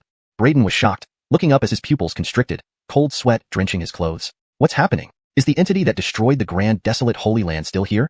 Despite his formidable abilities now, Braden couldn't shake off the unprecedented sense of weakness under this enormous handprint, truly feeling how insignificant he was and powerless against such might. Breaking free from despair momentarily, Braden let out a fierce roar, slicing upwards with his sword at the insurmountable handprint.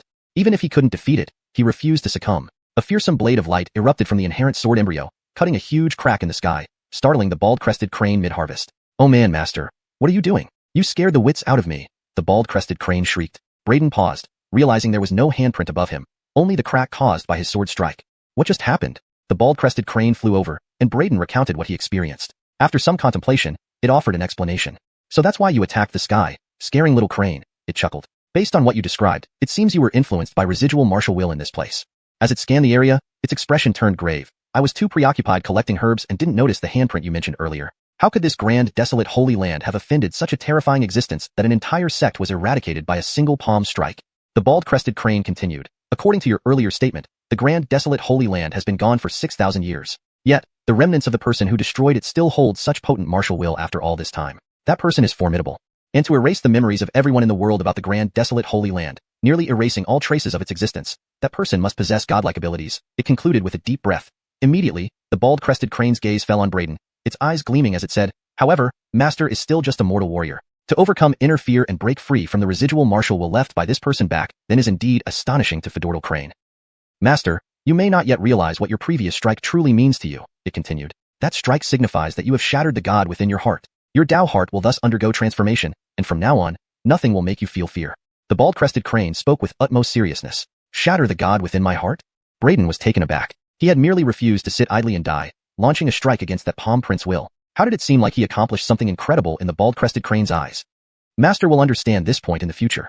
In short, Master gained great fortune just now. If you hadn't launched that strike and instead given up under the oppression of the martial will, you would be just an empty shell with only physical existence. Your soul would have been utterly destroyed by that martial will, leaving no trace. But you overcame your inner fear and attacked it. That's shattering the god within your heart. This is crucial for your future cultivation.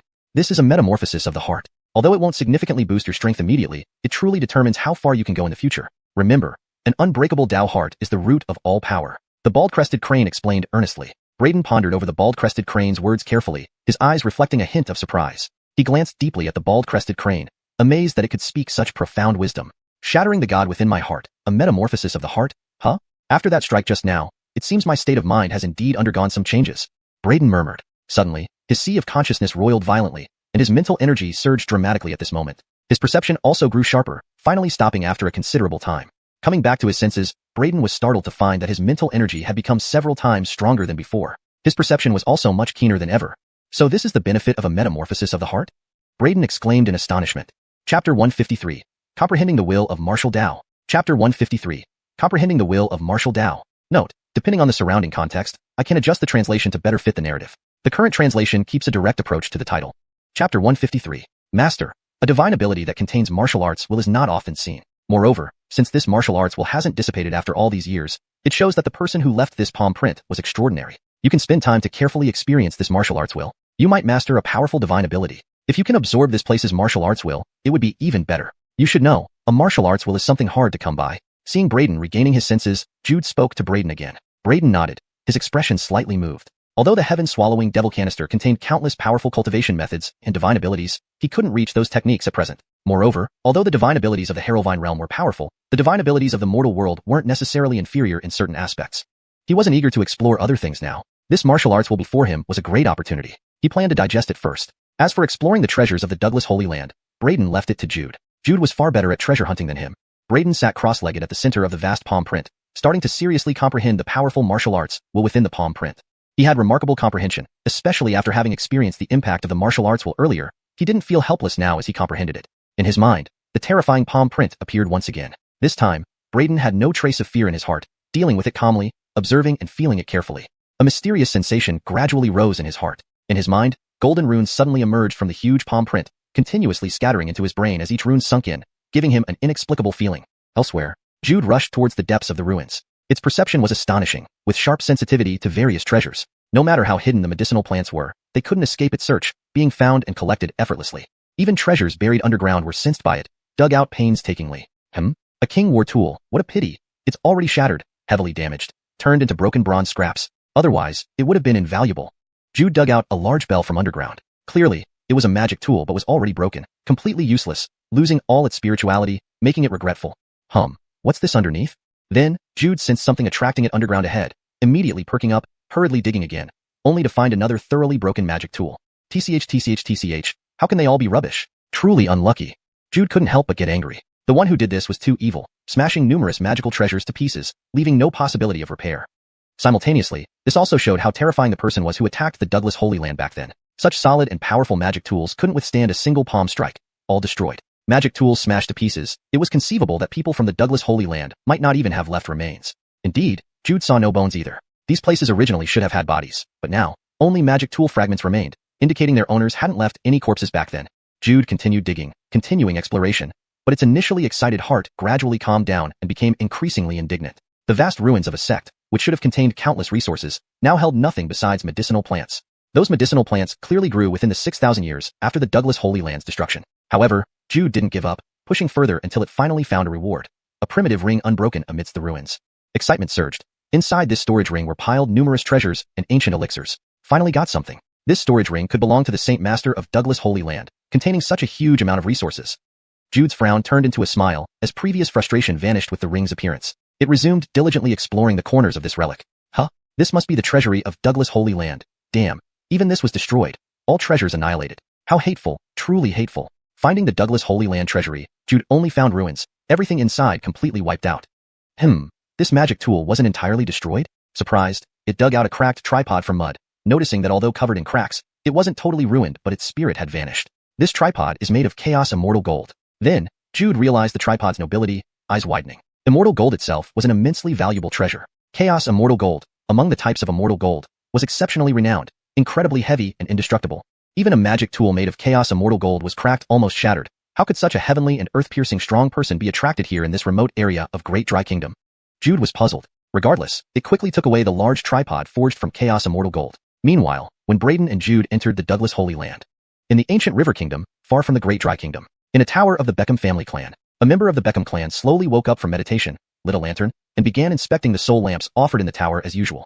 Soul lamp, also called life lamp. Cultivators had a technique to confine a thread of a person's soul into a soul lamp to monitor their life or death. In the soul tower, the Beckham clan member carefully examined every soul lamp. Under each soul lamp, there was a tablet inscribed with the owner's name.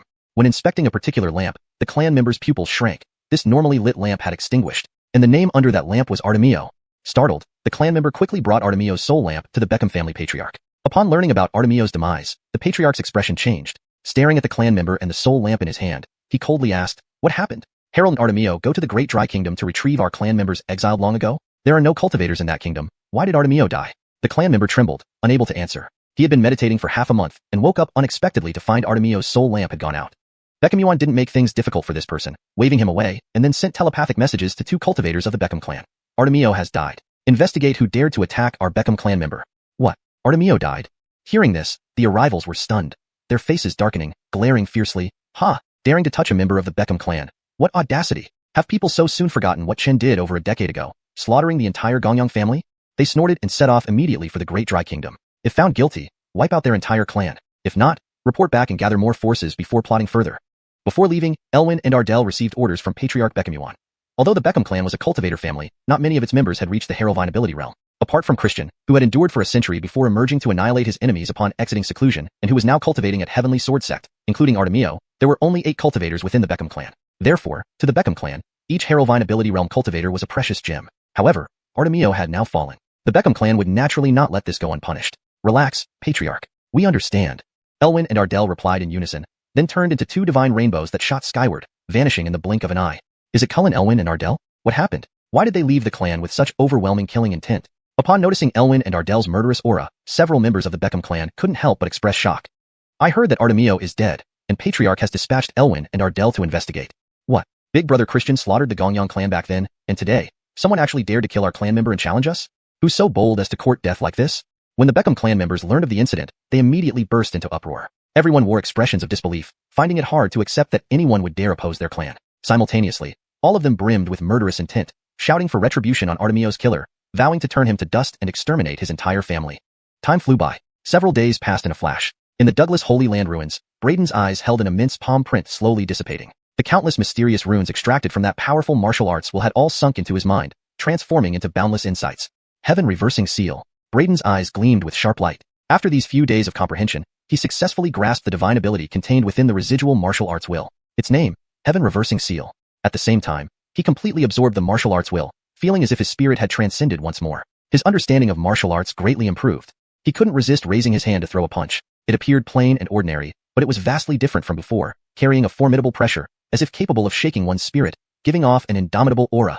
Hashtag chapter 154, A Great Harvest. The martial Dao will can actually Dunhan Xinling, creating a shock to the warrior's heart and spirit. Note, Dunhan Xinling is more commonly used and means to shock/hit the mind profoundly, thus fitting better in English context. To further improve the translation for natural fluency in English, it would be, the martial Dao will can actually impact profoundly, creating a shock to the warrior's heart and spirit.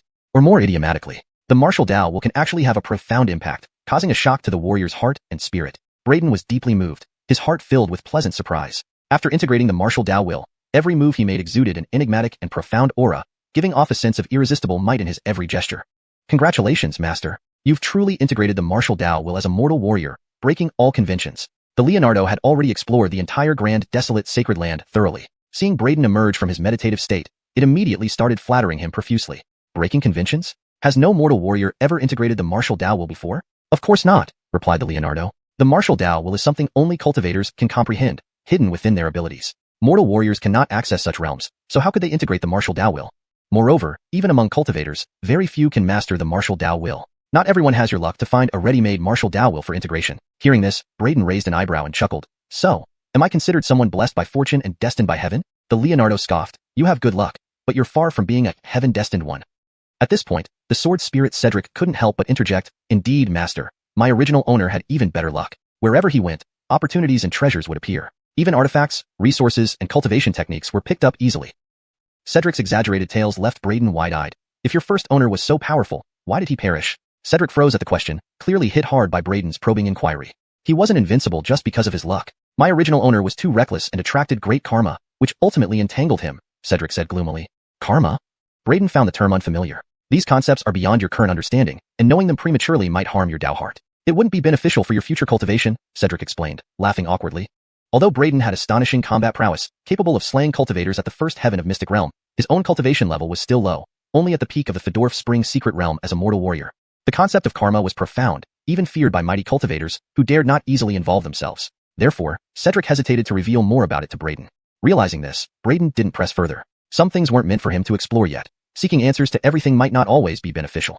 By the way, Alvis, how did your exploration of this grand, desolate sacred land go? Braden turned to the Leonardo. The crane's face fell. Don't mention it, Master. Everything here was obliterated by that palm strike. All treasures were shattered, leaving only fragments underground. Not even a single storage ring was found. Sigh. Braden frowned. No discoveries at all? No, master. These past days, I dug tirelessly, but found nothing but broken relics. Our only harvest was the few medicinal herbs we gathered when we entered, the crane sighed. Braden couldn't help but sigh as well. Very well. Integrating the martial Tao will alone is a great fortune. Those herbs also seem valuable. Oh right, let me see those herbs. Do they include Harrowvine vine? As the crane rummaged through its feathers, a simple storage ring suddenly dropped out. Panicking, it quickly stepped on the ring, hiding it from Braden, while holding out the herbs with a forced smile. Here they are, master. All the herbs I collected. Braden didn't take the herbs immediately, but noticed the crane's foot movement. His heightened senses made it impossible to miss. What's under your foot? Braden asked, raising an eyebrow. Nothing. What could be there, master? These herbs. Before the crane could divert attention further, Braden reached out and lifted it, revealing the simple ring beneath its foot. You said nothing was left, not even a storage ring. How did this get here? The crane stared blankly for a moment before trying to feign innocence. A storage ring? How strange. Who hid it under my feet?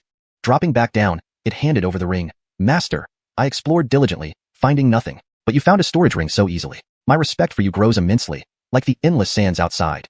Braden was speechless. The crane had tried to hide it. He examined the ring and, upon entering his mind into it, was astonished by the vast collection inside. So many medicinal herbs, and these spirit stones, middle and upper grade stones numbering over 10 million, and materials like black pattern immortal gold and starfall god stone. This seal radiates spiritual energy. Is this a spirit treasure? Ah, this is Harrowvine vine. Braden was shocked. The simple ring contained a wealth of resources, including over 100 rare herbs. Among them were the Harrowvine vines needed for the rank-breaking pill, and the other two ingredients for the rank-breaking pill, heavenly silkworm flower and unborn grass. Overwhelmed with joy, Braden realized all ingredients for the rank-breaking pill were now complete. Moreover, he found several pill recipes in the corner. Recipes for Tao Palace pill, Fedorf Spring pill, and 10,000 phenomena pill, each adding to his excitement. Especially the 10,000 phenomena pill recipe, which would aid him in the next stage of cultivation. With this, integrating the 10,000 phenomena pill would smooth the path ahead. Some might think relying on pills for cultivation could lead to unstable foundations. However, Braden had no such worries. Despite using pills, he ensured each realm was rigorously mastered to its utmost. That's why he could cultivate to the 5th true extreme level. He continued reviewing the contents, finding several cultivation techniques and abilities for cultivators. Briefly looking over them, he couldn't understand much but set them aside. Thus, Braden's unexpected discovery brought a significant breakthrough, promising a great harvest indeed. Subsequently, Braden retracted his divine sense and looked at the ancient ring in his hand with excitement. Having obtained the Harrowvine vine, and unexpectedly found such a wealth of resources and treasures, this journey to the grand, desolate sacred land has truly been a resounding success. Then, he glanced at the Leonardo nearby, recalling how the crane had tried to keep all the resources and treasures hidden in the storage ring for itself. He couldn't help but raise an eyebrow suspiciously. Could this creature be hiding more? He fixed a disapproving gaze on the Leonardo and said, Alvis, you wouldn't happen to have something else hidden on you, would you? Absolutely not. The Leonardo was taken aback for a moment before immediately denied it with a forced smile. How could Master suspect little crane? I'm always loyal to you. Why would I ever hide anything from you? As it spoke, it instinctively took a step back. Just then, there was a clanging sound as a cracked bronze tripod suddenly slipped out from under its feathers and hit the ground heavily. It seemed that the crane's feathers possessed some independent space for storing items, but apparently, it wasn't very reliable. Seeing the bronze tripod that had dropped from behind the Leonardo, Braden's lips twitched. This creature really did have more things stashed away. Braden gave the Leonardo a menacing look. The Leonardo was also startled by the commotion behind it. It turned around and, upon seeing the bronze tripod it had hidden earlier now lying on the ground, its face froze instantly. Then, it quickly regained its composure and said with great urgency, Oh no, what happened? How did a tripod fall for me? Who is so despicable to hide it on me?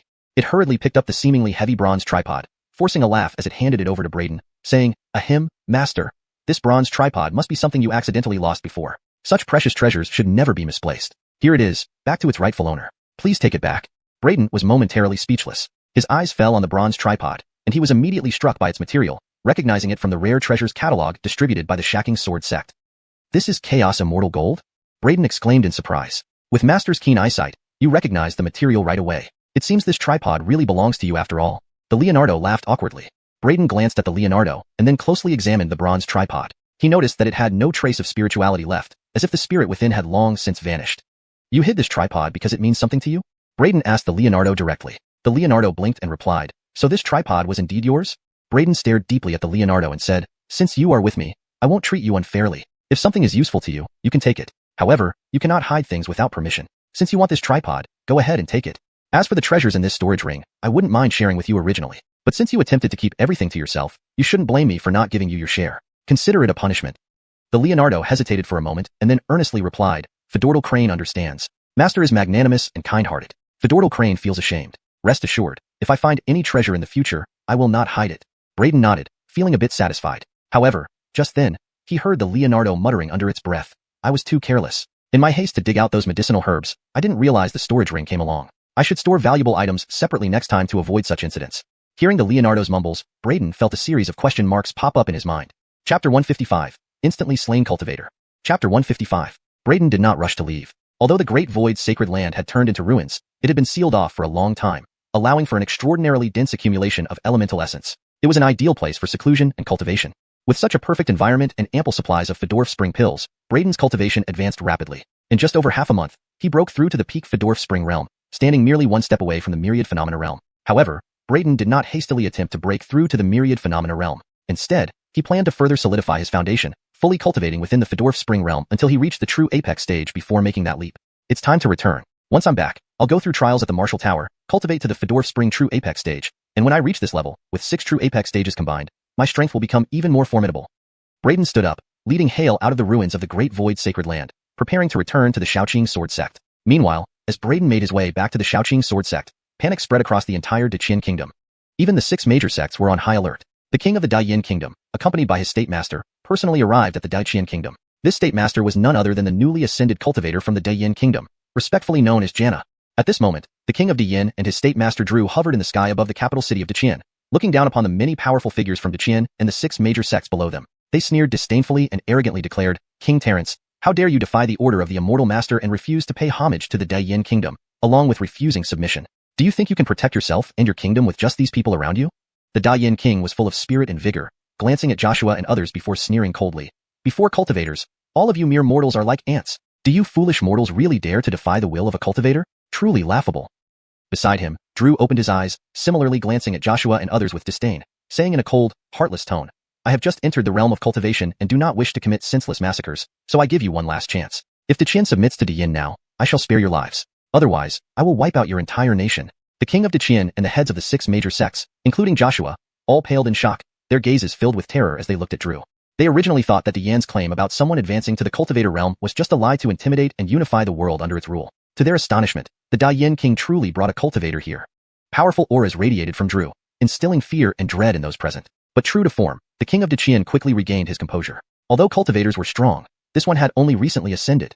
Moreover, no matter how strong he was still just one person. Could one man contend against an army? Deploy the troops and prepare the formations. With a wave of his hand, the king of Deqian mobilized his forces. Commanders, all of whom were experts at the Immortal Platform stage, stepped forward. Dozens of Immortal Platform stage experts led their armies, surrounding the Daiyin king and Drew. Drew cast a contemptuous glance at the surrounding military forces and scoffed mockingly, You're truly ignorant. You think these mortal warriors can withstand me? Indeed, it is not your fault. Your Deqian kingdom has not produced a single cultivator for years. Of course, you wouldn't understand the power and the horrors of a cultivator. He sneered once more and then waved his hand. 3,000 thunder. Boom. Thunderous roars echoed through the heavens as dark clouds gathered overhead. Feedorgning split the sky, with countless bolts tearing through the air from the thick clouds. Plop, plop, plop. Ah. In an instant, the surrounding army was submerged and devoured by the thunderbolts, filling the air with agonizing screams. Even the Immortal Platform commanders struggled under the onslaught. Anyone struck by the lightning either died or suffered severe injuries, forcing them to retreat. Ha ha ha, see that? This is what happens when you defy the Immortal Master. Today, you will all die. The Daiyin king laughed loudly. Seeing this, the king of Deqian turned pale, realizing just how terrifying the power of a cultivator could be. Even the patriarchs and elders of the 6 major sects couldn't help but show their distress. Together, attack and destroy him, Joshua shouted. Although the 6 major sects usually stayed above the royal affairs, they could not stand idly by while another country oppressed their own. Because, after all, they shared the same bloodline as the people of Deqian and considered themselves part of Deqian. Attack. The 6 major sects possessed deep reserves, possibly stronger than the royal family. Hundreds of experts at the Immortal Platform, Myriad Phenomena, and Fedorf Spring stages rose into the sky, ready to surround and eliminate Drew. However, Drew remained unfazed, instead roaring madly, Ha ha ha, fine. Since you choose death, I'll send you all to hell. Besides, my newfound powers need testing. Let you be the first to experience it. Laughing loudly, he held divine lightning in his hands, releasing bolts that targeted everyone. Instantly, the cries of agony rang continuously as the 6 major sects suffered heavy losses. What's happening in the capital? Far in the distance, Braden, riding Hale, noticed the rolling thunderclouds and deafening thunder coming from the distant capital. Could it be that someone triggered heavenly tribulation? Braden suddenly had this thought, excitement flashing in his eyes. Heavenly tribulation was an excellent tool for tempering the body. Alvis, quicken your pace, let's take a look. Braden called out to Hale. Upon hearing this, Alvis immediately increased its speed, carrying Braden swiftly over vast distances. In just a few breaths, man and crane arrived above the capital, where they saw the palace enveloped in swirling thunderclouds, endless lightning lashing out in every direction. Not heavenly tribulation, then, a cultivator. Braden stood up on Hale, eyes narrowing as he observed the situation. The lightning was clearly not from heavenly tribulation. The aura felt entirely different. His gaze shifted to a figure in midair, throwing lightning bolts continuously downward, causing his face to darken. Could this be a cultivator from the Beckham clan of the ancient River Kingdom come to take revenge on him? Unable to find him, they vented their anger on the Dacian kingdom. Thinking of this possibility, Braden's face hardened. With a flicker, he vanished from Hale's back and shot towards Drew. So this is the power of the Thunder Path's artistry? 3,000 thunder. Indeed overpowering. Drew laughed wildly, constantly generating bolts of lightning and hurling them around, keeping Joshua and others at bay. Stop. Dacian will submit. Seeing countless soldiers fall, the king of Dacian's eyes turned bloodshot as he trembled, admitting defeat. Too late. You will all die today. Today, Dacian will cease to exist. Drew laughed maniacally, showing no mercy as if he had completely severed ties with humanity. He regarded everyone like insects, devoid of any compassion. SSSSH. Suddenly, a sword light tore through space, heading straight for Drew. The strike was incredibly fast, faster than his lightning. Instantly, Drew felt a strong sense of danger. Shocked, he immediately slapped sideways to intercept. Boom! A brilliant ball of lightning exploded, and the resplendent sword glow pressed forward relentlessly. What? Chapter 156. Drew's pupils constricted, his heart nearly stopping in shock. With no time to dodge, he could only summon his innate mana, forming a weak shield of mana in front of him. However, Braden's innate sword embryo was no ordinary force. Its razor-sharp edge could almost disregard any defense in the world. The blazing sword tip instantly pierced through Drew's mana shield with a sound, piercing straight through his body and drawing a streak of bright red blood. With Drew hit by the sword, his spell was interrupted. The thunderclouds in the 9 heavens dispersed, and the countless thunderbolts vanished. Everyone around was stunned by this sudden turn of events. Seeing Drew's punctured body, the Da Yin King couldn't help but constrict his pupils, his heart suddenly racing. Drew had actually been impaled by someone's sword? Someone in Dacian could actually kill a cultivator? All eyes turned toward the direction from which the sword light had come. A figure swiftly descended in front of Drew. Braden? Recognizing the one who made the move, everyone was startled but then cheered up. It's him. He has finally shown himself. The rumor from a month ago is true. A cultivator descended on the Beckham family and was slain by Braden, who also destroyed the Beckham family. The Dacian king looked at Braden with horror. In midair, Braden glanced down at the heavily injured Dacian kingdom's army and the 6 major sects, especially when he saw Joshua wounded. His face darkened immediately. He turned to Drew and coldly said, "Every grievance has its source and every debt its owner. Artemio was killed by me. If you seek revenge, come for me. Why involve others?" "Who is Artemio?" Drew was taken aback. "You're not from the Beckham family?" Braden paused in confusion. "Braden, he is from the Dayin kingdom, recently ascended to the realm of cultivation." Joshua shouted to Braden, explaining the situation. Braden now understood that he had misunderstood. Drew was not from the Beckham family. However, his expression grew even grimmer as he coldly stated, "Just entering the Dao's secret realm and you plan to obliterate an entire country? As a cultivator, have you forgotten your humanity?" Drew's face flushed red, filled with murderous intent and venom. He spat. "You dare lecture me? You're courting death. Do you think just because you managed to injure me with a surprise attack, you can control me? A cultivator's abilities are far beyond what you can comprehend." But before he could finish, a sword light appeared again, faster than before, cutting across his neck with it. A head shot upward into the sky. Braden reached out and caught Drew's head, looking at him with a cold smirk. "Just a cultivator. I've killed them before." Drew's pupils contracted in terror. "You?" But Braden didn't bother with empty words. He slashed his sword, severing Drew's head and annihilating his soul, thoroughly extinguishing his life force. Silence enveloped the area. Everyone was stunned by the scene before them, their eyes wide with astonishment. Braden had instantly killed a cultivator? In an instant, all those present were struck speechless, staring at Braden in disbelief and awe. Chapter 156. The Eternal Strongest Sect. Chapter 156. The Eternal Strongest Clan. Note, Wangu is translated here as eternal, to convey the sense of timeless or ancient, while maintaining natural fluency in English. Strongest clan is used to reflect the meaning of Zui Changjong, assuming it refers to a powerful clan or lineage. The Eternal Strongest Sect. For a more literal and stylistic match to typical sect names in English translations of Chinese novels, you might consider the Timeless Mightiest Sect, or the Eternal Paramount Sect. However, the provided translation aims for clarity and naturalness in English. Please let me know if you would like me to proceed with any specific style, or if there are additional details to include. Chapter 156. Instantly slaying the cultivator left everyone present in disbelief, their eyes revealing a mixture of shock and horror as they gazed at Braden. However, Braden remained composed and calm, as if he had merely performed a trivial deed. He casually picked up Drew's storage ring without hurrying to inspect its contents, instead turning his head towards the Jeffrey with a tranquil expression. "I heard you want our Peterdom to submit to Great Yin," he said calmly. The moment Braden's gaze fell upon him, the Jeffrey immediately felt an overwhelming pressure. Upon hearing Braden's words, he felt a chill run through him, almost trembling from fear. He had been so audacious before, daring to descend directly into the Great Qin Palace, relying on Drew's strength. A cultivator's dignity was untouchable. With Drew around, he believed no one in the entire Peterdom could harm or threaten him. But now, the person he depended on, Drew, had been killed instantly by this young man before him. This undoubtedly dealt a significant blow to his psyche. At this moment, all the authority and arrogance that the Jeffrey once exuded vanished, replaced only by boundless terror. However, as a ruler who had weathered many storms, he quickly forced himself to remain calm despite his immense fear. Yes, this king was too rash earlier. Everything that happened was just a misunderstanding. The Jeffrey tried to maintain composure, addressing Braden with a salute, the arrogant tone from before now completely gone. Misunderstanding? You brought people to attack my great Qin palace, and you call it a misunderstanding? Braden raised an eyebrow, took a step forward, and instantly appeared before the Jeffrey. The Jeffrey jumped in fright. Braden placed his sword on the Jeffrey's shoulder, the sword's edge glowing with a bright white line, the manifestation of its sharpness.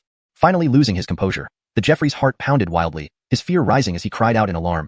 This king was wrong, driven by madness to dare act so recklessly here. This king is willing to compensate for all losses incurred by your country. Whatever demands you have, this king will do his utmost to meet. Please be merciful and spare this king's life, and let us Jeffreydom off this time. A ruler pleading for mercy in public. This was the reality of a world where power reigned supreme. Seeing the terrified Jeffrey, Braden showed no interest. With a flick of the inherited sword fetus, he knocked the Jeffrey down from mid-air. Your Majesty, Patriarch, and esteemed seniors, this person is now in your hands. Braden glanced at the Jeffrey, put away the inherited sword fetus, and turned to the Peter and the 6 major sect leaders. Thank you very much, young hero Fedorn, for saving our kingdom, the Peter hurriedly said, his eyes filled with respect. To him, although Braden wasn't a cultivator, his ability to slay cultivators so effortlessly made him even stronger than them. Such a powerful individual naturally deserved respect. Not only the Peter, but also the 6 major sects viewed Braden differently now. Even Joshua looked at Braden with astonishment, not participating in handling the Jeffrey but stepping forward, his eyes shining intensely. When did you become so strong? To easily slay a cultivator. I heard there was a cultivator descending upon the Beckham family who was slain by you, and the Beckham family was destroyed. Is that true? Braden coughed dryly and said, I'm not really that strong. I've only slain 2 cultivators, both beginners. As for destroying the Beckham family, yes, it's true. Originally, I didn't have much desire to kill them. I just wanted to find the main culprit behind Gil's death and finish it there. But the Beckham family hated me deeply. When the cultivator descended upon the Beckham family, their first action was to ask him to kill me and destroy the Shacking Sword sect. How could I tolerate that? I killed the cultivator and eliminated the Beckham family leadership in response. Upon hearing this, Joshua's mouth twitched. He realized the rumors were true. Meanwhile, the Jeffrey, listening in on the sentence, felt even more terrified, the fear in his eyes intensifying. Could this person actually treat killing a cultivator so lightly? Hold on, why would the cultivator go to the Beckham family? And why help them try to kill you and destroy the Shacking Sword sect? Joshua suddenly caught the key point, narrowing his eyes. The Beckham family is a branch of the cultivator's family, Braden explained slowly, causing everyone to draw in a sharp breath. Ancient Great River Kingdom cultivator family? Everyone was shocked, never expecting such origins for the Beckham family. Simultaneously, Joshua and others couldn't help but show worry. Braden had killed Artemio and wiped out the Beckham family, and now a cultivator family might come seeking revenge. That could spell big trouble. Braden noticed their concern and reassured them, Patriarch, rest assured, any troubles I cause, I'll resolve myself without involving the sect. Nonsense. Don't say foolish things. If it weren't for you killing Artemio, the Shacking Sword sect might already be wiped out. So what if they are cultivators? At worst, we die together. Our sect has nothing to fear but poverty. If the sect shies away from danger when disciples are in trouble, fearing entanglements and shrinking back, what good is such a sect? We'll handle this together, don't worry. There's always a way out. Joshua breathed deeply, patting Braden on the shoulder. The sect will always stand by you. Hearing this, Braden felt a warm surge in his heart, developing a strange affection for the Shacking Sword sect, a feeling like home. In reality, he had never felt such warmth from his real family. This feeling of home gave him a strong sense of belonging and an unspoken resolution. He must protect the Shacking Sword sect, but protection requires strength. His current strength was already formidable. Across the entire Peterdom, he had no equal. Even the leaders of the 6 major sects had been surpassed quietly by him. Yet, this was not enough. The Beckham clan was a cultivator family with multiple cultivators, including those who had reached the 2nd and 3rd realms of the mystic arts. Years ago, Christian from the Beckham clan had advanced to the 3rd realm, Bridge of Gods, wiping out another powerful cultivator family. After years, their strength must be even greater now. If they came seeking revenge, his current strength would not suffice. He needed to become even stronger. Without wasting time, Braden returned to the Shacking Sword sect. Back at the sect, he rushed into the martial tower. Why are you here again? Harold, you say you were tired of ranking battles? Roman looked surprised as she saw Braden. Braden muttered, I killed a cultivator, and he comes from a powerful cultivator family. I need to get stronger, or else not only will I suffer, but the entire sect will be in danger. Roman was stunned for a moment, her eyes flashing in the darkness. You truly defied a cultivator? Braden nodded. Roman took a deep breath, her gaze gleaming as she said, It seems my judgment was indeed correct. You truly have the qualifications to enter that place. Braden furrowed his brow and asked, Qualifications to enter that place? What do you mean? Do you still remember the bronze token I gave you before? Roman replied with a question instead of an answer. Bronze token? Braden repeated, as if something clicked in his mind. He flipped his hand, revealing a bronze token in his palm. It was the same one he had received as part of the reward when he broke the Martial Tower's record. On one side of this ancient bronze token were engraved the words, Creation, while on the other side was a faint image of a palace. The entire token appeared ordinary, showing no signs of any profound secrets. Braden had studied it for some time, but couldn't discern its significance. At one point, he even speculated that it might be the key to some ancient ruins. At this moment, Roman's mention of the token stirred his interest, prompting him to ask, "What exactly is this token?" Roman spoke slowly. "I once said that this token represents a tremendous opportunity." "Tell me more about this opportunity," Braden urged, his lips twitching. "Do you know of the Creation Harrowvine Palace?" Roman asked. "No." Braden silently pondered the 4 words before shaking his head. Roman glanced at Braden and said, "It's quite normal that you don't know. After all, the place where you are now is far from what it used to be. Cultivators are almost extinct." Braden was momentarily taken aback by Roman's words, implying that the place he was in had once been glorious. However, Roman didn't dwell on this topic but continued, "The Creation Harrowvine Palace, countless ages ago, was unparalleled, renowned across all realms. Countless ages ago, it became invincible. It also has another name, the Eternal Strongest Sect. And the creation token in your hand is actually the disciple token of the Creation Harrowvine Palace. From the moment you obtained this token, you became a successor of the Creation Harrowvine Palace." Hearing Roman's words, Braden's eyes widened in surprise. The Eternal Strongest Sect. Is this Creation Harrowvine Palace really that powerful? Wow, so now I'm a disciple of the Creation Harrowvine Palace? Does that mean I can skyrocket to greatness right away? Braden exclaimed excitedly. Chapter 157. 6th True Extreme Realm. Chapter 157. In principle, that's true, Jamie said in a calm tone. The conditions for accepting disciples into the xuanhuan Harrowvine Palace are extremely stringent. The minimum requirement is to have at least one realm of true extreme attained, and be invincible among your peers. Furthermore, you must possess the ability to challenge cultivators while still at the mortal warrior realm. I gave you this token as a favor back then. At that time, you didn't actually qualify for it. However, your performance at that time did impress me greatly, so I awarded the token to you prematurely. Now, you haven't disappointed me. You truly have earned the right to enter that place and become a disciple of the xuanhuan Harrowvine Palace." Braden's excitement was palpable. "So, if I officially join the xuanhuan Harrowvine Palace, the Beckham clan of the Dehe Ancient Kingdom won't dare to touch me or my Xiaohua sword sect, right?" Jamie snorted. "A mere Beckham clan? They're nothing but ants." Then, with a proud look on his face, Jamie continued, "Let me put it this way. If you really join the xuanhuan Harrowvine Palace, even the ancient emperors would not dare to harm you in any way." Braden's heart pounded harder than ever. He quickly asked, "Where is the xuanhuan Harrowvine Palace now? How do I get in?" Jamie coughed dryly. "I don't know." Braden froze, staring at the dark silhouette before him, and blurted out in confusion, "What did you say? You don't know where the xuanhuan Harrowvine Palace is? Are you kidding me?" After a long silence, Jamie replied, "Something happened back then. I sustained severe injuries, lost consciousness, and slept for a long time before waking up. When I awoke, this world had changed completely. The xuanhuan Harrowvine Palace was gone, leaving only me waiting here for its return. But after all these years, it has yet to reappear." Braden was shocked speechless for a moment before stammering, "So, the xuanhuan Harrowvine Palace doesn't exist anymore? Then what good is this token you gave me?" Braden was momentarily speechless. Even Jamie didn't know where the xuanhuan Harrowvine Palace had gone, or if it still existed. Where was he supposed to find it? But Jamie stubbornly insisted, "No, it still exists. Just not here. Perhaps it moved somewhere else. The xuanhuan Harrowvine Palace cannot disappear. It's the strongest sect through eternity. No one can make it vanish. As long as you have the xuanhuan order, there's no need for you to seek it out deliberately. One day, someone will definitely come to take you into the sect." Braden rolled his eyes. "Someday? If I can't get past this immediate crisis, I'm doomed right now." Jamie fell silent for a moment before suddenly saying, "Why don't you run away?" "Run?" Braden frowned. Jamie said, "Take me with you. Let's run together. If you run, the Beckham clan naturally won't be able to find you." "What about Xiaohua sword sect?" Braden countered. Jamie remained silent. Braden shook his head. "Forget it. Relying on others isn't as reliable as relying on oneself. The xuanhuan Harrowvine Palace is not dependable. I ultimately rely on myself. If the Beckham clan wants to kill me, it's not that easy. Jamie, if I cultivate up to the 9th realm of true extreme, can I kill a 3rd level profound secret realm cultivator who is also at the Harrowvine Bridge stage?" Jamie replied, "There's a great chance. If you fail, you're just too weak." Braden's lips twitched. However, hearing that there was a high probability, he immediately felt more confident. Without wasting time, he said, "In that case, arrange Fedorf Spring Realm opponents for me. I want to cultivate Fedorf Spring True Extreme." Without further ado, Jamie arranged Fedorf Spring Realm opponents for him. Boom. Braden didn't even draw his sword. In an instant, as soon as the opponent materialized, he dashed forward, stabbed with his finger, and instantly shattered the Fedorf Spring Realm Jamie avatar. He immediately crossed his legs and absorbed all the vast and pure power essence. Next. Then, another Jamie avatar appeared. Braden struck again, shattering it and absorbing all the released power essence. With his current strength, climbing the rankings was far too easy. The speed at which he absorbed and digested the power essence far exceeded before. Within half a day, Braden defeated 100 Fedorf Spring Realm Jamie avatars. These were all the best geniuses of their respective generations, yet none could last a single move under Braden's hand.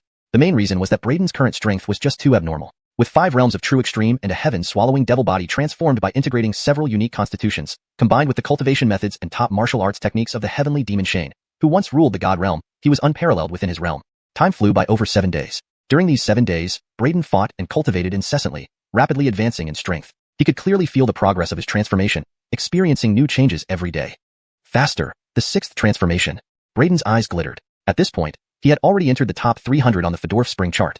The opponents he faced grew increasingly powerful, yet none stood a chance against him, just like those Fedorf Spring Realm Jamie avatars he crushed these days. All couldn't withstand a single move from him. And it was on this day. Elwyn and Ardell of the Beckham clan finally arrived at the Daiqian Kingdom after nearly a month of travel. They went straight to the ruins of the Imperial City Beckham family estate. Artemio was killed right here. Descending as two divine rainbows, they saw the bloodstains on the ground. Closing their eyes to sense it, both eyes brimmed with murderous intent. Yes, it's Artemio's aura. From a strand of blood, they sensed Artemio's aura. Instantly, murderous intent surged in both. Then, both took large strides out of the Beckham residence.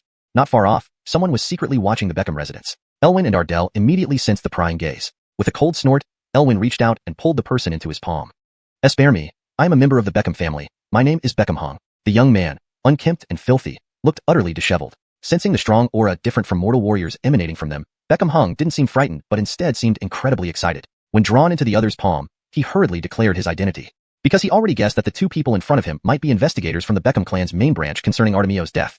Upon hearing Beckham Hong's words, Elwyn and Ardell's gazes flashed, looking at Beckham Hong. Elwyn's killing intent dissipated as he let him down. Do you know who we are? You two seniors must be from the Beckham clan? Beckham Hong rubbed his neck, bowing respectfully to both of them. Both nodded. Since you know who we are, you should also know why we're here. Tell us, what happened that day? Who killed Artemio? As soon as Beckham Hong heard this, his eyes filled with hatred as he recounted the events in detail. You mean the one who killed Artemio is merely a Fedorf Spring Realm mortal warrior? Hearing Beckham Hong's words, Elwyn and Ardell interrupted him with disbelief filling their eyes. How could a mere Fedorf Spring Realm mortal warrior kill Artemio? Though Artemio had only recently ascended to the profound secret realm, he was still a celestial human realm cultivator. Would he be something a mortal warrior could easily kill?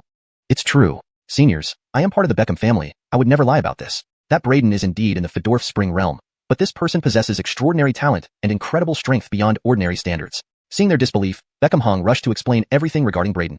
Elwyn and Ardell still seemed somewhat doubtful after hearing this. Even if he is an astounding genius, it's impossible for him to challenge a profound secret realm cultivator. Cultivators transcend mortal warriors. No one has ever been able to challenge a cultivator, let alone one who hasn't even reached the immortal platform realm. Tell us exactly what happened that day. Beckham Hong recounted the events of that day in detail once more. After listening, Elwyn and Ardell nodded and said, So, Braden first ambushed Artemio and severely injured him, then relied on his astonishing speed to kill Artemio. The two exchanged glances and Elwyn added, It seems this person is very fast. Also, that sword of his is not ordinary. Incredibly sharp, he likely broke through Artemio's magical force shield with that sword. Given this, there's nothing much to worry about this person. Killing him might yield an invaluable treasure. You say he's a disciple of the Xianhua sword sect? Where is Xianhua sword sect? Let us there. Beckham Hong immediately became excited and hurriedly showed them the way. Two divine rainbows enveloped Beckham Hong and instantly shot into the sky, heading straight toward the Xianhua sword sect, disappearing in the blink of an eye. Elwyn and Ardell moved incredibly fast, bringing Beckham Hong along. Soon, they arrived at the Xianhua sword sect. Boom! Elwyn and Ardell stood mid-air, looking down at the Xianhua sword sect. Without any preamble, they each raised their hands and slashed downward with their swords.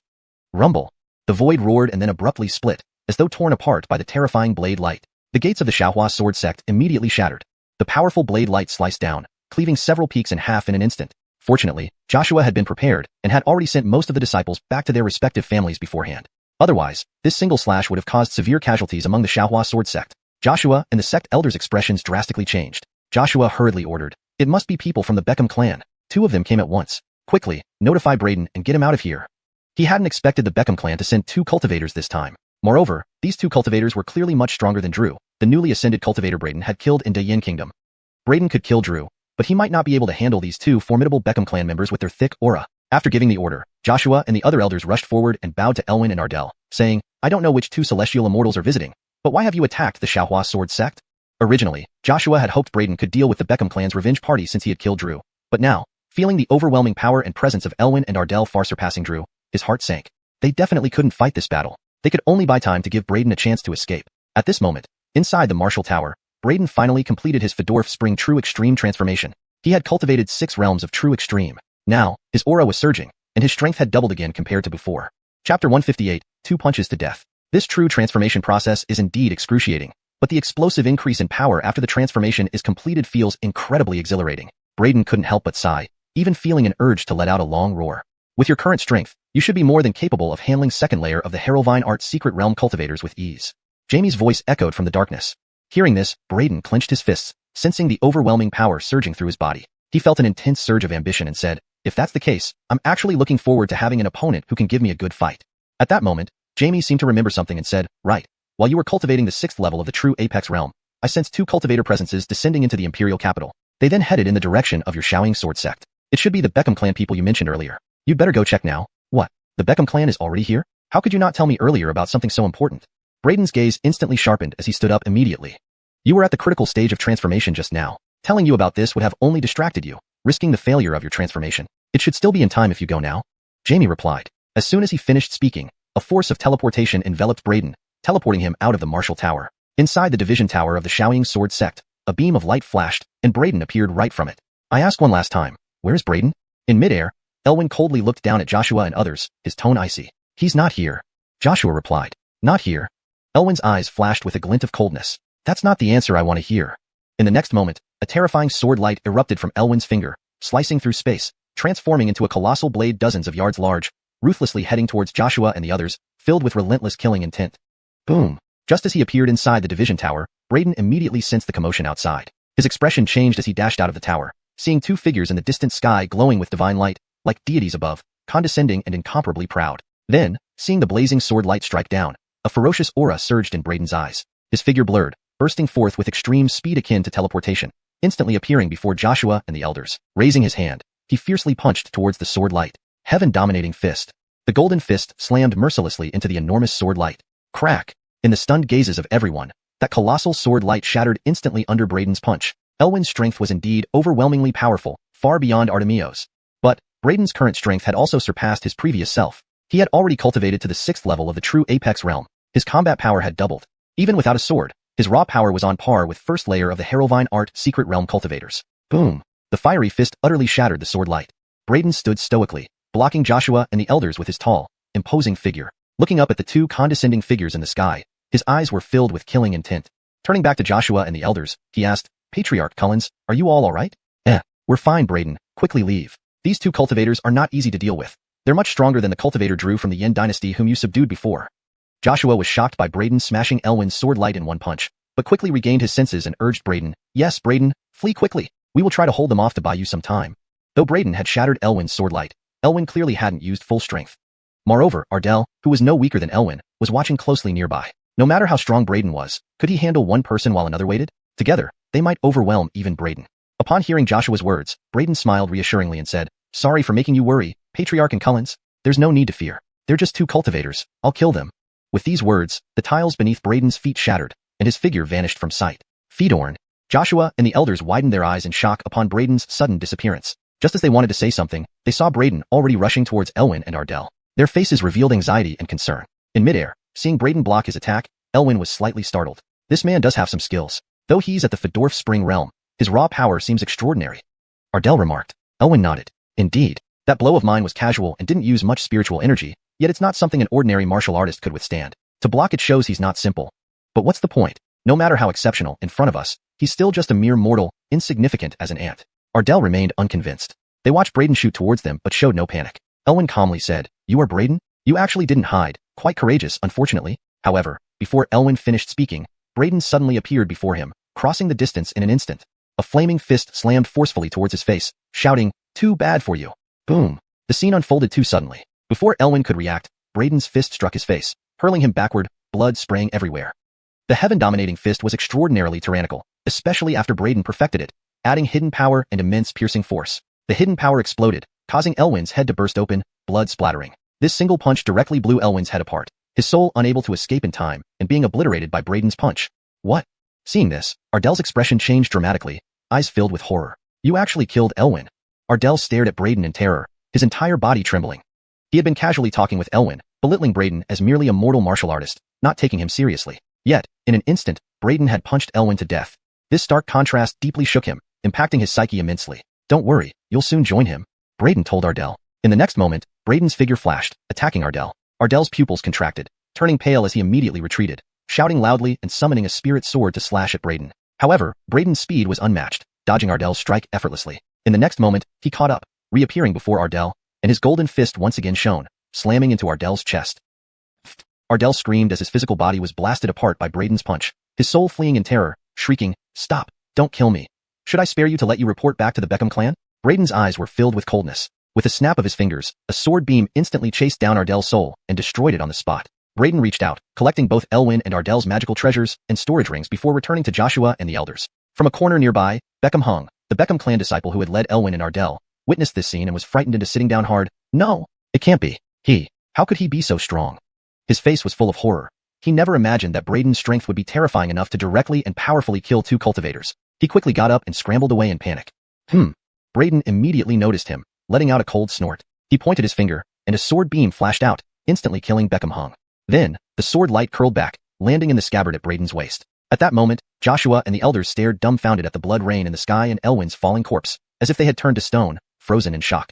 Headmaster, Collins? Braden roused Joshua and the elders, looking around and noticing the desolate state of the Shaoying sword sect. He couldn't help but ask, why is the sect so deserted? Where have all the disciples gone? Joshua came to his senses and replied, I sent them home. Then, with a bright look, he focused intently on Braden and asked, Braden, tell me honestly, what level has your strength reached? Those were two cultivators. Yet neither of them was a match for you, both killed by your punches. How did you manage to do that? Braden didn't hide the truth and said, I have cultivated to the 6th level of the true Apex realm. With my current strength, even against 2nd layer of the Harrowvine Art Secret Realm cultivators, I should still be able to fight them. At 2nd layer of the Harrowvine Art Secret Realm, you can still fight them? Upon hearing Braden's words, Joshua and the elders breathed heavily. While they knew Braden was now very strong, they didn't expect him to be this powerful. In fact, Braden's statement was quite conservative. With his current strength, ordinary Essence Return Realm cultivators would likely not be able to match him at all. By the way, Headmaster, I have found the Immortal Vine, and there are quite a few of them. I can start refining the rank-breaking pill right now. Braden seemed to remember something and told Joshua. Hearing Braden's words, Joshua was instantly delighted. Really? If so, then our Shaoying sword sect has hope for revival. Yes, also, I have a pill formula that I think Headmaster would find very interesting. Braden smiled slightly and said, Oh, what formula? Joshua immediately became curious. The muscle-washing bone-strengthening pill formula, an ancient formula that can enhance one's physical constitution and assist in advancing cultivation. Braden enunciated each word clearly. Joshua and the present elders heard this and their pupils constricted simultaneously. Is this true? Of course it's true. Moreover, I already have most of the ingredients required to refine this pill, only lacking some minor auxiliary herbs, and I can start refining. Braden explained, listing the few missing auxiliary herbs for Joshua and others to prepare. Facing the pressure from cultivators, Braden's sect had never abandoned him. Instead, they protected him to the death. Naturally, he would repay them. Whoever treated him well would receive tenfold recompense. As the saying goes, even a drop of kindness deserves a spring of gratitude. Chapter 159. Ascension into the Mist. Chapter 159. Ancient country of Dehi. Cliff, the patriarch of the Beckham family, woke up from his cultivation practice. As he stepped out of the main hall, he couldn't help but frown and look into the distance. Patriarch, what's wrong? An elder asked. I don't know why, but I've been feeling uneasy these past 2 days. It feels like something is about to happen. Cliff took a deep breath and said with some unease, Has there been any news from Elwyn and Ardell? They've been gone for more than half a month. Not yet, a person nearby replied. But given Elwyn and Ardell's strength, they shouldn't have any problems in that backward barbarian land. Please do not worry, Patriarch. Cliff's eyelids twitched violently. At that moment, a disciple hurried over. Patriarch, the soul lamps of Elwyn and Ardell, just suddenly went out. The Beckham family disciple's face was pale as he spoke. Ever since Artemio's death, he had been closely monitoring the soul lamps inside the soul tower. Thus, when Elwyn and Ardell's soul lamps extinguished, he immediately noticed and came to report it. Bang! Cliff's body shook violently. A rock beneath his feet crumbled instantly. The person who had just comforted him beside Cliff now stared wide-eyed in disbelief. Cliff's piercing gaze fell upon the disciple. His expression was terrible as he demanded, What did you say? Both Elwyn's and Ardell's soul lamps are extinguished? Why yes, Patriarch, that's exactly what happened. The Beckham family disciple trembled in fear as he replied. Bam! A terrifying aura erupted from within Cliff. The powerful energy surged towards the heavens, full of anger and killing intent. Well done indeed. To kill 3 cultivators of our Beckham family one after another. No matter who you are, you will pay the price. Cliff declared with icy determination. Ever since Christian's single-handed extermination of the Gongyang clan years ago, which earned them fame across the land, the Beckham family had rapidly grown in power over the last decade. No one dared to offend them anymore. Never did he expect that someone from such a remote and desolate place would dare to repeatedly kill members of his family. Patriarch, since Elwyn and Ardell acted together, this person must be quite strong to be able to kill both of them at once. The elder beside Cliff took a deep breath and said, Hemph, a mere barbarian region to produce even one cultivator is already due to good fortune. How strong can this person possibly be? If he truly possessed extraordinary abilities, he wouldn't remain confined there. However, as you mentioned, this person managed to kill Elwyn and Ardell together, indicating significant strength. To be on the safe side, I shall go personally, Cliff responded coldly. Go and summon Muhammad and Beckham Mo. Also, prepare some grand gifts. He seemed arrogant but was actually prudent. To avoid any mishaps, he directly called in the remaining cultivators of the clan. In addition, he prepared the grand gifts as a backup plan. If the person who killed Artemio, Elwyn, and Ardell was really too formidable for them to handle, then the gifts could serve as their retreat strategy, allowing them to claim they were coming to apologize. Otherwise, if they believed they could defeat this person, the gifts would be unnecessary and they would eliminate him forcefully. Patriarch, should we inform Christian? One of the elders following Cliff pondered aloud. The Beckham family owed its current prominence to Christian, an unparalleled genius. Thus, despite his young generation status, Christian held a very high position within the Beckham family. Cliff shook his head. No need. Xian is currently contending for the Sword Sun position at Lungha Sword Sect, which is extremely perilous. The other candidates aren't ordinary individuals either. We should not add more troubles to distract him. The patriarch is wise. Now, the struggle for the Sword Sun position is critical. If Christian succeeds, our family's status will rise further, and we can fully rely on Lungha Sword Sect. The next day, Cliff set off with 2 other cultivators aboard a flying boat towards the Peterdom. Matters between cultivators could only be resolved at the cultivator level, as ordinary martial artists had no right to interfere. The Beckham family was renowned as a cultivator family, but in reality, most of its members were martial artists, with very few actual cultivators. Out of 7 or 8 cultivators, 3 had already fallen to Braden. This wasn't a loss anyone would let slide. Peterdom. Lesser Qing Sword Sect. Star Peak. Excellent. 18 superior quality breakthrough pills. Pity. The first use of this pill is most effective. Afterward, its efficacy significantly decreases and becomes entirely ineffective by the third use. Braden smiled satisfactorily looking at the newly fused pills, but felt somewhat regretful thinking of their limited effectiveness. Besides breakthrough pills, Braden also managed to fuse 9 muscle washing and bone changing pills. Originally, to fuse these, he still lacked many ingredients, which were not easy to obtain. White Cloud Fei spent 80 years collecting enough materials for just 2 sets of these pills. However, Braden found many ingredients for the muscle washing and bone changing pills in the storage ring from Douglas Sacred Land. Additionally, he gathered numerous rare ingredients from the storage rings of Artemio, Elwyn, Ardell, and Drew. Combining resources from all, he finally collected all required ingredients. Moreover, he gained plenty of treasures and various cultivation resources from Elwyn and others, making it quite profitable. Braden already had 1 muscle washing and bone changing pill from before when he had refined it for White Cloud Fei. Just like breakthrough pills, its effect was limited to the first use. Organizing the pills, Braden approached Edie, offering a breakthrough pill and a muscle washing and bone changing pill.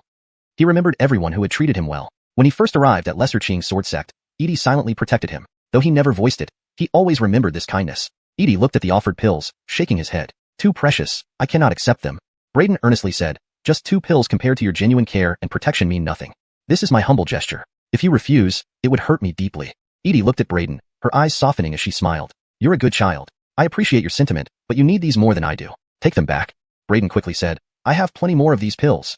Pulling out several more breakthrough and muscle washing and bone changing pills, he insisted, look, senior, I have many more. Please accept them. Edie was startled by the pills in Braden's hand. Harold, you refine all these just now? Braden nodded. Edie realized how little she truly understood this young man. Such valuable pills, even the Pill Cauldron sect, couldn't produce. Yet, Braden managed to refine so many of these high-quality pills in such a short time. She knew Braden had secrets but didn't press further. In the end, she accepted the 2 pills from Braden. Since you insist, I'll take these 2. As it should be. Braden felt relieved and smiled. These 2 pills. The one with a jade green color is the muscle washing and bone changing pill. It can cleanse the marrow and bones, enhancing cultivation potential, while also increasing the chances of advancing to the mystical secret realm. The red one is the breakthrough pill. It can help someone break through limitations and advance by a minor realm. It contains boundless power essence without any side effects. Edie nodded gently. Braden didn't stay long and bid farewell before leaving. Watching Braden's retreating figure, Edie's eyes softened as she murmured softly, Gil, the person you chose indeed has remarkable qualities. A bit later, Joshua and the elders who had supported Braden came to Star Peak. Braden handed over the breakthrough pills and muscle washing and bone changing pills to each of them. When they saw the pills Braden handed over, everyone was astonished. You actually managed to refine the breakthrough pill that even the Pill Cauldron sect cannot produce, and it's of supreme quality? I told you, as long as I have the formula, I can refine any pill, Braden said boastfully.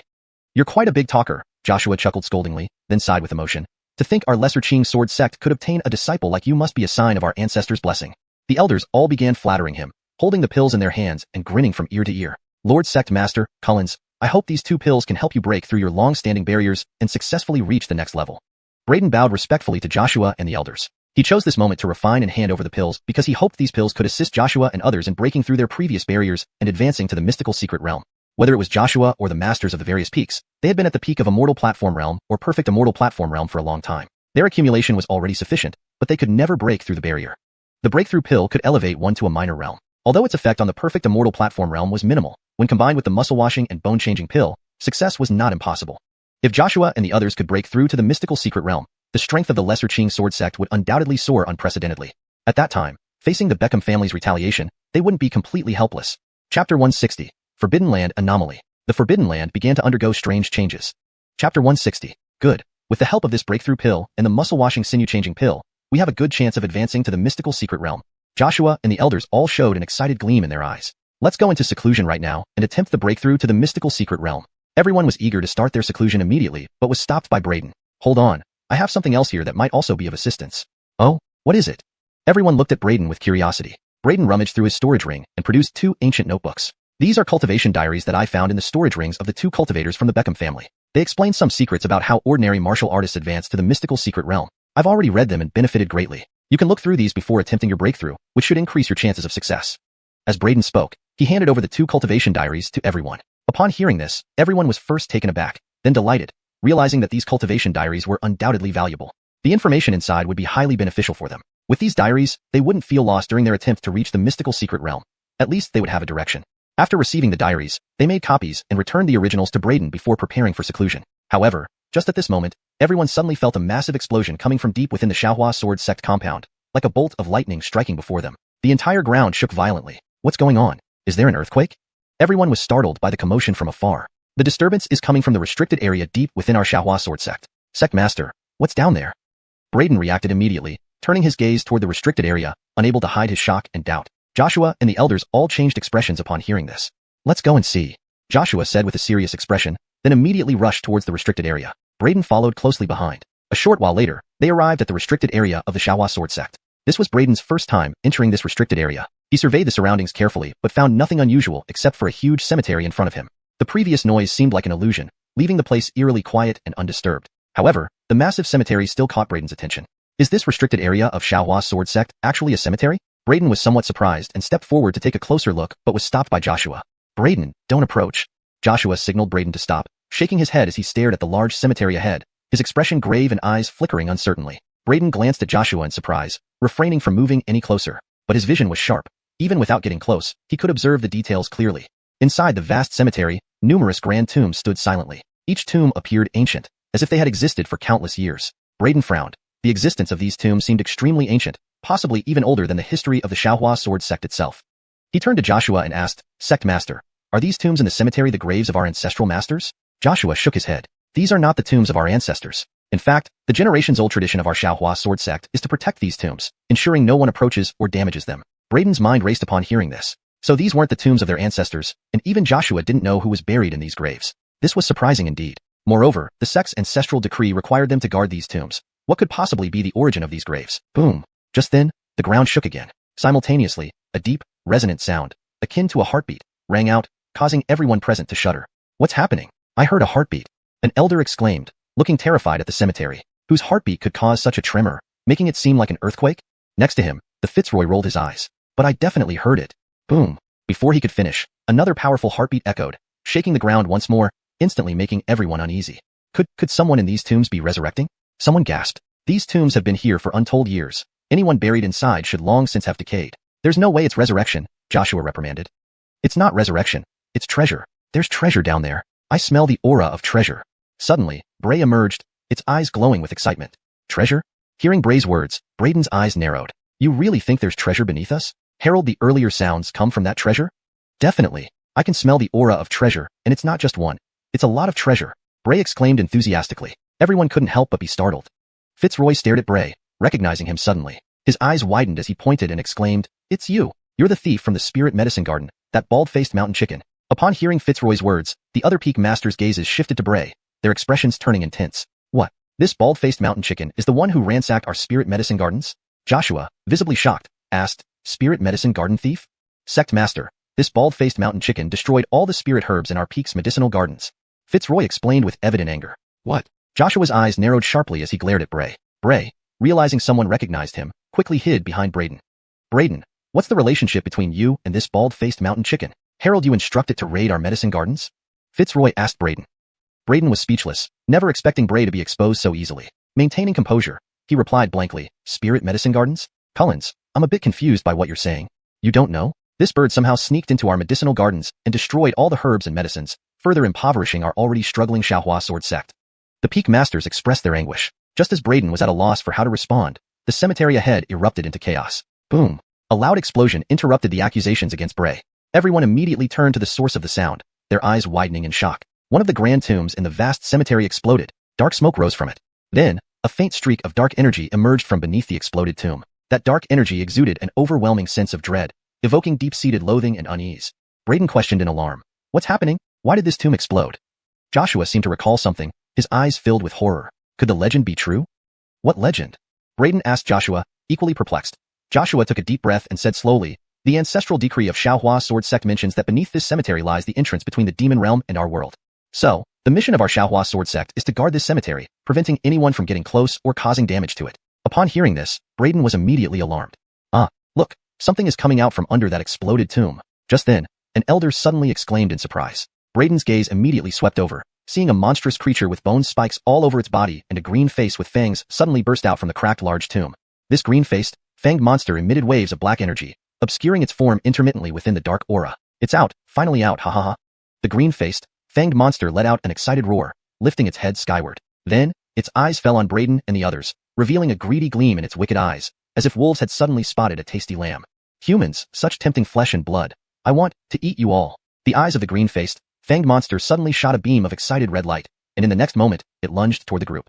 What kind of monster? Be careful. Everyone was taken aback. Whoosh! A sword beam shot out first, cutting through the neck of the green-faced, fanged monster with a poo sound.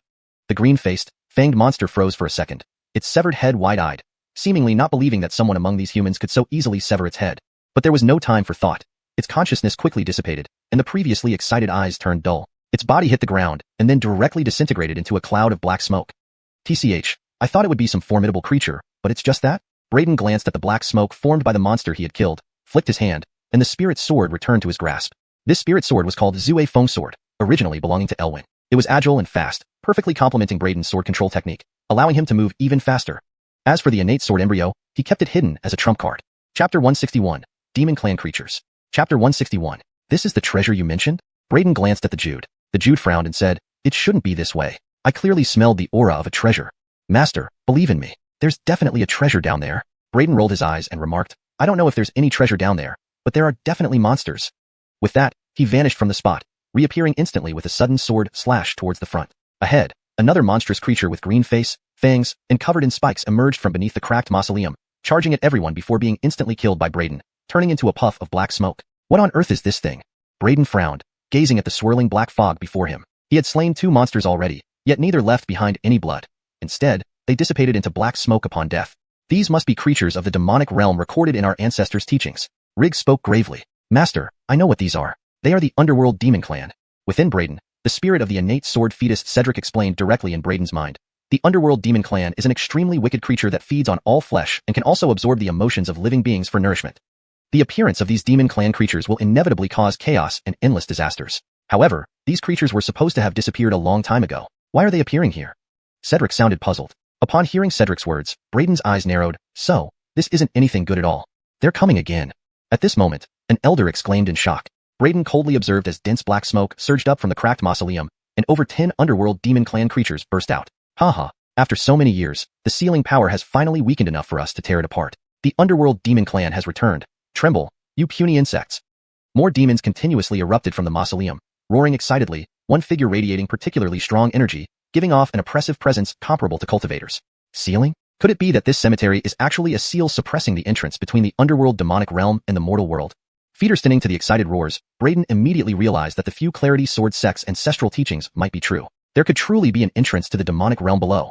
Ha ha ha, the smell of flesh, such delicious flesh. It's been so many years since I tasted human flesh. The Underworld Demon Clan members, with their bloodthirsty looks, charged towards the group. Riggs and others turned pale. Be careful. Everyone fought back fiercely, engaging in battle with the evil creatures. However, these demons proved surprisingly powerful, each having the strength of cultivators at least at the profound manifestation realm or above. Particularly, the strongest one exhibited power comparable to the first level of the mystic skill realm, Heavenly Human Cultivator. Master, while the Underworld Demon Clan is exceedingly wicked, slaying them could be a stroke of fortune for you. High-level demons condense an energy essence called Demon Crystal, containing pure power beneficial for cultivation. Cedric explained. Really? Demon crystals? Hearing Cedric's explanation, Braden's gaze brightened. Then, the most powerful underworld demon attacked, aiming at the group. Although Riggs and others put up a brave fight, they were no match for the demon with the strength comparable to a mystic skill realm cultivator. With a flick of his hand, Braden released a sword beam that instantly pierced through the demon's neck. However, the demon roared angrily. Its neck rapidly healed, and it stared furiously at Braden. You dared to injure me. I'll eat you first. The next instant, the demon pounced on Braden at a shocking speed. Master, this is an Azura equivalent to a mystic skill realm cultivator. You need to attack its head to kill it. Cedric reminded. Without hesitation, Braden's sword light wrapped around and shot back, piercing through the demon's head faster than the opponent's movements. The Azura screamed and fell to the ground, unwillingness visible in its eyes before exploding into a black cloud, revealing a black, diamond-shaped crystal within. That's the demon crystal, Cedric exclaimed. Braden collected the pea-sized black demon crystal and immediately felt the dense power essence within. His expression changed, surprised. Such immense power is contained in such a small crystal, and it's far purer than spirit stones. Master, the benefits of demon crystals don't end there.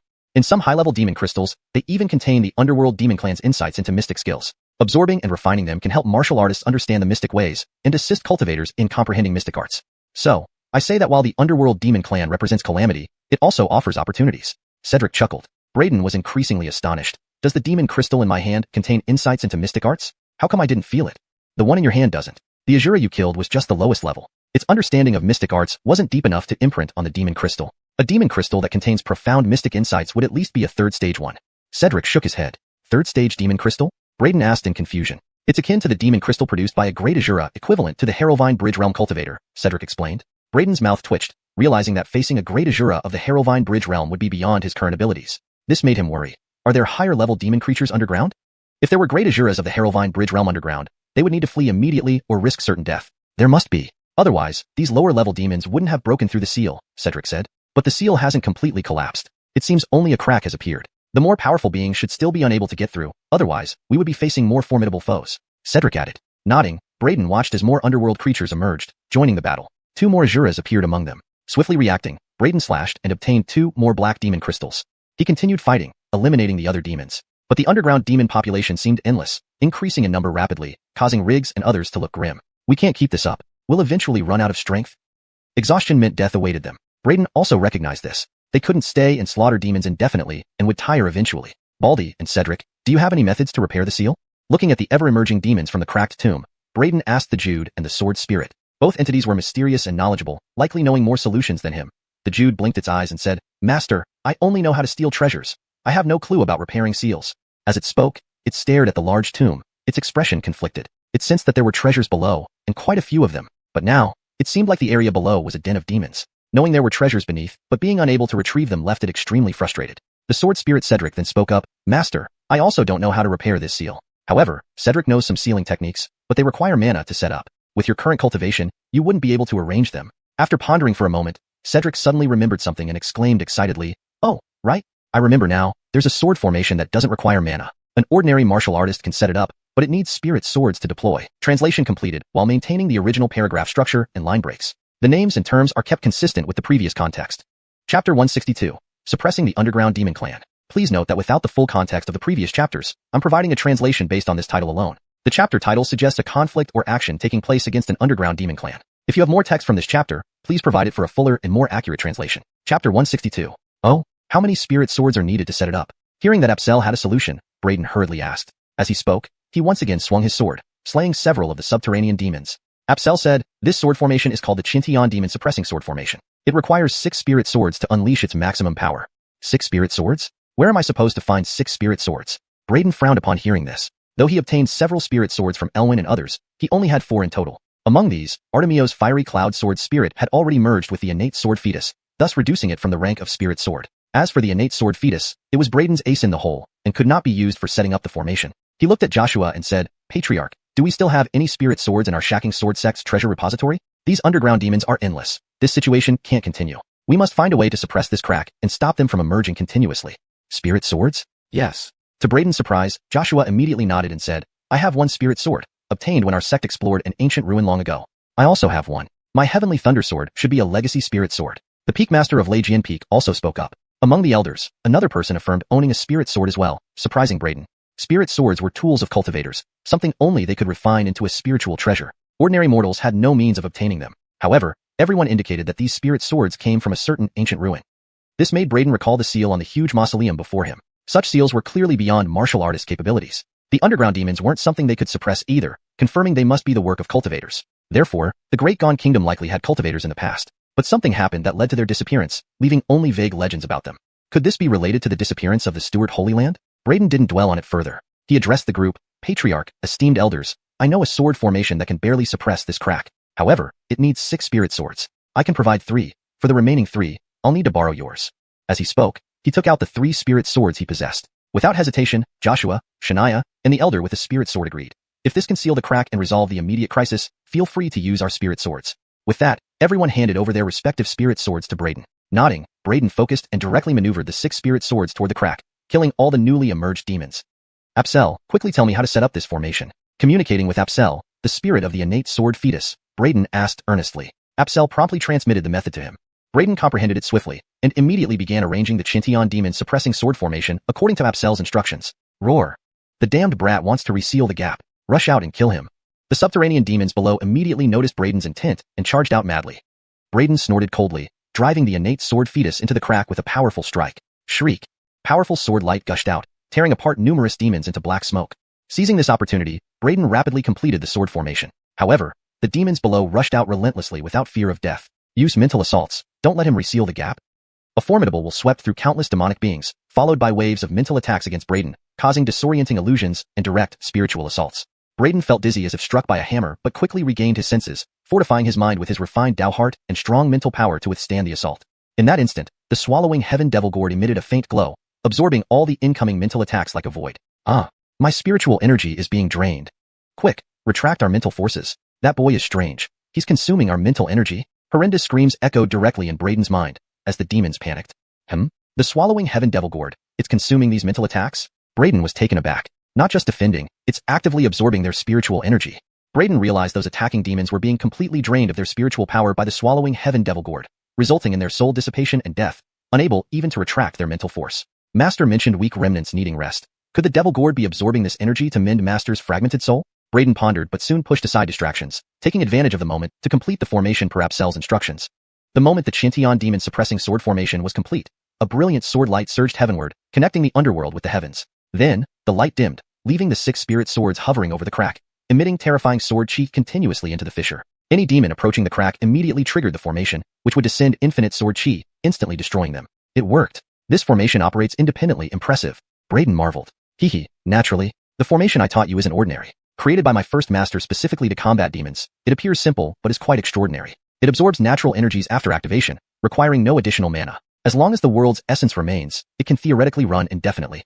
And conveniently, it operates autonomously due to the inherent wisdom of the spirit swords, detecting evil and striking without constant supervision. Hearing Braden's admiration, Apsel grinned proudly. Braden praised, indeed impressive. However, despite the seal, more demons continuously poured out, fearless and relentless, roaring with bloodshot eyes. Damn brat, daring to sabotage our plans. When we break out, we'll tear you limb from limb. Break out, I'll flay him alive and devour him slowly in endless pain. Roar. Endless roars of anger filled the air. However, the sword formation showed no mercy, with countless streams of sword chi descending. One by one, the demonic creatures were sliced apart by the sword chi, turning into black smoke. Even 2 first-stage Azuras failed to break through the fengthua of the sword formation. The moment they emerged from the crack, they were locked down and mercilessly slain by the sword formation. Note, the term fengthua was not translated in the user's input. It should be translated as lockdown or seal for better understanding. Revised translation. Even 2 first-stage Azuras failed to break through the seal of the sword formation. The moment they emerged from the crack, they were locked down and mercilessly slain by the sword formation. Seeing this, Braden collected the 2 demon crystals into his hand. I can gain demon crystals without even lifting a finger. Truly excellent. His words deeply provoked the underground demons below, driving them into an even greater frenzy. Suddenly, a large group of Azuras, comparable to human cultivators, rushed out, baring their fangs and brandishing their claws, using the innate abilities of the underground demons to try and tear apart the formation. But in the end, they were mercilessly countered by the sword formation. This sword formation was specifically designed to counter demons and had a powerful restraining effect on them. Initially, Braden was worried that such a large group of Azuras would overwhelm the sword formation's defense. To his surprise, all of these Azuras were subdued within moments. However, the sword formation showed no mercy. Countless sword auras fell down, continuously killing those demon race creatures, turning them into black smoke one by one. Even 2 first-stage Azuras failed to break through the sword formation seal. The moment they rushed out from the crack, they were locked down and forcefully killed by the sword formation. Seeing this, Braden took the 2 magic crystals into his hand. It's great that I can gain magic crystals without lifting a finger. His words undoubtedly deeply provoked those underground demons below, driving them all into an even greater frenzy. Suddenly, a large group of Azuras, comparable to human cultivators, charged out, baring their fangs and brandishing their claws, using the innate magical abilities of the underground demons to try and tear apart the formation. But in the end, they were ruthlessly counterkilled by the sword formation. This sword formation was specifically designed against the demon race, having a powerful restraining effect on them. Originally, Braden had been worried that the sword formation might not be able to seal such a large group of Azuras charging out together. Unexpectedly, these Azuras were all subdued within moments. Note, adjusted fengthua to seal for consistency and context accuracy. However, the sword formation showed no mercy, with countless streams of sword chi descending. One by one, the demonic creatures were sliced apart by the sword chi, turning into black smoke. Even 2 first-stage Azuras failed to break through the seal of the sword formation. The moment they emerged from the crack, they were locked down and forcefully slaughtered by the sword formation. Seeing this, Braden collected the 2 demon crystals into his hand. I can gain demon crystals without even lifting a finger. Truly excellent. His words deeply provoked the underground demons below, driving them into an even greater frenzy. Suddenly, a large group of asuras, comparable to human cultivators, rushed out, baring their fangs and brandishing their claws, using the innate abilities of the underground demons to try and tear apart the formation. But in the end, they were mercilessly countered by the sword formation. This sword formation was specifically designed to counter demons and had a powerful restraining effect on them. Initially, Braden was worried that such a large group of asuras would overwhelm the sword formation's defense. To his surprise, all of these asuras were subdued within moments. Chapter 163. Advancement to the Myriad Phenomena Realm. Chapter 163. This is the method cultivators use to open paths, sword formations. This technique seems extremely powerful. Braden was visibly moved, developing a keen interest in sword formations. I have many of these sword formations. They were either created or collected by my original master. If the master wishes to learn, Cedric can pass them all on. However, those formations require the mastery of secret techniques to cultivate, which ordinary martial artists cannot handle. Cedric's voice resonated in Braden's mind. Braden nodded and replied, "Let's discuss later. Such sword formations must consume a lot of swords, right?" Cough, cough. Master truly hits the nail on the head, identifying the drawback of the Tao of sword formations at first glance, Cedric said awkwardly. However, there is a type of formation that avoids this issue. It's the Chi sword formation. The Chi sword formation turns Chi into swords, deploying the formation with magical power. This way, it's much easier to set up without needing numerous sword artifacts. Only a main sword is required. But the downside is, its power is greatly diminished. Braden shook his head and said, "Forget it. Thinking about mastering such a technique now is meaningless since I need to reach the secret technique realm first."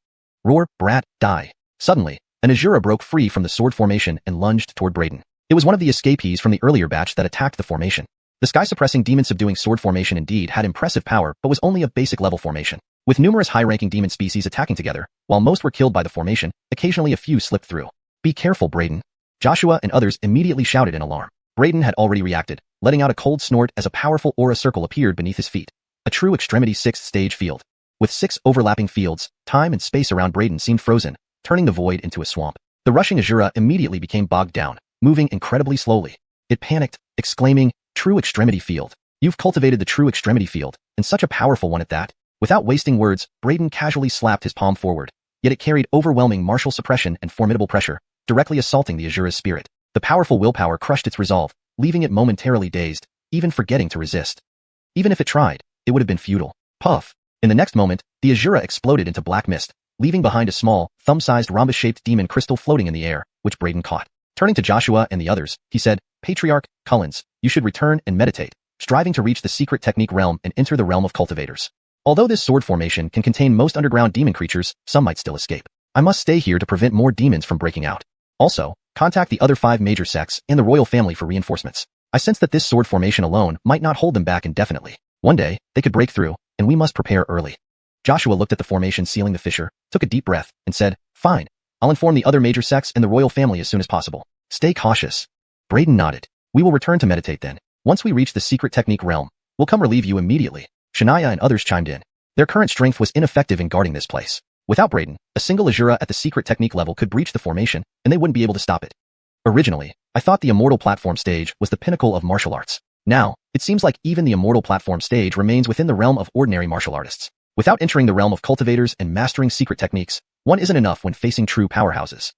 Taking a deep breath, Braden knew these underground demons revealed so far were just minor minions. According to Zane and the sword spirit Cedric, the real strong demons hadn't shown themselves yet. Fedorkly, the true leaders were preparing big moves to break the tomb seals. Thinking of this, a worried expression crept onto Braden's face. If they managed to fully break the seal, the invasion of underground demons would cause immense destruction across the entire Peterdom. No, possibly beyond just the Peterdom. Adjacent countries would also be affected. Not strong enough yet. There used to be many cultivators in this world. Otherwise, where did all the ancient ruins come from? But now, looking across the entire Peterdom and neighboring lands, very few can reach the cultivator stage. What happened here? Why did all the cultivators disappear? Even records of those ancient sects don't exist anymore. Could they all have been wiped out and their memories erased like the Stuart sacred land 6,000 years ago? Thinking of this, Braden couldn't help but take another deep breath. If so, whoever did this was terrifying. Regardless of what happens, the priority now is to enhance our strength. With enough power, any problem can be solved. He summoned the inherent sword fetus and instructed, "Cedric, Zane, keep an eye on these underground demons. I need to meditate." "Master, rest assured, Cedric will ensure no underground demons disturb your cultivation." Cedric emerged from the inherent sword fetus, patting his chest confidently. Zane added, "To the death, I'll protect the master." Meanwhile, its eyes darted around, trying to figure out how to retrieve treasures below. Without delay, Braden began cultivating, using the collected demon crystals and the supreme Fedorf spring pills. As the swallowing heaven demonic art circulated, Pure energy flowed into Braden's body, causing his true chi to grow rapidly. Cedric controlled the inherent sword fetus, flying around Braden, faithfully guarding him. During the following 3 days, no demons escaped the formation again. Braden's dry heaven demon-subduing sword formation killed at least 1,000 underground demons. By the 4th day, the frequency of attacks diminished, almost ceasing entirely. Zane diligently collected the demon crystals left behind by slain Azuras and neatly stacked them before Braden, catching Cedric's attention. With abundant demon crystals and Fedorf spring pills, Braden's strength increased daily, inching closer to the 10,000 phenomena stage. At this stage, one refines limbs and bones, honing the physical body. Braden had already achieved this. His body had undergone countless transformations, surpassing mortal limits long ago. Thus, advancing to the Fedorf spring stage posed no difficulty for Braden, who had transcended ordinary martial artist limits. One day, a powerful aura erupted from the forbidden area, piercing through the sky and dispersing clouds across the 9 heavens. Immediately after, an astonishing phenomenon emerged. Braden's heaven-swallowing devil body emitted light, and the chaotic star-sky phenomenon became manifest. Despite the clear blue sky, it was as if the Shacking Sword sect was suddenly placed amidst a chaotic star river. The entire Shacking Sword sect was enveloped by Braden's phenomenon. His chaotic star-sky phenomenon, as he broke through to the myriad phenomena realm, unfolded completely like a grand picture, vast enough to encompass the entire Shacking Sword sect. Such an immense phenomenon could not go unnoticed. It left countless martial artists in the nearby towns of the Shacking Sword sect in shock and awe, bewildered by what had happened within the sect that suddenly produced such a stunning anomaly. His chaotic stellar phenomenon, as he xuanhuan broke through to the myriad phenomena realm, suddenly unfolded like a grand scroll, expansive enough to envelop the entire Shacking Sword sect. Note, the phrase xuanhuan is included in parentheses to clarify the meaning while maintaining fluency. If you prefer a fully translated version without this, please let me know. For better fluency and clarity in English, his chaotic stellar phenomenon, following his breakthrough to the myriad phenomena realm, suddenly unfurled like an enormous scroll, vast enough to encompass the entire Shacking Sword sect. Such an enormous phenomenon could not help but cause a great stir.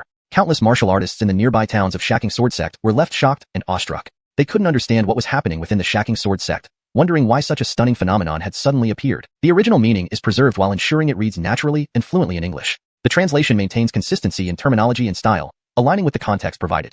Chapter 164, Trouble Strikes Again. It seemed that peace was but a fleeting moment, as trouble was brewing once more. Chapter 164. Damn, this commotion. No wonder Master is truly the master. Advancing to the 10,000 phenomena realm alone caused such a massive disturbance. I can't imagine what would happen if he advanced to the mystic secret realm.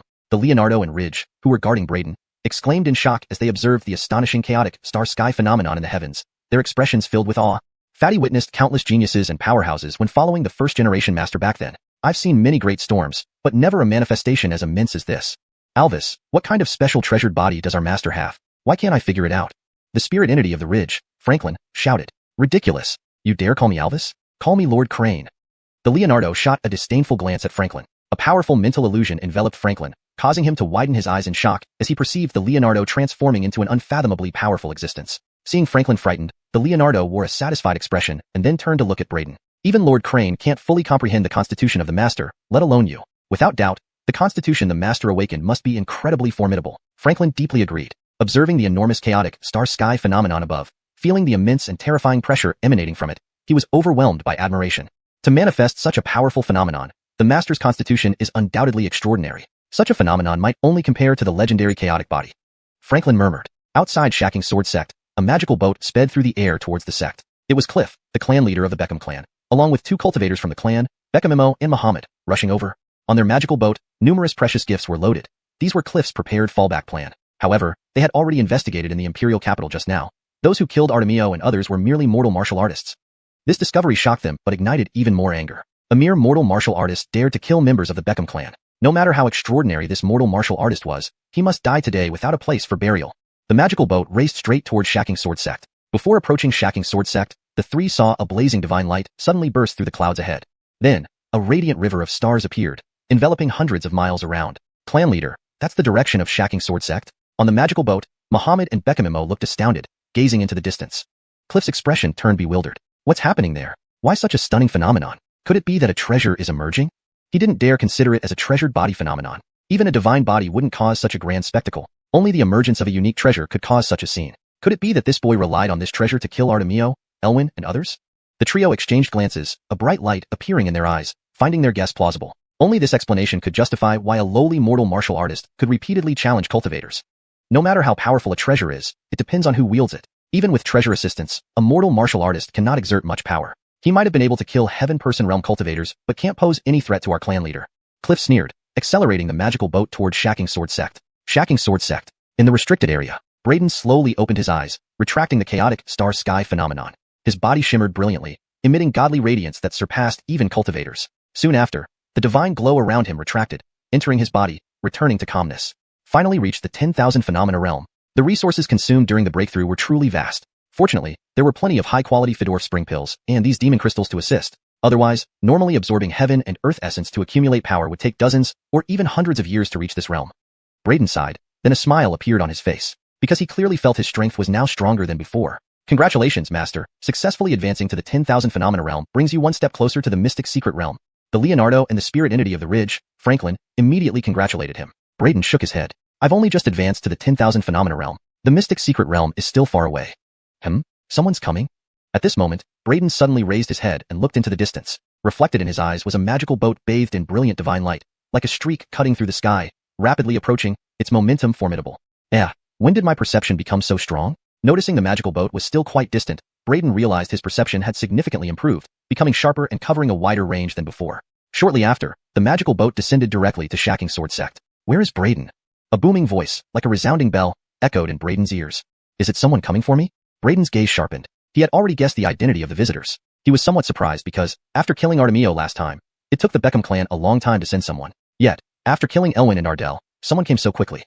Glancing at the crack in the cemetery, where the underground demonic creatures seemed to have given up, rarely attacking the sword formation in the past 2 days, he hesitated slightly, then instantly soared into the sky.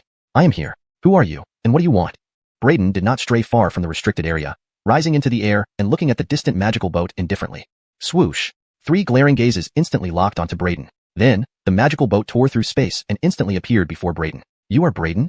The trio's intense gazes examined Braden closely, confirming he was indeed a mortal martial artist. Although his cultivation exceeded the Fedorf Spring realm, reaching the 10,000 phenomena realm, it made no difference to them. Whether Fedorf Spring realm or 10,000 phenomena realm, all mortal martial artists were insignificant ants. Seeing Braden was no big figure, Cliff's fallback plan and the large gift naturally became unnecessary. He coldly snorted, his aura severe and sharp. Were you the one who killed people from our Beckham clan? Indeed. You're from the Beckham clan?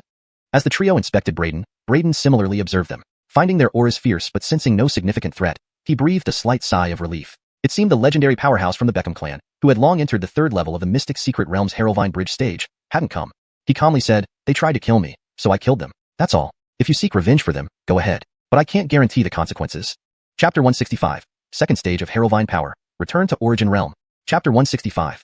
Arrogance. Upon hearing Braden's words, Cliff and his 2 companions sneered coldly, their murderous intent bursting forth. Cliff narrowed his eyes and spoke icily. A mere mortal dares to be so arrogant and even threaten us? How incredibly bold of you.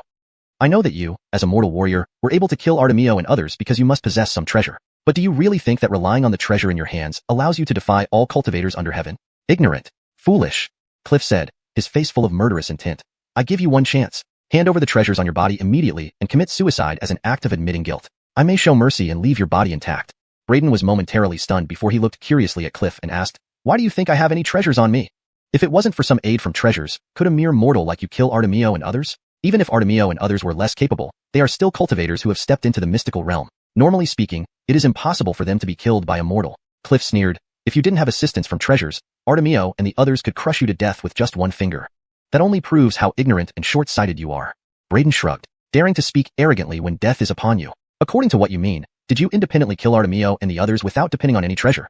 Cliff smirked sarcastically, since this is so, let's see your prowess. Muhammad, go and kill this person. I will support you as clan leader. Be cautious. That guy surely has treasures. Don't fall for his tricks. Cliff said to a nearby cultivator. He firmly believed that Braden definitely possessed a certain kind of treasure and had used it to kill Artemio and others. Since Braden's treasures hadn't been revealed yet, and he didn't know the characteristics of those treasures, he didn't dare take action rashly and thus let Muhammad probe first.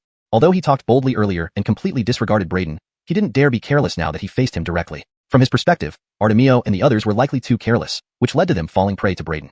A small mortal warrior indeed doesn't require the clan leader to take action. Let me kill him. Without hesitation, Muhammad stared at Braden and took a step forward.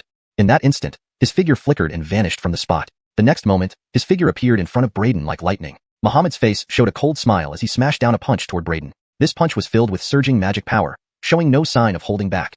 It was clear that Muhammad aimed to forcefully obliterate Braden without giving him any opportunity. Boom! Instantly, where the punch landed, the void exploded abruptly. The powerful magic power surged, seeming capable of tearing apart the heavens and splitting the earth. That powerful fist descended towards Braden fiercely, but an astonishing scene unfolded right before everyone's eyes. They watched as Braden calmly raised his hand and caught the other's fist, grabbing it entirely within his palm. That overwhelmingly powerful mystic technique was forced to collapse by the powerful force erupting from his palm. Everyone's pupils constricted, looking at Braden with incredulous eyes. How can this be? As a mere mortal, you can resist my mystic technique with bare hands? Muhammad was dazed, his mind disordered as he stared unbelievably at Braden. What kind of monster was this? Bang! Without wasting words, Braden pulled Muhammad closer by gripping his fist with his left hand, while punching out with his right hand. A powerful impact erupted and hit Muhammad, causing him to scream in pain. His body arched like a shrimp, and a large mouthful of blood gushed out. The powerful force made him fly backward, but was forcibly dragged back by Braden. Then, several punches rapidly followed, literally blasting Muhammad's flesh to pieces. Muhammad. Finally reacting, Cliff and Beckham saw this horrifying scene and exclaimed in shock as they rushed forward to save Muhammad. Damn scoundrel, stop it! Cliff bellowed angrily. An alarming pressure erupted from him, pressing intensely toward Braden. Braden scoffed. So, a little bit of oppressive aura was supposed to make him submit? Unaffected by the threat, Braden extended his hand and grabbed Muhammad's escaping soul, pinching it tightly in his palm. Don't kill me! Muhammad shrieked, terrified. He never imagined this mortal warrior to be so terrifying and powerful. Without using any treasures, relying solely on his own strength, he suppressed him effortlessly. Shock turned into fear as Muhammad realized his life now depended entirely on Braden's whim. Ignoring Muhammad, Braden turned his gaze to Cliff and Beckham. Killing him would make it impossible for you to find refuge, either in heaven or earth. My Beckham clan will not forgive you, nor anyone related to you. They will share your fate. Cliff breathed deeply, glaring icy-eyed at Braden with a threatening tone. Oh, threatening me? Braden raised an eyebrow, then a smirk formed on his lips. Suddenly, he squeezed harder, chi energy bursting, and Muhammad let out a piercing cry. No? Pooh! His cry cut off abruptly as his soul was crushed by Braden. Braden dusted off his hands and smiled faintly at the trembling Cliff. Sorry, I am easily threatened and got nervous. Unfortunately, I accidentally crushed him to death. What should we do? Oh, right, since you're so mighty, why don't you use some mystic technique to glue him back together? Hearing Braden's sarcasm, Cliff finally lost control, roaring, I will kill you. As he spoke, his form seemed to vanish instantly. Next moment, he appeared directly above Braden. His eyes brimmed with deadly intent, boiling with fury, and he fiercely smashed a palm downward at Braden's head.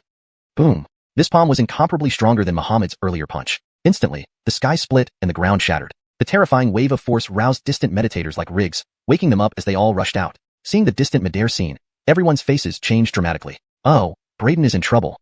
Damn it, it's people from the Beckham clan. How did they get here so fast? Everyone was anxious. They had yet to reach the mystical realm. Though aided by Braden's pills and cultivation manuals, the mystical realm was not an ordinary realm. Even with breakthrough pills and bone-washing pills, breaking through still required time. Faced with this level of battle, their mortal martial arts capabilities were useless, leaving them helplessly anxious. After all, not everyone had Braden's profound background and monstrous strength. In midair, Cliff glanced at the figure emerging from the storm of power ahead and showed a trace of surprise. You endured my palm strike and didn't die. Indeed remarkable. Looking down at Braden, Cliff continued icily. Noticing Riggs and others below, Cliff signaled Beckham. There are people below. Go and eliminate them. Beckham's gaze fell upon Riggs and others. With a cold look, he moved like lightning towards them. Sizzle. However, at that moment, a beam of sword light suddenly tore through the void, heading straight for Beckham. Beckham's expression immediately changed drastically as he felt an intense sense of danger. He swiftly moved sideways, but the sword light was too swift. Just as he reacted and tried to dodge, it heavily struck his head, instantly splitting him in two. Instant kill with one strike. Beckham. Cliff was startled, not expecting Braden to be so bold as to split his attention while facing him, and even able to control a sword from afar to cut off Beckham's arm. His face darkened as he attacked Braden again. Dharma Desolate Heaven Palm. Vast magical power surged, forming a powerful palm technique in the air. The seal glowed brilliantly like a terrifying sun, pressing down on Braden. The immense power sealed the void, as if the sky had descended to crush everything. Braden snorted coldly, then pushed off the ground. His figure transformed into a streak of sword light, shooting upwards and instantly approaching the brilliant palm imprint, pressing down like a canopy. The ridge appeared in his hand, emitting unstoppable sharpness, slicing through the enormous magical hand. Then Braden turned into a flash of lightning, breaking out from under the palm imprint and reaching Cliff within a blink. With his right hand holding the ridge, a fearsome beam of sword light poured out, carrying formidable sword intent and martial will, striking heavily toward Cliff. An invincible strike. It was precisely the invincible sword technique. Facing Braden's unreserved attack, Cliff's pupils contracted, immediately feeling an overwhelming sense of danger. This alarmed him, causing him to retreat almost instantly. His speed left a series of afterimages in the air, but faster than his speed was Braden's speed. Blazing sword light shone brightly, reflecting back, sweeping away all of Cliff's afterimages in midair. The powerful sword glow surged forward without any hindrance, combining invincible sword intent, invincible sword technique, martial will, and the foundation of the sixth true apex realm. This sword could cleave the heavens open. Chapter 166, Suppressing Cliff. Chapter 166. Feeling the terrifying power of Braden's sword strike, Cliff's pupils instantly constricted. His eyes were full of shock and disbelief that someone at the mere Fedorf Spring realm could possess such formidable strength. One strike of the sword was so fearsome that it instilled an intense sense of crisis in him. Daring not to be careless, he immediately roared and fully activated a defensive spell, Fedormatless Heaven Shield. A light blue shield instantly enveloped him. Boom! In the next moment, Brayden's sword, imbued with his full power, struck heavily upon Cliff's protective shield. To Cliff's horror, upon contact with Brayden's swordlight, Fedormatless Heaven Shield immediately developed cracks like spider webs. How is this possible? His pupils shrank drastically. Before he could react, his Fedormatless Heaven Shield exploded, shattered by Brayden's overpowering force. The fierce edge cut fiercely into Cliff's body. A golden fragment on his chest glowed, deflecting most of the blow's might. However, Brayden's strike was overwhelmingly ruthless and unstoppable, possessing an invincible momentum. Even the small portion that hit Cliff caused severe damage, making him spit out a mouthful of blood and be flung backwards several dozen meters before stabilizing himself. He clutched his chest, looking up at Brayden, who stood there with a sword in hand, his eyes filled with shock. Brayden's strength and potential far exceeded his expectations. Without that mysterious golden fragment protecting him, Cliff feared he would have been cleaved down right then. How could a mere mortal martial artist possess such formidable strength? Facing Brayden, Cliff frowned as Brayden said, "Indeed worthy of being a second-level secret technique realm cultivator at the reversion stage. You're truly powerful to withstand my strike and live. If you were at the celestial human realm, you'd probably be dead just like that guy earlier. Oh, and what's that golden piece on your chest? Some special defensive artifact?" As he spoke, Brayden floated through the air, slowly approaching Cliff with his sword drawn. He clearly saw that without the sudden glow of the golden fragment on Cliff's chest neutralizing much of his attack, Cliff wouldn't have stood a chance. And his innate sword fetus, unmatched in sharpness, could ignore most defenses, yet its power had been resisted by that golden fragment. Clearly, that fragment was extraordinary. Watching Brayden approach with a sword, Cliff's expression changed rapidly as he immediately focused his internal energy to stabilize his injuries. He said seriously, "I initially thought you relied on treasures to kill members of our Beckham clan, but now it seems otherwise. You're no ordinary person. An average mortal martial artist can't possess such strength. Who are you? Are you a disciple from a major family, or power here for training? If so, this feud between us could be a misunderstanding." Misunderstanding? Hearing Cliff's words, Brayden laughed. "You only say it's a misunderstanding now, when you think the situation is hopeless, trying to brush it off lightly?" Cliff stared at Brayden, his expression sour but silent. Brayden's slow pace continued, but in the next moment, his figure vanished from the spot. In its place, an afterimage remained in the posture of stepping forward while Brayden appeared in front of Cliff. "Trying to buy time to heal, huh? Unfortunately, I won't fall for it." Brayden reappeared in front of Cliff with a sneer on his face. His ridge sliced toward Cliff like a bolt of white lightning. Cliff's heart raced in fright. Ignoring his internal injuries, he gathered all his energy and slashed forward with a palm strike, eternal longevity. Suddenly, white light erupted from his body. Powerful aura surged forth as his physique rapidly withered and shriveled, but his strength and presence grew exponentially. "To force me to use the eternal longevity technique, dying under my palm should be enough for you to be proud of," Cliff bellowed, unleashing a powerful spiritual storm. His cold, ferocious expression suggested he already saw Brayden die under his palm. With his words, a white palm print, carrying immense power, ruthlessly smashed toward Brayden. Brayden's expression drastically changed as he sensed intense danger from Cliff's strike. So strong. His state can still improve? Brayden's gaze sharpened, but fear was absent from his eyes. His ridge advanced relentlessly. Invincible sword art. He roared, unleashing all his techniques without reservation, layered within this one strike. At the 6th level of true supreme realm, wielding invincible sword intent, his powerful martial will, and the various abilities of Swallow Sky demonic body, including the horrifying anomaly that once covered the entire Xiaoying sword sect, all burst forth without holding back. Instantly, Brayden's strength skyrocketed to its peak. Both the true supreme realm field and the chaotic starry anomaly exerted powerful suppression, their combined effect restraining Cliff's growing might. Simultaneously, Brayden's invincible sword intent and martial will significantly enhance the invincible sword art, boosting all aspects. Boom! Blazing swordlight, like a massive golden sun, collided forcefully with Cliff's eternal palm print. Instantly, explosive forces erupted, causing a catastrophic explosion. Powerful waves of energy surged, boundless sword chi radiating outward, piercing metal and splitting stone. The unleashed power resounded through the void, thundering continuously, as if the sky itself was collapsing. Amidst the chaotic power storm, the entire space seemed disordered, blurring vision. But then, a flash of light emerged from the turmoil. No, not lightning, but swordlight flashed abruptly, piercing through the violent energy wave and striking heavily at a blurred figure in the storm center. Bang! At the storm's center, Cliff's body flew backward, spewing blood. His fully concentrated palm print completely shattered, and the swordlight, with even more terrifying might, struck him, shaking his entire body apart, bones breaking, flesh torn by spreading sword chi, blood spurting out. Finally, his broken body crashed into a distant mountain, smashing it in half. Brayden dashed on his sword, flashing through the void, emerging from the chaotic power storm, chasing after Cliff, who was buried under the mountain. From afar, Joshua and others watched their battle, feeling the terrifying power released in that instant, hearts pounding, unable to calm down. That's the power of cultivators? Too frightening. Isn't Brayden even scarier? Still a mortal martial artist like us, yet able to contend with such a terrifying cultivator and bring them down? That kid is a monster, beyond normal reasoning. Everyone gaped in shock, eyes wide with awe. At the same time, their desire and yearning for the cultivator realm deepened. Whoosh! Swordlight flashed like electricity, bringing Brayden instantly to the foot of the mountain shattered by Cliff. Moments ago, Cliff's body had slammed into this mountain, burying himself inside. But cultivators aren't so easily defeated, especially one who has reached the second level of the secret technique realm. His strength far surpasses that of an ordinary celestial human realm cultivator. To thoroughly kill him, Braden must destroy his primordial spirit. Only with the destruction of the primordial spirit will a cultivator die completely. Otherwise, even if their physical body is destroyed, they can still come back to life. Boom! He slashed through the mountain before him with a single sword strike. However, to his dismay, Cliff had vanished without a trace. Braden scanned the area fully, but Cliff's aura seemed to have completely evaporated. He couldn't sense it at all. Note: I've maintained the same paragraph structure and line breaks as the original text while ensuring the translation is natural, fluent, and coherent with the previous content. Chapter 167. The 5 Elements Escape Technique. Please note that without the subsequent content, the paragraph structure and line breaks cannot be fully maintained. If you have more text to translate, feel free to provide it. Chapter 167. It's Earth Concealment. He used the technique of Earth Concealment to escape. Braden, holding the innate sword embryo, found some clues through its spiritual consciousness. There was a tunnel underground, which, according to its account, was left by the traces of Earth Concealment. Earth Concealment?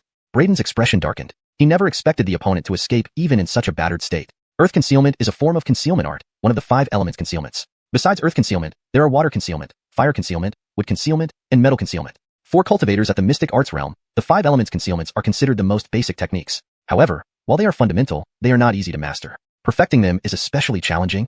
The sword spirit Cedric elaborated. Braden interrupted him. I have no interest in these 5 elements concealments. Right now, I just want to know how to find him, how to track him down.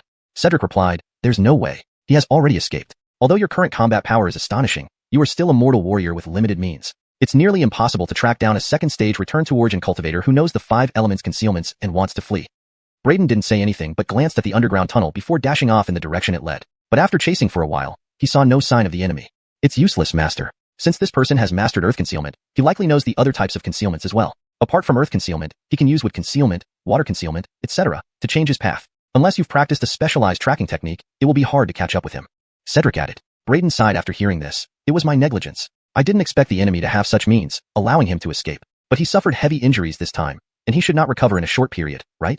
That's certain. His physical body was almost shattered by you. Although it's difficult for a cultivator to truly die unless their soul is destroyed, severe physical damage is still troublesome and requires recovery time. Changing bodies is usually only done out of dire necessity since others' bodies may not match. Given the injuries he sustained, without top-quality healing elixirs or specialized healing techniques, it would take at least 10 years for him to fully recover. Cedric explained. Braden nodded and said, that's good. Let's head back first. We can't let those underground demons escape. Whoosh. As he spoke, Braden vanished instantly, returning to the Shacking Sword sect. After exchanging a few words with Joshua and others, he returned to the forbidden area. These underground demons are a trouble. We must find a way to deal with them thoroughly. Looking at the large cracked tomb, Braden frowned. He couldn't stay here forever to guard it. To completely solve this, Master needs to break through to the Mystic Arts realm first. Once Master breaks through to the Mystic Arts realm, I can help reinforce the seal here and set up new seals so you don't need to guard here anymore. Cedric said. Advancing to the Mystic Arts realm isn't that easy. I've just advanced to the initial stage of the Myriad Phenomena realm. Braden shook his head. Between the Myriad Phenomena realm and the Mystic Arts realm lies the Immortal Platform realm. Moreover, the higher a martial artist realm, the more difficult the breakthrough becomes, requiring exponentially greater strength. Especially for someone with a powerful body like him, who exceeds ordinary people's limits, the energy required for each breakthrough is much higher. This is the price of having a deep foundation. A deeper foundation means a more solid base and stronger combat power, allowing him to fight across ranks. However, the cost is astronomical resources for breakthroughs. Fortunately, Braden wasn't worried about money. He had gathered many resources from defeating enemies and exploring the Steward Holy Land. Additionally, the ring he obtained during his exploration contained an immense amount of resources, including countless mid to high-grade spirit stones. Even so, advancing to the Mystic Arts realm would still require time for digestion and sedimentation. You're right. Master has just broken through to the initial stage of the Myriad Phenomena realm. Breaking through to the Mystic Arts realm won't happen soon unless you encounter a significant opportunity. But such opportunities are rare. The innate sword embryo buzzed as Cedric spoke. Cough, Master, Little Crane has a solution to your problem. May I suggest something? At this moment, the bald crane approached slyly, coughed, and said, What solution?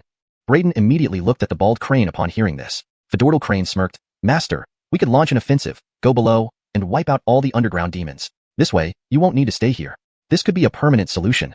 Braden's eyes lit up upon hearing this. Indeed, it's a great idea. I'll assign this difficult task to you, Baldy. Should I throw you down there now? The bald crane stiffened and stepped back. Master, Fedortal Crane can't do it. Fedortal Crane only excels in treasure hunting, not battle. If I went down, I'd be torn apart by those ferocious underground demons in minutes. Oh, then do you think I wouldn't be torn apart by those demons? Braden looked at the bald crane menacingly. What a rotten idea. If he had the ability to wipe out all the underground demons, he wouldn't be staying here. Master, please calm down. It was Fedortal Crane's oversight. The bald crane hastily apologized. I think you're obsessed with the treasures down there. Brayden said irritably. These past days, this guy had been preoccupied with nothing but how to get the treasures below. The bald crane looked unwilling. Nonsense, there's nothing on earth that I, Fedortal Crane, can't obtain. Its eyes blazed, ready to venture into the underground demon realm to steal treasures. Brayden's eyelids twitched, warning, Alvis, don't be reckless. Down there is a demon den, perhaps with formidable creatures. Herelving in like this would be suicide. Master, trust me. Fedortal Crane is a professional in treasure theft. I have a plan to deceive those underground demons and successfully steal the treasures. The bald crane confidently said. Huh? What plan? Brayden was surprised. The bald crane gave a mysterious smile, and then transformed before Brayden's eyes into an azura, indistinguishable even in aura. However, Brayden quickly dispelled the mental illusion with his heaven-swallowing demon jar. Holy cow, you bald mountain chicken can actually perform such high-level transformation skills? Even Fat Master couldn't detect any flaws. Cedric exclaimed. Brayden's gaze flickered, recalling the strong mental interference displayed by the bald crane when they first met, almost deceiving him if not for the heaven-swallowing demon jar. Perhaps this guy really could deceive those underground creatures? Suddenly, the ground began to shake. Brayden's eyes darted to the cracked tomb, where infinite beams of treasure light suddenly burst forth from the fissures. What's going on? Could it be that those underground demons still haven't given up and are preparing to assault the seal again? Brayden's gaze sharpened. That's not right. That's the light of treasures. How concentrated the aura of treasures is. The bald crane, however, stared with wide eyes, shock evident in its small eyes. The ground continued to tremble. A moment later, a streak of intense divine light suddenly shot out from the cracks below. It was a dagger, radiating divine light profusely, ancient in appearance, brimming with spirituality as it burst forth from the crack. It's a spirit treasure. It wants to escape. Quickly grab it. The sword spirit Cedric exclaimed in surprise. Brayden was also taken aback. What's happening? Isn't this place an underground demon lair? Why is that crack suddenly spewing out spirit treasures?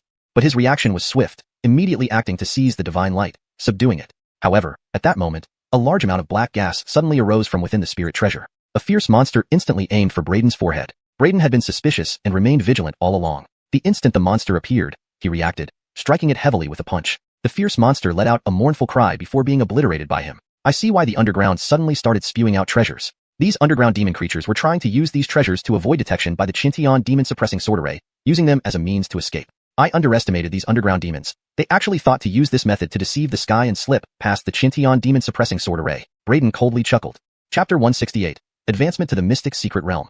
Chapter 168. Brayden stared at the large cracked tomb inside the cemetery ahead, his gaze slightly intense. The demonic creatures underground had truly exhausted all means to get out. These guys have some smarts, though not much. Franklin clicked his tongue. Boom, boom, boom. Right then, 3 beams of treasure light shot out from below. Again? Brayden's eyebrows rose. 3 beams of treasure light carrying 3 spirit treasures avoided the heavenly dry magic slaying sword formation and charged straight out, then simultaneously collided with Brayden. Brayden coldly snorted. His true chi surged within him. With a wave of his hand, he subdued them one by one. Subsequently, demonic aura surged from within the spirit treasures as the underground demons roared and fiercely attacked Brayden. These 3 underground demons were all comparable to first-stage Mystic Realm cultivators, and they were robust azuras. They were more powerful than ordinary first-stage Mystic Realm cultivators. You damned brat, die for me. The 3 azuras looked savage, unleashing their innate abilities and emitting sharp demonic sounds from their mouths that assaulted Brayden's spiritual world. However, Brayden's soul was formidable. With the swallowing heaven demon vase anchoring him, these spiritual demonic sounds couldn't shake him at all. He coldly snorted, his body flashing. 3 void explosion sounds rang almost simultaneously. The fierce bodies of those 3 azuras exploded instantly.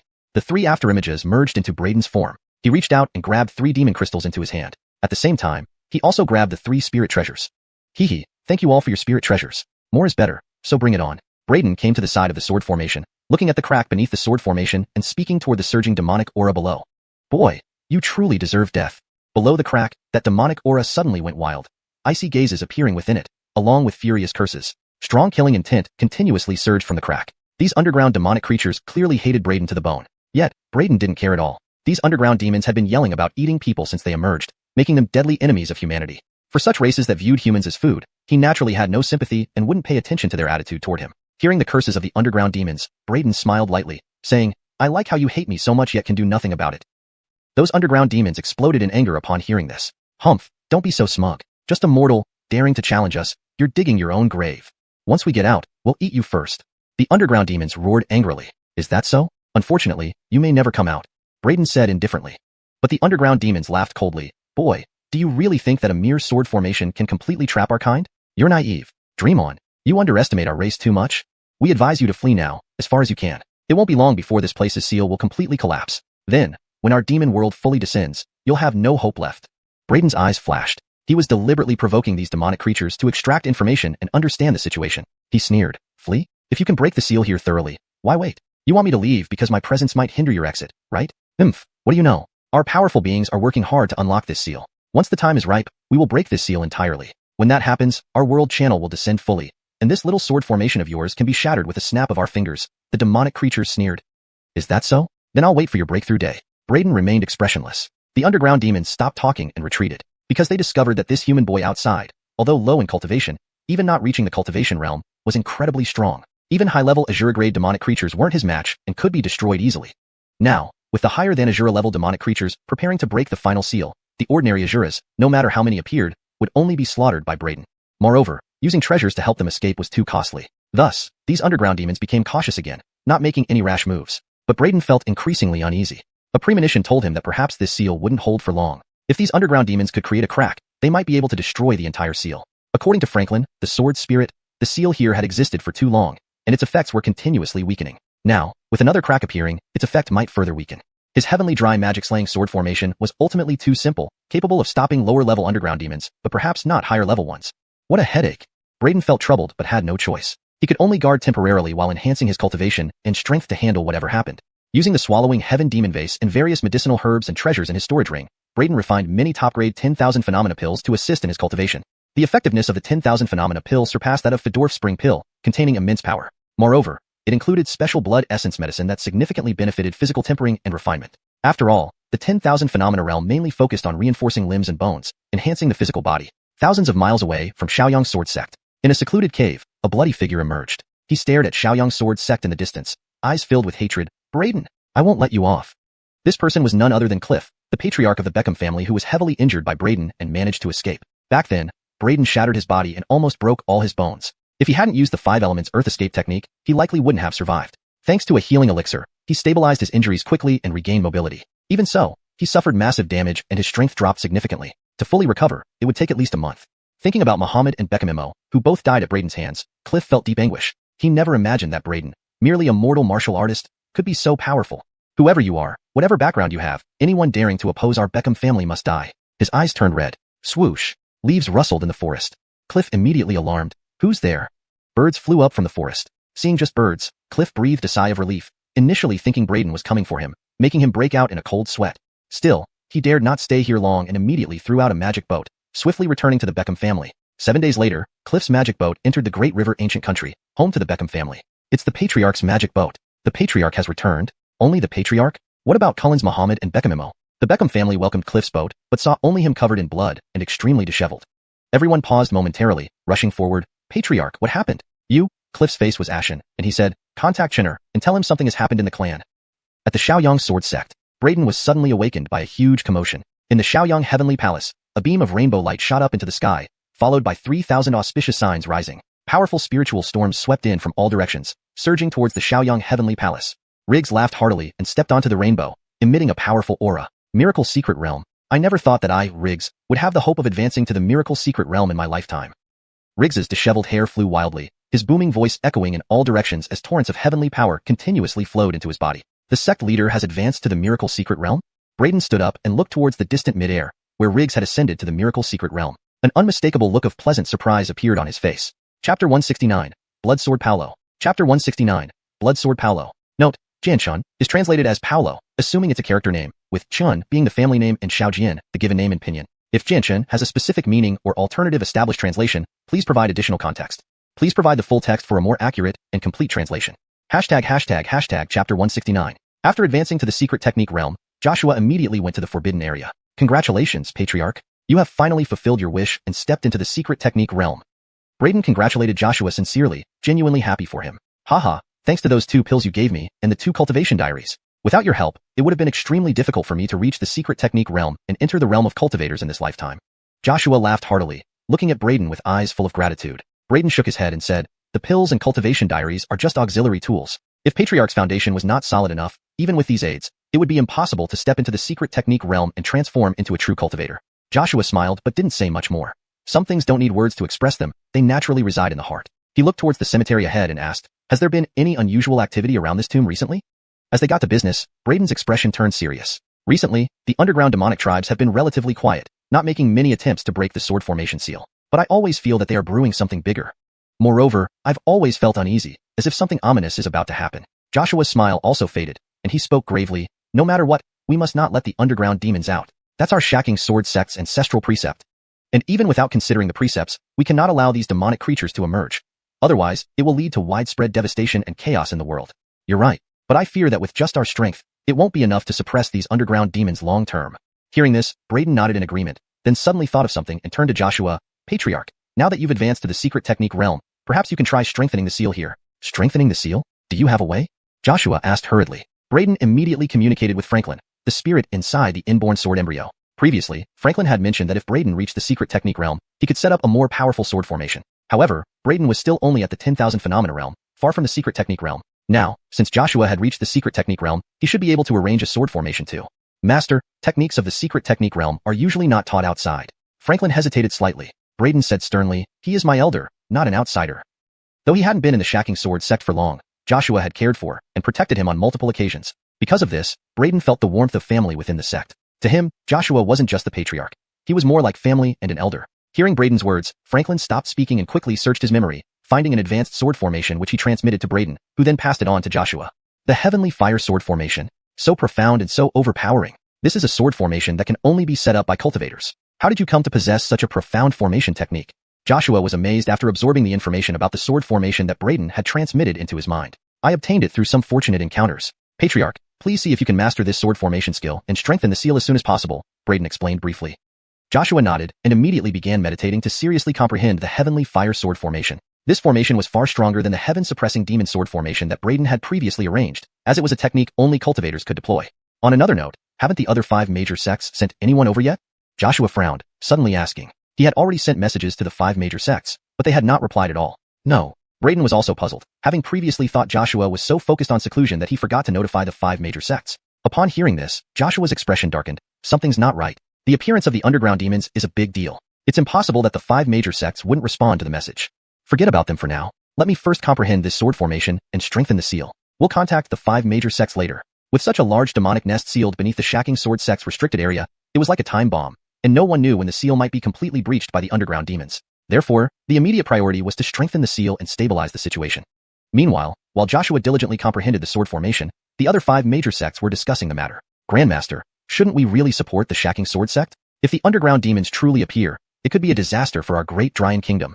At the Xianxia sect, an elder frowned deeply and urged the Grandmaster. What support? I think Joshua is overreacting, mistaking a few vengeful spirits for underground demons. The Grandmaster of Xianxia sect sneered. Do you know how savage the real underground demons are? If they truly appeared, even if our 6 major sects combined, we wouldn't be enough to fill their gaps. But, the elder tried to argue further, but the Grandmaster waved his hand and said, enough. Stop worrying unnecessarily. Look, so much time has passed since Joshua's message, and have you heard any news about the underground demons causing chaos?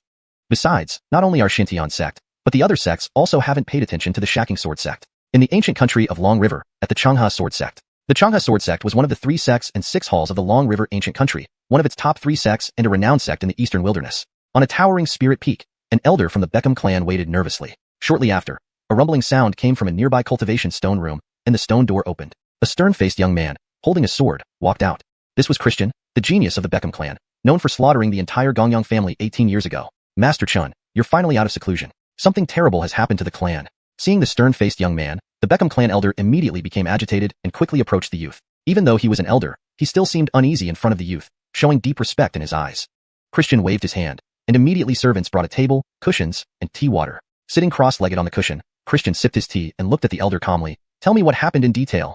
Cullen Phil hurriedly recounted everything that had happened. That person was extremely arrogant. Our clan leader personally took Cullen's Muhammad and Beckham memo to demand an explanation but was brutally attacked. Clan leader returned severely wounded, while Cullen's Beckham memo and Muhammad were killed on the spot. Master Chin, knowing you were busy, clan leader didn't inform you immediately but personally intervened. Who would have thought the bastard would be so vicious? Clan leader had no choice but to ask for your help. Please restore justice for the Beckham clan.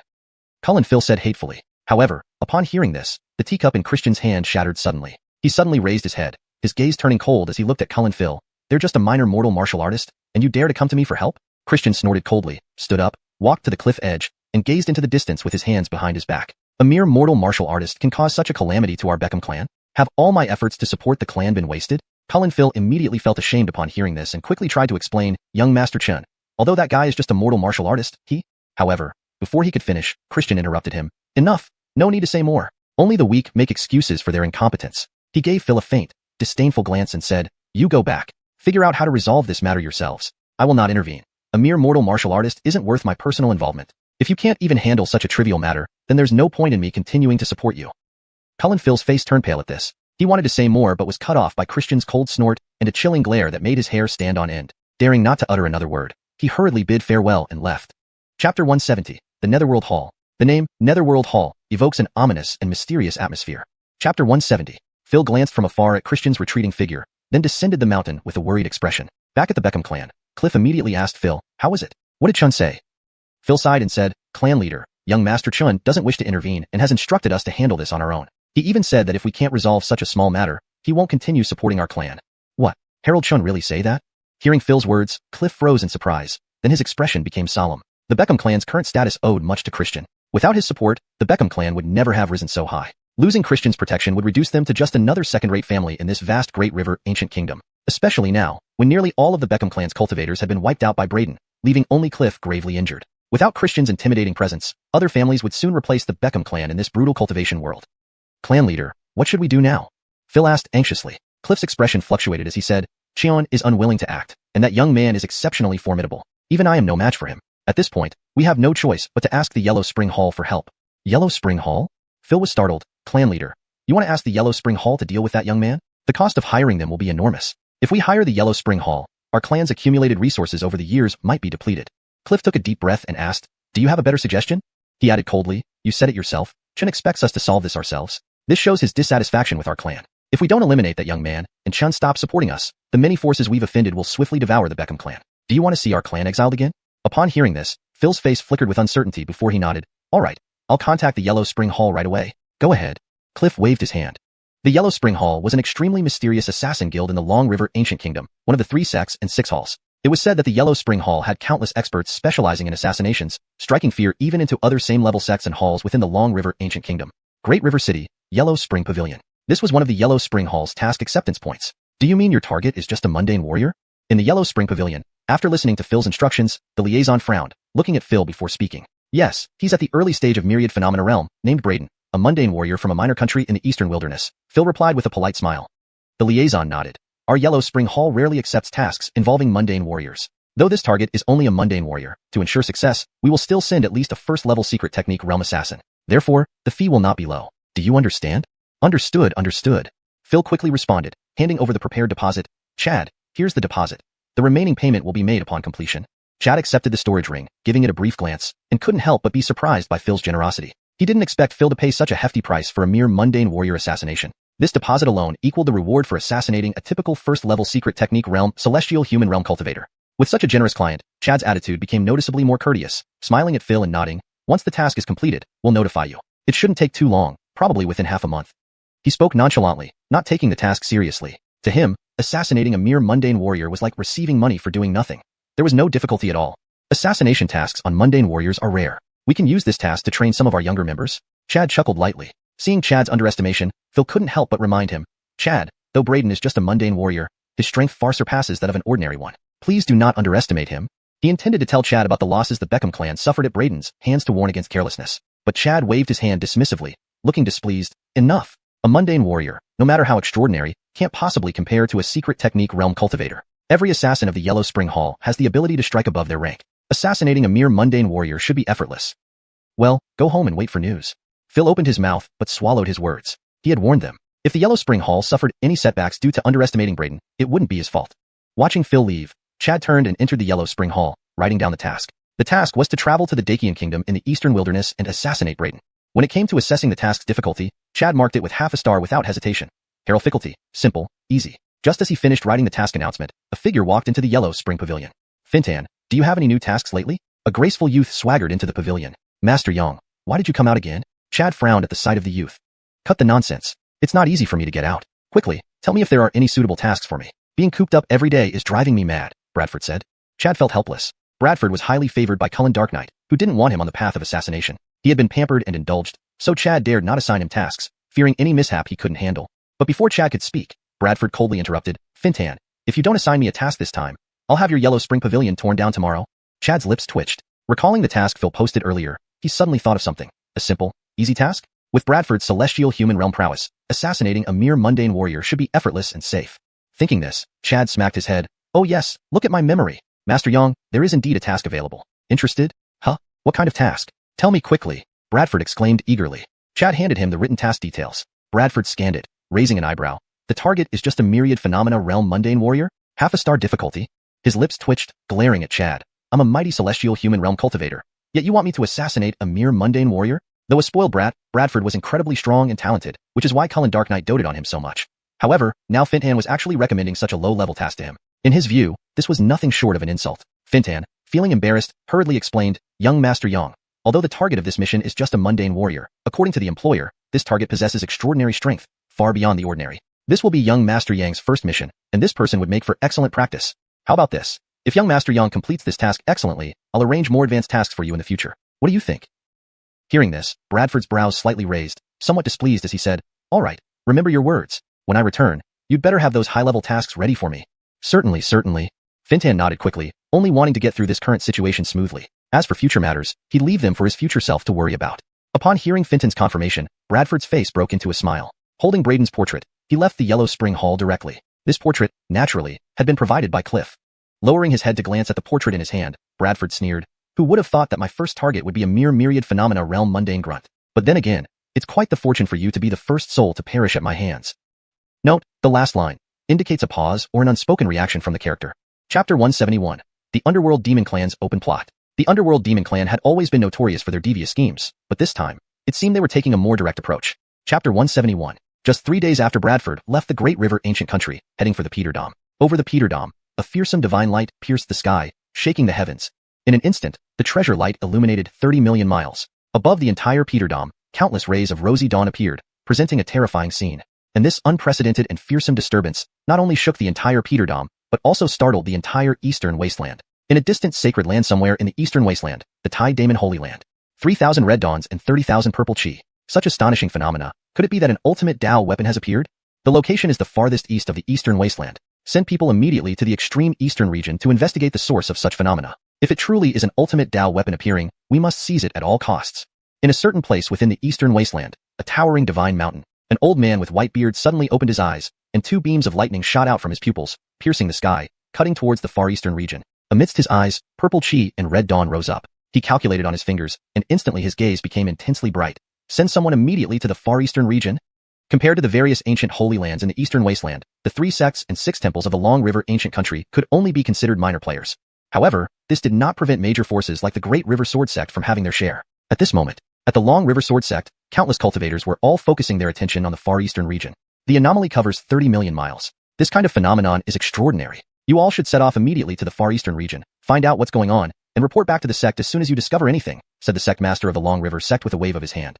The next moment, streams of divine light soared into the sky one after another. On a massive magic boat, Christian stood at the bow, gazing into the distance, watching the radiant treasure light from the far eastern region reflecting persistently without fading, his eyes gleaming brightly.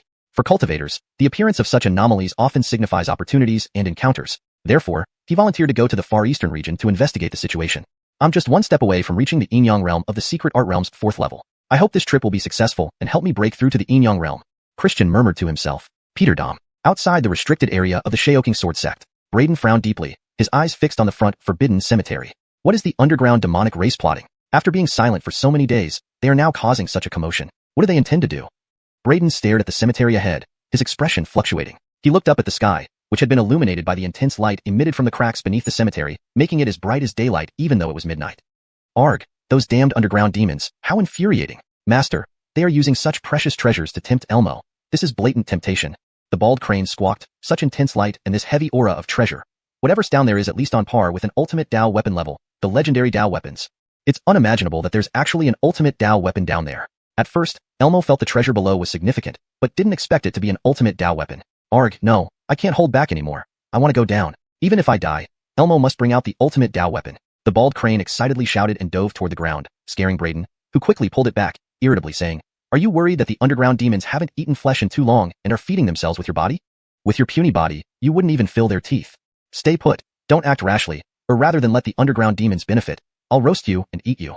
Upon hearing Braden's words, the bald crane immediately tightened its bottom and retreated to the side, no longer acting impulsively. The sword spirit Cedric, residing within Braden's innate sword embryo, spoke up, Master, ultimate Dao weapons are incredibly valuable and immensely powerful. The underground demons have apparently triggered an ultimate Dao weapon to cause such a commotion. They must be trying to draw the attention of cultivators.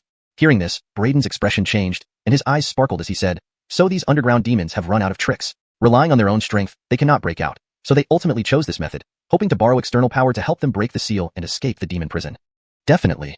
Cedric explained. It seems the seal here is indeed formidable. Even with a crack, it still greatly suppresses these underground demons. Despite possessing ultimate Dao weapons, they cannot break free. Those who set this seal are no simple beings. Cedric was somewhat amazed. Previously, it hadn't sensed how strong this tomb seal was, but from the actions of the underground demons, it could imagine how terrifying the seal was. It was not nearly as weak as it appeared on the surface. Even after endless years, it remained solid. Now it seems that Master doesn't need to worry about these underground demons escaping anytime soon, Cedric added. But Braden's expression remained serious. He sighed lightly and said, who knows, a man dies for wealth, a bird dies for food. The underground demons use ultimate Dao weapons as bait to attract cultivators from all directions. When the time comes, who knows what chaos might erupt. This is already not a conspiracy, it's a naked stratagem.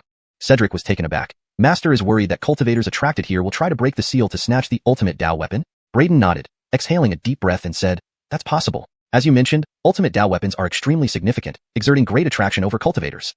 At this moment, Joshua finally successfully comprehended the heavenly fire sword array. Waking up from cultivation and seeing the anomaly before him, couldn't help but exclaim in surprise, this is... Braden explained the situation to Joshua. Hearing this, Joshua's expression also turned serious. After pondering for a moment, he asked, is there any way to conceal the anomaly here? It's too late. The anomaly here has already stirred various parties. Moreover, this anomaly is too powerful. With our current cultivation levels, we can't hide it. Braden shook his head and replied. As they were speaking, representatives from the other 5 major sects finally arrived at the Xianxia sword sect. Earlier, the news of the underground demons failed to gather everyone, but now, with the Xianxia sword sect emitting a dazzling light, red dawns and purple chi filling the sky, the 5 major sects came uninvited. Brother Fedorn mentioned earlier in the message that there's trouble from the underground demons. We've come to assist. The patriarch of Xuanhuan sect said, I wonder where the underground demons are? While speaking, he glanced at the direction of the Xianxia sword sect's forbidden area, the source of the anomaly, his eyes shining brilliantly. Seeing the late arrival of the 5 major sects, Joshua sneered, turns out you all received the message. I thought you hadn't. I sent messages to you all months ago, inviting you to discuss and handle the issue of the underground demonic creatures together, but you all ignored it. Now, seeing our Xianxia sword sect emit treasure light, you come uninvited. I never realized you were all so shameless before. The patriarch of Xuanhuan sect immediately showed an unhappy expression. What's Brother Fedorn saying? There must have been reasons for our delay. Yes, Joshua, mind your words. We came here to help willingly, and you treat us like this? The other sect masters rebuked. Joshua coldly laughed. Is that so? Then I should thank you for coming to help. No need for thanks. The underground demons are a grave menace. We're doing this for the benefit of the human race. Everyone chuckled. By the way, what about the underground demonic race? Harold, you say there were underground demons emerging? Why haven't we seen any traces of demonic creatures? Instead, there's that place with dazzling treasure light. Fedorn brother, did your Xianxia sword sect find some treasure? The crowd's conversation quickly shifted as they fixed their eyes on the distant treasure light, their gazes burning with excitement. That is precisely where the underground demons are. This anomaly is deliberately created by them. They want to exploit people's greed for treasures to help them break the seal, Joshua explained. Chapter 172, Reinforcing the Seal. Note, as this appears to be a chapter title and section break, I've provided a translation for the title and indicated the break. If more text follows, please provide it for continued translation. Chapter 172. Is that so? That place is where the underground demon clan resides. Upon hearing Joshua's words, the patriarchs of Xuanhuan sect and other sects narrowed their eyes sharply, their gazes flickering with intense interest as they hurriedly came to the forbidden grounds of Xianxia sword sect, in front of the cemetery. The dazzling gemlight illuminated everyone's eyes. Several individuals cast their gazes into the fissure, but saw no trace of heavenly demons. President Fedorn, wasn't it said that this is the lair of the underground demon clan? Where are the underground demons? Everyone looked at Joshua. They naturally hide themselves since they want to lure you. Joshua replied coolly. However, everyone wore doubtful expressions as they gazed into the crack, their eyes filled with fervor. And the sword formation over the crack, each spirit sword also left them impressed. But they did not openly doubt the presence of underground demons below, instead speaking gravely. Since there are underground demons here, what should we do now? What do we need to do? You don't need to do anything, just don't cause trouble. Joshua calmly said, sensing the fervor in everyone's eyes. He had sent a message months ago asking them to come and discuss solutions for dealing with the underground demon clan. Yet all 5 major sects pretended to be dead. Now that the gemlight pierced the sky, the 5 major sects were the fastest to arrive. What do you mean by that, Joshua? What does not causing trouble mean? I think there are no underground demons here at all. Rather, treasures have been sealed here, right? Now that the treasure is manifesting, you Xianxia sword sect want to monopolize it. The patriarch of Wuxia sect coldly snorted. Upon hearing this, Joshua frowned, wanting to say more. Beside him, Braden, who was meditating, interjected indifferently. Why waste words on them, President? They're not here to help deal with the underground demon clan, but are attracted by the gemlight. Just drive them away. Braden? Upon hearing Braden's words, the faces of the various sect leaders changed drastically. They didn't know that Joshua had already advanced to the secret skill realm, hence they were unafraid of Joshua, but they felt genuine fear toward Braden from within. After all, Braden had killed the national master of Dian State in front of them, using a mere mortal warrior to defy cultivators. This combat power exceeded even that of cultivators despite not being one. It was impossible for them not to fear him. Fedortal friend Fedorn must have misunderstood. We sincerely came to help. It's just that, we haven't seen any underground demons here. Everyone coughed awkwardly, smiling at Braden. Braden pointed towards the underground crack and said, right there, the treasure is also down there. If you don't believe it, you can go down and see for yourselves, but I cannot guarantee the consequences of doing so. Hearing Braden's words, everyone's gaze turned sharp, their expressions fluctuating. Braden's intention was to tell them that there were underground demons below, and if they went down, they would certainly be devoured by the underground demon clan. However, everyone interpreted Braden's statement as a warning and threat, forbidding them from coveting the treasure below, otherwise it would be disadvantageous to them. Several people had unpleasant expressions, but they dared not lose their temper in front of Braden, only for their smiles to fade as they politely nodded and bade farewell to Braden and Joshua. Since Shacking Sword Sect doesn't need our help, we won't stay then, goodbye. With that, they left Shacking Sword Sect. Humph, how despicable this Shacking Sword Sect is. When there's trouble, they think of us, but when there's treasure, they want to monopolize it. Even if we knew there's treasure down there, how could we possibly compete with Braden, knowing that this boy is stronger than ordinary cultivators, effortlessly killing the national master who had entered the secret skill realm? Frustrating. Immediately after leaving Shacking Sword Sect, they all began to curse. Shortly after their departure, the news of precious treasures appearing in the cemetery of Shacking Sword Sect's forbidden grounds completely spread. Watching the people from various sects leave, Braden took a deep breath, his eyes revealing a hint of coldness. Looking back at the crack in the cemetery, figures of heavenly demons appeared, mocking Braden. Hee, little boy, with the gemlight concealing our aura, do you really think your empty words alone can make everyone believe in our existence? I can feel it. It won't be long before our time to come out. When my clan returns, it will be your doom. Ha ha ha. Shadows loomed under the ground as an underground demon laughed proudly before disappearing again. Braden's expression was grim. It wasn't surprising that the patriarch of Xuanhuan sect and others didn't believe him and Joshua. They were just a group of mortal warriors, full of intentions but lacking courage. Even if they wanted to attack this place to seize the underground treasure, with him and Joshua here, they couldn't achieve it. But what if those who came were cultivators? And even high-level cultivators? Could he and Joshua still hold their ground? This is a young strategy. Joshua also held his forehead, feeling a headache. Now, the atmosphere inside the cemetery was peaceful, with not a trace of demonic energy. Coupled with the vibrant and magnificent gemlight beneath, it was hard to believe that this place sealed a demonic lair and a portal to the netherworld. Let's reinforce the seal here first. Braden shook his head and spoke. Joshua nodded. He had already comprehended the blazing heaven sword formation and immediately started setting it up, transforming the heavenly magic suppressing sword formation into the blazing heaven sword formation with the 6 spirit swords. Feeling the change in the heavenly magic suppressing sword formation, the underground demon became agitated, trying to break through while Joshua altered the formation. A large number of underground demons rushed out, roaring ferociously at Braden and Joshua. Joshua's face changed slightly and instantly dashed forward. Bright sword light flashed, causing numerous underground demons to scream in agony as they were subdued by Braden. These underground demons are mine. You set up the formation quickly, President. Braden's voice echoed. Joshua nodded, manipulating the 6 spirit swords to swiftly set up the formation. Dozens of underground demons surged out from the underground fissure. Braden sneered, suppressing them with invincible sword intent and sweeping his sword, instantly annihilating half of them. Among them were several Azura-class demons of the first-level secret skill realm. More sword lights fell, cutting off the screams abruptly as all the rushing underground demons were exterminated. At this moment, Joshua had already completed the setup of the blazing heaven sword formation. Subsequent underground demons that emerged collided with the sword formation, fiery red flames forming a sea of fire that burned the underground demons to ashes. Braden reached out and grabbed a handful of black demon crystals into his hand. It's done. The blazing heaven sword formation is indeed more powerful than the previous heavenly magic suppressing sword formation. The first-level secret skill realm Azuras were unable to resist and were burnt to ashes. Braden was moved. Joshua was also shocked by the might of the sword formation, saying proudly, this sword formation is indeed powerful. But I wonder, how effective is this sword formation against cultivators? Heh, absolutely. Now realizing the might of the sword formation Dao, cultivators have countless techniques, but the sword formation Dao can definitely be considered an immensely powerful means. If not considering the expense of maintaining this technique, the sword formation Dao would undoubtedly be the strongest school among cultivators. How about it? Do you want to learn the sword formation Dao from Grandpa Fat? Seeing as you are respected by my master, Grandpa Fat can let you off easily and take you as a disciple. Fedortal Fat emerged from the innate sword embryo, addressing Joshua in a seasoned manner. Hearing this, Joshua hesitated. He was somewhat intrigued by the sword formation Dao.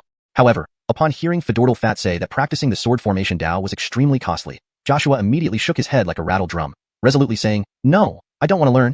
As the patriarch of Shacking Sword Sect, he had been poor for half his life. Now that he had become a cultivator, he really didn't want to continue being poor. This sword formation Dao was such a money pit. How could he, a poor man, afford to practice it? If he truly chose this path, he would never be able to escape the word poverty. Therefore, even though he was moved by the power of the sword formation Dao and was indeed tempted in his heart, he still refused straightforwardly without any hesitation or ambiguity. Chapter 173. Late Wanxiang Stage. Chapter 173. The next day, an unusual phenomenon suddenly appeared on Star Peak. Spiritual energy surged violently, and a powerful aura radiated from the peak. Senior Fedor has also advanced to the secret skill realm. Braden immediately looked toward Star Peak, his eyes filled with pleasant surprise. Joshua was somewhat taken aback, not expecting Edie to be the second to advance to the secret skill realm.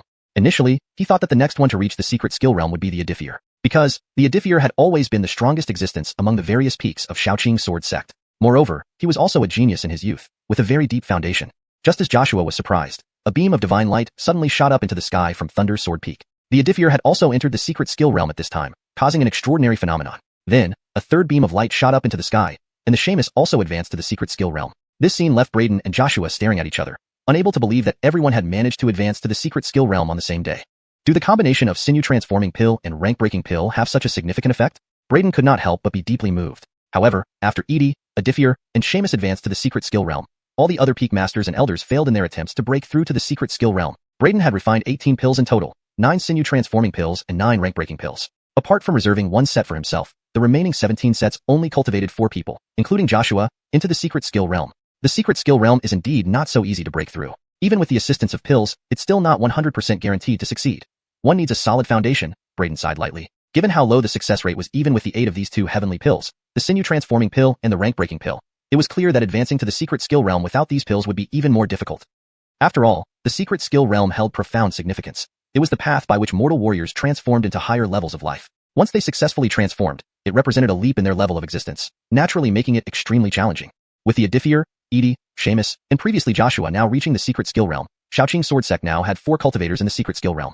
With the addition of the Flame Heaven Burning Sword formation reinforcing the seal, Braden felt much more relaxed and didn't need to guard the forbidden area every day anymore. He went directly to the Holy Pool realm of Shaoqing Sword Sect, intending to use it to quickly enhance his cultivation and strive to break through to the Immortal Platform realm, or even the secret skill realm.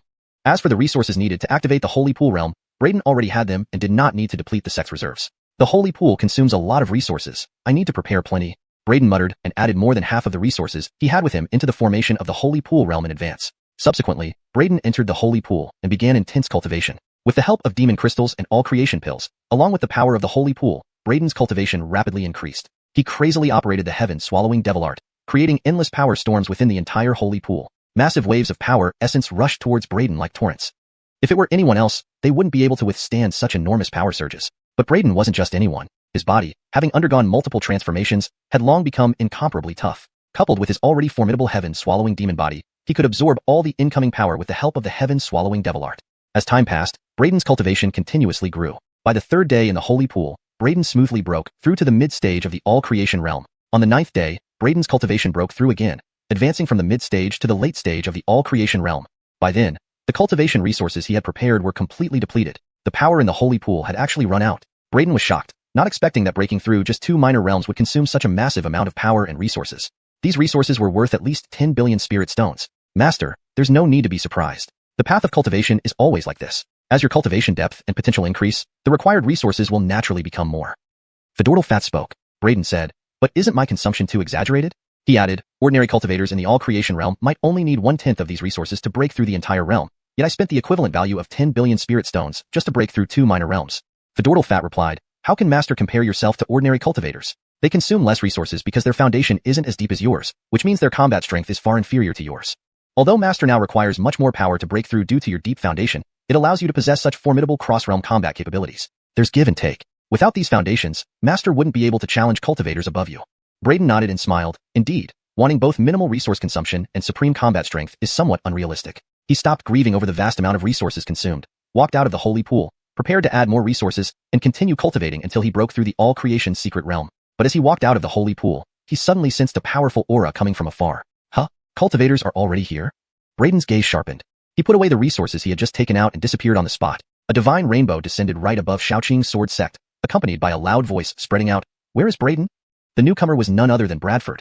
As an assassin, he was supposed to focus on covert assassination. However, he clearly didn't take Braden seriously, appearing openly and arrogantly before Shaoqing Sword Sect. To his knowledge, this far eastern land had long fallen into decline, becoming a wilderness where the highest cultivation level was merely the Immortal Platform realm. It was a purely mortal nation without any high-level cultivators. Such a backward place earned his contempt. What astonished him was that, after he spoke, a beam of divine light suddenly shot up from below, approaching him. Who are you, and why are you looking for Braden? Joshua watched Bradford cautiously. Secret skill realm? Bradford was surprised, feeling the aura from the person before him and expressing great astonishment. When did this backward place start having cultivators? However, he dismissed it, thinking it was just an early-stage celestial human realm cultivator, still like ants before him. Although he was also at the celestial human realm, he had long reached the late stage. He said indifferently, "Someone paid for his life." He glanced at Joshua and added, "Hand over this person, and I won't kill the others." Upon hearing this, Joshua's face darkened. "How Speckham?" Bradford, slightly impatient, replied, "You don't need to know who paid for his life. Hand him over immediately, or I won't mind killing more people." Boom. Suddenly, Joshua struck out, slamming a palm towards Bradford. Having confirmed that the other party was here to cause trouble, there was no point wasting words. Seeing Joshua make a move, Bradford sneered, "Daring to strike me first? Fine, excellent. I've been itching for some action, and I'll practice on you first." He countered with a palm, a powerful secret skill bursting with dazzling light, colliding forcefully with Joshua. Immediately, the two powers exploded, and Joshua's face changed drastically as he was forced back by the impact. This graceful youth, although in the celestial human realm, possessed far superior strength compared to him. Moreover, he was just one step away from the second layer of the secret skill realm. Just with this casual strike, he immediately realized that he was not the opponent. Joshua immediately began rallying for help. "All peak masters, come to my aid quickly." Swoosh, swoosh, swoosh. 3 divine rainbows immediately shot up from below, directly attacking Bradford from 3 directions. Bradford's expression instantly changed. There were actually 3 more cultivators. What was going on? Wasn't it said that in this wilderness, the highest level was only the peak immortal platform realm for mortal warriors? How did so many cultivators suddenly appear? With this sudden attack, Joshua immediately understood that reinforcements had arrived. The presence of these additional cultivators was unexpected, especially given the previous understanding that this region lacked any high-level practitioners beyond the immortal platform realm. Bradford's surprise was palpable as he faced an onslaught he hadn't anticipated. Chapter 174, Killing Bradford. Chapter 174. Boom. 3 beams of magical light streaked towards Bradford, attacking him mercilessly. Bradford's expression immediately turned grim. The scene before him was not what he had anticipated. In this barren and remote area, so many cultivators had emerged all at once. However, to his relief, these few cultivators were not highly ranked. They were all only at the first level of Mystic Art Realm, or early stage Heaven Person stage. Moreover, their magical power was still not condensed enough, indicating that they had only recently advanced to the Heaven Person stage. Bradford calmed down upon realizing this. He sneered, "A bunch of ants. No matter how many you are, it won't change anything. Since you seek death, this young master will oblige you." He spread his hands wide, and a terrifying anomaly appeared behind him. The sea roared, the sky remained azure, exuding an immense pressure radiating from him in all directions. A transparent water curtain emerged. Immediately, Joshua, Edie, Master Faxon, Master August, and others felt as if their bodies had sunk into quicksand. The enormous pressure made it difficult for them to move. Treasure body anomaly. Joshua and the rest instantly changed their expressions. Such powerful anomalous pressure indicated that the opponent's physique was no ordinary one. Additionally, the opponent's cultivation was clearly higher than theirs, with profound foundation and condensed magical power. Even if the 4 of them combined forces, they still felt they could not be his match. Without even mastering any mystic arts, you think you can compete with this young master? Overestimating yourselves. Bradford laughed coldly and unleashed a terrible palm technique, emitting a fearsome aura that descended toward the 4. Buddha Demon Apocalypse. As he struck with this palm, a giant Buddha figure appeared behind him. Strangely enough, one side of the Buddha was holy and serene, radiating golden light and exuding majestic grace, while the other side was filled with demonic energy and evil intent, looking sinister. The Buddha palm pressed down, equally bizarre. Amidst the Buddhist light, dark smoke swirled out. Dark swastika symbols spiraled from the center of the palm, each carrying a terrifying killing intent. But the most deadly aspect was the intertwining black and white energy currents flowing from the palm. These intertwined energies swept down like yin and yang, twisting reality and sealing the entire space. They emitted a strong suction force pulling Joshua and the others towards the palm. Powerful force cascaded down, causing Joshua and others to change their expressions drastically. They hastily joined hands to attack the enormous mystic hand above. However, their thin magic power, even when combined, couldn't shake the terrible palm print. They could only watch helplessly as the eerie Buddha demon hand came down upon them like a grinding millstone of heaven and earth. We're done. Just after breaking through the shackles of mortal warriors and advancing to the mystic art realm, we're going to meet our end? The Legion Peak Master's expression changed, never imagining that despite their combined efforts, they were no match for this youth. Haha, dying by my hand should make you proud. Bradford laughed madly. Swoosh. At that moment, a blazing sword beam suddenly tore through the void from afar, striking the terrible Buddha demon hand fiercely with a boom. Sharp sword energy erupted, slicing through everything, forcefully tearing apart the palm. Subsequently, sword energy shot out, destroying the huge Buddha demon figure floating behind Bradford in midair. What? Bradford was taken aback, turning to look at the direction of the sword light, shock evident in his eyes. In such a desolate place, there was someone who could sever his Buddha demon apocalypse technique with a single sword strike? One must know that this Buddha demon apocalypse technique was a forbidden skill he had learned by chance, far more potent than ordinary techniques. Even experts at the reversion origin stage would find it hard to easily break his forbidden technique. Was there actually an expert above the reversion origin stage here? Bradford's heart froze. Though arrogant, he sensed the exceptional nature of the newcomer. He initially revealed himself because he believed there were no experts around. There was no need for stealth assassination. It was just a matter of moments to kill a mere mortal. However, Braden's distant sword strike, severing his mystic technique, immediately alerted him. He stepped back, his form becoming ethereal as he merged with the void, disappearing before everyone's eyes. Swoosh! At that instant, another sword beam shot through, appearing right where he had vanished. It was Braden. Vanished? Braden frowned, saying, "Is this guy so cowardly? He just ran?" Just as he spoke, he sensed imminent danger. His body moved like lightning, vanishing from the spot. A slender black long sword, like a venomous snake, suddenly extended from the void, stabbing at his head.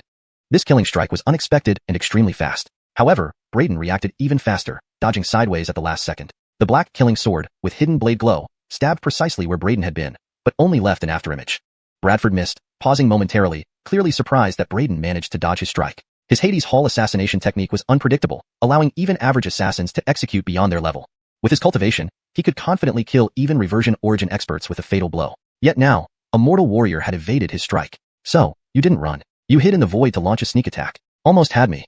Braden focused on the void connected to the black sword, where Bradford's outline emerged. In the next moment, Braden flashed, bursting forth at incredible speed directly to Bradford without a word. The innate sword embryo in his hand slashed simply and ruthlessly. The invincible sword technique. Bradford's face changed drastically. The might of Braden's sword exceeded his expectations. One strike made his heart race, sensing a strong crisis. Braden's speed was too fast. Bradford couldn't hide again and could only block with his sword. The black killing sword vibrated, shooting 3 sword glows like snakes toward Braden. Undeterred, Braden obliterated the 3 glows with blazing sword light. Then the innate sword embryo heavily clashed with Bradford's black killing sword. Clank. The innate sword embryo's sharp edge cut cleanly through, emitting bright white, tangible light. Bradford's pupils constricted in disbelief as the sword's remaining force slashed into him. Heavenly treasure robe? Severe crisis prompted Bradford to roar, his body emitting a blazing white light. A treasure robe shone, forming a formidable defense. But under the innate sword embryo's absolute sharpness, the defense crumbled like tofu, and the intense light sliced into Bradford's body. Bradford's eyes froze. How? Stunned, he looked down at the sword wound on his chest. An intense ripping sensation spread through his body as he disintegrated. His spirit controlled his head, escaping in terror. Want to escape? Braden sneered, slashing a sword with blazing light that instantly pierced Bradford's head, extinguishing his spirit on the spot. Ah! Bradford only had time to let out a tragic scream before his primordial soul was torn apart by the sword light. Braden immediately activated the Swallowing Heaven Devil Body and Swallowing Heaven Devil Art, directing them at Bradford's shattered remains, consuming his unique constitution. Bradford could generate such powerful anomalies, clearly indicating that he possessed an extraordinary physique. Only those with top-tier physiques could manifest such potent anomalies. Franklin, do you know what kind of physique this person had just now? Braden asked the innate sword embryo in his hand. Franklin's voice immediately came from within the innate sword embryo. Master, the anomaly this person displayed earlier is the Azure Sea and Sky anomaly. This individual should possess the profound sovereign body. This type of physique leans towards attributes and provides significant boosts to dark and water-based mystic arts. Additionally, this physique is extremely compatible with shadow evasion techniques, making it perfect for the path of assassination. Path of assassination? Fedork, how he tried to ambush me just now. Braden raised an eyebrow as he recalled how Bradford had disappeared into the void and then reappeared suddenly to launch a surprise attack on him. If not for his quick reaction and incredible speed, he might have fallen prey to the other's scheme. Translation note. The paragraph structure and line breaks are maintained as requested. The translation adheres to the original tone and style, ensuring a natural and fluent English rendition. Chapter 175. Awakening of the Xian Ming Wang Body. Note, Xian Ming Wang is kept in pinyin to maintain the original name's integrity. The rest of the text would follow here, continuing the paragraph and line break structure as provided in the original Chinese text. Since no further text was provided beyond the chapter title, the translation includes only the chapter title and a note on the name's format. If you have more text from this chapter, please provide it, and I will continue the translation accordingly. Chapter 175. Master, don't underestimate the art of assassination. That young man obviously lacked experience in assassination. His attack was too naive. He stood there stunned after a failed strike, clearly a greenhorn who doesn't understand the essence of assassination at all. A true seasoned assassin would immediately retreat thousands of miles away upon a missed strike to find another opportunity, never giving you a chance for a direct confrontation. Such hidden snakes are far more dangerous than ordinary cultivators. Franklin spoke. Braden nodded in agreement. That's true. A hidden snake is far more dangerous than an open tiger. But cultivators' techniques really vary widely. Was what he just used the shadow evasion technique you mentioned? He vanished into thin air. Even his aura disappeared completely. With my current perception, I didn't detect anything. If he hadn't attacked me, I wouldn't have sensed his existence at all. Franklin replied, that's right. The technique he used was indeed shadow evasion. Moreover, it was a very sophisticated form of shadow evasion that is difficult for ordinary people to master. He could master this shadow evasion thanks to his special physique. Without possessing the profound dark treasure body, mastering shadow evasion would be as hard as climbing to the sky. So, he was born to be an assassin? Braden raised his brows, thinking secretly to himself that after devouring the other party's physique, once he had fully digested and thoroughly integrated it, awakening the other party's profound dark king body, could he then master this shadow evasion technique? Suppressing his thoughts, he picked up Bradford's left-behind storage ring and that piece of treasure clothing. Patriarch, esteemed seniors, are you all right? Braden approached Riggs and the others. We're fine, Sai. We didn't expect that despite our promotion to the mystic secret realm, our strength is still so weak. 4 of us combined couldn't defeat that person earlier, ultimately requiring your intervention. Everyone felt ashamed. Braden comforted them with a smile. Seniors, please don't belittle yourselves. You've just stepped into the mystic secret realm and haven't yet condensed mystic arts. Your magic power is not yet refined enough. That man had long since reached the peak of the celestial human realm, with abundant magic power and profound background, as well as supreme mystic arts. It's not surprising that you weren't a match for him. I believe that with more time, refining mystic arts will do you good. Hearing Braden's words, everyone felt better but still sighed, saying, to master mystic arts won't be easy. Our Xiaoqing sword sect does not have any mystic methods. To master mystic arts can only be done through slow exploration, self-enlightenment, or even creation. Upon hearing this, Braden asked Franklin for several mystic arts, which he then passed on to Riggs and others. Riggs and the others were startled, hastily saying, each sect's mystic arts are secret treasures. Braden, these? Braden interrupted them. They're just a few sword mystic arts. What need for such formality between seniors and me? Now that I'm the Jinzi of Xiaoqing sword sect, consider it a contribution towards revitalizing our Xiaoqing sword sect. Offering a few sword mystic arts, what's the big deal? Hearing Braden's words, Riggs and the others did not argue further, but looked at Braden with even more satisfaction. With disciples like this, what else could a sect ask for? The mystic arts provided by Franklin were all top-tier sword mystic arts. After all, Franklin was once the spirit of a divine sword, and its original owner was a famous figure in the cultivation world. Its collection of mystic arts was naturally extraordinary, none being common. These mystic arts are incredibly profound. Seniors need to study them well. I still need to continue seclusion, striving to break through to the immortal platform realm soon, so I won't disturb you. Leaving the sword mystic arts behind, Braden directly returned to the sacred pool secret realm. He carefully examined Bradford's storage ring and was immediately stunned by the richness of Bradford's resources. Do all cultivators have so much wealth? Braden couldn't help but widen his eyes. Compared to the collections from the Beckham family's cultivators he had previously killed, the treasures in Bradford's storage ring were 5 times richer. This guy has more wealth than the Beckham family's cultivators. Could he have some major background? Braden couldn't help but wonder. His initial excitement turned into a furrowed brow. From the abundance of resources and treasures in this storage ring compared to the Beckham family, he felt that the Bradford he just killed might not be a simple individual. Could this person be the ruthless man from the Beckham family? Braden couldn't resist pondering this. However, he quickly shook his head because he knew that the ruthless man from the Beckham family had already entered the 3rd level of the mystic secret realm, the Harrowvine Bridge realm. And the person he had just killed was only at the peak of the celestial human realm, clearly not the same person. Does he know the shadow evasion technique? Could he be an assassin hired by the Beckham family to kill me? Braden suddenly understood, his expression turning grim. He hadn't expected that the Beckham family would directly hire assassins to kill him. If this is the case, it's going to be a huge problem. Braden instantly felt a headache coming on, because now, the conflict between him and the Beckham family would involve a third-party force. The more this whirlpool grew, the more trouble he would face. Hopefully I'm wrong, Braden muttered, but soon his face darkened completely. In Bradford's storage ring, he found a task scroll specifically for assassinating him. On that scroll was his portrait. So it's true, the Beckham family actually hired assassins to kill me. A prestigious cultivator family, willing to spend money to hire assassins to kill an ordinary martial artist like me? And this Beckham family also has a ruthless person who has been in the 3rd level of the mystic secret realm for over 10 years. They preferred spending money on assassins instead of having this person act? Braden rubbed his temples. When he saw the difficulty rating of the task, his lips couldn't help but twitch. The task difficulty was rated 1 star. Isn't this underestimating me? Clearly, this assassin organization called Netherworld Hall didn't take him seriously. From a certain perspective, this was good news. But now, killing Netherworld Hall's assassin meant they would send stronger ones next time. Such a hassle. Initially, it was just about killing Artemio, but now it's like stirring a hornet's nest that won't end. Braden took a deep breath. Being targeted by an assassin organization is indeed troublesome, but since the mastermind is known, you don't need to worry too much. Franklin's voice sounded in Braden's mind. Oh, what do you mean?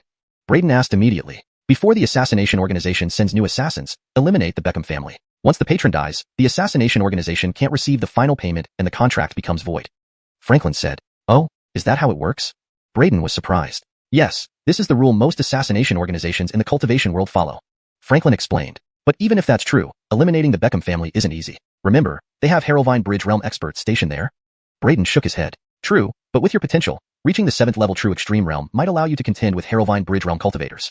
Franklin pondered aloud. Braden nodded. So, I have no choice but to focus on getting stronger. No longer thinking about Netherworld Hall, Braden scanned Bradford's storage ring again. Besides mountains of resources and treasures, there was Bradford's identity token, as well as several assassination manuals and mystic arts.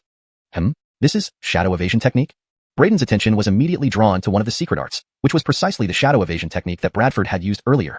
I should first thoroughly refine and integrate this person's profound Dark King body. Withdrawing his divine sense from the storage ring, Braden added a large amount of resources to the formation outside the Sacred Pool secret realm. He then entered the Sacred Pool secret realm to sit in meditation and cultivate, refining and integrating the other party's profound dark treasure body. Immediately, Braden's heaven-devouring devil body began to undergo a transformation. Not only did its power surge dramatically, but it also awakened the abilities of the profound Dark King body, along with the Hanjian Yishang, rare phenomenon of Bihai Qingtian, vast sea, and clear sky. As for the shadow stealth technique, it was a secret art rather than an inherent ability of the profound Dark King body, so Braden could not obtain it directly and would need to study and practice it on his own. Note: the phrase Bihai Qingtian is a literal translation. For better fluency, I used vast sea and clear sky as a more natural expression. For the rest of the passage, Braden's attention was immediately drawn to one of the secret arts, which was the shadow stealth technique that Bradford had previously demonstrated. I should first completely refine and integrate this person's profound Dark King body. After withdrawing his mental energy from the storage ring, Braden added a large amount of resources to the formation outside the Sacred Pool secret realm, then entered the secret realm to start meditating and cultivating, refining and integrating the other party's profound Dark King body. This version maintains the meaning and style of the original text while ensuring it reads naturally in English. As for the shadow evasion technique, it was a divine secret art and not an inherent ability of the profound Dark King body, so he could not obtain it directly. Braden would have to comprehend and practice it on his own. Braden's gaze was immediately drawn to one of the secret techniques, which was none other than the shadow evasion technique that Bradford had previously used. I should first completely refine and integrate this person's profound Nether King body. Withdrawing his divine consciousness from the storage ring, Braden added a large amount of resources to the formation outside the Sacred Pool secret realm. Then, he entered the Sacred Pool secret realm to begin meditating and cultivating, refining and integrating the opponent's profound nether treasure body. Immediately, his heaven-swallowing devil body began to undergo a transformation. Not only did its power surge dramatically, but it also awakened the profound Nether King body along with the azure sea and clear sky phenomenon. As for the shadow evasion technique, being a mystical skill rather than an inherent ability of the profound Nether King body, it could not be directly obtained. Braden would need to comprehend and cultivate it on his own. Chapter 176, Cultivator Sect. Chapter 176, Cultivation Sect. Note: depending on the context of the story, Xiaosu can also be translated as practitioner or cultivation practitioner. If you have a preference, or if there's more context to determine the best fit, feel free to let me know. Chapter 176. The fusion was successful. Is this the Bihai Qingtian anomaly? It feels so much less impressive compared to my Chaos Starry Sky anomaly. Braden released the Bihai Qingtian anomaly, musing inwardly. Master's Chaos Starry Sky anomaly can radiate for over 100 miles. Such an enormous anomaly is extremely rare in the world. Naturally, the Bihai Qingtian anomaly can't compare to your original one. Apsel, the sword spirit, said with astonishment on his face. But master, what kind of constitution do you have? To be able to consume and fuse with other special constitutions. This is too incredible. Even I, who know the past and future 5 million years and have seen countless wonders, have never heard of any constitution that could devour and fuse with others. Braden retracted the Bihai Qingtian anomaly and was just about to continue his seclusion when, suddenly, countless rays of divine light shot towards the Great Gone Kingdom from outside. Whoosh whoosh whoosh. From the distant sky came piercing sounds as countless rays of divine light plunged into the Great Gone Kingdom, heading directly for the Shaoqing sword sect without stopping. The energy they emitted was terrifying, creating an overwhelming sense of higher life forms far above ordinary martial artists. Boom. A massive ship sailed across the sky, emitting brilliant beams of light. Figures stood on the deck, their auras powerful. They glanced indifferently at the martial artists below in the Great Gone Kingdom and did not acknowledge them. Then, all their gazes turned towards the radiant barrier surrounding the Shaoqing sword sect. It was the Longhe sword sect's flying ship. Below, the crowd erupted in excitement. What's happening? These people emit such terrifying auras. Are they cultivators? Heaven, there are so many cultivators in the world. They're heading for the Shaoqing sword sect. I've heard there's a great treasure there. They must be going to seize it. In the Great Gone Kingdom, countless people were astonished. For many years, no cultivators had emerged from the kingdom. Yet now so many cultivators suddenly invaded the country. At the Shaoqing sword sect, Joshua and others were guarding the entrance to the cemetery when they suddenly heard a thunderous sound coming from afar. Everyone awakened from their cultivation and looked up to see divine lights streaking across the sky, with the enormous magical ships hovering overhead, producing booming sounds like thunder. Longhe sword sect. On the giant magical ship, the 4 characters Longhe sword sect were written in bold strokes, exuding a powerful aura. Joshua's expression changed instantly. They are cultivators. The commotion here has indeed attracted their attention. Whoosh whoosh whoosh. The divine lights shot toward the Shaoqing sword sect like arrows, landing almost immediately where the radiant treasure was located. Then, the Longhe sword sect ship arrived and hovered above the sect. How intense the treasure's glow is, and how formidable its aura. The treasure must be right here. On the ship, countless cultivators gazed eagerly. Joshua and others quickly rose into the air, clasping their hands in greeting. May I ask which Taoists have traveled here from afar? Are you local cultivators? Christian on the ship looked at Joshua and the others, raising his eyebrows. He remembered that Phil previously claimed the Shaoqing sword sect was merely a martial artist sect without cultivators when he sought Christian's help at the Longhe sword sect. Yes, fellow Taoists. You came here seeking the treasure? Joshua nodded, then stared at everyone. Ha ha ha, if we didn't come for the treasure, would we have come here to chat with you? One cultivator laughed. Joshua looked around and said, fellow Taoists, having just arrived, you may not be fully aware of the situation here. In fact, this treasure is part of a trap. Everyone paused, turning their gaze to Joshua. This is our Shaoqing sword sect cemetery, a forbidden zone guarded by generations of ancestors. Below lies the passage to the demon realm, sealed off by this site. Recently, due to age, the seal has weakened slightly, allowing some underground creatures to escape. We managed to reseal the crack, but did not expect these cunning underground demons to create an illusion of hidden treasures beneath to lure cultivators to break the seal from outside, enabling their invasion of the human world. Please don't fall into their trap. Joshua calmly explained the situation to everyone. Upon hearing this, the cultivators from the Longha sword sect raised their eyebrows. An elderly man sneered. Old man, are you making up stories to prevent us from seizing the treasure? With this place, can you truly suppress the underground demons? What I said is absolutely true. You all are great cultivators. You should be able to discern the truth. Joshua said solemnly. Everyone's eyes flickered. The power of the underground demons was something even more familiar to the cultivators than to Joshua. Suddenly, the sealed cemetery made a horrifying sound, followed by a burst of bright lights from the cracks. Amidst the light, powerful spirit treasures appeared. The treasure is flying out. Witnessing this, everyone lost composure. Real treasures emerged. This held fatal allure for cultivators. Whoosh! In the next moment, someone instantly rushed out, chasing after the spirit treasures. He struck a blow, forcing one beam of treasure down and subduing it. When the glow dissipated, an ancient spirit treasure appeared in his hand, appearing simple but brimming with spiritual energy.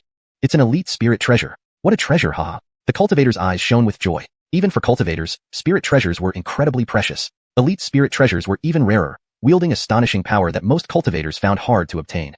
Be careful. Underground demons may hide within the spirit treasures. Joshua called out, warning the other cultivator. Previously, underground demons had hidden within spirit treasures, emerging with them to avoid attacks from formations.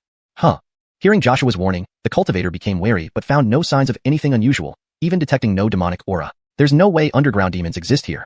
Nonsense, are you trying to keep all the treasures for yourself? The cultivator scoffed. How can that be possible?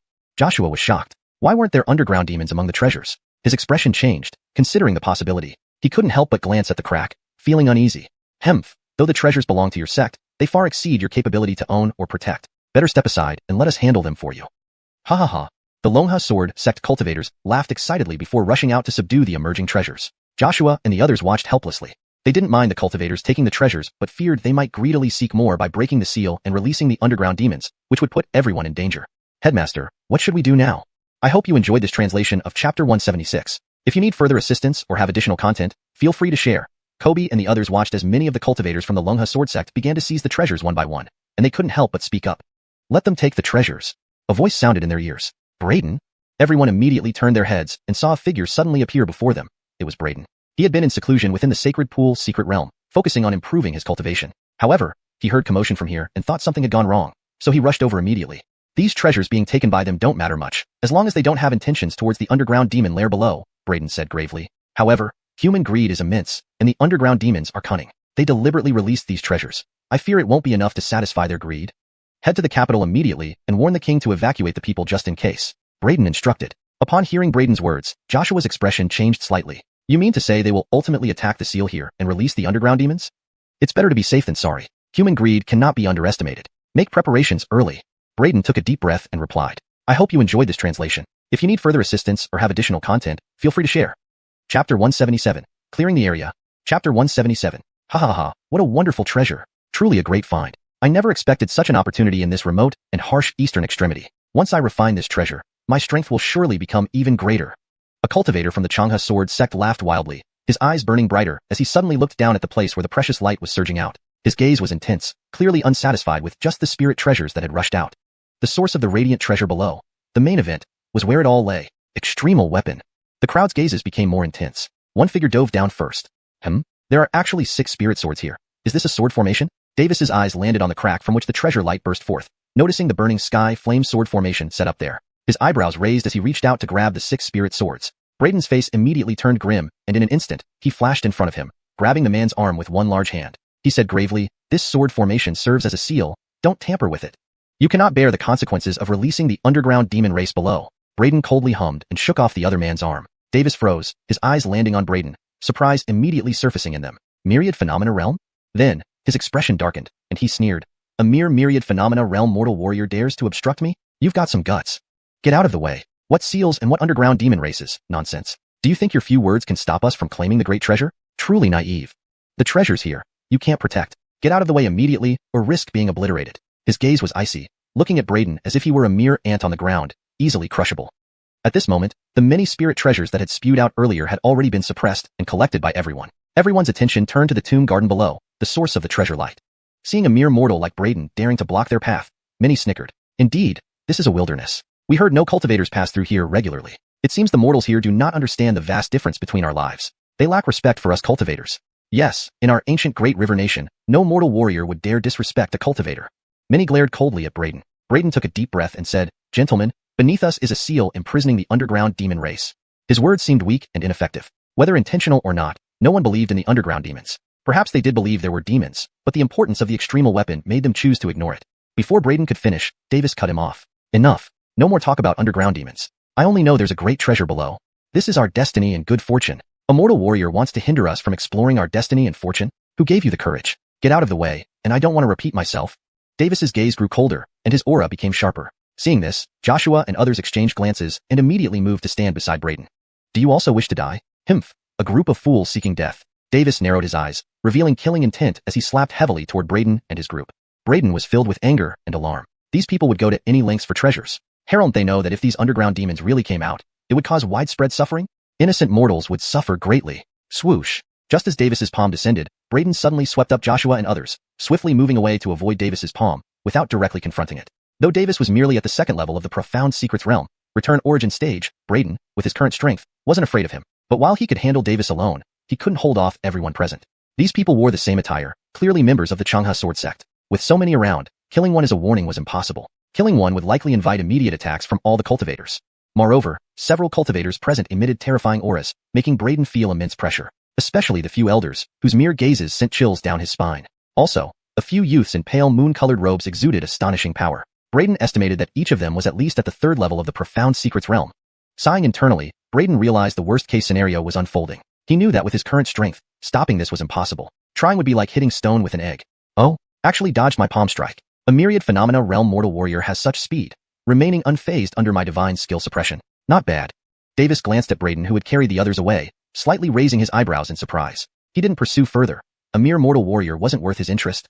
He refocused on the seal below, his eyes again glowing with intensity. Around them, the other xianxia sword sect cultivators also looked surprised at Braden, not expecting him to escape Davis's palm strike.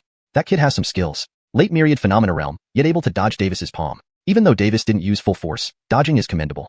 Someone chuckled lightly. On the ship, a few xianxia sword sect elders who hadn't taken action yet glanced at Braden. One elder's gaze flickered, and he spoke to Braden. Young man, you're quite capable. Interested in joining the xianxia sword sect? The surrounding xianxia sword sect disciples were stunned. They didn't expect an elder to take interest in Braden, inviting him to join. Even Braden was taken aback. He noticed this elder's identity wasn't ordinary. Hastily, he warned again that the great treasure was a plot by the underground demon race. But the elder frowned. Whether there are underground demons below is none of your concern. If you don't wish to join, please leave. Braden hesitated. This was clearly Shacking's sword sect, his own sect. Yet these outsiders wanted to clear the area and drive them away. Boom. Suddenly, distant rumbles echoed like thousands of troops charging. Behind dozens of divine rainbows, roars of fearsome beasts reverberated through the sky, shaking everything as if tearing the heavens apart. Everyone turned to look. Fog billowed, terrible auras soared, clouds obscured the sun. Dozens of enormous, ferocious beasts flew through the air, carrying cultivators on their backs. Though running through the void, thunderous sounds still spread like thousands of warriors galloping towards them. These beasts were horrifying, resembling ancient fierce beasts recorded in old texts, shocking countless warriors. On the back of the leading beast, a cultivator held a grand flag waving loudly, with the words engraved, Primordial Sacred Land. Primordial Sacred Land. Could it be the primordial sacred land among the 10 sacred lands of Eastern Wasteland? Has the abnormal phenomenon here radiated so far that it has even alarmed the primordial sacred land from the central region of Eastern Wasteland? Several elders of the xianxia sword sect changed expressions in unison. The primordial sacred land is one of the oldest and most formidable forces in all of Eastern Wasteland, brimming with powerful cultivators. It was rumored to have once given birth to a quasi-Shane. In the face of such a behemoth, their xianxia sword sect was nothing more than a minuscule fish. This area will be taken over by our primordial sacred land. All present must immediately vacate. From afar, even before the people from the primordial sacred land had drawn near, a domineering voice resounded, directly clearing the area of everyone. Chapter 178, Tyrannical. Chapter 178. The Grand Origin Sacred Land appeared with imposing momentum, dozens of divine rainbows leading the way, followed by massive fierce beasts carrying nearly 100 powerful cultivators. Despite being only 100 in number, they charged forward like 1,000 troops, causing the sky to tremble and shake continuously. Their dominance was unparalleled. Even before their arrival, their voice had reached everyone here for immediate clearance. This included the Long River Sword sect within their clearance range, causing its members' expressions to change drastically. Boom. In the next moment, the cultivators of the Grand Origin Sacred Land stormed into the Shaoqing Sword School, hovering above its forbidden cemetery. The leading cultivators dispersed to both sides as those riding ferocious beasts moved forward, their eyes sharp and landing on every present person. In unison, they sternly declared, "This area is now under the control of the Grand Origin Sacred Land. Unnecessary people must immediately leave, or bear the consequences. Seniors, we don't ask for supreme weapons, just a sip of broth, finding a few ordinary spirit treasures." The Long River Sword sect's crowd changed expression. Several elders put on smiling faces, bowing humbly and pleading. "I repeat, unnecessary people must disperse immediately, or there will be no forgiveness." The attitude of the Grand Origin Sacred Land was incredibly firm, their their icy gazes causing shivers down the spines of the Long River Sword Sect's elders. There was an immense gap in strength between the two sides. The Long River Sword Sect was a giant-like existence in the Great Gone Kingdom and even the ancient Long River Nation. However, it amounted to nothing before the Grand Origin Sacred Land, akin to mere ants. After all, the Grand Origin Sacred Land was one of the largest forces in the entire eastern desolate region, ancient beyond imagination with unimaginable depth. It had once produced a near Shane-level figure, its terror self-evident. Facing such a colossal entity as the Grand Origin Sacred Land, the arrogant and rampant demeanor the Long River Sword Sect showed before Braden and others vanished entirely, no one daring to express any dissatisfaction in front of them. Several Long River Sword Sect elders took deep breaths, addressing the Grand Origin Sacred Land. If so, then we will take our leave. They showed no temper, waving their hands to call the disciples back. Wait. Suddenly, a young man from the Grand Origin Sacred Land looked at everyone, sneering coldly. You came here first and should have gained something. Leave everything you obtained behind. You cannot take anything from here. What?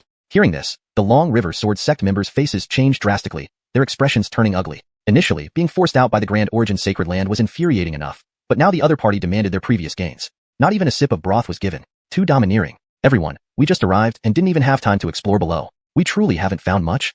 You can see that the true treasures are below, emitting intense, dazzling light. The Long River Sword Sect's elders took deep breaths, trying to restrain themselves, suppressing their anger, speaking calmly. Is that so? I saw the situation here from afar using the 1,000-mile vision technique. Below, numerous spirit treasures erupted, all of exceptional quality. Do you still want to deny it? The young man sneered. Since this place is under the Grand Origin Sacred Land's control, everything here belongs to us. To dare steal our treasures, quite bold. I'm giving you one last chance, hand over everything or die. Finishing, his body emitted terrifying fluctuations, pressing down on the Long River Sword Sect members until they almost lost balance, plummeting from mid-air. Golden Core Realm. Those elders' pupils constricted, surprised by the youth's young age, yet reaching the 5th layer of Secret Technique Realm, the Golden Core Realm. Even they, with their old bones, were only at the Yin Yang Realm. They felt awestruck, realizing why the Grand Origin Sacred Land people were indeed terrifying. One disciple alone had Golden Core Realm strength, far beyond their resistance. In this world where power ruled, survival of the fittest was the ironclad law. They had no doubt that refusing to hand over treasures would mean immediate danger. We remember now, we did obtain some spirit treasures. We thought the likes of these wouldn't interest the Grand Origin Sacred Land's fellow Taoists. Please forgive us. Despite seething internally, they continued smiling, saying what they had to. Turning to the sect disciples, they shouted, quickly hand over the spirit treasures you collected. Saying this, the elders handed over their finds. Haha, you've made the right choice. The young man laughed coldly, grabbing the spirit treasures from the elders while eyeing them regrettably, a fleeting glint of killing intent flashing in his eyes. The elders' hearts chilled. He had harbored murderous thoughts. Refusal would have led to instant annihilation. How ruthless. They glanced at the youth, then loudly urged the sect disciples to hand over their treasures. Christian, Davis, and others, though reluctant, also submitted their gains. Fellow Taoists, we've handed over all our gains. We won't disturb your business. Farewell? The elders bowed deeply, preparing to leave. But suddenly, an icy divine light pierced through one disciple's back without warning. He screamed, his physical body exploding, revealing his exposed soul. The young man grabbed the soul remotely, coldly snarling, hiding? You found a spirit treasure too. Don't think I didn't see. Spare me. Fear clouded the disciple's eyes as he realized his imminent doom. I gave you a chance. Daeon sneered cruelly, about to crush the soul. Please show mercy once, an elder pleaded. What do you deserve my respect? Daeon scoffed, crushing the disciple's soul instantly. Now scram. Stay longer, and I can't guarantee not to kill you all. Daeon brushed his hands off indifferently, dismissing the sect disciples. The Long River Sword Sect members felt profound indignation but dared not retaliate, retreating quietly. How domineering. Witnessing all this, Braden and Joshua couldn't help feeling chill. Respect for the Grand Origin Sacred Lands might surface in their eyes. To them, the Long River Sword Sect was already a mighty force, an enormous entity. As a result, now, the Long River Sword Sect, in the face of the Grand Origin Sacred Land, was so utterly powerless, being oppressed to the point where they did not dare to voice any resistance. Even when their disciples were killed right before their eyes, they didn't dare utter a single word in protest. This made Braden, who hadn't officially entered the cultivator realm yet, prematurely experience the cruelty of the cultivator world. You few, I overheard you mentioning that beneath us, suppressed and sealed, are the underground demon races, and the passage to the netherworld is sealed here. The so-called treasures are actually part of those underground demons plot to deliberately lure us here to break the seal from the outside, so they can escape. Now, seeing how powerless the Long River Sword Sect is before the Tai Daemon Holy Land, being oppressed to the point where they dare not utter a single word of resistance, even watching their disciples being killed right in front of them without daring to say a word, makes Braden feel the cruelty of the cultivator world even before he officially enters the realm of cultivation. Daeon glanced at the retreating members of the Long River Sword Sect, then his gaze fell on Braden and the others, saying indifferently. Daeon glanced at the retreating crowd of the Long River Sword Sect, his gaze landing on Braden and others, speaking indifferently. Chapter 179, Turning Hostile. Chapter 179, Falling Out. Note: without the full context of the chapter, this translation of the chapter title uses falling out to convey the idea of a relationship deteriorating or people turning against each other. Alternative translations could include turn of events or turning against each other. depending on the specific context of the story. Hashtag chapter 179. Yes, beneath us is a sealed demon lair. When the seal cracked not long ago, underground demons emerged from below. Braden spoke calmly, despite his inner apprehension towards the Tai Daemon Holy Land, maintaining a composed and respectful demeanor. Oh, there are truly underground demons beneath us. With your strength, could you suppress those demons that initially escaped? Daeon raised an eyebrow. I'm not sure what happened, but the underground demons that initially escaped were quite weak. They seem to be the lowest rank of demons. I've heard that the stronger underground demons are plotting to break this seal completely.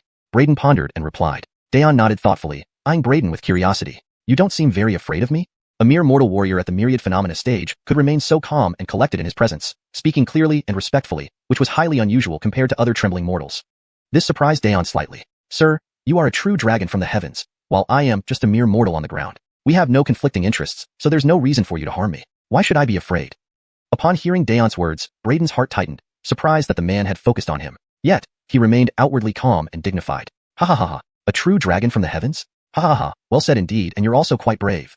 Daeon laughed heartily, looking at Braden with interest. You're intriguing, different from other mortal warriors. Also, judging by your youthful appearance, you must be under 20 years old, right? To reach the myriad phenomena realm before 20, that's impressive talent. Are you interested in following me back to the Tai Daemon Holy Land, as my servant to care for my spirit beasts? A servant to tend spirit beasts? Was he being offered servitude? Multiple thoughts raced through Braden's mind. He naturally didn't want to comply, but he wasn't sure how rejecting would affect him given Daeon's domineering nature. But then, Braden dismissed these hesitations. His eyes grew firm. They would rather shatter than bow. How could he betray his principles out of fear? He said firmly, Thank you for your consideration, sir, but my strength is shallow, and as a mere mortal, I fear I might embarrass you. The smile vanished from Daeon's face as he stared at Braden, his tone chilling. You dare refuse me? His gaze became sharp, and an icy chill emanated from him. His mood changed faster than turning a page. A powerful pressure surged toward Braden like a tidal wave, overwhelming and relentless. Braden's expression instantly paled. The immense force pressed down on him like 10,000 mountains, even though his body had been repeatedly tempered and strengthened, bones cracking ominously. Just the sheer aura alone was terrifying. The power gap between them was vast, insurmountable like the heavens and earth. Biting his teeth until they bled, Braden trembled under the pressure but stood tall, knees refusing to buckle. The surrounding Tai Daemon disciples were visibly surprised, not expecting Braden to withstand Daeon's oppressive aura. This kid has some skills, holding up under Yi Senior Brother's pressure. Not bad. Yi Senior Brother isn't using full strength. Otherwise, no mortal warrior could endure it. Still, the kid showed remarkable resilience. Daeon too was surprised at Braden's resistance. His gaze turned colder. Very well, a stubborn fool who rejects fortune and insult. If that's the case, blame yourself when I kill you. Just an ant dares to defy me, ignorant fool.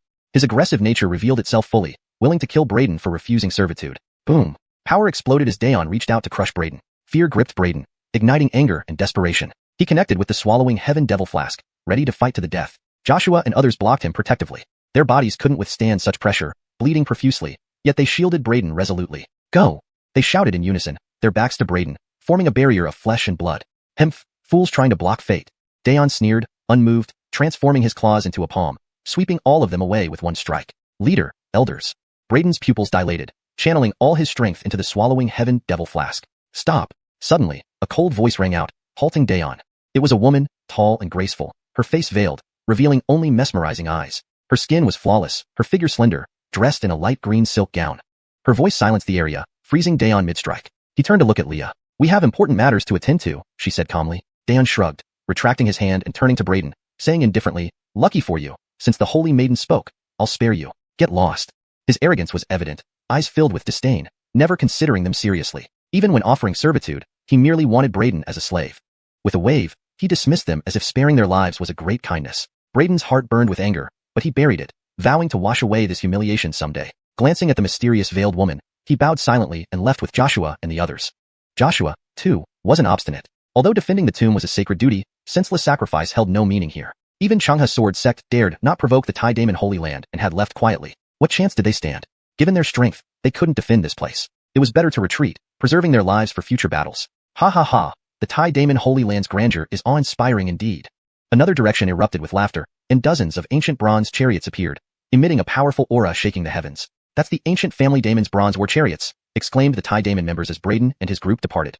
Braden and the others immediately turned to look and saw those ancient bronze war chariots in the sky being pulled by enormous dragons, charging through the air. Each dragon was terrifyingly massive, covered in countless cold scales, emanating an incredibly powerful aura. This scene deeply impressed Braden. Just the mounts pulling the chariots were so formidable. Was this what it meant to be from a primordial family? Is this the world of cultivators? Primordial families, ancient holy lands.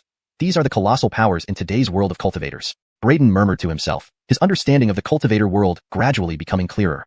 Each of these Jiao dragons was terrifyingly massive, covered in countless icy scales, radiating an overwhelmingly powerful aura. // Changed longs to dragons, for accurate terminology and fluency in English. This deeply unsettled Braden. Just the mounts used to pull the chariots were this formidable. This was what it meant to be a primal ancient family? This is the world of cultivators? Primal ancient families, ancient holy lands. These are the giants of today's cultivator world. Braden murmured to himself, his understanding of the cultivator world gradually becoming clearer. Braden and the others immediately turned their heads to look. In the sky, they saw those bronze battle chariots being pulled by massive dragons, charging through the air. Each dragon was terrifying, with a gigantic body covered in countless icy scales, radiating an immensely powerful aura. This scene deeply impressed Braden. Just the mounts pulling the chariots were so formidable. Was this what it meant to be from a primal ancient family? Is this what the world of cultivators is like? Primal ancient families, ancient holy lands. These are the colossal entities of today's cultivator world.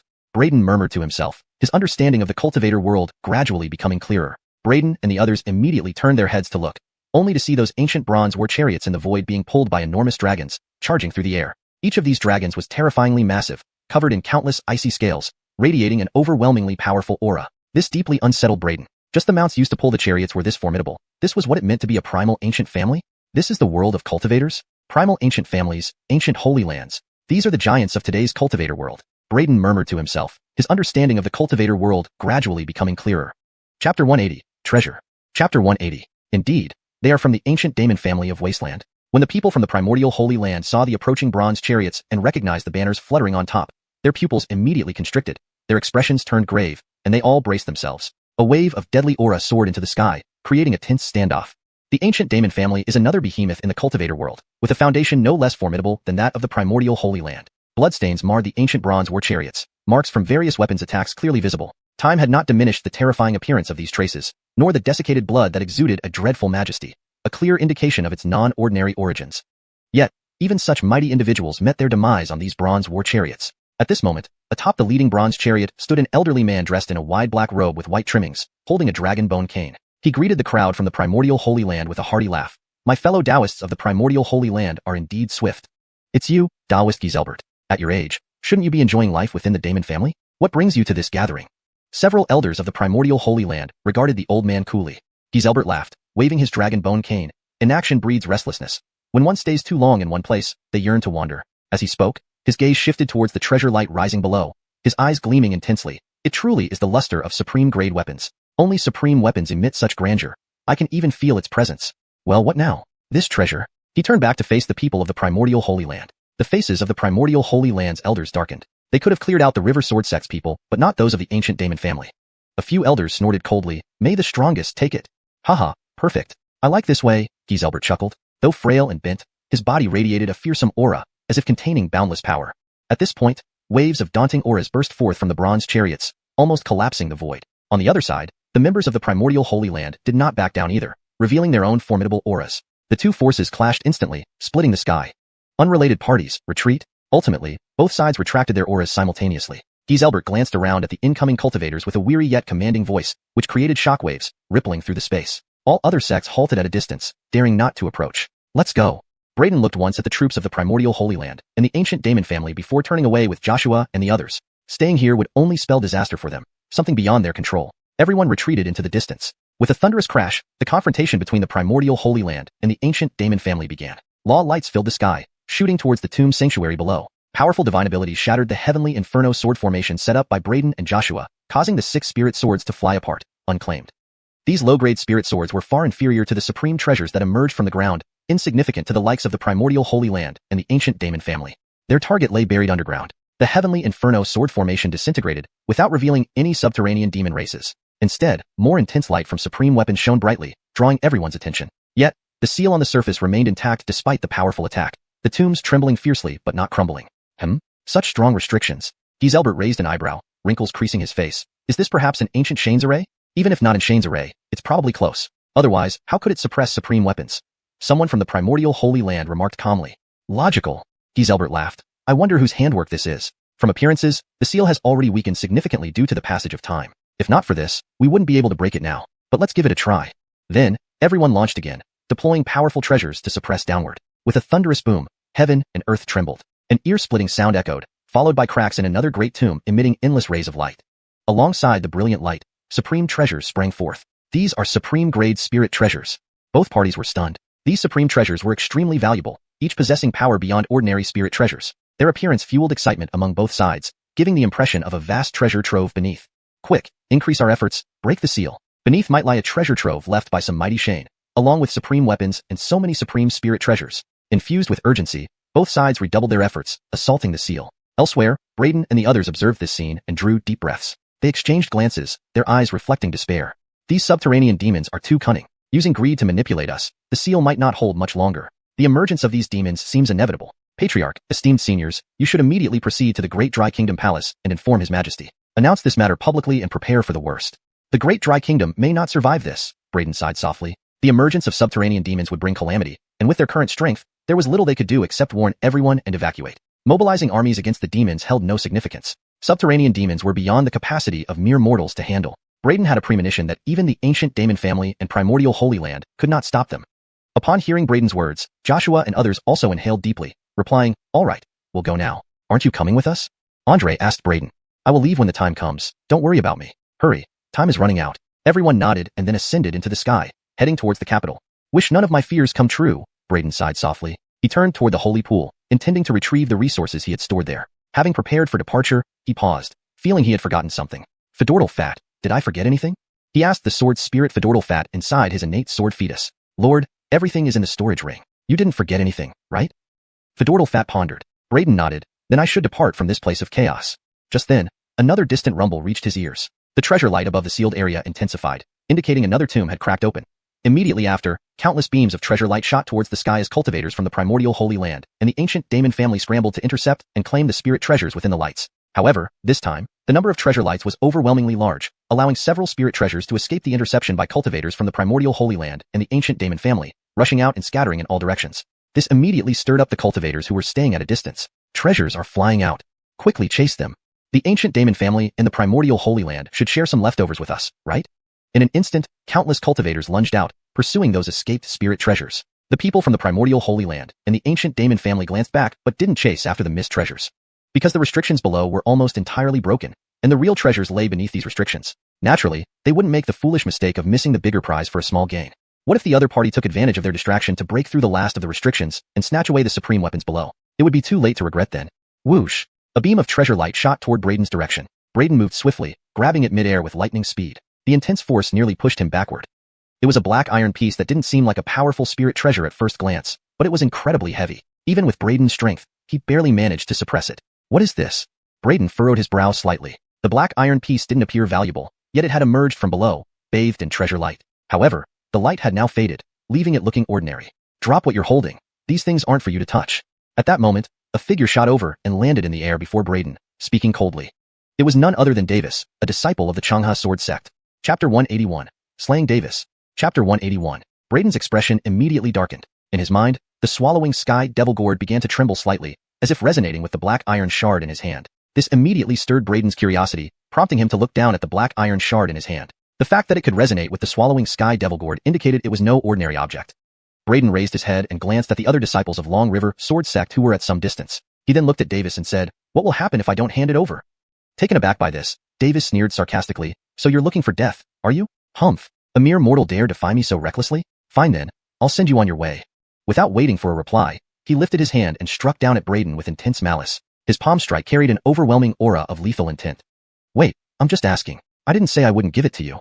Seeing Davis attack, Braden quickly spoke up. "Now it's too late." Davis chuckled grimly. "When you blocked me earlier, you managed to escape my palm. Let's see if you can escape again." However, before he finished speaking, a blinding sword light erupted and sped towards him while Davis was still talking. Davis's palm print was instantly pierced by the sword light. The formidable force was unstoppable, reaching Davis in an instant under his startled gaze.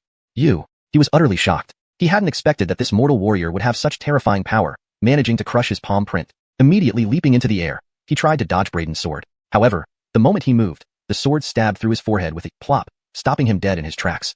Davis's eyes froze, filled with resentment as he stared at Braden. He couldn't believe that as a cultivator of the second-level Enlightenment origin realm, he would die at the hands of a mortal warrior he barely noticed. Braden put the black iron shard away into his storage ring, glanced at Davis's falling corpse, swiftly retrieved the storage ring from his body, and prepared to leave while everyone from the Long River Sword Sect was busy chasing after the exquisite spirit treasures flying out. "You actually killed Davis." At that moment, a voice came from not far away, causing Braden's face to change drastically. He immediately turned to see a figure standing nearby, staring coldly at him. Christian looked at Braden icily and remarked calmly, "No wonder others from our Beckham clan couldn't handle you. You're indeed no ordinary mortal. At merely the 10,000 phenomena realm, you managed to kill a cultivator of the second level of the mystic Tao realm. You're quite something. There must be many secrets about you, like that stone sword in your hand, which seems extraordinary." Upon hearing Christian's words, Braden's gaze sharpened. "Are you one of the Beckham clan?" ZZZT. Before he could reply, Christian made a move. He pointed at Braden with his finger, sending out a blazing finger beam toward him. This beam was immensely powerful, piercing through the air effortlessly with terrifying destructive force. The moment the beam appeared, Braden felt an intense sense of danger. Swoosh. Without hesitation, Braden darted to the side. The beam instantly hit where Braden had been, leaving a huge hole in the void. From the hole, a violent energy seemed capable of destroying everything around it. Braden felt chills run down his spine. If he had been hit by that attack, even his strong physical body would struggle to endure it. "Master, this guy is at the perfected bridge to God realm," the sword spirit Epsel warned from within the congenital sword embryo. Hearing Epsel's words, Braden couldn't help but feel chilled. If the opponent was merely at the origin return realm, even its peak, he wouldn't fear. But the opponent was at the perfected bridge to God realm. Even if Braden was extraordinarily gifted, he wasn't a match for this person unless he reached the 7th true extreme realm, potentially able to compete with him then. Moreover, there were plenty of disciples and elders from the Long River sword sect around here. Thus, Braden thought no further, turned, and left without any hesitation. Otherwise, once the opponent caught him, he might never get away. Swoosh. His body flashed, transforming into a streak of lightning as he shot away into the distance. Trying to escape? Christian's eyes narrowed as he instantly rushed forward. Under his feet, an arched bridge appeared, connecting heaven and earth. With each step, he teleported to the opposite end of the bridge, appearing right behind Braden. Braden was greatly alarmed. Although his current speed was remarkable, Christian's single stride was enough to catch up. "I didn't intend to take action against a mere mortal, but given your performance today, killing Davis, you've proven worthy of my intervention. I want to see what secrets you hold." Christian's expression was indifferent. Initially, he dismissed Braden as unworthy of his attention and had refused Phil's request. But now, seeing Braden, a mortal warrior, defeat Davis, he had changed his mind. Braden's face darkened. He pushed himself to the limit, combining the ghostless steps with sword flight. Yet this did nothing to shake off Christian. Each step Christian took covered incredible distances, as if he was traversing worlds with a single leap. Boom. Suddenly, a terrifying sound rang out from the distance. Subsequently, the heavens and earth shook violently. An overpowering energy surged from the radiant area, splitting the void itself. The shockwave spread across all directions, forcing every cultivator to fall backward. Christian's face also changed, and he stopped pursuing Braden, turning to defend. Braden also sensed the powerful wave sweeping toward him. He turned, unleashing all his defensive measures. Boom. The massive shockwave swept past, shattering Braden's defensive sword barrier. The impact sent him flying. His protective robe fragmented into pieces, and his internal chi surged. He landed some distance away, eyes widening. The seal had been completely shattered. That blast had sent him flying dozens of meters. If not for his solid physique and deep cultivation, even the aftershock might have obliterated him. What a mighty presence, truly a supreme weapon. Ha ha ha. In the center of the power surge, leaders of the Taichu Holy Land and the primeval Demon clan laughed. Everyone went mad as the elites of these two ancient forces dashed downwards. 9 enormous graves collapsed, revealing a huge cavern beneath. In the cavern, countless treasures radiated with light, soaring everywhere. At the bottom lay a long, black spear, emitting blinding light and awe-inspiring power, distorting and collapsing space around it. Move. The leaders of Taichu Holy Land and primeval Demon clan attacked together, seizing the black spear. They disregarded the other treasures being released. In front of this supreme weapon, all other precious treasures paled in comparison, because this was an Shang-grade weapon, belonging to the supreme Dao tools. Invaluable and incomparably precious. The supreme weapon belongs to us of Taichu Holy Land. Boom boom boom. Taichu Holy Land's elite members roared as they engaged the Demon clan members in fierce battle, shaking the heavens and darkening the sky. Meanwhile, countless treasures poured out of the cavern, sparking frenzied battles among the surrounding cultivators, creating chaos and bloodshed. It's a treasured artifact. I got a treasured artifact, haha. A cultivator suppressed a beam of treasure light and discovered that within it was an even more precious treasured artifact than a superlative spirit treasure. He immediately shouted in excitement. However, before he could finish his words, a long sword pierced through his body, shredding him into pieces, and then obliterated his primordial soul, snatching away the treasured artifact he had just obtained. Truly a treasured artifact. Kill. In an instant, the scene descended into chaos as countless cultivators fought each other to snatch treasures. Treasured artifact? Christian's expression also changed abruptly when he realized that among the treasures gushing out from below, there were actually treasured artifacts. He might not be able to compete for supreme weapons or imperial-grade treasures, but there was still a chance with treasured artifacts. Swoosh. A beam of treasure light shot towards Christian's vicinity. Christian's gaze sharpened instantly as he turned and chased after the beam of light, completely ignoring Braden. Compared to Braden, these treasures were undoubtedly far more important. After all, such opportunities were rare and hard to come by. Braden observed this scene silently. Despite the intense battle surrounding him, he chose to remain hidden. The momentary distraction caused by Christian's pursuit of the treasure gave him the opportunity he needed to slip away unnoticed. The chaotic battle raged on, with cultivators fiercely vying for the treasures emerging from the collapsed graves. Countless beams of light soared into the sky, representing the treasures being fought over. Among them, the black spear at the bottom remained the focus of everyone's attention, radiating an awe-inspiring power that distorted space around it. In this tumultuous moment, Braden seized the chance to retreat further into the shadows, avoiding the chaos and preparing to leave the area altogether. His goal was clear: to escape the impending confrontation and find a safe place to assess his next move. With every step, Braden felt the ground tremble beneath his feet as the battle between the Taichu Holy Land and the primeval Daemon clan intensified. The shockwaves from their clashes rippled through the air, forcing him to stay alert. Yet, amidst the chaos, Braden knew that this was his best opportunity to make his escape. Chapter 182. The Emergence of the Demon Clan. Chapter 182. Braden saw that Christian had given up pursuing him and instead turned to chase after the radiating treasure lights, so he immediately left the area. These people were already blinded by the treasure light here, their minds clouded by greed, which would surely lead to their downfall. Those underground devil races are truly patient, not showing up even now.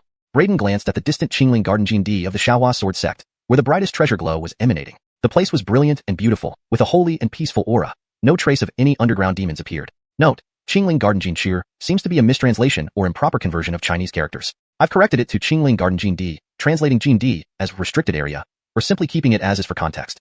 For better fluency, we can translate this sentence as: Braden glanced at the distant Qingling Garden Jin of the Xianxia sword sect, where the brightest treasure glow was emanating. The area radiated brilliance and beauty, exuding a holy and peaceful aura with no sign of any underground demons. Clearly, those guys were deeply calculating, using people's greed to lure them into fighting over treasures, causing mutual slaughter and internal strife. Boom. The scene descended into chaos. All cultivators went mad, fiercely fighting for the treasures, especially the people from the Tai Holy Land and the desolate ancient Daemon family. To fight over the so-called ultimate weapons, they had completely torn off their masks. A terrifying battle erupted between both parties, various fearsome spells appearing, half the sky collapsing, the power destroying heaven and earth forming tides, like a meat grinder, too cruel and bloody. Other cultivators couldn't get close to the center position. Any involvement would end in being obliterated. Blood continuously fell, dyeing the ground red. But the lost crowd didn't notice that the spilled blood silently seeped into the ground, as if something was devouring it. Fight on. The more intense the struggle for treasures now, the more disastrous the consequences will be later. Braden shook his head and quickly left. Behind him, the struggle grew fiercer. Swoosh, swoosh. Two beams of radiant sigil lights soared into the sky, disappearing into the void. They were signal charms from two ancient powers, conveying this situation back home, calling for reinforcements.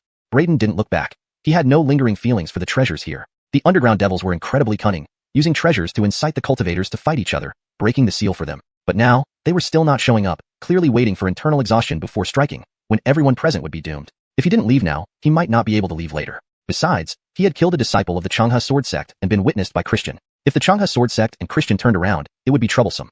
Mystical realm. No matter how strong mortal power becomes, there is always a limit. I must enter the mystical realm to become stronger.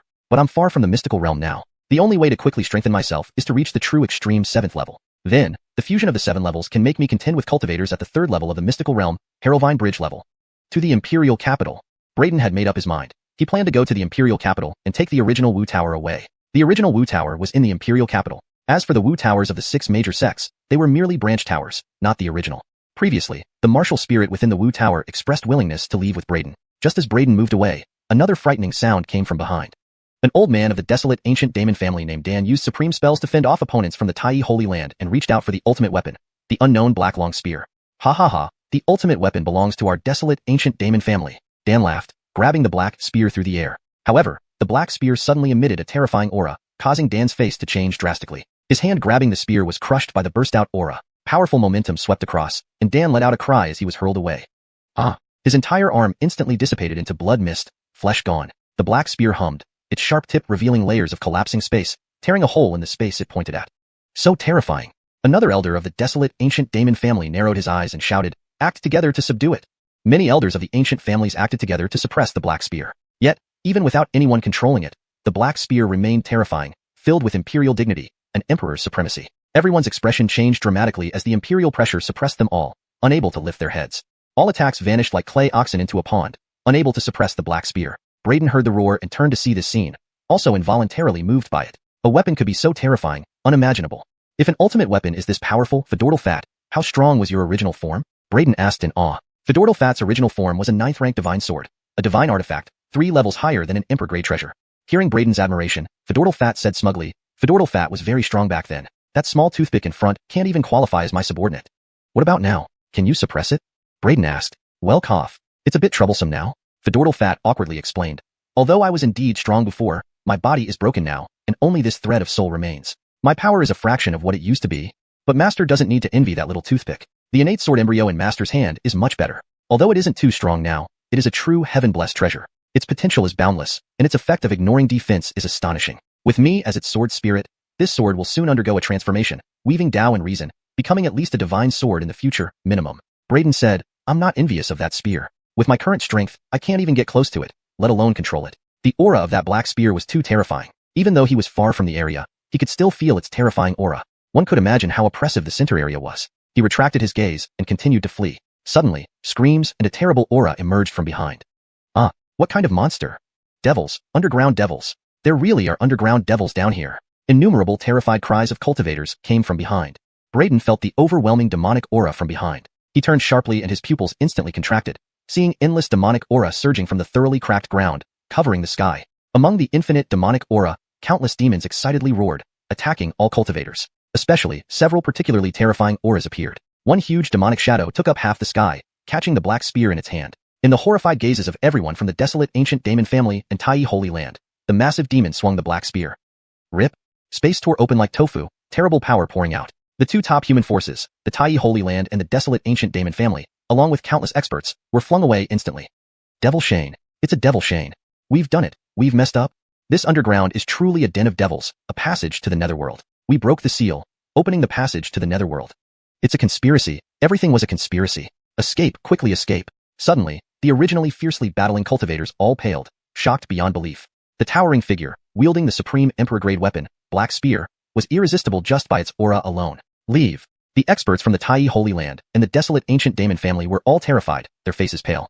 Protect the sacred maiden. The elders of the Tai Holy Land roared. Ha ha ha, we're finally out. What a delicious smell of blood and flesh. I'm going to eat my fill today. Countless underground devil races excitedly screamed, madly hunting and slaughtering the cultivators present, devouring their blood and flesh. In an instant, this place turned into a living hell.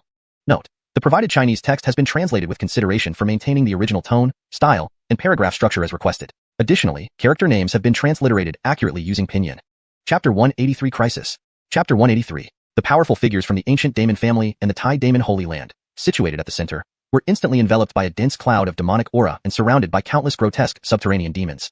Ah! Shrieks of agony rose incessantly. Their madness in snatching treasures earlier was mirrored by their present suffering. In the distance, Braden observed this scene. His body hair standing on end as a chill of fear pierced his heart. Where's that boy? What about the boy who kept obstructing us? I'll tear his sinews and skin him, eating him bit by bit till there's nothing left. Many subterranean demon beings remembered Braden, who had guarded the entrance to the cemetery's forbidden zone, filled with boundless resentment. If not for Braden, they would have emerged long ago. There he is. I can smell him. Suddenly, an Azura turned its gaze towards the distant Braden, its eyes locking onto him with a cruel glint. Eat him. A group of Azuras roared, while several large Azuras transformed into black demonic smoke, charging straight at Braden. Seeing this, Braden's face changed drastically, and without hesitation, he turned and fled. Transforming into a streak of sword light, he utilized his sword riding technique to its fullest extent, vanishing into the distance in an instant. These Azuras roared angrily behind him, astonished by Braden's terrifying speed which made them lose him. Enraged but helpless, they had no choice but to retreat. Braden exhaled in relief once he sensed the demon creatures stopped pursuing him. However, just then, he heard an enraged roar coming from deep within the Xianhua sword sect's forbidden area. The deafening roar shook the mountains, nearly collapsing. It's the subterranean demons roaring. What's happening? Braden was startled. Master! Just as Braden was bewildered, he heard Tanner's cry from behind. Braden froze, suddenly remembering he had forgotten something. Tanner. Previously, Tanner had wandered around and wasn't with him. He hadn't noticed it wasn't following. Hearing Tanner's voice now, he turned and widened his eyes. He saw the small Tanner carrying an enormous black tower on its back. The size of the black tower bore no relation to Tanner's tiny body. With both wings bearing the black tower, and legs spinning like fiery wheels, Tanner rushed past Braden swiftly. Master, escape quickly. The subterranean demons are chasing. Tanner shrieked. Braden's gaze shifted to the endless dark clouds surging towards them, where innumerable subterranean demons let out furious roars. He immediately shivered, shooting off like lightning. Tanner slightly slowed down, then shouldered Braden, screaming, Mommy! As it looked back at the crazed demons chasing them. Tu Mao, what did you do? To cause all the subterranean demons to chase after you? Braden's expression changed. Oh, nothing much. While those demons were battling with cultivators, I sneaked into their lair and carried away their treasure vaults. Who knew these subterranean demons would be so stingy? They're chasing me just because I took one vault. Tanner said angrily. Braden's expression paused as he turned to look at the black tower beside him, surprised. Subterranean demons' treasury? You mean this black tower? Yeah, unfortunately, there were several treasuries in the lair, but time was short, and Fedortal Crane only managed to carry one away. Otherwise, I would have taken all the others too. Tanner sighed regretfully. Braden's mouth twitched. This guy was really extraordinary. Hee, master, how awesome am I? I told you. I'm lousy at fighting but great at stealing treasures. Tanner chuckled proudly. Boom. As soon as it finished speaking, a terrifying wave of black demonic flames shot towards them, landing behind Tanner. Tanner leaped up in shock, shrieking, Mommy, my tail. Master, I think my tail was hit. Help Fedortal crane check if it's burning. Braden speechlessly replied, You're imagining things. Your tail fell off long ago. Well yeah, seems so. Tanner relaxed. Be careful ahead. Braden suddenly warned. Ahead, the void rippled, and a demonic figure stepped out, radiating a formidable aura, holding a black long spear. It was the most imposing demon Shane. Braden was alarmed. This grand demon had come personally. His heart sank. Even cultivators from the Tai Daemon Holy Land and ancient Daemon family couldn't resist this demon, leaving Braden and Tanner doomed if blocked. Doomed. Facing the demon, Tanner skidded to a halt, panic evident in its eyes. Insect, die. The demon's eyes were cold, its black mist concealing a humanoid form. It slowly raised its supreme weapon, a black spear, freezing time, and a terrifying spear beam appeared, aimed directly at Braden and Tanner. Braden's pupils constricted, an overwhelming sense of crisis washing over him. Never before had death felt so close. We're dead. Tanner's eyes widened before collapsing, foaming at the mouth. Tu Mao. Braden's expression turned grim, fearing he'd be killed due to this troublemaker. Death loomed closer, but even facing it, Braden wouldn't give up. His innate sword sprouted in his hand, piercing through pressure, various phenomena bursting out of his body, his sixth stage true extreme realm manifested, and martial will, invincible sword intent unleashed. He poured everything into one last strike, but the gap between them was too vast. Before the spear could land, all of Braden's efforts crumbled under overwhelming pressure, causing blood to ooze from his body. This made Braden despair. Such a disparity left no room for survival. Right, the swallowing sky magic jar. In a dire moment, Braden thought of the jar, preparing to enter it for safety. At that very moment, a terrifying aura blossomed from the unconscious Tanner lying in front of Braden. Golden light emitted from within Tanner, forming a glowing sphere encompassing both. This sphere expanded rapidly, shielding them from the external pressure.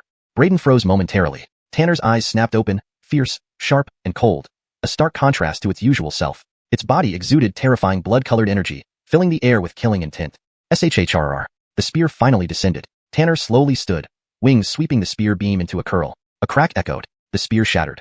Seeing this, Braden was instantly shocked, his heart filled with awe.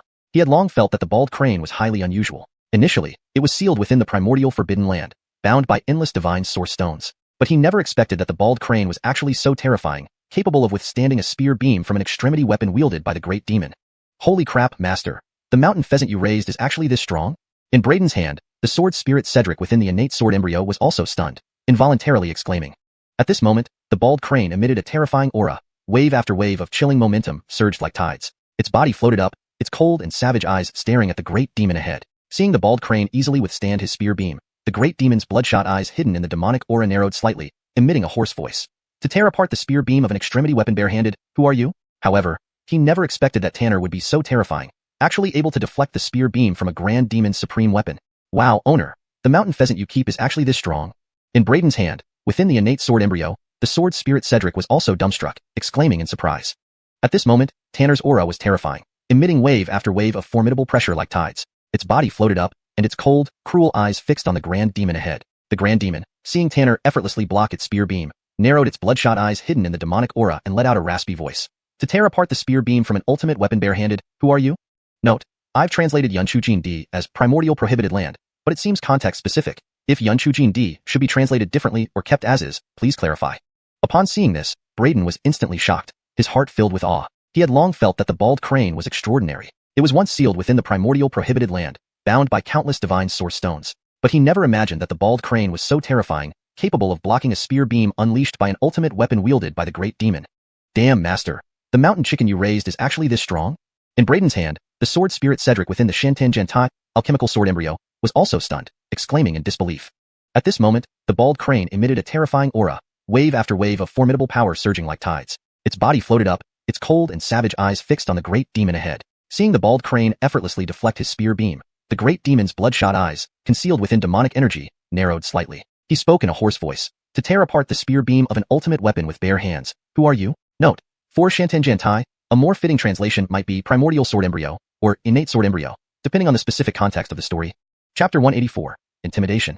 Hashtag Chapter 184. At this moment, the bald crane seemed to have transformed into an entirely different bird, making Braden feel an unprecedented sense of unfamiliarity. The aura emanating from its body was terrifying, radiating an intense and murderous intent that even surpassed the powerful demon before them. Not only did it exhibit unmatched ferocity, but also immense power. With a flap of its wings, it shattered the spear light emitted by the opponent's supreme weapon. It must be understood that this great demon was incredibly powerful, wielding a supreme weapon that had previously overwhelmed the elders of two ancient forces, the Daemon family of desolate antiquity and the two prime sacred land. But now, the bald crane could contend with it on equal terms. Whoosh! Without uttering a word, the bald crane launched itself towards the great demon. As it spread its wings, akin to a monstrous eagle in flight, an overwhelming storm of power tore through space. Instantaneously, it seemed to grow immensely large, its formidable shadow filling the void and blocking out the sky, just like a colossal demonic eagle descending. This made the great underground demon pause in surprise. The great demon coldly snorted and brandished his supreme weapon, a black spear, whose power surged mightily as it spun in his hand before thrusting fiercely at the bald crane. The bald crane's movements were swift. It avoided the tip of the supreme weapon and instantly appeared beside the great demon. Flapping its wings, it unleashed a terrifying jet of black magic light. The great demon was startled and hurriedly raised his spear to block. Clang! A tremendous sound echoed as the black magic light struck the supreme weapon, unleashing a thunderous boom. The force exploded outward, causing the great demon to be hurled away. The bald crane's eyes were cold and bloodshot, filled with ruthless savagery. It pursued relentlessly, fiercely clashing with the great demon without showing any signs of weakness. Roar! Kill that boy! From behind, countless underground demons finally caught up, charging towards Braden. Braden's face changed dramatically. The massive underground demon army was vast, and among them were numerous great demon adepts. Although they lacked supreme weapons, their power was still terrifying, far beyond what Braden could handle at present. Human boy, die. A great demon adept instantly rushed in front of Braden, his terrifying power once again restraining the space. A sky-blocking demonic hand descended, tearing through the void towards Braden. Around Braden, the void fragmented and collapsed, celestial forces becoming chaotic, spatial fragments flying everywhere, cutting into his body. Before the demonic hand could land, the fractured space alone threatened to annihilate him. In this critical moment, the heaven-devouring devil jar in Braden's consciousness suddenly vibrated intensely. A terrifying will seemed to awaken from slumber. Heralsipal. A familiar voice rang in Braden's mind, making him pause for a moment. He then exclaimed joyfully, Master, you're awake. The fedortal devil sensed your danger and forcibly awakened me. I will temporarily take control of your body. Relax and do not resist. The voice of the Rodney, slightly weak, resonated in Braden's mind. Next, Braden felt a terrifying power surge throughout his body. Hearing the words of the Rodney, he didn't resist, letting go of his guard. Instantly, he felt his body being completely taken over. He became a mere observer within his own body, unable to control it. Whoosh! A terrifying aura suddenly blossomed from Braden's body. At this moment, Braden was as if transformed into an unparalleled devil emperor, exuding an awe-inspiring majesty that suppressed all around. A formidable figure emerged behind Braden, towering and majestic, as if aligned with heaven and earth. Endless demonic chi surged around him. At this moment, Braden was no longer Braden, but the Rodney. His eyes were deep and cold, indifferent to everything. Facing the sky-blocking demonic hand of the great demon ahead, he simply clenched his fist lightly and murmured, Not bad. In such a short time, you've grown to this extent. Though you haven't reached the Heraldvine skill realm, your physical transformation has reached this level, barely capable of withstanding a fraction of my power. Saying this, he suddenly raised his hand. Boom! The sky-blocking demonic hand that pressed down on him immediately dissipated into nothingness. What? The great demon adept was greatly alarmed, looking at Braden with a changed demeanor. Such pure and concentrated demonic chi, who are you among our ancestors? Demonic race? Such lowly creatures. The Rodney coldly snorted and pushed toward the great demon adept. He extended his fingers, gathering a strand of fearsome power at his palm. Celestial forces surged toward his palm like rivers converging into the sea, exerting a pressure that directly restrained the great demon. The great demon was terrified and immediately attempted to resist, but to his horror, no matter how much he resisted, it was useless. All his efforts crumbled instantly before the Rodney. No. Next, he was directly sucked into the hand of the Rodney. A pinch sent his entire form exploding, turning into a wisp of black demonic chi that rolled in the air, extinguishing both his form and soul. A huge devil crystal bowed in the air. The Rodney swallowed it whole, instantly digesting the vast and pure energy it contained. Unkor. He actually killed Lord Unkor. The other approaching demon troops were all shocked and horrified upon seeing this. Kill him. Avenge Lord Devil King. An underground demon roared, and a black tide of soldiers surged forward. The Rodney coldly snorted, his gaze sweeping across the area with a terrifying presence. Instantly, the black tide of troops froze, one after another falling to their knees, unable to move. Several great demon adepts gritted their teeth and struggled to stand, but were immediately crushed under the weight of the terrifying pressure. This is Imperial might. He's an emperor. Finally, the demon adepts realized the truth, terror in their eyes. Only an emperor could exude such a presence that could crush their bodies with sheer might. Instantly, all demon creatures lay prostrate on the ground, burying their heads deeply, fearing further offenses. Braden's consciousness saw all this and was deeply shaken. He knew his master was strong, a dominant ruler of the divine realm, but witnessing this scene still left him speechless. The Rodney did not slaughter the prostrate underground demon creatures. Instead, he turned his gaze towards the fierce battle nearby. With the Rodney's gaze upon him, the great demon's expression changed drastically. He withdrew his black spear, pulling back and landing at a distance, eyeing the Rodney warily, ultimately bowing respectfully. Take your people and return whence you came. The Rodney spoke calmly. Upon hearing this, the great demon's expression changed abruptly, raising his head to look at the Rodney. However, feeling the terrifying imperial might, he gritted his teeth, waved at the demon troops, and the entire army retreated like a receding tide. Far away, some survivors from the xianxia sword sect, who had narrowly escaped, saw the towering figure in the distance and couldn't help but show expressions of shock. An emperor. Our human race's emperor. Our human race still has a living emperor. Quickly report this to the sacred land. For a moment, the surviving cultivators were exhilarated and amazed. Chapter 185. Crisis averted. Chapter 185. Seeing the subterranean demons retreating, Braden urgently said to Brevin, Master, these subterranean demons feed on our human race. If we let them leave now, they will likely come back one day and cause massive destruction. Master, I am still too weak at present. Just suppressing a demon king earlier took quite a toll on me. If I act again, this remnant soul might fall into eternal slumber. Hearing Braden's words, Brevin's weakened voice sounded in Braden's mind. You need to leave immediately. If you wait until that great demon realizes what happened, it'll be too late. Braden was startled. He hadn't expected his master to be so weak. It turned out that all of Master's actions were just an intimidation. That mountain chicken of yours is not simple. Even more heavily injured than me, it can still fight the great demon for such a long time. Brevin looked at Leonardo while speaking to Braden. Braden hesitated momentarily but didn't reply. Suddenly, Braden felt he regained control of his body. That terrifying aura around him disappeared as quickly as it came, like everything was just an illusion. Harelsipal, with my current state, I might not be able to protect you for a while. Be cautious. The weak voice of Brevin sounded in Braden's mind. Feederstoning to his master's weaker voice, Braden felt guilty. Master, how can I help you recover your divine soul? Helping me recover requires plenty of soul-type precious medicines. But given your current strength, you are too weak. These medicines are extremely valuable and hard to find. Focus on yourself for now. As long as you grow successfully, I will be content. After saying this, Brevin's remnant soul fell into sleep once again. Soul-type precious medicines? Braden murmured to himself and made a mental note. Although he is currently weak, he believes he will enter the profound secret realm soon. Phew, scary. Master, there was such a frightening existence inside your body. Scared the life out of me. That pressure almost choked me, Fedortal Fat. The weapon spirit in Braden's hand said fearfully after Brevin went into hibernation. Braden saw Leonardo falling from the sky and rushed over to catch it. The horrifying aura around Leonardo also vanished completely, and its eyes were closed, fallen into deep sleep. Bald feathered.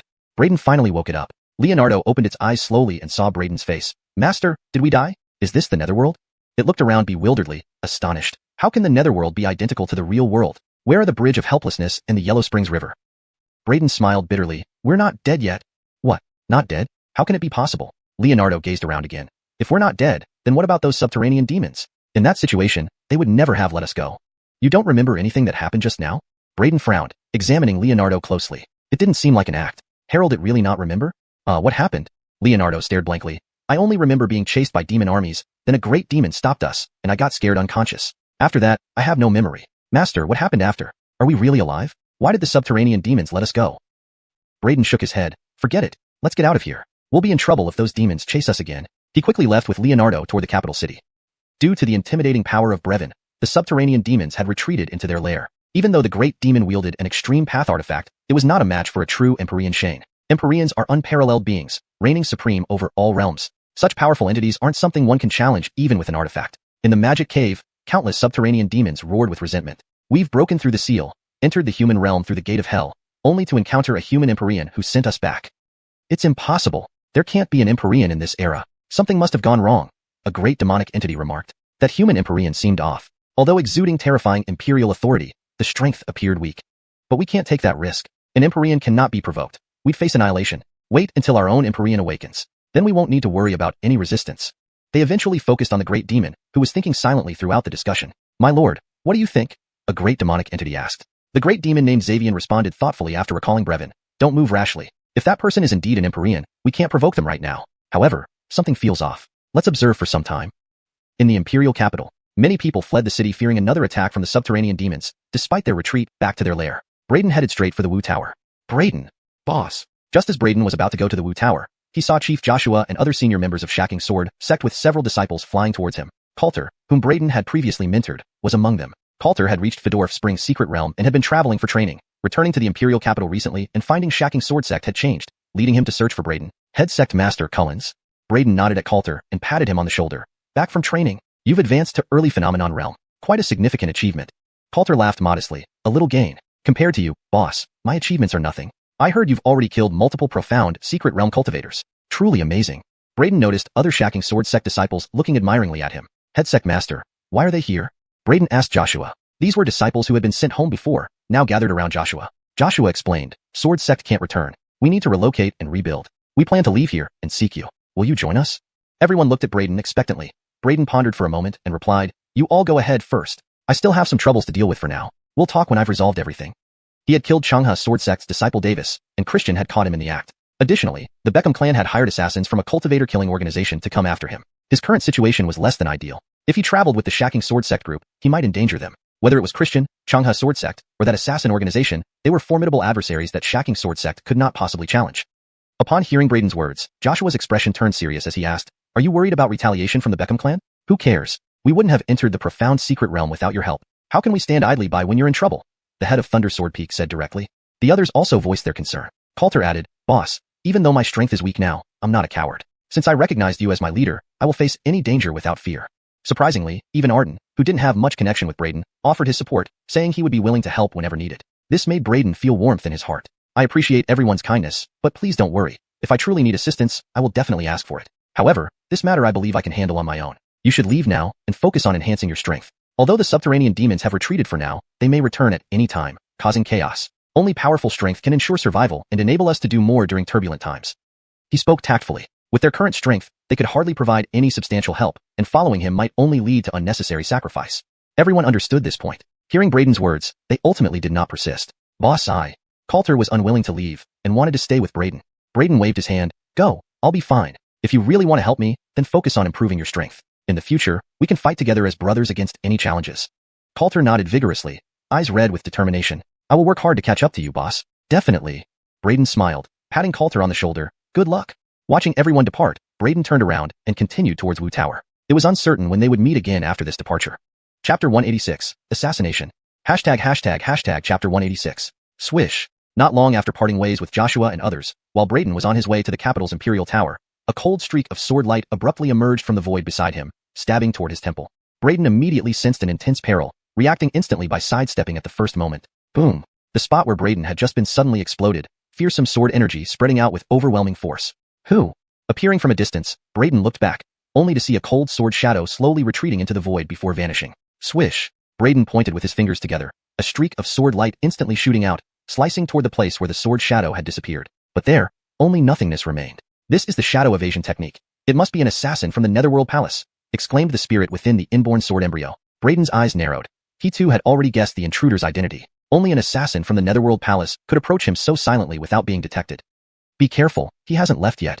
The bald-crested crane chimed in as well, its senses sharp and little eyes darting around. "There's the scent of a treasure. I smell a treasure." Suddenly, the bald-crested crane's eyes lit up, then abruptly pointed towards Braden. "He's over there." Zoom. Without hesitation, Braden unleashed the inborn sword embryo with full power, executing the swordsmanship technique. The inborn sword embryo moved incredibly fast, unleashing all its potential as it slashed toward the direction indicated by the bald-crested crane. Clang! In the next moment, sparks erupted from the seemingly empty void, accompanied by a clear ringing sound of sword clashing. A figure stumbled out of the void, hit by Braden's swordsmanship technique. How is this possible? It was a black-clothed assassin who, as he staggered, lifted his head and stared at Braden with shock. Clearly, he hadn't expected Braden to sense his position. Even more surprising, he didn't anticipate that a mere human martial artist of the myriad phenomena realm could possess such formidable strength. Had it not been for his quick reflexes and timely block, he might have been killed on the spot. His gaze hardened, icy and cold. "With such power, it seems Brother Bradford indeed died at your hands." Bradford, who had taken on the assassination mission against Braden from the Long River Netherworld building under Chadming, ultimately met an unknown demise when his soul lamp went out. This caused a significant disturbance within the Netherworld Palace. Because Bradford was no ordinary figure, Chadming paid a heavy price due to Bradford's death. Immediately afterward, the Netherworld Palace dispatched another assassin to investigate and continue the assassination mission. Arnold, the assassin now facing Braden, was tasked with completing the mission. Facing Arnold's cold rebuke, Braden did not respond. His form flickered as he directly charged at Arnold. This Netherworld Palace assassin, named Arnold, was formidable, being at the peak of the reverting origin realm, one major realm higher than Bradford. His assassination skills were also far superior, having completed over 20 assassinations since his debut, including 3 Harrowvine Bridge realm cultivators. Arnold's assassination experience far surpassed Bradford. But now, he made the same mistake as Bradford, failing to retreat immediately after missing his target. Instead, he chose to hide in the void, continuing his. This violated the principles of an assassin. Braden burst forth at extreme speed, like lightning, instantly rushing to Arnold. His right hand formed a fist, glowing with radiant golden light, delivering a powerful blow towards Arnold. Heavenly Tyrant Fist. The impact was astonishing, even though it wasn't a divine technique. Its power came from the Diajia of 6 true ultimate realms, enhanced by Braden's comprehension of martial Dao will and his formidable physical prowess. The might of this punch was comparable to that of a divine technique. Correction. The impact was astonishing. Although it wasn't a divine technique, its power derived from the Diajia of 6 true ultimate realms, amplified by Braden's grasp of martial Dao will and his formidable physical strength. The might of this punch rivaled that of a divine technique. Asterisk further correction for natural fluency and coherence asterisk. The impact was astonishing. Although it wasn't a divine technique, its power stemmed from the Deja of 6 true ultimate realms, bolstered by Brayden's understanding of martial Dao will and his formidable physical strength. This punch's might was on par with that of a divine technique. Note, Deja seems out of place in English. It should be replaced with appropriate phrasing for better fluency.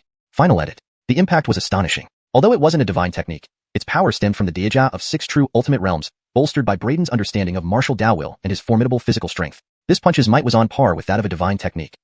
For fluency and context, it is best to rephrase the Deja of 6 true ultimate realms as the stacking effects of 6 true ultimate realms. Final polished version. The impact was astonishing. Although it wasn't a divine technique, its power stemmed from the stacking effects of 6 true ultimate realms, bolstered by Brayden's understanding of martial Dao will and his formidable physical strength. This punch's might was on par with that of a divine technique. Boom. With a single punch, the void shattered. A golden fist imprint suppressing Arnold, who changed expression immediately. He immediately blocked with his sword, but as an assassin, he excelled in stealth, making him weaker in direct combat compared to regular cultivators. Brayden's punch crushed Arnold's killing sword, bending it before slamming heavily into Arnold's chest, causing it to cave in. Arnold grunted, spewing out a mouthful of blood, then flying backward. Brayden said nothing, pursuing relentlessly, controlling the inborn sword embryo to strike from the side. Arnold panicked, suppressing his injuries and using the shadow evasion technique, gradually blending into the void. Swish! Golden sword light pierced through where Arnold had vanished, splashing a trace of crimson blood. However, when Brayden struck again, Arnold was already gone. Master, he went southeast, shouted the bald-crested crane. Brayden's eyes narrowed, and the inborn sword embryo shot out instantly. Clang! Another clash forced Arnold out of the void. He turned back angrily at the bald-crested crane, astonished that it could detect his movements, which fueled his anger. However, Brayden was relentless, attacking like a seasoned cultivator despite being merely a human martial artist, completely overpowering Arnold. Realizing this, Arnold decided to retreat. He couldn't afford to underestimate Brayden again, or meet the same fate as Bradford. Determined to escape, he tried using the shadow evasion technique once more. But Brayden activated his 6-fold true ultimate realm aura and summoned the serpent blade spirit behind him. Its eyes opened, radiating spiritual influence. Although this spiritual influence couldn't severely harm a cultivator, it created a momentary disorientation, giving Brayden the opportunity to strike. Sure enough, the 6-fold true ultimate realm aura and the spiritual interference slowed down Arnold's evasion.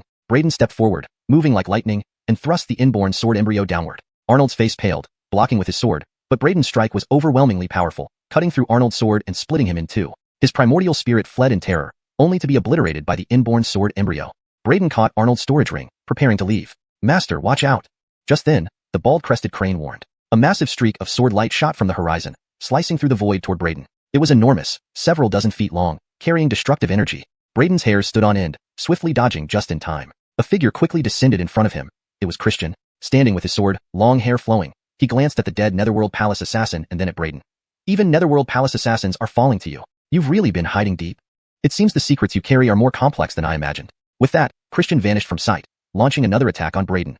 Brayden's expression drastically changed. The moment his figure vanished, he was already far from his original position, scooping up the bald-crested crane and dashing straight toward the Imperial Capital Center at the Wu Tower. Let's go. Christian's figure appeared where Brayden had just been, a mocking glint in his eyes as he saw Brayden flee. Can you really escape?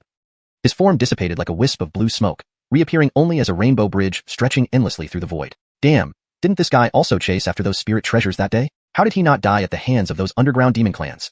Brayden couldn't help but curse. When the underground demon clans emerged from beneath the shacking sword sect, countless cultivators perished, creating an unprecedentedly brutal massacre. Only a very few managed to narrowly escape. Brayden hadn't expected that Christian would also have escaped, and not only did he not leave the Dacian kingdom, he even dared to linger here. Translation notes. I maintained the original paragraph structure and line breaks. I ensured names like Brayden and Christian remained consistent with pinyin conventions. I preserved the tone and style, keeping it fitting for a martial arts novel context. The translation is fluent and coherent with the previous content. Chapter 187, Martial Tower Seclusion. Hashtag Chapter 187. Whoosh. Christian moved with astonishing speed, a streak of blood-red light, rapidly closing the distance between him and Brayden. A blazing sword beam, brimming with deadly intent, sliced towards Brayden from behind. Bloody carnage sword art. Christian barked, and the crimson sword beam surged forward like a flood, staining half the sky red. An eerie aura spread out, enveloping Brayden. Damn!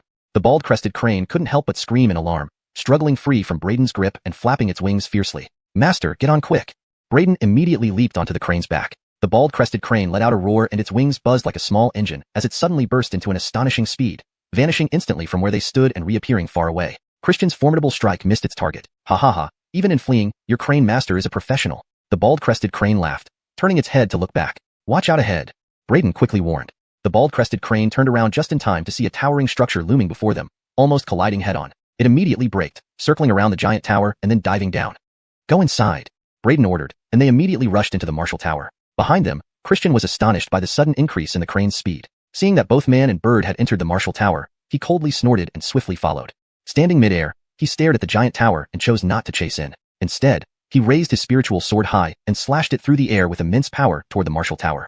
Zap! A terrifying beam of crimson light illuminated the entire space, causing countless martial artists in the capital to be filled with shock as they gazed at the martial tower in dismay. In their eyes, Christian resembled a god of slaughter, radiating an overwhelming bloody glow and emitting fearsome, killing intent like a demon from hell, cleaving the sky with a massive crimson sword beam that seemed to split heaven and earth. Destroy! Christian's disheveled hair flew wildly as he roared. The monstrous blade of light tore through the heavens and struck the martial tower with a thunderous force. Boom! A deafening explosion resounded, shaking the entire world. To Christian's astonishment, this powerful strike did not shake the tower in the slightest. Huh? This tower? Christian stared at the giant tower in disbelief, clearly not expecting it to withstand his strike without any damage. He was a cultivator at the peak of the Harrowvine Bridge realm, only one step away from reaching the fourth stage of the Mystic Secret realm, the Enyang stage. Yet, his powerful strike still failed to move the tower. His gaze flickered with intensity. I didn't expect such a treasure to exist in this tiny Great Gone Kingdom. What a stroke of luck. His excitement grew, and he felt even more fervent. The fact that the tower could withstand his full-strength strike without damage clearly indicated it was no ordinary object. He circled the martial tower several times, scrutinizing it closely. During this period, he swung his sword multiple times, unleashing rolling thunder. Yet none of these attempts caused even a scratch. His eyes shone brighter. What a remarkable treasure. Could this be something left behind by an ancient great power? He circled the tower again, and then sent out a powerful burst of magical energy, intending to forcibly move the martial tower and refine it for himself. However, the tower emitted layers of radiant light, absorbing all of Christian's magical energy without leaving a trace, seemingly devouring it whole. Not only that, the tower began actively drawing in Christian's energy, creating a strong suction force that startled him, prompting him to cut off the flow of energy hastily. His expression fluctuated, realizing that his current strength might not be enough to refine and claim this tower. Just in those brief moments, the tower had absorbed a third of his energy. If he hadn't reacted quickly, all his internal energy would have been drained. What a strange tower. Looks like I need to find another way to take it. Christian frowned and then sneered. In that case, I'll kill that kid first and then figure out another method. With a swift movement, he landed at the entrance of the martial tower. As soon as Braden entered the martial tower, he connected with the martial spirit. Normally, upon entering, Braden and the bald-crested crane should have been separated. However, the martial spirit opened a shortcut, bringing both of them into the same space. Are you being pursued? The martial spirit's voice echoed in the vast expanse. Was it you who brought that guy here? Yes, he's the fierce character from the Beckham clan. Braden nodded. Around peak Harrowvine Bridge realm, only a step away from the fourth level of the Mystic Secret realm, Enyang stage. He's very powerful, commented the martial spirit. If he weren't, I wouldn't have chosen to flee, Braden shrugged. That guy actually tried to forcibly refine me. Once he comes in, I'll make him know why flowers bloom differently. The martial spirit spoke with a cold tone. Braden looked at the martial spirit in surprise. You can attack him?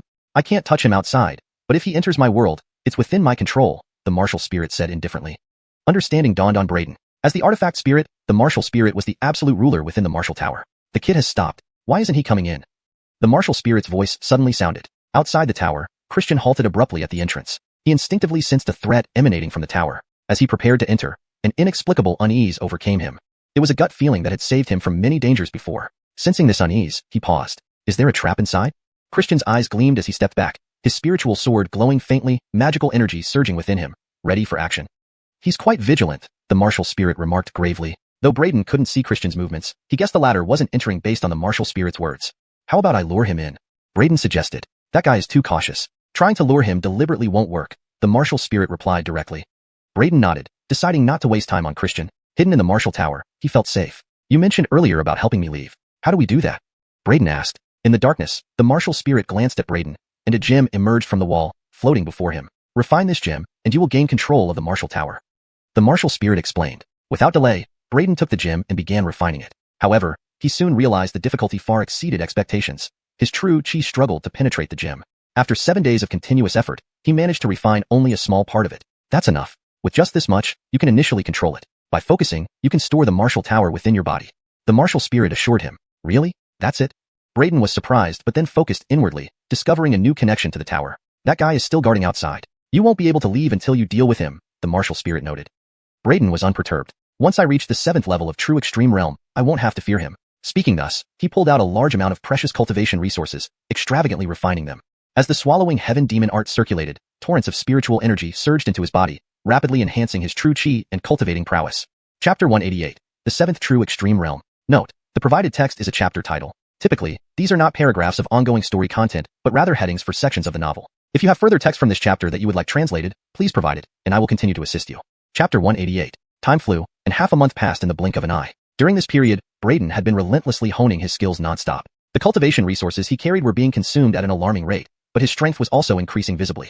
After all, these cultivation resources were top-notch, including spirit medicines collected by mystical secret realm cultivators. In just over 10 days, his realm finally broke through smoothly to the perfect myriad phenomena realm. Finally, the perfect myriad phenomena realm. Next, I can cultivate the true extreme myriad phenomena realm. Braden woke up from cultivation, his eyes radiating bright light, showing immense excitement. Only after reaching the perfected state of the current realm could one cultivate the extreme state of that realm. Extreme meant surpassing perfection. To surpass perfection, one must first achieve the perfected state. Is that guy still outside? Braden stood up, preparing to challenge the martial tower. He asked Jamie with a smile. Yes. Jamie replied simply. Braden smiled.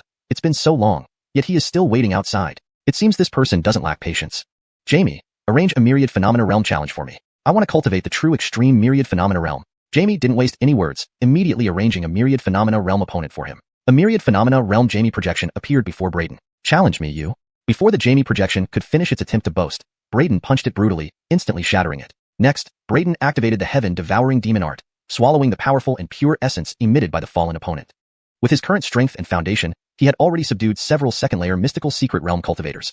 How much more difficult could it be against the same realm mortal warrior? There was no need for fancy moves. Simple and direct force was enough to crush the opponent and end the battle swiftly. Boom, boom, boom.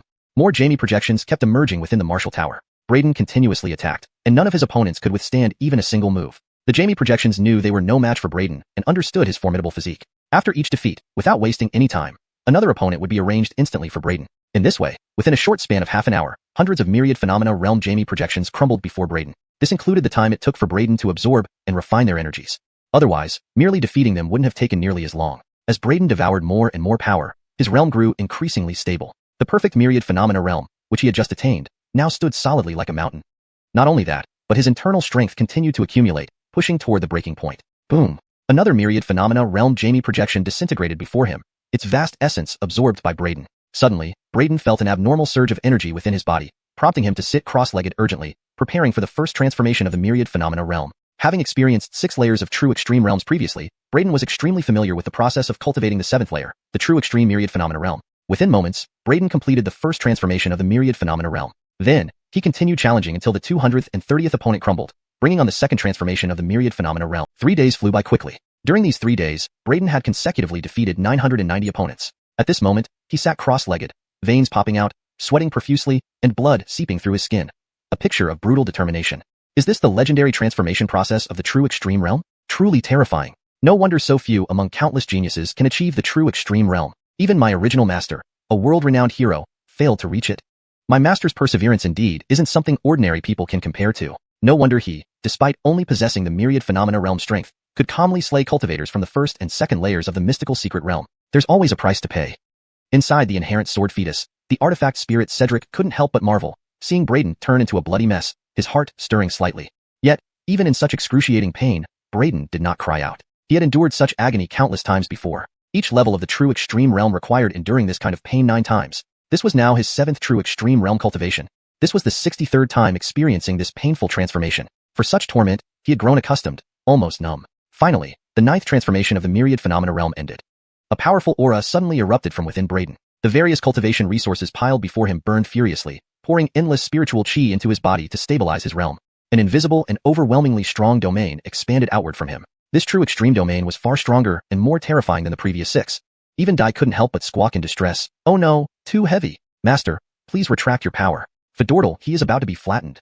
Braden slowly opened his eyes, a dazzling light shooting out, piercing through the darkness ahead. What the?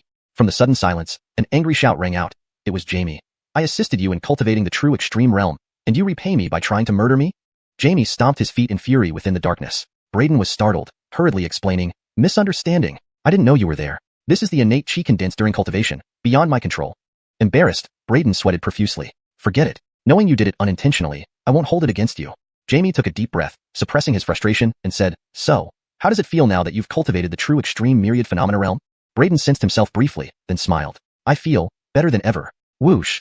He unleashed all 7 levels of the true extreme realm simultaneously, merging them in an instant. The entire domain seemed to materialize, making him feel like a king, an absolute ruler within it. This sensation was unlike anything he had felt even after cultivating 6 levels of the true extreme realm. Moreover, he felt that the enhancement of his power and overall capabilities from the 7th-level True Extreme Realm far surpassed what he experienced with the 6th-level True Extreme Realm. With the 7th-level True Extreme Realm, I believe I can now confront that guy outside. Brayden's eyes blazed brightly. The enhancement to his strength from the 7th-level True Extreme Realm was enormous. You're the only one I've seen who has cultivated up to the 7th-level True Extreme Realm. However, that fellow isn't weak. His cultivation is at the perfect Heraldvine Bridge realm. You haven't seen him unleash his true strength before. Overconfidence can be fatal. Jamie reminded him. Hearing this, Brayden immediately sobered up, repressing his elation. Perhaps the rapid increase in my strength recently made me lose myself somewhat. You're right. Underestimating an opponent is a fatal mistake. Moreover, I'm not that strong. The sudden boost in strength gave me a false sense of security. I should remain grounded, always vigilant, and not let temporary gains cloud my judgment. Brayden took a deep breath, seriously reflecting. In the darkness, Jamie nodded silently. With just a simple reminder, Brayden regained self-awareness. Such a mentality earned Jamie's recognition and admiration. Boom. Suddenly, thunderclouds gathered above the martial tower. Jamie sensed it and warned Brayden. Your cultivation of the 7th-level True Extreme Realm has drawn heavenly tribulation again. Should I help shield you? Heavenly tribulation? Brayden's expression changed momentarily, then he laughed. This is a rare opportunity. How can we resist? Send me out. I need to transcend the heavenly tribulation. I can use this heavenly tribulation to further refine my physical body, bringing it to perfection, matching my 7th True Extreme Realm. Brayden's gaze was clear and resolute. To others, the heavenly tribulation might be something to fear and dread. But why would Brayden be afraid? After all, in order to cultivate during the heavenly tribulation, he had even gone to Yanazu's tribulation to refine his body. Now that his own heavenly tribulation was descending, how could he choose to flee? By the way, if a mystic secret realm cultivator gets tainted by the aura of my heavenly tribulation, what would happen? Brayden suddenly asked. Of course, it would trigger a heavenly tribulation corresponding to their realm. Jamie replied. Is that so? Hearing this, Brayden rubbed his chin, a smile creeping onto his face. That's perfect then. You mentioned earlier that the guy is still waiting outside, right? I'll just give him a rare opportunity. It wouldn't be fair to let him wait so long for nothing, don't you think? In the darkness, Jamie paused, then his mouth twitched. You really are quite malicious. Brayden laughed heartily as a teleportation force descended, sending both Brayden and Dai out of the martial tower. Soon after, the martial tower roared, shrinking rapidly until it transformed into a beam of light that entered Brayden's body. It's you. You actually subdued this treasure. Christian, who had been outside these past few days, racking his brains to find a way to subdue the martial tower without success, was now lost in thought when he noticed intertwining thunderclouds above, feeling uneasy. Just as he was astonished, he saw Brayden emerge from the martial tower and absorb the massive tower into his body. Chapter 189. Christian's Pitiful State. Chapter 189. The Pitiful Christian. Chapter 189. Christian's intense gaze immediately landed on Brayden. You, a mere mortal warrior, can actually subdue this treasure tower. Rip. As he finished speaking, Christian struck out directly at Brayden with a single sword strike, aiming to kill. He wanted to see just how many secrets this young man possessed. However, facing Christian's overwhelming attack, Brayden showed no sign of panic. With a flicker, his figure seemed to teleport away, calmly avoiding the strike. He sneered and said, Don't be so hasty. I'll send you an opportunity first. Boom. As soon as he spoke, the thunderclouds that had formed in the sky thickened further, especially when they sensed Brayden's deep mountain aura. Their condensation accelerated visibly. Immediately after, a thick bolt of lightning emerged from the dark clouds, tearing through the void, diving down. Bang! The bolt descended with wild ferocity, targeting Brayden. But Brayden remained unperturbed, silently activating the swallowing heaven demon art to resist the powerful heavenly thunder. He used the immense force of the heavenly tribulation to temper himself. Heavenly tribulation? You triggered it? Christian was taken aback. Initially, he thought these gathering thunderclouds were a natural phenomenon, but now he realized it was the heavenly tribulation summoned by this young man before him. You're merely at the myriad phenomena realm, and yet you can trigger the heavenly tribulation. Christian's expression changed. The presence of heavenly tribulation spread rapidly above them, with endless bolts of thunder rumbling through space. Christian's complexion changed drastically as he hastily distanced himself. Heavenly tribulations were not ordinary phenomena. Once one came into contact with the aura of the tribulation, it would generate a corresponding level of tribulation according to one's cultivation. Given his current third stage Heraldvine Bridge realm cultivation, if he were caught in Brayden's tribulation aura now, it would form a tribulation matching his realm. It would be impossible to escape, forcing him to undergo the tribulation alongside Brayden. Wanna run? Not that easy. Seeing Christian trying to retreat, Brayden snorted and chased after him. What do you think you're doing? Get lost. Don't chase me. Seeing Brayden chasing him, and sensing the intensifying aura of the heavenly tribulation above him, Christian was startled and furious, cursing loudly. He turned around and slashed at Brayden from a distance. A fiery blood-red sword beam, filled with murderous intent, surged towards Brayden. Brayden faced it without fear, unleashing his 7th true apex realm domain which instantly covered the surroundings, enveloping Christian within. The immense pressure instantly altered Christian's countenance. At the same time, Brayden opened his palm, revealing a primordial sword embryo. With a flip of his hand, he unleashed an invincible sword technique, clashing head-on with Christian's blood-red sword beam. He wanted to gauge the gap between their powers given his current deja of the 7th true apex realm domains. // He wanted to see how much of a gap there was in their strength with his current stacking of the 7th true apex realm domains. Boom. The two glowing sword beams collided instantly, creating a terrifying storm of sword energy. Braden's eyes narrowed as the invincible sword light from the primordial sword embryo shattered under the impact, failing to move Christian's formidable sword. However, this significantly weakened Christian's sword, allowing Braden to deflect the remaining power with a punch from his left hand, leaving Braden unscathed. Indeed, you live up to being a perfected Harrowvine Bridge Realm expert. Your strength is truly formidable. Even with my current strength, I still fall short. Braden's eyes flickered. With his 7th true Apex Realm cultivation, most Harrowvine Bridge Realm cultivators should already be no match for him. However, Christian was not an ordinary Harrowvine Bridge Realm cultivator. He was perfected in that realm, and according to Jamie, Christian had profound background and talent. To actually block my sword head-on? Compared to Braden's surprise, Christian was more shocked. This boy, whom he had chased and cornered half a month ago, could now withstand his attack. How is this possible? Whoosh! Braden did not bother with idle talk. After intercepting Christian's sword, he pushed his speed to its limit, closing in on Christian. He intended to use this heavenly tribulation to restrict Christian's abilities and then find an opportunity to finish him off. Otherwise, without the restriction of the heavenly tribulation, although he could barely match Christian, it would be impossible to kill him. Get lost. Christian saw through Braden's plan to pull him into the tribulation. His face turned grim as he retreated while attacking Braden again. Braden, having felt the power disparity, avoided direct confrontation and instead focused on getting close to Christian, dragging him into the tribulation. The heavenly tribulation grew increasingly terrifying, with the dark clouds growing thicker and darker, exuding an awe-inspiring aura that made people tremble. Swallowing hard, Christian stopped attacking, turning to flee to avoid the heavenly tribulation. But Braden was unwilling to let him go easily, relentlessly pursuing him. With the 7th true Apex Realm domains limiting Christian's speed, he couldn't quickly escape Braden. Step back. Let's settle our feud. Christian shouted grimly, trying to placate Braden to avoid the heavenly tribulation. Don't worry. You chased me so diligently before and waited outside the Martial Tower for so long. A little tribulation is nothing. Please accept this small token of gratitude. Braden snickered, sticking to Christian like glue. Christian's face turned black. Just as he was about to curse, the heavenly tribulation erupted, with brilliant and terrifying bolts of lightning pouring down like waterfalls. The overwhelming aura was horrifying. Especially, Christian distinctly felt a strand of tribulation aura locking onto him. A part of the originally thick cloud separated and condensed above his head, enveloping him with an even more terrifying aura. Instantly, his hair stood on end, and he screamed in terror, "Damn you, Braden!" He screamed, only to be swallowed by endless tribulation clouds. The heavenly tribulation's power was more fearsome than what Braden had experienced. It was indeed the heavenly tribulation of a Harrowvine Bridge Realm cultivator, naturally much stronger than Braden's myriad phenomena true Apex Realm tribulation. Christian's figure blurred as one brilliant bolt after another struck him, emitting anguished screams and curses. "Damn you, Braden! I will never forgive you!" Ah! Tsk. That cry, so miserable, like ghosts wailing. Braden clicked his tongue, feeling extremely satisfied. Crack! Feedorgning continuously poured down on him, striking his body, but he remained unaffected, even sitting down to enjoy the experience of being struck by lightning, because he could clearly feel the powerful and pure heavenly tribulation force hammering and strengthening his body. Each bolt was like a hammer forging iron, tempering his physique into steel.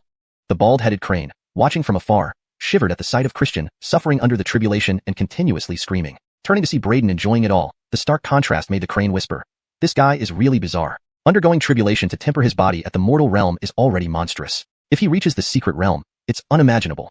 Chapter 190, Slaying Christian. Chapter 190, Refreshed, Exhilarating. In the heavenly tribulation, Braden couldn't help but burst into laughter. The power of the heavenly tribulation surged over his body, bringing him an indescribable sense of relief and invigoration. His bones and muscles were honed, as if they were being forged in a furnace. Crackling sounds erupted from his body like sizzling beans, incredibly exaggerated. Feedorgning arcs danced around him, creating a terrifying spectacle. Bolts of thunder continuously integrated into his body, refining every inch of his flesh and cells. Under the relentless assault of the formidable heavenly tribulation, his physical form became increasingly radiant and powerful. On the other side, Christian's cries of pain grew weaker. His body was scorched and torn, looking unbearably pitiful. However, his aptitude and potential were not to be underestimated. He wasn't just an ordinary cultivator. Despite the terrifying divine essence realm heavenly tribulation, he stubbornly held on, refusing to perish under it, avoiding becoming just a pile of tribulation ash. The sapling spirit treasure on his body glowed defensively, resisting the heavenly tribulation's power. But the tribulation was too ruthless. Several of his treasures exploded during the struggle, turning into scraps. Even the spiritual sword he wielded began to fade, cracks appearing, teetering on the brink of ruin. Yet, there remained one supreme spirit treasure, a bronze dagger obtained from a demon lair. Originally covered in rust, it now gleamed brilliantly under the tribulation's assault, its true form revealed. It emitted protective light, shielding Christian. What kind of monster is that guy? Hearing Braden's triumphant cry through the neighboring thunderstorm, Christian felt veins bulge on his temples. Through the dazzling thunder, he saw Braden meditating amidst the storm, which made his eyes twitch with fury. In the thunderstorm, Braden sensed Christian's gaze. Raising an eyebrow, he snapped out of his exhilaration from enduring the tribulation, turning to look at Christian. I almost forgot about this guy while focusing on my tribulation. This fellow can withstand the divine essence realm tribulation for so long. His foundation isn't simple either. Looks like I need to give him some more help. Braden muttered, then waved his hand. A crystalline streak of sword light instantly shot through the thunderstorm, aiming directly at Christian's location. It was precisely the sword control technique. The innate sword embryo shot toward Christian with irresistible force, shrouded in killing intent. Christian, who had been watching Braden, saw the innate sword embryo heading his way and immediately recoiled, his face pale with rage. Just as he dodged the attack, a massive bolt of lightning descended from above, striking him. Although the supreme spirit treasure partially shielded him, the remaining impact still caused him to scream in agony. The silver lightning illuminated his skeleton through his flesh, revealing a skeletal image. Brother Fedorn, let's make peace and stop here. Our grievances end now. Christian hastily pleaded. Despite harboring intense hatred for Braden, he had no choice but to suppress it and hide it under the pressure of the heavenly tribulation. If Braden kept interfering, he feared he might truly perish. You want to kill me, do you? If only it were that easy. Braden coldly replied, controlling the sword to finish Christian off. A sharp whistling sound echoed as the innate sword embryo returned and attacked again. Christian shouted, Fedorn, I am a prospective sage son of the Long River Sword sect. Kill me, and they will come after you. Braden sneered. Harold, he thinks sparing him would end things? He knew Christian wouldn't let it go. Christian was playing for time to survive the tribulation. Once he recovered, he would certainly strike back. Christian, known as the Blood Sword Butcher, was a merciless man who had exterminated entire families of enemies. Christian was playing for time to survive the tribulation. Once he recovered, he would certainly strike back. Christian, known as the Blood Sword Butcher, was a merciless man who had exterminated entire families of enemies. Given their conflict, could it possibly end peacefully? Therefore, without hesitation, Braden continued his attack, dismissing Christian's threats. Seeing Braden's determination, Christian inhaled deeply, his face grim. He clenched his teeth. This is your doing. A signal talisman suddenly shot upward, piercing through the heavenly tribulation and splitting into several rays of light that dispersed in different directions. What is that? Braden frowned. It's a signal talisman, a common distress signal in the cultivation world used to gather allies, Jamie explained telepathically. A signal talisman? Are there other disciples of the Long River Sword sect nearby? Braden stiffened. Taking a deep breath, he steeled himself. He needed to finish Christian before reinforcements arrived, then leave immediately. There's only one level of the heavenly tribulation left. I must kill him quickly. As soon as the tribulation ends, I'll leave. With a loud boom, he stood up, his body even more refined and robust. He stepped directly into the tribulation, walking towards Christian amidst the storm. What is he doing? Christian stared at Braden in shock. Then, Braden charged into Christian's tribulation zone. Crack! A fierce bolt of thunder struck Braden, combining both Braden's and Christian's tribulation lightning. Braden's body shuddered, a crack forming due to the immense force. Indeed, the divine essence realm tribulation was significantly stronger, but the crack healed rapidly, leaving no trace. Through multiple transformations and the inherent strength of the Swallow Sky Demon Body, Braden's self-healing abilities were astonishing. Within moments, the damage was repaired. He reached out, grabbing the innate sword embryo, and vanished in an instant. Christian's pupils constricted as the sword light rapidly filled his vision. Crazy! He screamed, astonished by Braden's audacity to invade his tribulation zone. Thunder roared overhead as multiple bolts of tribulation lightning descended. Facing Braden's incoming sword, Christian unleashed all his power. Unable to hold back any longer, he employed various means, including a series of talismans that emitted brilliant light. Finally, 36 talismans formed a bright golden barrier, protecting him. This was a costly safeguard, his last resort for survival. However, he was forced to use it. You're dreaming if you think you can kill me. How can I, Christian, die at the hands of an ordinary mortal? The Heaven Guard talisman formation can withstand even Yin realm experts for a short time. You, a mere mortal, stand no chance. Christian shouted, but before he could finish, Braden's innate sword embryo cut through the protective light of the formation effortlessly. The glowing blade pierced Christian's heart, emitting a powerful sword aura that tore his ravaged body apart.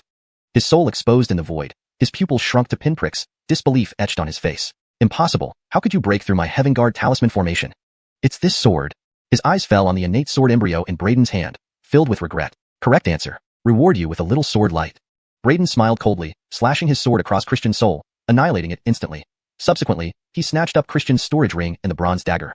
The final wave of the heavenly tribulation above was coming to an end. Once it concluded, Braden did not linger for a moment, transforming into a streak of sword light and shooting directly toward the distance, leaving the Peter Dom. After that, he swiftly grabbed Christian's storage ring and the bronze dagger. The final heaven's thunder tribulation overhead was also coming to an end. Once the tribulation concluded, Braden did not hesitate for a moment, transforming into a streak of sword light and dashing straight toward the distance, leaving the Peter Dom behind. Chapter 191. Primordial Killing Intent. The translation provided is the title of the chapter. If you have more text from this chapter that needs translating, please provide it and I will continue the translation. Chapter 191. Not long after Braden left, several divine rainbows arrived at the place where the two were attempting their tribulation ascension. They were from the Long River Sword sect, led by an elder. It's Christian's identity token. Jaren found the token in the scorched earth below and said solemnly. As for Christian's corpse, it had been thoroughly shredded by Braden's sword aura. Even his remains had vanished in the heavenly tribulation, turning into ashes. It looks like he failed the tribulation and died in the heavenly tribulation. A disciple of the Long River Sword sect remarked. Jaren frowned. Herald he step into the Yin realm, trigger its heavenly tribulation, and die? Impossible. If that were true, Why would he send a distress signal? Another countered. A woman seemed to sense something, then reached out into the air. Her eyes flickered as she spoke. There are other people's traces here. Though they are masked by the tribulation's aura, careful sensing can still differentiate them. There must have been witnesses given the magnitude of that heavenly tribulation. Investigate thoroughly. The woman sternly ordered. Cullen Brendan speaks wisely. We will obey. They quickly dispersed. Moments later, they all pursued in the direction Braden had left. Outside the Great Dry Kingdom, Braden and the bald-haired crane sped away from the Great Dry Kingdom, changing direction twice to avoid pursuit. These changes in direction inadvertently helped them evade trackers from the Long River Sword sect. Inside a cave. Christian really was rich. Being a genius of the Long River Sword sect, he carried so many natural treasures. These may not be useful now, but once I reach the Mystic Power Realm, they'll come in handy. Braden's face showed excitement. Master, the protective talisman array he used earlier is a treasure. It's a 36 celestial talisman array. Even a Yin Yang realm powerhouse would find it hard to break through in short time. It's truly a life-saving artifact, Cedric commented. Celestial talisman array? These yellow talismans? Braden picked up the stack of yellow talismans. I can't activate this right now, can I? Yes, you can. They're already sealed with magical power. You just need to activate them with your true chi. Really? True chi can do it? Braden's eyes brightened as he tried immediately. Instantly, the 36 yellow talismans flew around him, emitting powerful protective light like impenetrable turtle shells. These protective talismans are incredibly valuable. Who knows where Beckham got them? Now they're yours. Cedric chuckled.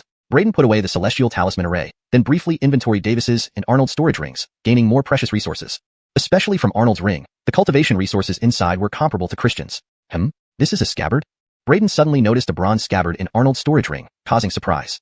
He took out the scabbard. The bald-haired crane darted over, excitedly saying, "This is the treasure I sensed on the assassin before." What? You pinpointed his location through this scabbard? Exactly. I told you. I'm an expert in finding treasures. The bald-haired crane said proudly. Braden felt awkward. How would Arnold feel knowing the scabbard exposed him? He'd probably die unsatisfied. Without the bald-haired crane locating Arnold through the scabbard, killing him would have been nearly impossible. His shadow stealth technique was too advanced, hidden soundlessly and undetectable even by divine senses. In the end, he lost because of the bronze scabbard. Examining the scabbard, Braden asked, "Is this really a treasure? It seems ordinary and rusted." True treasures often appear humble. Don't judge with mundane eyes, the bald-haired crane lectured. Cedric also remarked, "This scabbard isn't simple. I can sense a trace of Tao rhythm." Tao rhythm? Indeed, Tao rhythm. There's no mistake. After careful inspection, Cedric affirmed, only a Tao-grade artifact can interweave Tao principles. Only a near Tao-grade treasure could generate Tao rhythm. Is this a semi-Tao level scabbard? Braden was shocked. Semi-Tao level? So it's slightly inferior to the black spear held by the demon lord in the abyss. How can such an ultimate treasure be with a peak return origin realm assassin? The Tao rhythm is incomplete. The scabbard itself isn't a semi-Tao weapon. There should be a sword to pair with it for completion. Also, the artifact spirit within seems asleep, concealing its full potential. With his cultivation level, he couldn't recognize its mystery. Otherwise, if he used it earlier, killing him would have been difficult. Cedric mused. Braden nodded and casually stored it in his ring. You found such a treasure yet remain unperturbed. Truly extraordinary. Seeing Braden treated indifferently, the creature marveled. What's there to get excited about? I can't use it now. Braden rolled his eyes. Not even a half-step supreme Tao artifact, let alone a common spirit treasure, could he fully harness. Well, master, you'll be able to handle it when you reach the Mystic Power Realm, Cedric coughed awkwardly. Then I'll wait until I can unleash its power. Braden stood up. Suddenly, several figures zipped past outside. Braden quickly concealed himself. After they passed, he exited the cave. Just now, those few looked like from the primordial Holy Land. Braden frowned, recognizing them. Those figures from the primordial Holy Land made strong impressions. At the scene, they dominated, driving away even the Long River Sword Sect members. Especially Daeon, who once wanted to enslave him. Only a veiled woman prevented his death. Braden remembered, that woman was likely the Holy Maiden of the primordial Holy Land. Among the figures speeding past, the lead one was the veiled woman, followed by others including Daeon. Braden muttered, even after being surrounded by underworld demons, they survived. Truly remarkable heirs of top powers. Suddenly, loud sounds came from afar. The primordial Holy Land disciples were battling fiercely, led by Daeon. Several individuals from the primordial Holy Land, including an elder, were actually working together to confront that veiled woman. What's going on? Why are the people from the primordial Holy Land fighting amongst themselves? The commotion in the distance immediately alarmed Braden. Squinting his eyes, he saw Daeon and others encircling and attacking the veiled woman. They were just now chasing to kill that primordial Holy Land Saint Maiden. Braden recalled the scene of the divine rainbows shooting off earlier. It turned out Daeon and his group had been pursuing and attempting to kill the Saint Maiden. This is the cultivation world.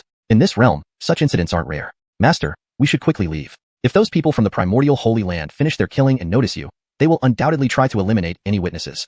Cedric remarked with a sigh, then promptly advised Braden to leave.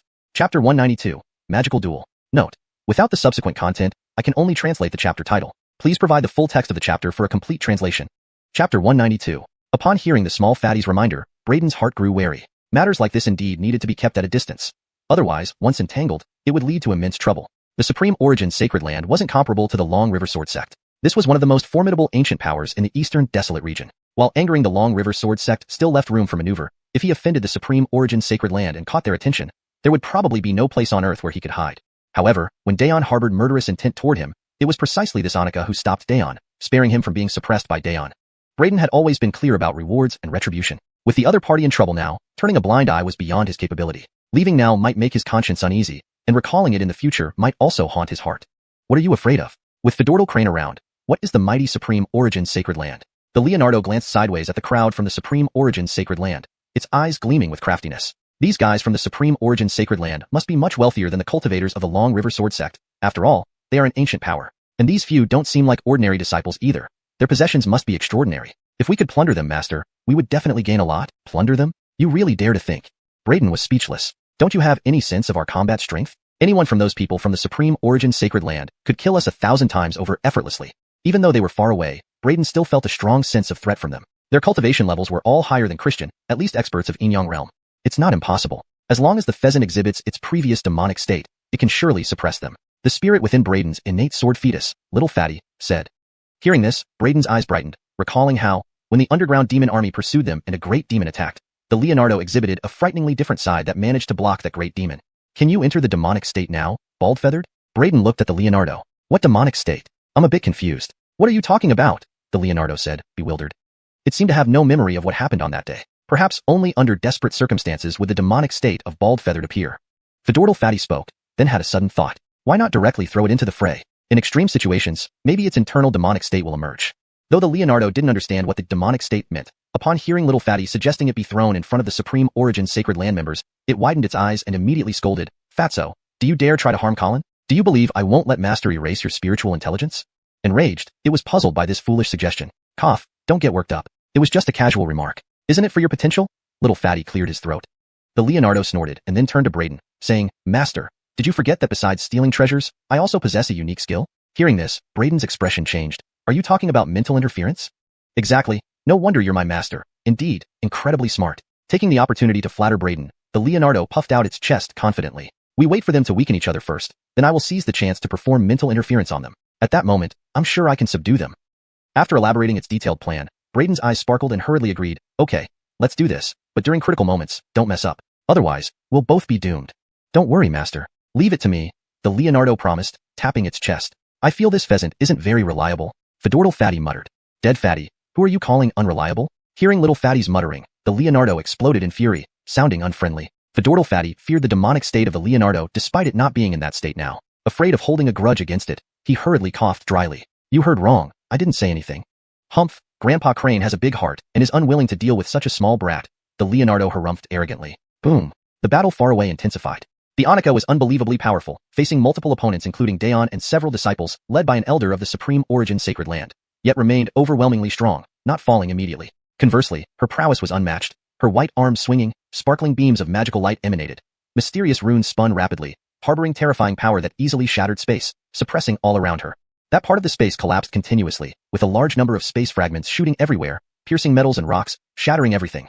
Though a considerable distance away, Brayden still felt the aftermath. A spatial fragment landed close to him, cutting into the ground with a huge crack, emitting a destructive aura. Brayden couldn't help feeling terrified. What realm is this Annika in? Her strength is so terrifying. How come I feel like the people from the Supreme Origin Sacred Land can't suppress her? Indeed, she's quite exceptional. So young yet having such cultivation is not simple. She has reached at least the pinnacle of the Golden Core realm. Fedordal Fatty was also amazed. Pinnacle of the Golden Core realm? That's the 5th layer completion of the Mystic Secrets realm. One more step, and she'd be a sage. She has such high cultivation? Brayden was surprised. Feeling the power, he initially thought it was merely peak Inyang realm, not realizing it was the pinnacle of the Golden Core realm.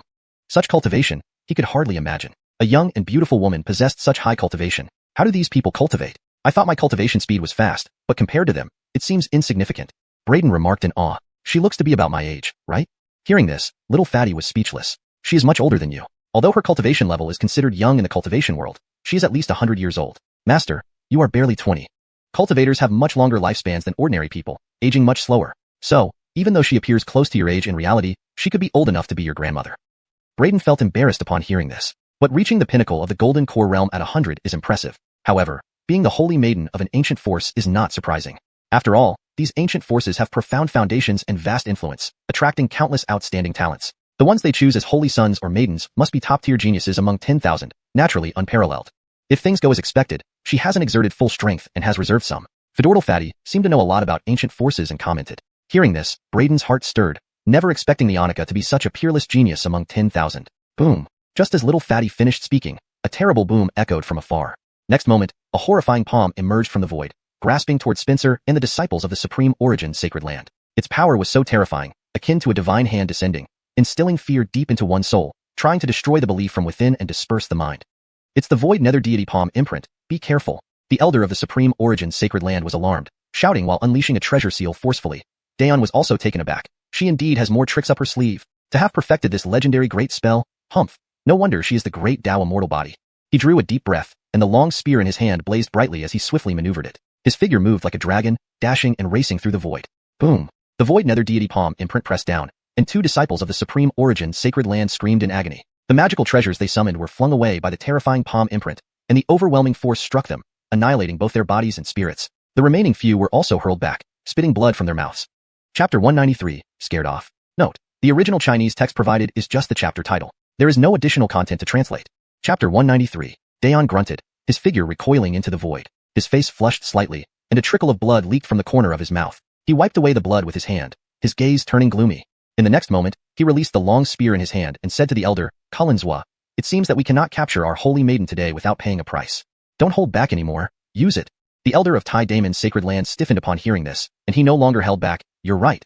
She must be kept here today and cannot return to her sect. If that's the case, then let's go all out.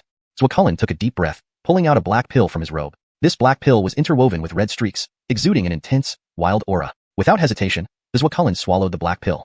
Instantly, his power surged dramatically, a massive wave of oppressive force emanating from him, distorting the surrounding space. As Daeon let go of his spear, a black pill similarly appeared in his palm.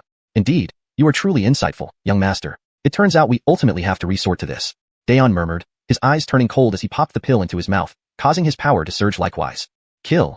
The two, left and right, simultaneously rushed towards the Lana. Earlier, the Lana had fought many at once, unleashing powerful techniques, severely injuring them while draining herself considerably. Seeing the two bolstered by the pills rushing at her, her expression shifted.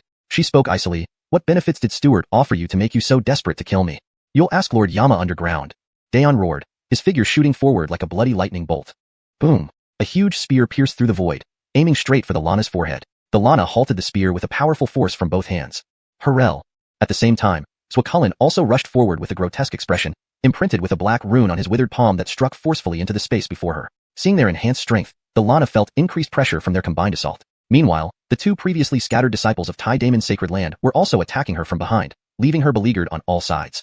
Taking a deep breath, she conjured a formidable spectacle behind her. Immediately, a majestic sound of Tao resounded. Behind her appeared an ancient Tao pillar, enveloped in heavy mists, emitting a terrifying Tao essence that restrained all directions. The imposing Tao pillar crushed down, reverberating through space, suppressing the assaulting disciples. With a flick of her delicate hand, a treasure seal emerged from her brow, engraved with various fierce beasts. As the seal descended, these beasts leapt out, roaring towards Xuanhuan and Daeon. Roar. Daeon's expression changed drastically, his figure darting around, resembling a soaring dragon crushing each beast. Simultaneously, he unleashed his constitutional power, manifesting a weighty immortal mountain to counter the holy maiden's Tao pillar. The two spectacles collided, warping the space. Xuanhuan howled, slicing his finger to swiftly inscribe a mysterious rune on his palm. Next, he screamed in agony as his entire arm rapidly withered until his whole body shrank into a desiccated corpse, emitting a sinister aura. Corpse Triad Tao art. You actually practice this forbidden dark art. The Lana gasped in shock. Xuanhuan grinned menacingly and vanished from sight. Her expression altered as she quickly turned and struck a blow against Xuanhuan, who reappeared suddenly. Seizing the opportunity, Daeon and others attacked. The holy maiden's strength was depleting rapidly. She managed to strike down two more attackers, but Daeon seized his chance to fling her away with a ferocious spear thrust. Xuanhuan transformed into a demon deity, chasing after her. However, she suddenly opened her eyes and shot out a phoenix from her palm that instantly engulfed Xuanhuan. Ah!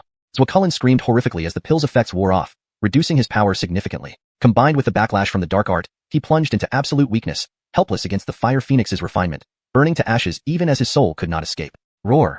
Daeon pursued like a dragon, his spear smashing down on the Lana, whose power was nearly exhausted. Just as his attack struck her, a golden lightning bolt cut into Daeon's brow. Braden watched from afar, amazed at the holy maiden's skill, managing to slay multiple opponents single-handedly. What was that golden light? Braden asked curiously.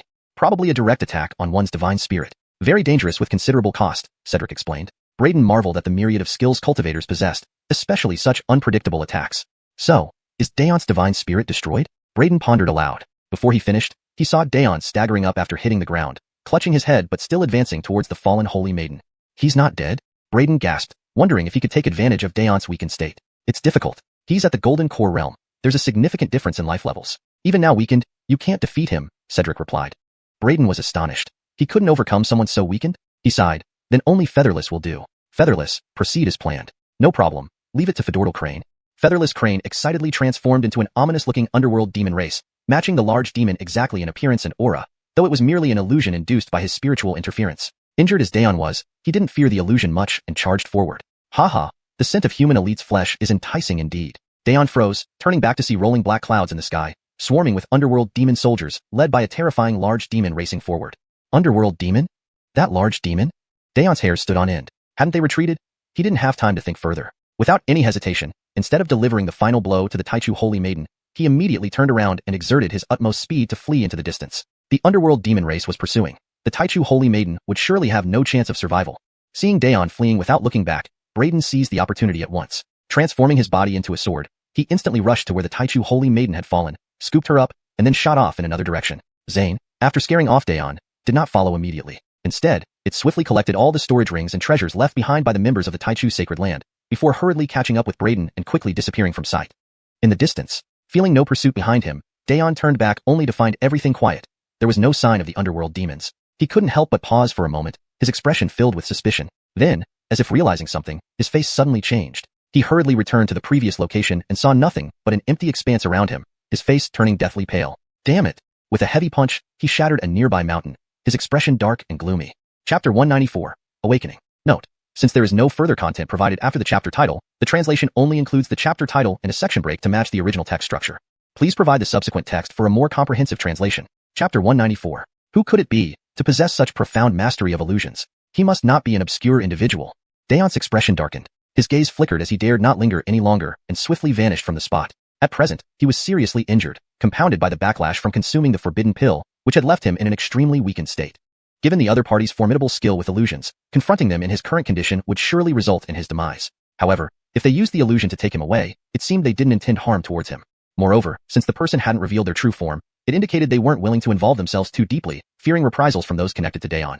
First, I need to recover from my injuries. In a flash, various thoughts raced through Daon's mind. Ultimately, he shook his head and suppressed all these thoughts, deciding first to recuperate from his injuries and restore his vitality.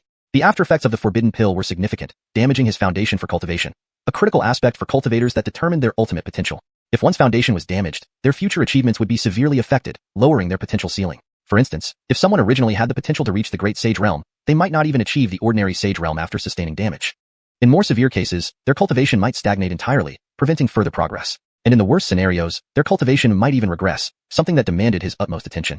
On another front, Braden and Hale carried the Sydney in high speed until they finally arrived at a vast mountain range. These mountains stretched endlessly, appearing like a massive expanse.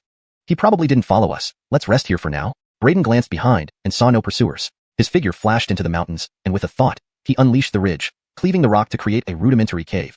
Holding the Sydney, Braden entered the cave and instructed Hale, Alvis, guard outside and watch for danger. Don't worry, master. Leave it to Little Crane.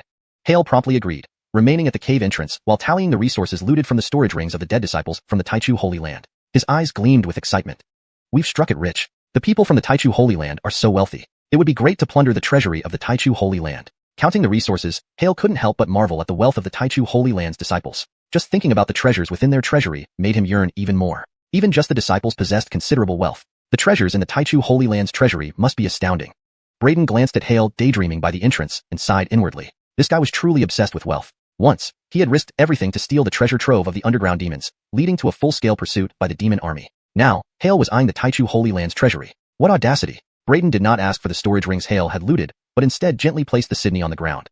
Her veil had been lost in battle, revealing her breathtaking beauty. Her eyes closed, her flawless skin shone faintly. Her face was smooth, nose straight, long lashes curled, delicate eyebrows curved, and small lips perfectly formed, creating a face of ethereal beauty. Even Braden couldn't help but admire her beauty purely as an appreciation of beauty without any impure thoughts. Noticing her bloodied and tattered clothes, Braden retrieved a large robe from his storage ring and draped it over her. She is gravely injured and needs immediate treatment. Otherwise, this body may not survive. Fatty commented, moreover, the destruction of her body will leave her soul adrift, unable to last long without a proper vessel. Finding a suitable body would be crucial.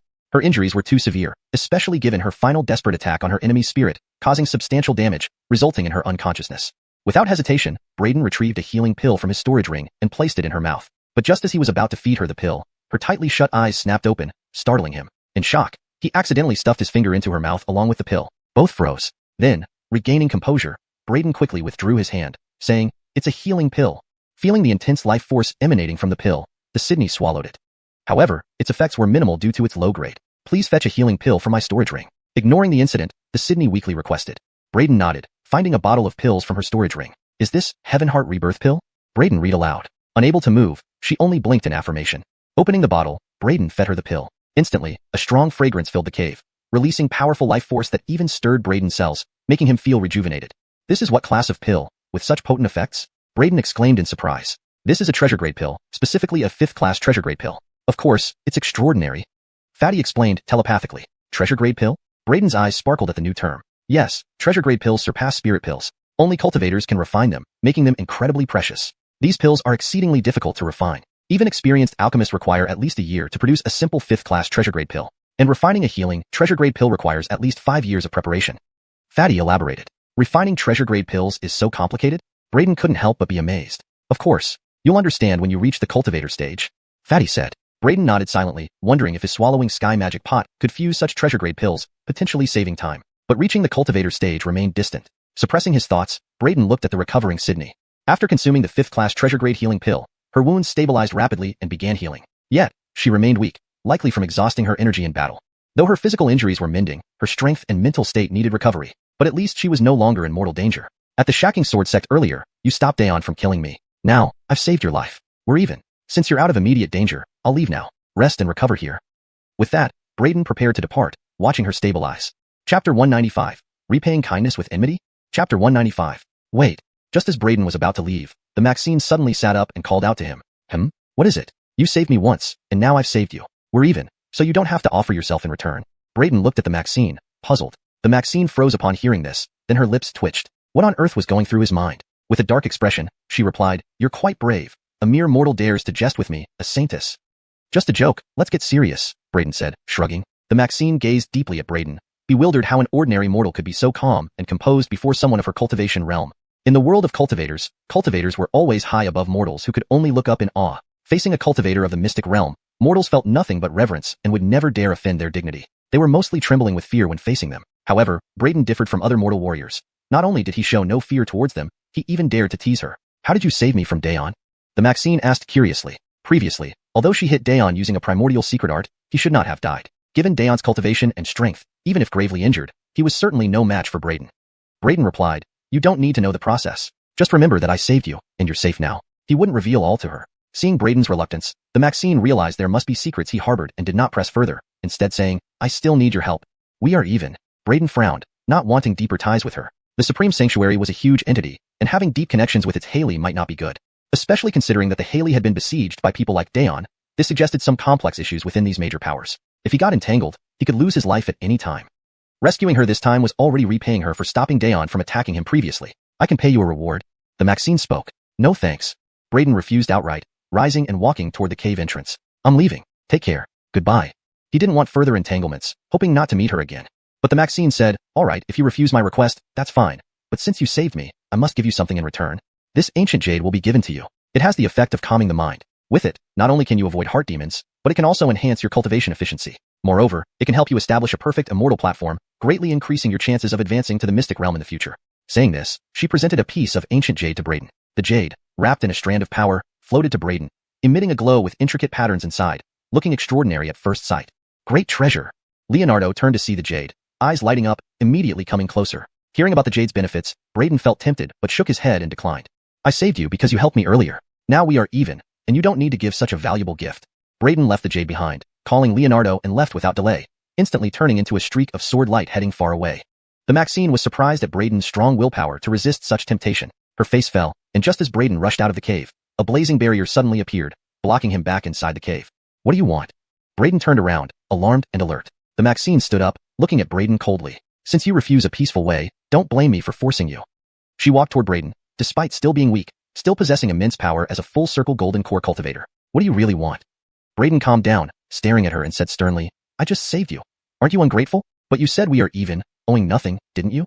A smile bloomed on her angelic face, but Brayden found it extremely cold. Swoosh. At this moment, a sword beam abruptly appeared, piercing through the air, slashing towards the Maxine. It was clearly Brayden taking action. Not knowing why she trapped him, it was clear she wasn't benevolent. Facing such a formidable enemy, striking first was crucial. The Maxine didn't expect Brayden to act so decisively and boldly, or that he'd actually attack her. Meanwhile, Brayden's sword speed and power amazed her. However, with a gentle flick of her hand, using just a little power, she immobilized Brayden's innate sword embryo. Your speed and strength are impressive. With full circle universal realm cultivation, to have such prowess indicates solid foundations and substantial potential. Given time, advancing to the mystic realm shouldn't be too hard. As for this sword, it's pretty good too. Although it doesn't seem to be of high grade, it's imbued with great spirituality, suggesting an intelligent spirit within. Not bad. The Maxine took steps towards Brayden, commenting. Brayden looked grim, realizing her recovered strength post-injury. However, he sensed no intention to kill him. Otherwise, she wouldn't waste words and directly slay him. Recalling her previous plea for help, Brayden felt slightly reassured, asking, what exactly do you want? I needed you to divert Dayon, but since you refused, I have to change tactics. Dayon isn't chasing you, you're safe now. Brayden responded firmly. The Maxine shook her head. Just because he hasn't chased me doesn't mean he's given up. He's probably healing, recovering his essence. Once recovered, he will come after me. You've healed. Even if he comes, you shouldn't fear him. Brayden furrowed his brows. The Maxine shook her head. Though physically healed, my soul suffered heavily from the primordial secret art, making recovery difficult, even dropping my realm. If he finds me, I won't have a sure victory. And he may notify those behind him who have long coveted me. I can't fall into their hands. So, I need your help. As she said this, she looked at Brayden with a complicated gaze, stepping closer. Brayden instinctively felt a sense of unease and asked solemnly, what do you want? I'm just a mortal warrior. What can I do for you? The Maxine slowly explained, I have a secret art called transference, allowing us to swap souls. Realizing her intent, Brayden widened his eyes, startled. You want to swap bodies with me? Without another word, she placed her hand on Brayden's shoulder, initiating the transference art. A powerful force enveloped both Brayden and the Maxine, rapidly forming a massive energy vortex. At the same time, both of their primordial spirits felt the attraction and pull of the energy vortex. Body-soul transference. The Maxine exclaimed in a low voice. Her primordial spirit actively surged out from her sea of consciousness, entering the energy vortex. Brayden's divine soul also experienced a powerful pull, being tightly gripped by the vortex's attraction, attempting to forcibly drag his soul out of his sea of consciousness. His face changed drastically as he exerted all his strength to communicate with the Swallowing Heaven Demon Jar. Buzz. The Swallowing Heaven Demon Jar vibrated, emitting a powerful force that heavily suppressed down, stabilizing his sea of consciousness and forcefully restraining Brayden's divine soul. With his divine soul back in place, the energy swirling around both of them caused his face to continuously tremble. After stabilizing his own divine soul using the Swallowing Heaven Demon Jar, Brayden instantly locked onto the Maxine's primordial spirit. Currently, the Maxine was in an out-of-body state, her primordial spirit at its most vulnerable without the protection of her physical body. With a mere thought, Brayden took the opportunity to suppress the Maxine's primordial spirit, dragging it into the Swallowing Heaven Demon Jar for suppression. Chapter 196, Suppressing the Vonda. Chapter 196, Suppressing the Aloysia. Please provide the full text you would like translated. The current input only contains the chapter title. Chapter 196. Phew. After subduing the Fawn's divine soul into the Swallowing Heaven Devil Vase, the energy currents swirling around them instantly transformed into a gust of wind and dissipated. However, the barrier the Fawn had cast earlier remained, sealing off the cave. The moment her divine soul was suppressed, her corporeal body slumped to the ground, eyes tightly shut, turned into an empty shell. Phew. Brayden regained his composure. He looked at the collapsed remains of the Fawn and thought back to what had just happened, feeling a lingering fear. If not for the Swallowing Heaven Devil Vase, this supreme treasure, he would have been tricked by the Fawn and forced into a soul swap with her, exchanging bodies. What a close call. I nearly became a woman. Such a beautiful face with such a venomous heart. Brayden's expression was dark and unsettling. He had just saved her from dire straits, yet she had immediately turned around and schemed against him. Thinking about it now, when she had stopped Dayon from killing him before, it might not have been to save him at all. It could have just been a coincidence, and her true purpose then might have been that extremity weapon underground. The prettier the woman, the more dangerous. Master, consider this a lesson learned. Franklin also felt shaken, but couldn't help being curious. He asked in surprise, right, Master? What treasure on your body showed its power just now? Just for a moment, the aura it emitted made me feel terrified, as if my spiritual intelligence was about to be scattered. Nothing much. Brayden did not explain the existence of the Swallowing Heaven Devil Vase, as it was his greatest secret. Master is truly capable. Not even a full-circle Golden Core realm expert can do anything to you. Master, you are Devon's idol. My admiration for you is like endless flowing rivers, unceasing. Jude also realized the situation and hurried over, showering Brayden with flattery, eager to make his presence known. Capable? Nearly turned me into a woman. Brayden replied with displeasure. His gaze, fluctuating between calm and fury, rested on the Fawn's fleshly body before him, with her flawless, exquisite beauty that could rival any celestial being. Moreover, her talent was extraordinary. Despite facing attacks from several disciples and an elder of the primordial sanctuary, including Dayon, she managed to counterattack and severely wound Dayon, showcasing her formidable prowess. Such an outstanding individual, yet she ended up falling into his hands due to one miscalculation. What a pity to waste such a fine body. Brayden appraised the perfect physique of the fawn without hesitation, directly removing the storage ring from her hand. This fawn's storage ring contained numerous resources and treasures, making her exceedingly wealthy. After all, she was the holy maiden of an ancient power, naturally possessing an unusual fortune. There were 50 million high-grade spirit stones alone. If converted into low-grade spirit stones, it would amount to an astronomical sum. This was indeed a great wealth. In addition to high-grade spirit stones, there were hundreds of precious medicinal herbs, among which were several that could nourish the soul. There were also a few spirit treasures, a token inscribed with Spirit Beast, and several elixir formulas. However, these formulas corresponded to special elixirs for the mystic realm, and the required herbs were entirely unfamiliar to Brayden. Thus, although the storage ring contained many valuable materials, Brayden didn't dare rashly refine any elixirs. He meticulously examined the fawn's storage ring but did not find the square, green wooden seal she had used previously. That green wooden seal greatly intrigued Brayden. When he saw the fawn use it to suppress everything around her, its imposing majesty left a deep impression. Brayden speculated that the green wooden seal must be the fawn's life-bound magical tool, likely stored within her body or soul. Aside from that, the storage ring contained numerous rare materials. Although Brayden mostly did not recognize them, he could sense their exceptional nature, indestructible and incredibly heavy. These must be things only cultivators can use. Brayden murmured to himself. Then, he proceeded to thoroughly search the fawn, removing every piece of jewelry and ornament from her body. He found her extremely well-equipped, adorned with treasures everywhere. Earrings, headbands, necklaces, jade pendants, each exuding a powerful aura, indicating they were magical treasures. Even under her gauzy dress, Brayden noticed she wore a silver soft armor, gleaming brilliantly in the light. Heraldvine silk soft armor. Wow, this is quite a treasure, master. Jude, with his keen eyes, immediately identified the silver soft armor worn by the fawn as woven from the incredibly precious material, Heraldvine silk. This Heraldvine silk comes from the Heraldvine silk clan during ancient times. The defensive soft armor woven from it resists water and fire, cannot be penetrated by blades or arrows, and has astonishing defensive power. It provides great immunity to water and fire type abilities. If Master wears this soft armor, you can walk confidently through the immortal bridge realm. No one can harm you unless they are top-tier geniuses. Jude spoke enthusiastically. So powerful? Then why did she suffer severe injuries from Dayon and others earlier? Brayden was surprised upon hearing this. Jude rolled his eyes. While the Heraldvine silk soft armor resists water and fire abilities and has excellent defense against other attacks, it isn't absolute. Dayon and the others were all Golden Core realm experts, especially that elder who was a half-saint level powerhouse. After consuming forbidden pills to enhance his strength, he temporarily reached the sage realm. For the fawn to be able to retaliate and kill him already shows how tough she was. Moreover, her final serious injuries occurred after her mana had run dry. If not for the protection of the Heraldvine silk soft armor, her physical body might have shattered right then.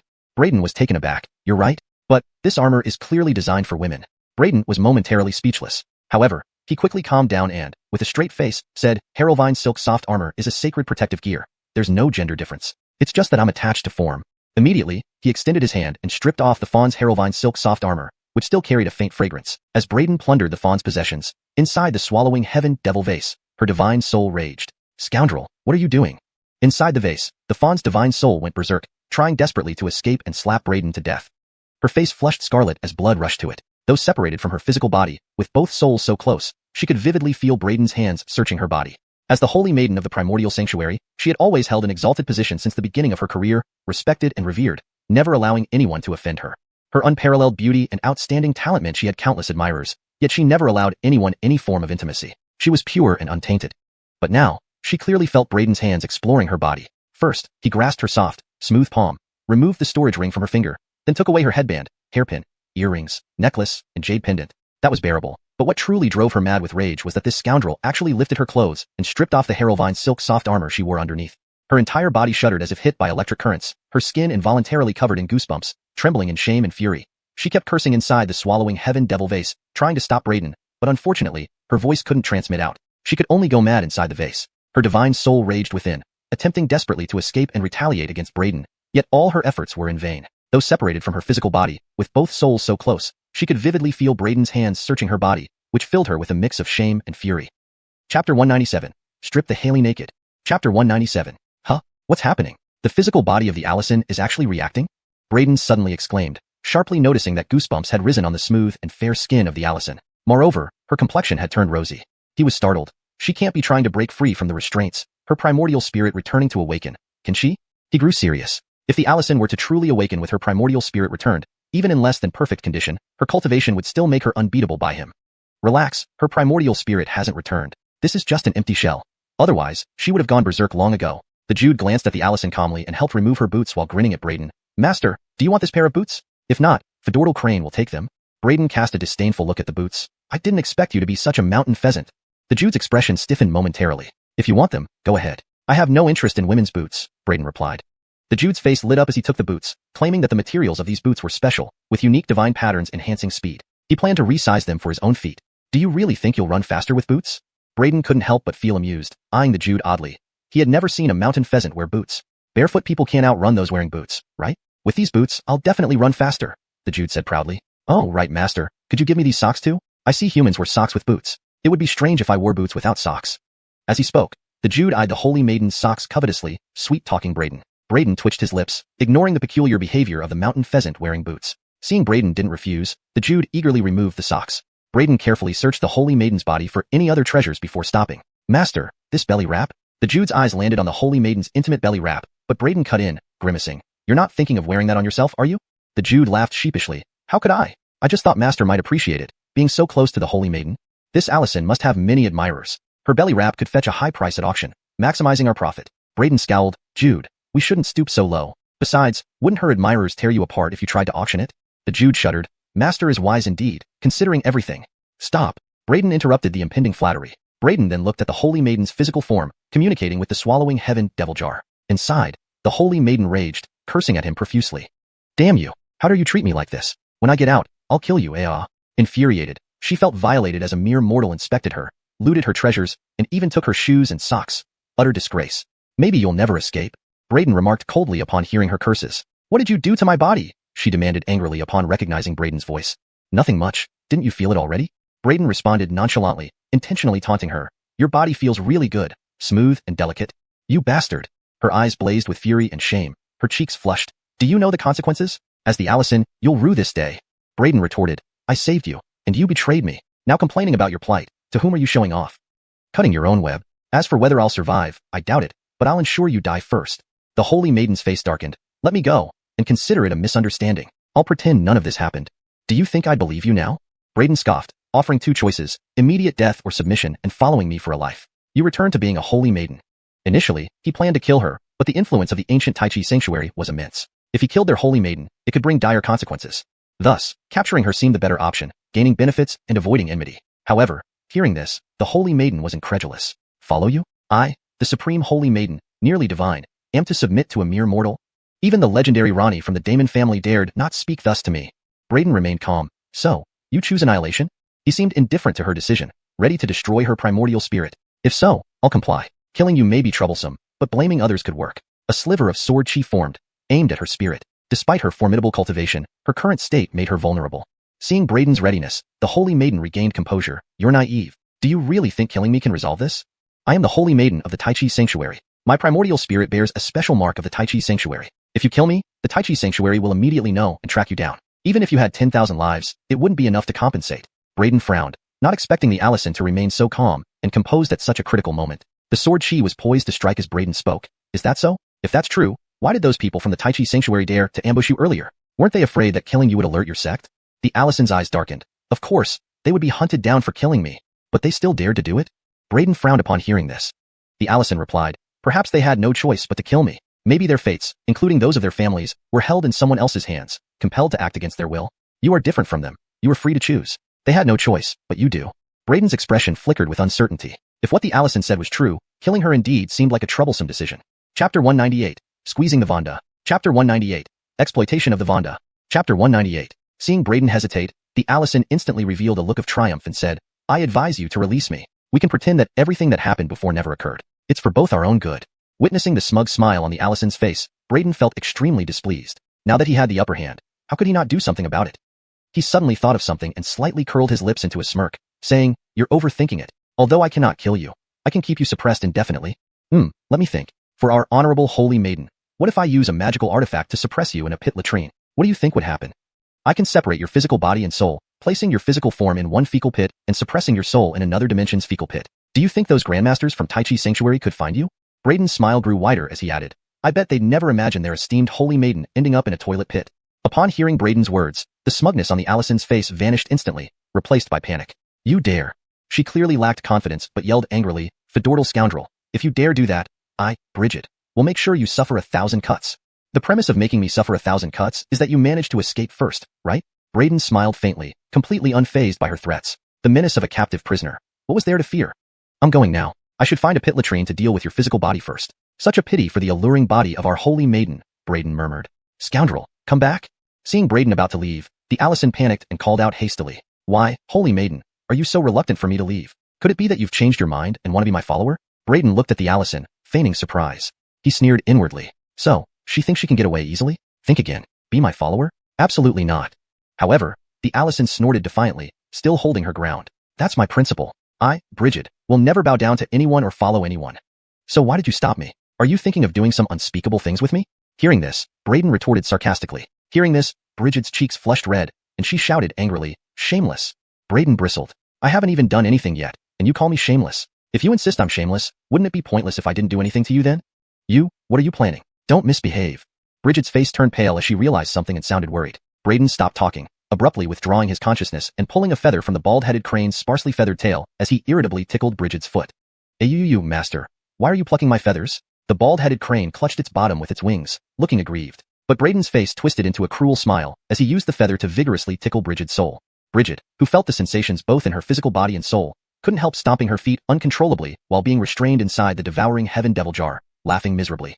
Ah. Stop, scoundrel, stop it. Bridget laughed until tears welled up in her eyes, the intense tickling driving her mad. After scratching for a while and listening to Bridget's shrill laughter within the devouring heaven devil jar, Braden felt quite pleased.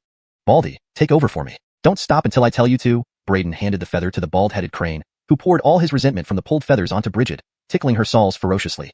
Braden reconnected with the devouring heaven devil jar and saw Bridget bend over in laughter, gasping for breath, smiling and saying, It seems the holy maiden really enjoys this service, laughing so happily. Scoundrel. As she laughed uncontrollably, Bridget cursed furiously. Are you a devil? Stop it, quickly stop it. I'm dying. Tears streamed down Bridget's face from laughing too hard. Braden said calmly, Let's talk about what we discussed earlier instead. If you want me to follow you, it's impossible. But I can offer you other benefits if you spare me. Bridget obviously gave in and said, I can teach you an unparalleled secret technique. When you reach the mystical realm in the future, this technique will greatly enhance the quality of your magic power, far surpassing ordinary people. I'm not interested in secret techniques. Braden spoke directly. With the inheritance of the overlord of the Harrowvine world and the devouring heaven demon Shane, how could he lack powerful techniques? Once he reached the mystical realm, the various mystic techniques left behind by the devouring heaven demon Shane would naturally be open for him to study. Although Bridget was the holy maiden of Tai Chi Sanctuary and possessed extraordinary skills, could her methods really compare to the vast repository of the overlord of the Harrowvine world? Sure enough, hearing Braden's words, Bridget was momentarily stunned, never expecting him to say he wasn't interested in mystic techniques. For cultivators, these were incredibly important. A strong mystic technique could be the foundation of a cultivator's strength. Between cultivators of the same level with similar foundations, a powerful mystic technique could drastically boost one's strength, easily overpowering others of the same level.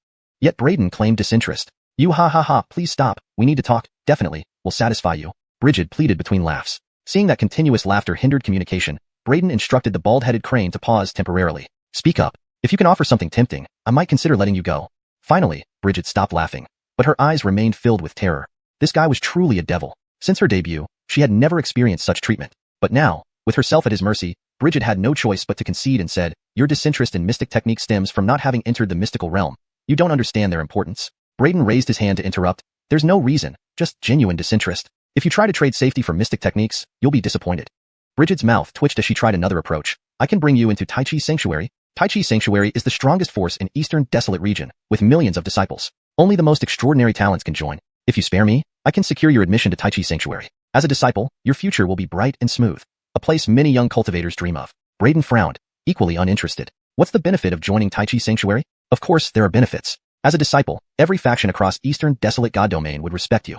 Moreover, Tai Chi Sanctuary has abundant resources, and outstanding talents receive unimaginable benefits like personal cultivation realms and access to various techniques. Furthermore, there are sages lecturing and great powers teaching. Cultivating at Tai Chi Sanctuary is undoubtedly better than being a wandering cultivator. Additionally, note, adjustments have been made to ensure natural flow while maintaining character consistency and plot coherence. Chapter 199. Help me blow it away. Help me blow it away. Please note that the direct translation of the chapter title sounds incomplete or awkward in English. If you have more context or if this is a part of dialogue or action, please provide additional text so I can give a more accurate and fluent translation. Chapter 199. The Verity enthusiastically extolled the benefits of joining the primordial Holy Land. Hearing her words, Braden couldn't help but be moved by the profound depth and wealth of the primordial Holy Land. Sage lectures and great masters imparting techniques were not something a common force could compare to. According to the Sacred Maiden's account, in the primordial Holy Land, as long as one had outstanding talent, everything was possible. This was indeed beyond what any solitary cultivator could achieve. Frankly speaking, Braden did have certain considerations. While he wasn't overly concerned about martial arts or supernatural abilities, sage lectures and teachings from great masters intrigued him. After all, 300 years of isolation couldn't compare to a day of guidance from an enlightened master. Solitary cultivation couldn't rival having a mentor lead the way. Initially, with the inheritance of the Ira, Braden didn't need any mentorship. However, the Ira was too weakened, perpetually in a deep slumber and unable to guide him. This made sage lectures and teachings from great masters more appealing to him. Moreover, the primordial Holy Land controlled many cultivation secret realms that greatly aided practice. And Anna mentioned that the primordial Holy Land held nearly 1/3 of the cultivation resources in the Eastern Wasteland region. To awaken the Ira, Braden needed numerous treasures to nurture his soul, which he could obtain from the primordial Holy Land. Joining the primordial Holy Land offers only benefits and no drawbacks. What do you think? Have you made up your mind? Anna smiled and asked. I don't think so. Braden replied indifferently. The sacred maiden's smile froze, staring at Braden in shock. She noticed his interest but couldn't fathom why he would refuse. The primordial Holy Land is indeed excellent, but going there with you, do you take me for a fool? Braden rolled his eyes. If I bring you to the primordial Holy Land, their great masters might sense your presence through the magical treasures on my body. Wouldn't I be delivering myself into their hands? Though Braden hadn't reached the cultivator realm, these days he had learned much about the cultivator world from Franklin, the spirit in the innate sword embryo. He knew that the great masters of the cultivator world were truly formidable figures with boundless abilities and unpredictable means. If he went to the primordial Holy Land, those great masters might indeed sense Anna suppressed within the devouring sky magic jar. Although this seemed far-fetched, better safe than sorry. Moreover, Daeon was also a disciple of the primordial Holy Land. Having encountered Braden before in the Xiaogong sect's forbidden area and harboring murderous intentions, encountering him again at the primordial Holy Land would cause trouble. Thus, even if Anna praised the primordial Holy Land extravagantly, Braden wouldn't risk going there. Hearing Braden's response, Anna couldn't help but admire his discernment. Clearly, she hadn't anticipated that he could withstand such temptation and foresee the dangers. She had intended to lure him to the primordial Holy Land because, having practiced the core technique of the primordial Holy Land, her aura was linked with other practitioners of the same art. The great masters could detect her over considerable distances. However, Braden had already considered this possibility, rendering her plan ineffective. But since I can't go to the primordial Holy Land, I might try visiting the ancient Demon family. Braden thought of another pillar in the Eastern Wasteland region. This ancient clan was equally top-tier and comparable to the primordial Holy Land, with comparable power and resources. Since he couldn't join the primordial Holy Land, the ancient Demon family was a viable alternative. The ancient Demon family, I can't recommend you. Anna responded directly. As the sacred maiden of the primordial Holy Land, she had no connection with the ancient Demon family. Both factions had been competitors for ages. Braden suspected as much. Looking at Anna, he asked, what if I offered you as tribute and delivered you to the ancient Demon family? Would it help me join easily? The sacred maiden's eyes widened, then quickly calmed. If you seek death, you could do this. Why? Braden questioned. Anna took a deep breath, suppressing her anger. While the primordial Holy Land and the ancient Demon family are rivals, they've never outright antagonized each other. Even if you captured me, the ancient Demon family wouldn't harm me. Instead, they'd likely escort me back to the primordial Holy Land to avoid escalating tensions. Doing so would destabilize the entire Eastern Wasteland region, and you would face being pursued by the primordial Holy Land, while the ancient Demon family, to prove their innocence, would likely capture you and hand you over to us. So, you'd essentially be courting death. Anna reasoned logically. Yet Braden chuckled. Is that so? If it were true, you'd urge me to take you there, but why are you wary? Anna faltered. Braden stroked his chin. Your reasoning isn't entirely wrong. If I were part of the ancient Demon family, I probably wouldn't kill you but would use you as leverage to negotiate with the primordial Holy Land. Anna stared at Braden, astonished at his audacity. Or, suppressing the sacred maiden of the primordial Holy Land, taking her secretly to the ancient Demon family, where they see my potential and cultivate me, while discreetly executing you. Braden suggested another possibility. Anna's face turned pale. But personally, I think that scenario is unlikely. The bigger the organization, the more focused on gains and losses. Cultivating me might seem less valuable, compared to using you to blackmail the primordial Holy Land. For a giant like the ancient Demon family, absorbing countless prodigies means one more or one less doesn't matter. They're more likely to sacrifice me to blackmail the primordial Holy Land.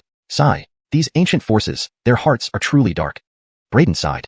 Anna's lips twitched, speechless. Who could be more unscrupulous than you? At the same time, her attitude toward Braden shifted slightly. Was this boy really just a teenager under 20? His mind was remarkably perceptive and mature, far from an inexperienced youth. Alright, looks like I'll have to find another way to approach the ancient Demon family. Braden shook his head, looking at Anna with disdain. You, as the sacred maiden of the primordial Holy Land, seem utterly useless. You can neither be taken to the primordial Holy Land, nor used as a token to join the ancient Demon family. What good are you? Anna bit her lip, on the verge of exploding. Being disdained by a mere mortal warrior was humiliating. Alright, your highness, Haley, I'll give you one last chance. Please demonstrate your value and serve your purpose, or else, I will only have to suppress you into a cesspool and let it be your companion for the rest of your life. Braden declared his ultimatum. Hearing this, Anna took a deep breath. She felt that the biggest mistake of her life was meeting this guy. In just half a day, she felt like she had almost been driven mad by him. Struggling to calm herself down, Anna exhibited remarkable grace and mental fortitude. Suppressing her impulse to lose control, she tried to speak in a calm tone. I can guide you in cultivation. Additionally, While I cannot directly introduce you to the ancient Daemon family, I can still assist you. No way. Braden raised an eyebrow, exclaiming with exaggerated disbelief. A noble Haley has only this much value? Anna's temples bulged with veins as she took another deep breath. As long as you don't make me follow and submit to you, and don't suppress me into a cesspool, I will do whatever you ask. Really, anything at all? Braden's eyes immediately lit up upon hearing this, staring intently at the Verity. Feeling Braden's intense gaze, Anna couldn't help but tremble. After a moment of hesitation, her face flushed red. Biting her lips, she mumbled in response, yes. Good, then start by blowing for me first. Note, the final line is ambiguous and could be interpreted differently based on context. In a novel setting, this might imply a variety of actions, not necessarily physical. To preserve the tone and ambiguity of the original text, it's translated as is. Chapter 200. Advancing to the Immortal Platform, Transforming Mystic Power. Chapter 200. Hearing Braden's words, Anna pursed her lips and her cheeks flushed crimson. H here. Of course. Unless you expect me to let you out? Braden asked. But I don't know how to. Blow the flute? Can't do that either? Braden responded with displeasure. I've heard that in your cultivation world, there are numerous melodies that can assist in cultivation and nourish one's divine soul, especially from ancient powers like yours. With such rich repositories of knowledge, it definitely includes secret techniques for this purpose. As a holy maiden of the Tai Daemon Sanctuary, haven't you learned any such songs? You better not try to fool me.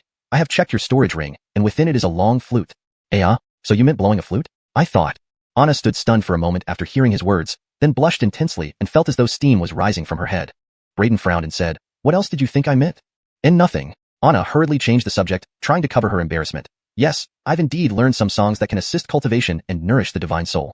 All right, play one for me. Braden tossed a long flute to Anna. Upon receiving the flute, Anna began playing vigorously. The melodious flute sounds were akin to celestial music, pleasing and enchanting. Simultaneously, it carried an unseen power that made one feel unusually calm, with one's internal true chi becoming noticeably more active, circulating through the body at an increased speed. Braden was instantly captivated by the depth of the Lana's musical expertise. Her melody transcended mere sound, almost lifting him into a sublime realm. Feeling moved by the profound melody, he sensed a mysterious connection between mind and nature. Anna noticed Braden's unusual reaction and couldn't help but be surprised. The song she played, called Heart-Clarifying Melody, had many benefits, focusing the mind, calming the spirit, enhancing self-awareness, and even dispelling heart demons or leading one towards enlightenment. This particular piece was a unique supreme secret technique of the Tai Daemon Sanctuary, incredibly precious. However, Anna's mastery of this technique was only superficial. It wasn't enough to lead someone into the state of enlightenment. Yet here Braden seemed on the verge of achieving a unity with nature, an enlightened state. The Holy Maiden was thoroughly impressed by Braden's extraordinary talent. As a mere mortal martial artist who hadn't yet touched upon divine principles, merely listening to her beginner-level, heart-clarifying melody was pushing him toward the realm of enlightenment. What kind of intuition and talent did this man possess? As the music echoed beautifully, Braden's heart felt inexplicably calm. It was as if he were standing on a still lake. A drop of clear water fell into the lake, resonating gently in his tranquil mind. A soft, pure sound containing the wisdom of the universe enveloped his entire being. Suddenly, myriad rays of light bloomed in his mind, rippling outward as numerous spiritual insights arose within his consciousness. In reality, fierce waves of spiritual energy surged within the mountain cave where Braden resided. Endless spirits from all directions coalesced into a blue dragon, surging from the ravine into the cave and then into Braden's body. Shaken, Braden felt an unprecedented sense of relief, a rejuvenation from within his soul to his flesh. His mental sea expanded rapidly, while his cultivation level visibly grew under the impact of the spiritual dragon. Inside the Swallow Heaven magic jar, Anna, although unaware of Braden's changes, clearly sensed the powerful waves of Braden's mental strength and its rapid increase. She was filled with shock. Is he truly entering the unity with nature enlightened state? But how can this be possible? He's just a mortal without any experience in divine arts. How can he possibly? Her thoughts raced wildly, amazed at what seemed impossible. Being a path a mortal body naturally inclined toward the path of enlightenment, she found it astonishing that Braden achieved enlightenment merely by listening to her mediocre flute performance. Could she seize this opportunity to attack his spirit and slay Braden? After pondering, Anna decided against it. The treasure restraining her spirit was no ordinary artifact. Previously, her attempt at escaping through illusion failed, leading to its suppression. Another move might provoke its second wave of suppression, resulting in failure. Moreover, this would enrage Braden, and who knew what he might do. Better to show her value and wait for a more opportune time. Thus, she began another melody after finishing the heart-clarifying melody. Half an hour later, a powerful rumble surged within Braden, a forceful rush heading straight to the top of his head before settling into his immortal platform. It felt as though he were ascending into the sky, golden light filling his vision as a jade platform slowly emerged. The radiant platform possessed an incredibly potent nurturing effect on the spirit. Streams of mystical energies poured forth from the central altar, merging with Braden's true chi, which flowed up his spine to meet this altar, transforming into a purer, more powerful form. This was clearly magical power. With the influx of magical power, Braden's vital essence soared dramatically. Outside, spiritual dragons roared, continually flowing into his body. After a considerable amount of time, Braden finally snapped out of his enlightened state. He stared in shock at the drastic changes in his own body. My cultivation level. What happened? How did I reach the immortal platform realm? My true chi. it has also transformed into magical power? Braden was completely astounded, barely believing that he had reached the immortal platform realm so effortlessly. Furthermore, his true chi had directly evolved into magical power. Without much time spent comprehending divine principles, at the initial stage of immortal platform, all of his true chi converted entirely into magical power. This differed from the immortal platform realm he understood, challenging common reasoning. Congratulations, Master. You've finally broken free from the limitations of the 10,000 phenomena realm and entered the immortal platform realm. You're one step closer to the Heraldvine principal realm. Connor also sensed Braden's transformation and immediately prostrated himself, loudly worshipping. Still dazed, Braden queried, "What happened? Wasn't I just listening to music? Why did I break through?" "With your unparalleled talent, breaking through a small, immortal platform realm isn't difficult at all, Master," Baldy praised. Braden's mouth twitched. Ignoring Connor, he asked the innate sword embryo, "Fatty, what just happened?" "When you listened to Lana's heart-clarifying melody, you entered the unity with nature enlightened state. This triggered the flow of heavenly principles and infused your body with natural forces, pushing you into the immortal platform realm. Also, due to your deep foundation, having pushed each previous realm to its extreme and condensed the 7 stages of true ultimate, your true chi was already refined to its peak. Upon entering the immortal platform realm, it automatically converted to magical power," Fatty explained. "So that's how it is. This Lana's flute music actually has such power, allowing me to attain enlightenment and advance in cultivation." Hearing Fatty's explanation, Braden was instantly taken aback, then his eyes gleamed with excitement. "In that case, I should have the Lana play more often for me." Braden chuckled mischievously. Inside the Swallow Heaven magic jar, Anna's spirit involuntarily shivered, a sense of foreboding creeping into her heart. Chapter 201. Cultivating Heraldvine Abilities. ####Chapter 201. Braden did not rush to oppress the Maxine. Instead, he carefully sensed the changes within himself. Is this jade altar the immortal platform? Braden's consciousness sank into his mind, where he saw a jade altar emitting a faint radiance, with streams of mana flowing within. That's correct. The immortal platforms are classified into different grades. The higher the quality of the platform, the more powerful the mana it generates. Master's immortal platform is flawless and should be of the highest grade, a perfect immortal platform. This kind of perfect platform is extremely rare, practically 1 in a million. However, Master has extraordinary talent combined with the deep foundation of true extreme realm at the 7th level, making it possible to condense the perfect immortal platform. Fedortal Fat explained proactively. Upon hearing this, Braden became increasingly excited. A perfect immortal platform. So, my mana quality is far superior to ordinary people, which means that under the same level, my mana will be more powerful. Indeed, the firmer the foundation and the deeper the cultivation, the broader and smoother the future path will be. Previously, cultivating to the 7th level of true extreme realm caused me great suffering and inhuman pain, but it has endowed me with much greater strength and potential than ordinary people. Braden's eyes blazed with fervent light. With a thought, his internal mana surged, immediately giving him an unprecedented sense of power. With a wave of his hand, powerful mana flowed into his palm. Then he clenched his fist and delivered a punch. Boom. Immediately, the space before him trembled. The seal placed by the Maxine shook violently under the force of Braden's punch. So strong. Braden's eyes shone with brilliance. Mana, indeed. No wonder cultivators of the mystic secret realm can be so powerful. The might of this mana truly isn't comparable to true chi. They aren't even in the same league. The same move, executed with mana versus true chi, lies on 2 entirely different levels, differing by tens of thousands of miles in power. Braden took a deep breath. Only now did he understand how remarkable it was for him, as a mortal martial artist, to challenge cultivators. It was thanks to achieving multiple layers of the true extreme realm and elevating the quality of true chi to its peak, along with various profound foundations, that he could confront cultivators. Ordinary martial artists almost had no chance of challenging cultivators, because the gap in strength between them was truly too vast. But now, although Braden was still at the mortal martial artist realm, his true chi had already transformed into mana ahead of time. He was at the mortal level, but possessed the foundation of a cultivator. Moreover, his mana was of the highest quality, shockingly powerful. Combined with the foundation from the 7 levels of true extreme realm, his current strength was undoubtedly far superior to before. I wonder if I can now contend with Yin-Yang realm cultivators? Braden couldn't help but think about this secretly. The cultivator realm started becoming immensely difficult from the Yin-Yang realm onward. Braden's strength had greatly increased, but he hadn't fought against any experts from the Yin-Yang realm yet, so he didn't know if he could match them. But Braden believed that even if he couldn't defeat them, self-preservation shouldn't be a problem. After all, before reaching the immortal platform realm, he managed to kill Christian, who was at the 3rd level of the mystic secret realm, with only his true extreme realm at the 7th level. Speaking of which, since I've cultivated mana, can I start practicing mystic arts ahead of time? Braden couldn't help but ponder. Throughout history, no one has ever cultivated mystic arts at the mortal realm. However, Master is special. Although still at the mortal martial artist realm, Master surpasses cultivators in every other aspect except cultivation level. Moreover, having cultivated mana, combined with Master's exceptional comprehension and talent, it might just be possible to master mystic arts prematurely. Fedortal Fat mused. Braden nodded and entered the Swallowing Heaven Demon Hall directly. The intense pressure came rushing toward Braden, but now he had adapted much better to the overwhelming pressure inside the hall and didn't feel too uncomfortable. The martial techniques and cultivation methods in the mortal martial artist area were now clear to him, no longer blurry or unidentifiable. He walked straight forward, stepping onto the stairs leading up to the hall. Instantly, a terrifying pressure descended upon him, making his body heavy and nearly causing him to stumble. If not for the multiple transformations he underwent, giving him a foundation as solid as that of a cultivator, he would never have reached this point. On the walls above the stairs, countless mysterious runes were engraved. Previously, Braden could not clearly see these runes, but now, some of them were imprinted sharply in his vision. Standing on the first step, his gaze fell upon the runes that formed a mystic art. Only such high-level mystic arts would be composed in rune form, not in words. To comprehend a mystic art, one must first understand the runes and grasp their meaning, allowing one to possibly cultivate and master them. Herald-ferent interpretations by individuals could lead to variations in the same mystic art. Of course, the core understanding cannot be wrong. Otherwise, it wouldn't just be a matter of variation but failure to comprehend and cultivate it altogether. Braden scrutinized the runes carefully, but found himself unable to make sense of them immediately. The runes were foreign to him, and he to them. Unable to focus due to the oppressive pressure weighing on him, Braden tried hard to imprint the appearance of the runes deeply into his memory before exiting the Swallowing Heaven Demon Hall. My understanding of the Tao of mystic arts is too shallow. Even with my exceptional comprehension, I cannot directly grasp the subtleties of mystic arts. After several days of futile attempts, Braden finally realized the issue. He had just entered the early stage of the immortal platform realm and lacked a clear understanding of the Tao of mystic arts, let alone any insights.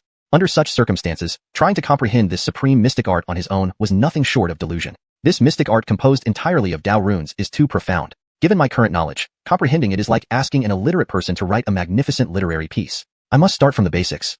Braden thought and decided to begin with some simpler foundational mystic arts to deepen his understanding of the Tao of mystic arts, thus initiating his enlightenment. He would then progress from easy to difficult, ensuring steady improvement. Thinking this over, Braden rummaged through his storage ring and pulled out several mystic arts. These mystic arts were looted from the storage rings of cultivators from the mystic secret realm whom he had killed. Previously, he hadn't given much thought to these mystic arts, finding them less valuable than tangible resources like spirit stones. After all, the Swallowing Heaven Demon Hall contained numerous supreme mystic arts treasured by the dominator of the Heraldvine realm. Now, however, he felt these common mystic arts should also have their value. These lower-tier mystic arts were described in text, not runes, making them relatively easier for him to comprehend. He chose the Primordial Sword Art, a foundational sword mystic art from the Primordial Sanctuary, obtained from a disciple's storage ring during the battle where Daon and others had tried to kill the Maxine.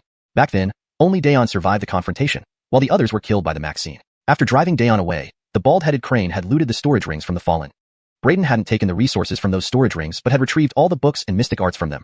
This Primordial Sword Art, as a foundational sword technique of the Primordial Sanctuary, may not be highly advanced, but it is far superior to common basic techniques. After all, the Primordial Sanctuary, as an ancient power, has an extraordinary heritage. Even its introductory foundational techniques are unmatched by ordinary standards. This Primordial Sword Art was perfect for Qimong, initiation/enlightenment.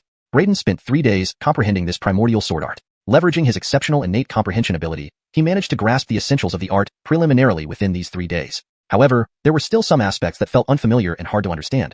Being his first encounter with mystic arts, Braden documented the parts he didn't understand and sought guidance from Cedric, the spirit entity of the inherent sword embryo. He then approached the fawn for further instruction. Cedric, once the spirit entity of a divine sword, had accompanied its first-generation master and thus possessed extensive knowledge and insights into swordsmanship mystic arts. As the Primordial Sanctuary's maiden, Anna was naturally very familiar with the Sanctuary's foundational mystic arts. With such readily available expertise, it was only natural to make good use of it. This Primordial Sword Art was perfect for enlightenment. Braden spent 3 days comprehending this mystic art. Leveraging his exceptional comprehension and talent, he had already grasped the basic subtleties of the Primordial Sword Art in these 3 days. However, there were still some parts that felt awkward and difficult to understand. Being his first encounter with mystic arts, Braden documented these confusing sections and sought advice from the spirit of the inherent sword fetus, Fedortal Fat, and then consulted the Primordial Haley for guidance. Fedortal Fat, once the spirit of a divine sword, had accompanied its first-generation owner and possessed extensive knowledge, especially in sword mystic arts. And Anna, as the Haley of the Primordial Sanctuary, was naturally very familiar with the foundation mystic arts of the Sanctuary. With such readily available expertise, it would be wise to fully utilize it. This Tai Chi sword technique, as a foundational sword skill of the Tai Chi Holy Land, may not be highly advanced, but it is still far superior to common basic techniques. After all, the Tai Chi Holy Land, an ancient force with profound heritage, has a depth that sets it apart. Even its introductory techniques are unmatched by ordinary people. This Tai Chi sword technique is perfect for enlightenment. Braden spent 3 days comprehending this sword technique. Leveraging his exceptional talent for comprehension, he had already grasped the basics of the Tai Chi sword technique within these 3 days. However, some aspects still felt unfamiliar and difficult to understand, as this was his first time encountering such techniques. Braden recorded the parts he didn't understand and sought advice from the spirit entity Cedric, the innate sword embryo. He then sought guidance from the Allison. Cedric, once the spirit entity of a divine sword, followed its original master and had extensive knowledge, especially in the domain of sword techniques. Meanwhile, Anna, as the Holy Maiden of the Tai Chi Holy Land, was naturally very familiar with the foundational techniques of the Tai Chi Holy Land. Having such readily available expertise at hand, it was only natural to make good use of it. Note: I have opted to translate Qimong as enlightenment as per your request. If you prefer a more precise translation like initiation or introduction, please let me know. Chapter 202, Shearing the Holy Maiden's Wool. Chapter 202, Plucking the Holy Maiden's Wool. Note: Plucking the holy maiden's wool is a metaphorical expression that suggests taking advantage of the holy maiden in some way. The idiom haoyangmal literally means shearing sheep, but is often used to describe exploiting promotions or benefits. Here, it has been adapted to fit the context and read naturally in English. Please let me know if you would like a more idiomatic translation or have any specific preferences for certain terms. Chapter 202. Fatty responded to Braden's various inquiries without holding anything back, answering thoroughly and completely. However, the Supreme Sacred Maiden was incredulous when she learned that Braden intended to cultivate divine abilities, exclaiming to him, "You want to cultivate divine abilities?" She stared at Braden with an odd expression, saying, "Herolvine abilities can only be mastered by cultivators in the Herolvine Secrets realm. As a mere mortal, no matter how high your talent is, it's impossible for you to grasp divine abilities prematurely. Even if you could comprehend them, without mana, it would be impossible for you to cast them. Understanding divine abilities now might be too early for you. Instead of trying to comprehend divine abilities now, you should focus on improving your cultivation. Who told you I don't have mana?" Hearing Brigid's words, Braden rolled his eyes and said coolly, "If I hadn't cultivated mana, would I need to worry about cultivating divine abilities?" "What did you say? You've cultivated mana? Have you already reached the Herolvine Secrets realm?" Startled by these words, Brigid's eyes widened in disbelief. "Impossible. This is absolutely impossible. Before, you were only at the 10,000 phenomena realm. How could you possibly reach the Herolvine Secrets realm after just a few short days? Why can't mortals cultivate mana?" Braden asked with calm indifference. Brigid opened her mouth wide in surprise. "Are you saying you mastered mana as a mortal?" Her gaze was fixed on Braden, as if she had heard something incredible, her mind filled with disbelief. However, Braden had no reason to deceive her. Without confirming or denying, Braden directly sought guidance from Brigid regarding the parts he didn't understand. Brigid gave Braden a deep look but ultimately did not refuse, earnestly guiding him. She knew all too well that being in Braden's hands, if she wanted to survive and avoid being suppressed into the manure pit, she needed to fulfill all of Braden's requests as much as possible. Though the supreme divine ability of the primordial Holy Land could not be imparted externally, what Braden was seeking was merely basic introductory divine abilities.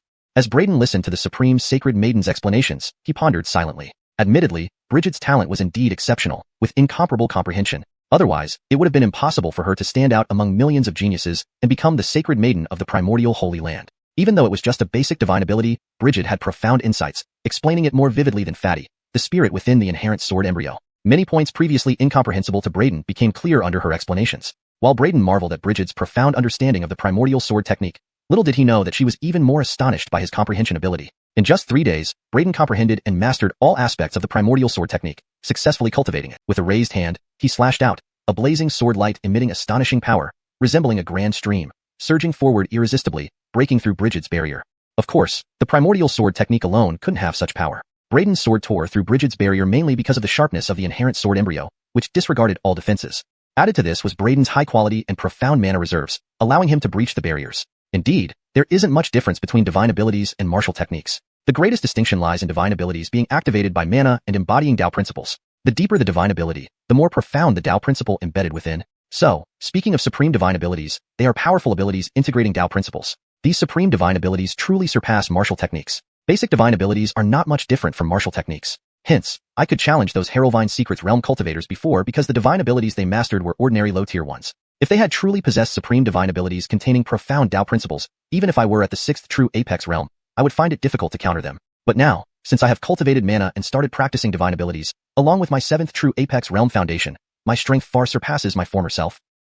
However, to contend with those great divine ability masters, I must quickly master 2 supreme divine abilities. Braden expelled a long breath, his eyes gleaming with insight.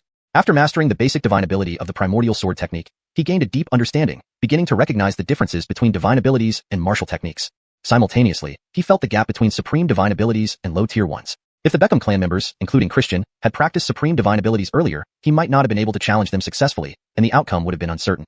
But such supreme divine abilities were not trivial. Ordinary forces and cultivators had no qualifications to possess them. Moreover, these supreme divine abilities contain profound Tao principles, making them extremely challenging to comprehend. Without formidable talent, high insight, and a deep understanding of divine Tao principles, it would be impossible to successfully cultivate them. Over the next period, Braden comprehended all the basic divine abilities in front of him. He studied these basic divine abilities primarily to deepen his understanding of divine Tao principles, speculating about the myriad mysteries of the way through various types of divine abilities. Such behavior was perhaps unfathomable to ordinary people who wouldn't think of enhancing their understanding of divine Tao principles in this way. Having experienced comprehending the primordial sword technique, Braden found it easier to understand these basic divine abilities, no longer feeling lost and unsure where to start. As he comprehended more basic divine abilities, his understanding of divine Tao principles deepened gradually, and his efficiency in comprehending basic divine abilities increased significantly. By the end, he could comprehend a basic divine ability in just 1 day. After half a month, Braden had comprehended all the basic divine abilities he had and began studying low-tier divine abilities. Studying low-tier divine abilities was much harder than basic ones, but having laid the groundwork from comprehending basic divine abilities, Braden faced little resistance. He combined self-study with consulting Fatty and Brigid, cross-referencing their insights. For the first low-tier divine ability, he only took 7 days to succeed. Then for the second one, it only took 5 days. The third one required only 3 days less. By the end, comprehending a low-tier divine ability took Braden just 1 day. But he didn't stop. He persisted in comprehending all the low-tier divine abilities he had. Then he approached Brigid directly, requesting low-tier divine ability techniques from her. Brigid was astounded by Braden's terrifying learning ability and talent. Her attitude towards Braden changed rapidly, from initial disdain to recognition and now respect, all within this short period of less than a month. Taking a deep breath, she said to Braden, "I do indeed possess several low-tier divine abilities. If you desire them, I can teach them all to you, but I have a condition." "No." Braden refused outright without waiting for Brigid to state her condition. Brigid's tone faltered. Braden continued, "You want to trade a few low-tier divine abilities for freedom, but that's impossible. I won't deceive you. To put it frankly, I cannot release you until I'm strong enough to deal with any danger your release might bring me. However, if you behave, I may consider not suppressing you into the manure pit." Brigid's lips twitched. She knew Braden wouldn't let her go so easily. In fact, if she were in his place, she wouldn't have done otherwise either. Ultimately, Brigid conceded, "All right, I will teach you low-tier divine abilities." Subsequently, she imparted all the low-tier divine abilities she knew to Braden. A total of 8 low-tier divine abilities. Braden only took 10 days to fully comprehend them. Following that, he turned his attention to high-tier divine abilities. The high-tier divine abilities Braden possessed mostly came from the primordial Holy Land. They were gleaned from the storage rings of the disciples and an elder from the primordial Holy Land. Of course, Braden did not forget to take advantage of Brigid's knowledge as well. Every day, besides comprehending high-tier divine abilities, Braden would have Brigid lecture him on the way, treating her as a tool to further his understanding. To avoid angering Braden and being suppressed into the manure pit, Brigid tried her best to meet Braden's demands. 3 months passed in the blink of an eye. Braden comprehended 3 high-tier divine abilities. Meanwhile, under the guidance of Brigid and Fatty, his understanding of divine Tao principles became more profound than that of many cultivators in the Harrowvine Secrets realm. Chapter 203, Supreme Mystic Art, Daeon's Assault. Chapter 203. Perhaps, it's time to try and comprehend the supreme mystic art of the Swallowing Heaven Demon Hall. On this day, Braden slowly opened his eyes, fully digesting and integrating everything he had learned in the past. However, before he formally embarked on comprehending this supreme mystic art, Braden did not forget to take advantage of the primordial Holy Maiden. "I wish to comprehend a mystic art. Your Highness, could you please play a few tunes for me? Do not stop until I tell you so." If everything goes smoothly after this comprehension, I can give you a few days off," Braden instructed. Anna's lips twitched when she heard this, and she sighed deeply, not expecting that she, a distinguished primordial holy maiden, would be treated like this by an ordinary mortal. She nodded lightly, then picked up her long flute and began to play. The melodious tune of the flute contained profound mystic arts and seemed to have a special kind of magic that could soothe one's mind and guide them into enlightenment. Hearing Anna's flute tune, Braden immediately felt his mood become even more peaceful. The sensation of unity with nature came back to him once again. Sitting cross-legged, images of the mystic runes recorded in his memory appeared in his mind. One by one, these brilliant mystic runes surfaced in Braden's mind, floating, flipping, and combining into a grand mystic art. This time, Braden could understand what these runes meant, no longer as confused as he had been initially. The continuous contemplation of various basic, low-level, and high-level mystic arts finally paid off. He now sensed the essence of mystic arts flowing through his heart. Great Myriad Yin-Yang Destruction Sword Technique. A loud sound seemed to echo in Braden's mind, and these words arose spontaneously. Braden immediately realized that this was precisely the name of the supreme mystic art. This supreme mystic art turned out to be a sword-based skill. This delighted Braden greatly, as he mainly followed the path of swordsmanship. Now, this supreme mystic art being related to swordsmanship suited him perfectly. Braden delved deeper into the comprehension of this art, his inner peace becoming increasingly profound, entering a state of spiritual tranquility. Concepts of the mystic art naturally emerged in his mind. Thunderous sounds began echoing in his mind, resonating with the essence of the universe. One by one, the runes illuminated his consciousness, eventually converging into a human figure holding a 3-foot sword, practicing sword techniques within his mind. This epiphany lasted for 3 whole days. After 3 days, Braden automatically withdrew from his enlightened state. The figure demonstrating the mystic art in his mind dissipated, turning into countless mystic runes that sank into Braden's consciousness. But Braden did not wake up immediately. He sat still in the cave, silently assimilating the insights gained during his epiphany. 3 months passed swiftly. A trace of Tao rhythm flowed from Braden's body, intertwining with his soul, even reaching the faint awareness of Anna inside the Swallowing Heaven demon jar. This surprised Anna. What is this guy comprehending that allows Tao rhythms to permeate his being? She had experienced this too, but only after reaching the 2nd level of the mystic arts realm and understanding the core mystic art of the primordial sanctuary, the void meditation great seal. Here was Braden, just a mortal, already adorned with Tao rhythms. Could he have mastered a supreme mystic art? Where did he get it? Anna's eyes gleamed, sensing Braden's mystery. Is he perhaps the heir of another major power? Otherwise, how could he possess a supreme mystic art? No wonder he remained unmoved by my offer of a supreme mystic art, saying he wasn't interested in mystic arts. It turns out he already has one. I wonder which school it belongs to? Just then, a rainbow beam shot from afar. It was Daeon. After 5 months, his vital energy had fully recovered. He had contacted someone in his sect, reported all that had happened, and was told that the primordial holy maiden had not returned to the sect. Her soul lamp flickered weakly, indicating serious injury and urging continued pursuit.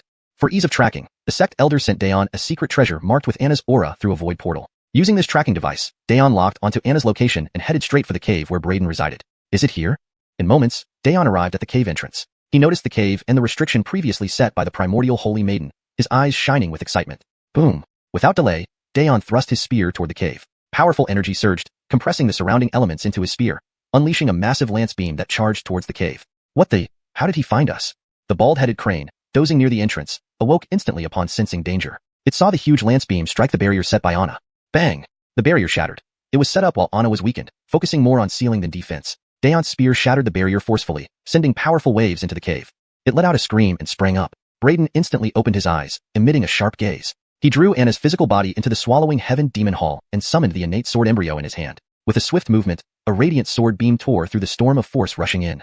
Braden's figure flashed as he darted out of the cave without hesitation, directly attacking the intruder. Slash! A blinding white sword beam emitted scorching heat, warping space as it rushed towards Dayon. Dayon immediately wielded his spear to intercept the sword beam. However, upon impact, he staggered from the overwhelming strength of Braden's sword strike. Seizing the moment, Braden capitalized on Dayon's unsteady stance, lunging forward with multiple sword strikes. Dayon was caught off guard, hastily summoning a protective force shield. Yet Braden's innate sword embryo sliced through the shield effortlessly, its blazing edge piercing through. Feeling intense danger, Dayon twisted his body, exposing bones in his left arm. He swung his spear, releasing a formidable blast. Braden leaped backward, maintaining distance as he stabilized himself mid-air. It's you. Dayon finally recognized Braden, astounded beyond measure. He never expected the person who injured him would be the mortal he once planned to enslave. Why are you here? And how does a mere mortal warrior possess such strength? Dayon stared at Braden in disbelief, then exclaimed in shock. That's impossible. You just used a mystic art. How can a mortal wield mana and perform mystic arts? How did you achieve this? He was thoroughly shaken. Braden's display had shattered his beliefs. Is well known. A mortal cannot possibly wield mana or master mystic arts. And yet, this was an incredibly powerful mystic art. With his keen eye, Dayon could naturally sense that Braden's sword strike just now was no ordinary mystic art. It contained profound Tao mysteries and was of extraordinary power. Otherwise, it would not have induced such a strong sense of danger in him, someone with the cultivation of the Golden Core realm. Note: I've maintained the paragraph structure as requested. However, for smoother readability in English, it might be better to combine these into a single paragraph. Chapter 204, Cultivation Soars. Chapter 204, Cultivation Soars. Chapter 204. Unable to slay Dayon with one stroke, Braden felt a pang of regret. That strike was without mercy. He had instantly deployed the Great Supreme Yin-Yang Annihilation Sword technique, a supreme sword art that he had just comprehended, intending to catch him off guard and deal a heavy blow. The Great Supreme Yin-Yang Annihilation Sword technique was indeed awe-inspiring, even though he had only just cultivated it successfully and hadn't yet stepped into the Harrowvine skill realm. Despite his level being that of an ordinary martial artist, he channeled internal energy through this sword, delivering formidable power. It broke through Dayon's defensive shield, wounding his left arm and exposing the white bone beneath, giving Dayon a significant disadvantage. Dayon was no ordinary cultivator but a Golden Core realm powerhouse, a genius whose talents had allowed him entry into the Tai Holy Land as a disciple. Confronting such strength previously would have been unthinkable for Braden. Just the overwhelming aura from Dayon would have been insurmountable. However, in these past 5 months, Braden's strength had grown exponentially, enabling him to confront Dayon directly, highlighting both his own profound potential and the power of this supreme sword technique. Despite injuring Dayon, Braden knew he was still no match for him. His strongest advantage lay in the newly understood Great Supreme Yin-Yang Annihilation Sword technique, yet it had only barely hurt Dayon. As a Golden Core genius, Dayon possessed numerous skills and now, prepared, he would likely overpower Braden. Yet, Braden harbored no fear. Just like before at the Shacking Sword Sect Cemetery, fear never influenced him. His eyes blazed with fierce battle intent, eager to engage and use Dayon as a means to hone himself further. Rich combat experiences were invaluable assets. Swish! Braden wasted no words. With swift thought, the ridge cleaved the void and shot towards Dayon from a distance, a method of sword mastery. Hmph! Dayon scoffed, an ant trying to shake the heavens, overestimating yourself. Seeing Braden ignore his rebuke and attack again, his eyes flared with killing intent. Twirling the long spear behind him, he thrust forward fiercely. Boom! The terrifying spear light tore through everything, Dayon's spear piercing through space, creating a large hole, filled with surging and boiling power. The spear's brilliance clashed with the ridge. Sword tip and spear tip collided, releasing powerful storms of energy, accompanied by rampant sword chi and flashing spear light. The world seemed split into two extremes, one bathed in white light, the other enveloped in golden radiance. Annihilation! Dayon commanded, holding the spear with one hand, a powerful surge of mana increasing the spear's might, shattering the storm of sword chi. The ridge was forced back. Braden remained composed, taking a step forward with lightning speed and catching the receding ridge, his feet activating 7 layers of true extreme realm. True extreme realm. As the 7 layers blossomed, Braden's power surged. What is this? Feeling Braden's enhanced power, Dayon's gaze sharpened, startled. Realm? Seeing this human martial artist not only wielding mana early but also cultivating realms baffled Dayon. Realizing the realm differed from what he expected, Great Dao Realm, he identified it quickly as a true extreme realm. This revelation sent shockwaves through him. Who was this human? Initially, Dayon had disregarded Braden, viewing him as somewhat unique and courageous among mortals, thus attempting to recruit him as a servant. Now, Braden continually astonished him with newfound capabilities. How could a mere mortal be so capable? Kill. Braden, hair flying, held the ridge and stood on the 7-layered true extreme realm, charging towards Dayon. With a swift movement, he slashed down with intense black and white sword chi, intertwining like twin dragons, unstoppable. Powerful energy erupted, emitting an ominous destructive aura, as if it could annihilate all. Dayon recoiled, acknowledging Braden's threat and treating him seriously. He felt immense danger from this single strike. His left hand's wound rapidly healed. Holding the spear with both hands, he thrust out. A dragon roared from the spear tip, its massive form pressing against the twin sword chi, colliding fiercely. Boom! Space ruptured, echoing to the clouds. Below, mountains shattered, and rocks flew everywhere. Powerful waves surged, fearsome force reverberated.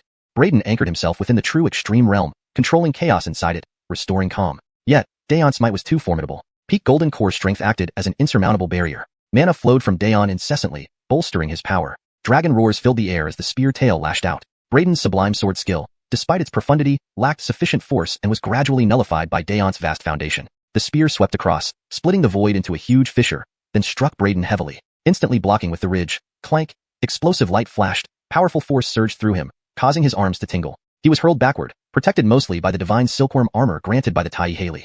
Coupled with his innate demonic physique and reinforced body, Braden managed not to disintegrate under the impact. Nevertheless, he suffered considerable injuries, blood gushing from his mouth, stabilizing himself far away. Cough. Peak golden core geniuses are indeed formidable. Though my strength has increased greatly, I am still far inferior in power foundation. Translation ends here while preserving the original tone, structure, and ensuring fluency and coherence with previous content. Braden wiped the blood from the corner of his mouth, holding his sword at an angle as he stared intently at Dayon, who stood before him with an overwhelming presence like a martial god. Heraldvine Silkworm Feather Robe. How can you possibly have the Heraldvine Silkworm Feather Robe? Dayon's eyes blazed like lanterns, emitting a radiant golden light that shone upon Braden. His gaze was sharp and filled with shock. The Heraldvine Silkworm Feather Robe was the protective garment of Tai Haleyana, a personal treasure. Now, it was somehow worn by a mere mortal. None of your business. Braden spoke for the first time, not offering any courtesy, replying with 4 curt words. Then, Braden secretly transmitted a message to the bald-headed crane. Alvis, get ready to help me escape. On the surface, Braden maintained a fierce battle intent, slowly raising the ridge and pointing it at Dayon from a distance. In a deep voice he said, "Humph. No wonder you're hailed as a prodigy in the Tai Holy Land. With peak golden core strength. Indeed, you have some prowess. I did underestimate you earlier, but now, you've earned the right for me to unleash my full power and wipe you out." His voice was low, and his gaze suddenly turned indifferent, as if their previous exchange was merely a game, and he hadn't taken it seriously until now. And now, he was about to make his true move. He wanted to give Dayon the impression that he still had more tricks up his sleeve. Sure enough, hearing Braden's words, Dayon was startled. Braden, a mere mortal, had already surprised him by confronting him so evenly. Now, hearing Braden's claim of having hidden moves, his eyes flickered with suspicion as he frowned slightly. But just then, Dayon's expression abruptly changed as he sensed a surge of elemental forces converging from all directions. He realized that Braden's aura was rapidly escalating.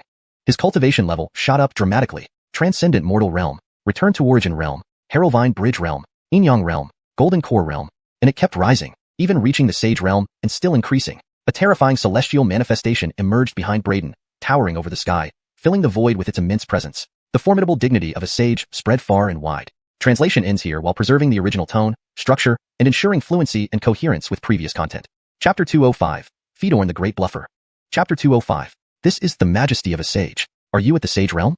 A string of exclamation marks appeared over Dayon's forehead as he stared at Braden with disbelief, his eyes filled with shock. What's going on? The martial artist in front of him was actually a sage. Could it be? A sudden thought flashed through Dayon's mind. Could Braden be one of those great powers who had transcended to the mortal state, just hidden among the mortals, comprehending the myriad of worldly matters? He knew that some powerful figures, after reaching a certain realm and mastering the workings of nature, chose to immerse themselves in the secular world to perfect their path by understanding these affairs. Could Braden be one such power? No wonder this mortal could cultivate spiritual energy and master supreme magical abilities. At this moment, Dayon's mind was in turmoil, making his scalp numb and cold sweat pouring down his body. He had thought the person before him was just a mortal, but now he realized this might be a high-ranking figure. Senior, I didn't know you were a great immortal immersed in the mortal world. Please forgive my disrespect. Realizing this, Dayon immediately bowed apologetically, surprising even Braden with his quick response. Braden had intended to have the Leonardo use its mental interference technique to mislead Dayon and escape. However, before he could say anything, Dayon already lowered his head and submitted himself. Indeed, everything Dayon saw and sensed was an illusion. Braden's cultivation hadn't fluctuated at all. He was still at the early immortal platform realm.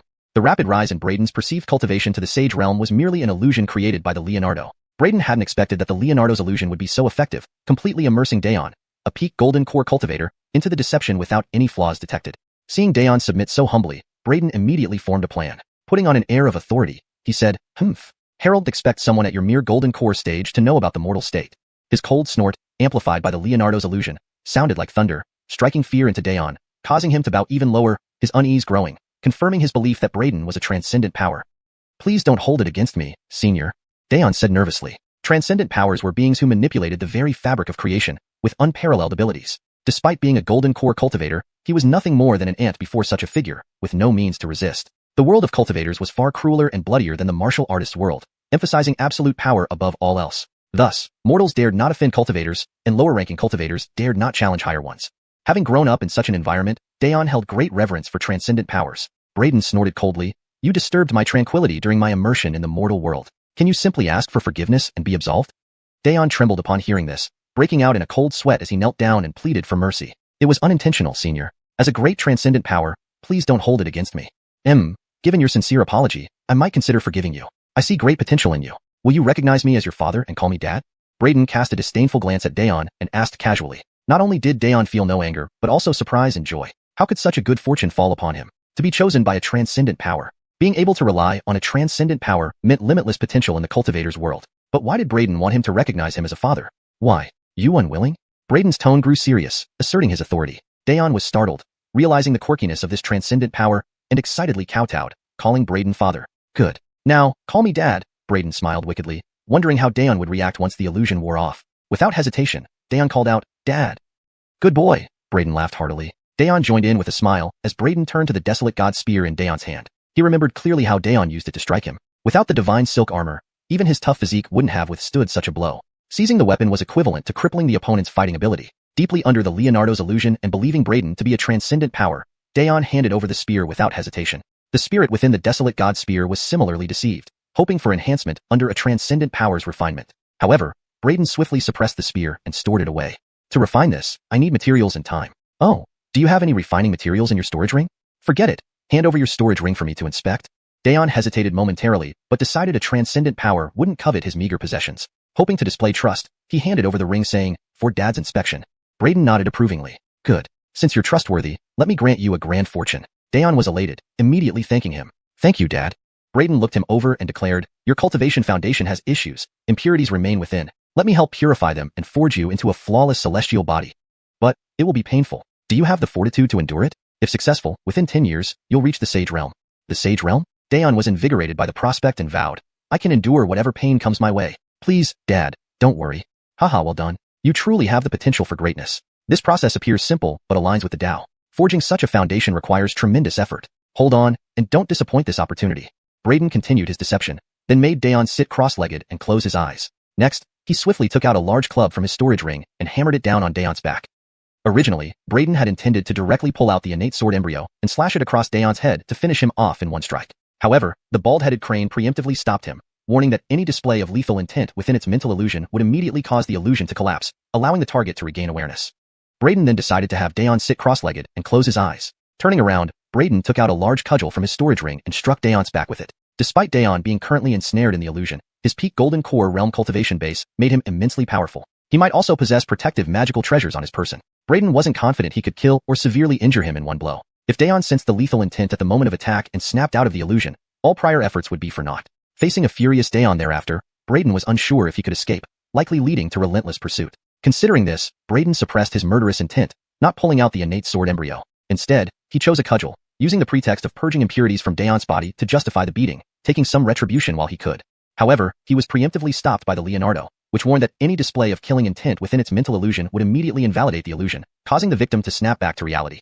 Though Dayon was currently deeply entrapped in the illusion, his peak golden core cultivation and formidable strength might mean he still possessed some protective magical treasures. Braden had no certainty of delivering a fatal or crippling blow. If Dayon sensed the killing intent the moment Braden struck and regained awareness, all previous efforts would be for naught. At that point, facing an enraged Dayon, Braden doubted he could escape and would inevitably suffer relentless pursuit. Considering this, Braden suppressed his killing intent, not retrieving the ridge. Instead, he chose a club, claiming it was for hammering out bodily impurities as an excuse to take the opportunity to thoroughly punish Dayon and collect some retribution. Chapter 206, Beating Dayon. Chapter 206. Are you ready? The process might be a little painful, Braden said solemnly as he looked at Dayon, who had already closed his eyes. Our generation of cultivators can endure suffering. Dustin, please proceed. As long as it helps me forge an unflawed treasure body, I can withstand any pain. Dayon replied calmly. Good, remember what you said. You must endure. Braden was waiting for this response from Dayon. Without further ado, he swung the cudgel in his hand and struck Dayon with full force. Ah! Bang! Braden's cudgel smashed into Dayon's body with a heavy thud. The immense force sent Dayon flying. He screamed and opened his eyes just in time to see Braden chasing after him with the menacing cudgel. Another strike came down as Braden scolded. I am refining the impurities in your body using physical therapy. Only through repeated trials can one forge an immortal body. Remember, you must endure. Dayon, momentarily convinced, gritted his teeth and replied, Dustin's painstaking efforts will not go in vain. Come on. A smile spread across Braden's face as he continued swinging the cudgel, pounding Dayon like a baseball in midair. In no time, Dayon's body was covered in bruises. Even some of his bones were broken. But Braden told him that destruction was necessary for rebirth and transformation. For 2 hours, Braden relentlessly pummeled Dayon while restraining any murderous intent. Though he couldn't kill Dayon directly, this open and unabashed beating brought him immense satisfaction, allowing him to vent some of his accumulated resentment. Suddenly, a mental message from the bald crane interrupted Braden's thoughts. Master, my illusion is about to fade. Braden's heart sank. Once the illusion failed, Dayon would react violently. In a berserk state, Dayon might be unstoppable. I have to leave. With a final blow, Braden sent Dayon flying and called out loudly, You're truly a good son. I've refined all the impurities in your body. Now you need to refine it internally. I checked your storage ring and found that we still need a rare material to refine your godless spear. I'll fetch it while you refine your body here. Understand? Thank you, father, Dayon managed to say through his pain with a forced smile. Braden grunted, looking like a wise elder, then beckoned the bald crane as they quickly departed. Dayon watched Braden's retreating figure, intending to ask for his storage ring back, but Braden had already flown far away. Resigning himself, Dayon sat down to cultivate, aiming to further hone his body into an unflawed state. He healed his injuries first, then practiced body refining techniques. Half a day later, when he woke from cultivation, he was pleasantly surprised by the changes in his body. His flesh had indeed become stronger. Destruction leads to creation, breaking down only to rebuild anew. Transforming great powers are indeed remarkable. My body has strengthened significantly in such a short time, thanks to Father purging my impurities. Otherwise, this transformation would never have happened. I must seize the moment and aim to reach the Sage Realm within 2 years. Feeling the changes in his body, Dayon was ecstatic. His body had truly transformed, becoming much stronger than before. This change made him unaware that everything had been an illusion. Deep down, he believed Braden was a transforming great power. He sat there, continuing to cultivate. Days passed, then weeks, but Braden never returned. During this time, Dayon followed Braden's advice, breaking his bones repeatedly and healing them, strengthening his body even more. Destruction leads to creation, breaking down only to rebuild anew. What a simple yet profound truth. Why hasn't Father returned after so long? Dayon sighed, eyes sharp, but saw no sign of Braden. He couldn't help but frown. Perhaps something delayed him? Dayon thought, unable to shake off his concern. Meanwhile, Braden had no idea that Dayon hadn't realized everything had been an illusion. Not only that, but Dayon had actually undergone a physical transformation following Braden's advice. This only solidified Dayon's belief that Braden was a transforming great power. Braden and the bald crane had long since left the Great Mountains and arrived at a city called Xuanhuan Ancient City. Finally, Xuanhuan Ancient City. There are indeed many secret realm cultivators here. Upon entering this majestic ancient city, Braden couldn't help but be awed. It was rumored to have existed for 30,000 years. The towering walls bore marks of time, sword scars, and weapon marks from battles past. 10,000 years ago, this city had faced a devastating battle when a demon clan tried to invade, clashing with human experts outside the city walls. The ground for 100 miles was dyed red with blood. Though few knew if these stories were true, legends often veered from fact over time. The city bustled with activity, filled with first or second level secret realm cultivators. Third level Harrowvine Bridge cultivators were rare, and fourth level Inyang cultivators rarer still. But compared to the Daiqian Kingdom, which hadn't produced a single secret realm cultivator in millennia, the sheer number of cultivators in this city amazed Braden. This is nothing. When you visit the Eastern Wasteland Center, there are even more cultivators, Fedortal Fat's voice echoed in Braden's mind. In places like Tion Ancient City or Damon Imperial City, powerful figures abound. A seemingly ordinary elder could be a top expert or a hidden great power. Is the Eastern Wasteland Center so dangerous? Would ordinary cultivators risk drowning there? Braden asked, surprised. Not quite. Unless you provoke them, those great powers wouldn't bother with mere juniors, Fedortal Fat replied. Chapter 207. The Great Ordinary Cultivator. Chapter 207. The Grand Ordinary Cultivator. Note, depending on the context, Huafan Dalal could also be translated as the Senior Ordinary Cultivator. If Huafan is a specific title or name, it should be transliterated as Huafan. However, based on common usage, I've interpreted it as a descriptive phrase. Chapter 207. Braden nodded. On the way here, I heard that an ancient daemon family from the upper realms is recruiting disciples in Tianyan City. Perhaps I can give it a try and see if I can join them. Braden muttered to himself. The world of cultivators was cruel beyond measure. A wandering cultivator with no backing had an incredibly hard time making it. According to Fedortal Fat, the spirit artifact, life was bitter for wandering cultivators unless they reached an exalted level of cultivation and formidable strength. Otherwise, anyone could come along and stomp on them. Furthermore, collecting resources was extremely difficult for wandering cultivators. They were often excluded from places like ancient ruins or secret realms, becoming prime targets for expulsion. Their living space was too small. Although Braden did not currently lack cultivation resources, not lacking now did not mean he wouldn't in the future. Moreover, Braden's knowledge of cultivation was truly limited. He had previously gained profound insights from Fedortal Fat and the xuanhuan, which made him realize just how much difference guidance made. Without their guidance, if he had tried to comprehend those divine abilities and the peerless sword path technique, the great multiverse yin-yang destruction sword technique, alone, who knows how much time it would have taken. Anna herself was only at the great consummate stage of the golden core realm, so she could only guide him up to this level. Beyond this, she couldn't offer any further advice. As for Fedortal Fat, although it had survived for a long time, it was ultimately just a sword spirit, knowing quite a few sword techniques but only partially understanding cultivation. However, the ancient forces had saints who taught the way and great powers who transmitted techniques, which was a tremendous attraction to Braden. Additionally, one crucial point was that these ancient forces controlled most of the top-tier resources in the Eastern Wasteland. Braden believed that these ancient forces might have the materials he needed to restore his master, Gaius's, divine soul. To get a large amount of such materials to help his master restore his divine soul, joining an ancient force was necessary for him. In the Eastern Wasteland, aside from some hidden families, there were only two open ancient forces, the Primordial Holy Land and the Ancient Daemon family. The Primordial Holy Land was off-limits, leaving him only the option of joining the Ancient Daemon family. An ordinary mortal dares to dream of joining the Ancient Daemon family? Truly, ignorance is bliss and arrogance knows no bounds, laughable indeed. At this moment, a young man dressed in brocade robes, looking elegant as jade, sneered at Braden and chuckled mockingly, shaking a folding fan as he walked past. Beside him were two young people of similar age, a man and a woman. The young pair also snickered upon hearing Braden's murmurs. Heh, it's after all the Ancient Daemon family. Who doesn't want to join? But a mere mortal wanting to join the Ancient Daemon family. Indeed, that's terribly self-deluded. Forget it, don't mind him, an ignorant ant. What's the point of acknowledging him? I've heard the Daemon family plans to recruit 100 people from our Xuanhuan city this time. Many outsiders have come too. Competition will be intense. What's there to fear? With your talent and strength, Brother Augustin, you'll definitely be selected by the Daemon family. Joining is guaranteed. Augustin laughed heartily. Brother Gale flatters me. You also stand a good chance, as does Sister Ruthie. When we three join together, we can look out for each other. The trio laughed as they walked past Braden toward an inn. Braden glanced at Augustin in the brocade robe, and the young couple but didn't take offense. However, it seemed all cultivators had an air of superiority when facing martial artists. This attitude reminded him of Drew, the royal advisor of the Jeffreydom, the cultivators of the Beckham clan, and those from the Long River Sword sect. Now these three cultivators were also dismissing him as a mere mortal. This left him feeling displeased, mumbling under his breath. Do they forget that they too were once mortals? Excuse me? Though low, his voice caught the attention of the three cultivators. They were all at the third layer of Harrowvine Bridge realm within the secret art boundary. Their senses were incredibly sharp. Upon hearing Braden, the cultivator in brocade robes, Augustin, turned around, coldly staring at Braden and said, quite bold, to speak ill of us. Facing us, you, a mere mortal, show no respect at all. Just what little brat are you? So clueless about your place in the world? This young lord will teach you a lesson on behalf of your elders. Finishing, he sneered, waved his hand, and a force coalesced in the air, striking towards Braden's face. Gale and Ruthie frowned at Braden, having clearly heard his words. They didn't stop Augustin's actions at all. Seeing the attack, Braden's expression darkened. Previously, the others insulted him without reason. Now, merely murmuring softly in response got him attacked. Clearly, the cultivators were overbearing. He sneered back, and instantly, a streak of sword light shot through the air, stopping inches from Augustin's forehead, barely half an inch away from piercing his head and destroying his xuanhuan. Try moving again. Braden's tone was icy. Cold sweat poured down Augustin's face as he stared at the suspended sword, quickly retracting his spiritual power. Winchell and Ruthie, witnessing this, both narrowed their eyes in shock, filled with disbelief. How could this be? That boy managed to restrain Augustin so quickly? He's a mere mortal martial artist, yet he dared to attack cultivators and showed such strength. That strike, so fast. They exchanged glances, deeply shaken. Sweating profusely, Augustin immediately realized that this seemingly ordinary person might be someone unaffordable to offend. He had heard some powerful figures like to travel incognito among mortals. Could this person be one of them?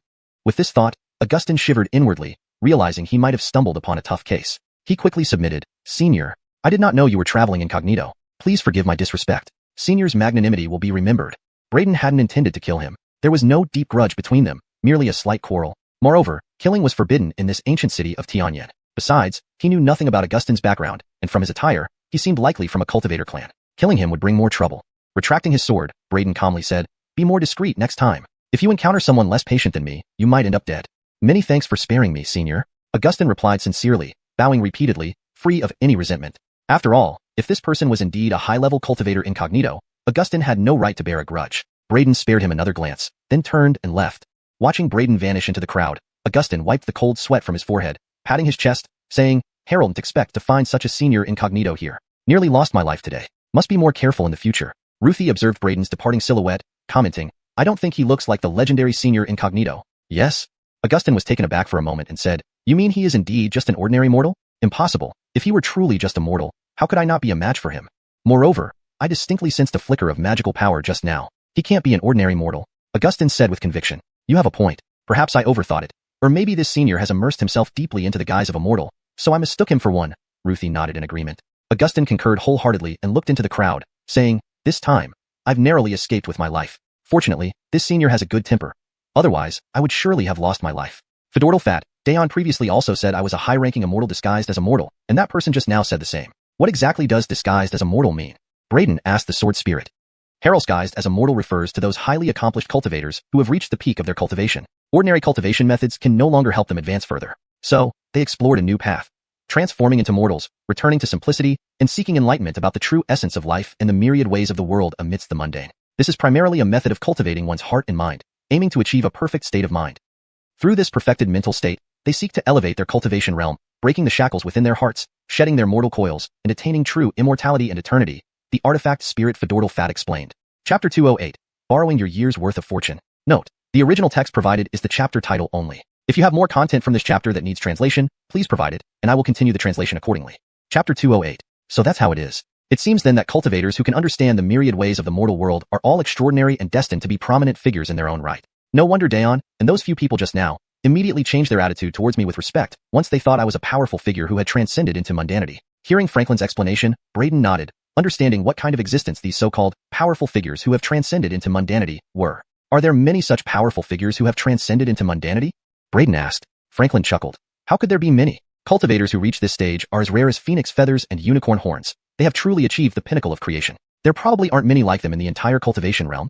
Rest assured, the chances of encountering such big shots are very low, like searching for a needle in the ocean. You don't need to worry. Hearing this, Braden nodded and agreed. That's true. Sir, please wait a moment. Just as Braden was conversing with Franklin, a stall owner on the street suddenly called out cheerfully to him. Are you calling me? Braden looked in the direction of the voice and pointed at himself. The stall owner smiled and nodded, beckoning him over. Braden felt slightly puzzled, walked up to the stall, and politely greeted. I wonder, sir, what do you need from me? Hee. I observed something extraordinary about you and felt an affinity. I believe it's fate, which is why I specifically called you over to offer you a blessing. The stall owner spoke in a manner reminiscent of a fortune teller. Braden couldn't help but roll his eyes at this cliched line. You're in deep trouble. Seemingly noticing Braden's disbelief, the stall owner continued nonchalantly. Braden laughed, inspecting the elderly man. Why do you say that, sir? The stall owner appeared old and frail, with gray hair, wrinkled skin like dry bark clinging to his bones, and an aura of decline around him, as if he were approaching his twilight years. This made Braden speechless. For someone his age to be still trying to con people, life must be hard. I see your forehead is darkened, a sign of impending calamity. Additionally, there's something on you that clashes with your luck. You should address it quickly, or it will bring great misfortune. The stall owner said earnestly. Braden didn't take it seriously. The spiel sounded just like any common scam artist's. Thank you for your warning, sir. I'll keep it in mind. Braden thanked him and prepared to leave. Seeing Braden's dismissive attitude, the stall owner shook his head and mumbled. Not listening to an elder's advice will only lead to your detriment. That girl from Tai Damon Holy Land has an extraordinary destiny. You may not be able to imprison her. Upon hearing this, Braden paused mid-step, suddenly turned back to face him, startled. The stall owner chuckled. Now do you believe me, young man? Braden stared at the old man, utterly surprised. How did he know that he had imprisoned the Lana? Could this seemingly ordinary old man be a genuine expert? Franklin, could this person in front of us be one of the transcendents into mundanity you mentioned earlier? Braden couldn't resist asking his sword spirit. He had just been discussing these transcendent figures with Franklin, and now he seemed to encounter one almost immediately? Weren't transcendent figures supposed to be exceedingly rare? Why does it feel like they're everywhere? Well, probably not, but being able to discern your relationship with the Lana, even if not a transcendent figure, he's certainly a reclusive master proficient in divination. Such a master shouldn't be offended. Franklin, also taken aback, replied. Suppressing his shock, Braden respectfully bowed to the stall owner. I apologize for my poor judgment earlier, senior. It's all right, quite all right. The stall owner chuckled. I said I wanted to bestow a blessing upon you. No need for formalities. To meet a master like you is already a stroke of luck for me. Braden quickly responded. Haha, you speak well, young man. The stall owner laughed heartily, but then started coughing violently, spitting out blood onto his handkerchief. This left Braden unsettled. The elderly man seemed no different from a regular human, exuding an aura of decline, looking like he was nearing the end of his life and possibly very ill, coughing up blood. Was this truly some kind of powerful figure? As Braden was pondering, the stall owner shakily reached into his sack behind him, pulling out a small black furnace about the size of a palm, offering it to Braden. This thing is for you. For me? Braden was taken aback, staring at the small black furnace in the old man's hand, unsure what game he was playing. The furnace looked ordinary, more like a clay ornament without any special features. However, Braden's shoulder, where the featherless crane had shrunk to palm size, suddenly reacted strongly, tightly gripping Braden's shoulders with its claws. If not for Braden's robust physique, his shoulders might have been pierced through. Wonderful treasure. Master, this jar is a wonderful treasure. Fedortal Crane here senses the aura of preciousness. It's absolutely valuable. Featherless Crane whispered into Braden's mind. Braden was immediately intrigued. Anything that excited the featherless crane must be significant. Yet, he wondered, what was this elderly man's intention, suddenly stopping him and offering a treasure out of nowhere? It raised his suspicions. Senior, nothing ventured, nothing gained. I fear I cannot accept this. Braden declined politely. He sensed that this free gift might come with hidden motives. Hee, you are indeed interesting. Refusing such a gift, the elderly man laughed. Braden took a step back, sensing something peculiar about the old man's actions. Seeing this, the old man spoke, take it. I want to make a trade with you using it. Braden instantly became wary. Sure enough, there's no such thing as a free lunch. Offering him a treasure must mean the old man had an agenda. He asked cautiously, what kind of trade? Just take it first. Braden took another step back, shaking his head vigorously. Until you explain. I dare not accept, senior. Phelan smiled and explained. I'm dying and wish to trade it for a year of your good fortune. Good fortune? Braden froze, astonished. Can this be traded? Fortune was intangible, elusive, barely perceivable. To think it could be exchanged. Phelan chuckled. Of course it can be. And if I refuse? Braden's eyes flickered, wondering aloud. Even though he had never seen fortune, given the old man's willingness to trade such a treasure, this fortune must be far more precious than this furnace. Phelan laughed gently. You should reconsider. I'm truly sincere about this trade. If you agree, I can alleviate your current calamity and owe you a favor. If you persist in refusal, Braden's heart clenched, asking sternly, what would happen then? You might need to consider your next reincarnation. Phelan said with a benign smile. Braden's expression darkened. It was blatant intimidation. He was certain that if this old man really wanted to harm him, he wouldn't stand a chance. Escape was impossible. When the old man mentioned reincarnation, Braden felt as if his soul was on the brink of annihilation. Such power would likely obliterate him before he could even communicate with the swallowing sky demon vessel. In an instant, Braden made his decision. He chuckled and said, I believe that forming a bond of good fortune with a senior expert like you would be a wonderful thing. Haha, well done. You are flexible and adaptable, capable of achieving great things. The translation maintains the original tone and style while ensuring it is natural and fluent in English. The paragraph structure and line breaks are preserved as in the original text. Chapter 209. The G Family of Central Plains. Chapter 209. With Braden's agreement, the old man burst into laughter and said, rest assured, since I've promised to form a blessing bond with you, I won't harm you. At most, you'll only have bad luck for 1 year. And with this furnace protecting you, your life will be safe during this period. Lastly, my name is Carrick. If you encounter any trouble in the future, take this furnace to the G family in Central Earth and tell them I owe you a favor. They will resolve all your problems. Carrick roared with laughter as the black furnace in his hand transformed into a beam of light, landing in Braden's arms. Then, Braden felt an invisible force depart from him, vanishing along with Carrick. Huh? That's it? Where did he go? Before Braden could react, he noticed the vendor had vanished, along with his entire stall, disappearing without a trace. No one around seemed surprised or even cast a glance in that direction, as if Carrick had never set up a stall there, and everything that just happened never occurred. G family. Oh right, I remember. At this moment, Cedric, the sword spirit within the innate sword embryo, suddenly exclaimed in surprise. Huh? What did you recall? Braden asked in astonishment. The G family. That expert was a powerful figure from the G family. The Central Earth G family is one of the strongest top forces in the Central Earth realm, an ancient noble family with unfathomable depth and history. Legend has it that the G family once produced 2 emperors who dominated all heavens and received homage from myriad races. The person earlier should indeed be a powerful member of the G family. The secret technique he used to receive fate power should be the great fate art of the G family. It is said that when perfected, this art can decipher the trajectory of destiny, incredibly mysterious. The G family has relied on this skill to remain unyielding for so many years. Even as time passes and empires change hands, the G family remains immortal. Cedric sighed. What? Is this Central Earth G family really that strong? Braden couldn't help but be surprised upon hearing this. The G family's eternal immortality despite dynastic changes was indeed astonishing. His eyes suddenly flared with excitement. Given the G family's immense power and Carrick's acknowledgement of owing him a favor by trading a year's worth of chi, could he not seize this opportunity to rely on the G family? If so, all the troubles he might face now would no longer be troubling at all. Yes, if you could join the G family, then Master wouldn't need to worry about troubles anymore and could focus solely on cultivation, Cedric agreed. But now, there's an issue if you want to head to the G family, Cedric said. What issue? Braden asked. Central Earth is over 100,000 miles away from the eastern desolate region, separated by boundless seas filled with perilous dangers. Not to mention, even someone at the first stage mystic realm would find it hard to cross such vast space and sea, let alone Master being only at the immortal platform realm. Cedric explained. Braden froze. Are you saying I can't reach Central Earth at all? Yes, Cedric confirmed. Braden was taken aback. Then how do I use Carrick's debt of gratitude? Can't use it, at least not right now, Cedric said. But there isn't no way entirely. Those supreme major sects often construct powerful teleportation altars which allow long-distance void travel. Most powerful entities also use this method for cross-domain travel. However, these teleportation altars consume a lot of resources and are usually not open to outsiders. Master might try joining a sect first, and then use their teleportation altar to traverse the void, or maybe sneak across. Braden frowned. So, I still need to join a force first. As for sneaking across, it must come with considerable risks and cost, right? Cedric nodded. Indeed, the cost and risk of sneaking across are significant. Without powerful protection, something could easily go wrong. Traveling through the void itself is very dangerous. If you encounter void turbulence, lacking a protector like a senior cultivator, you die instantly at your level. Brayden's lips curled awkwardly. Let's find an inn for now, and see if we can join the ancient Demon family. Brayden decided, feeling helpless. He searched for an inn, but found all were fully booked after visiting over 10. Each time he was just one step too late, missing the last available room. This must be the aftermath of lending my chi.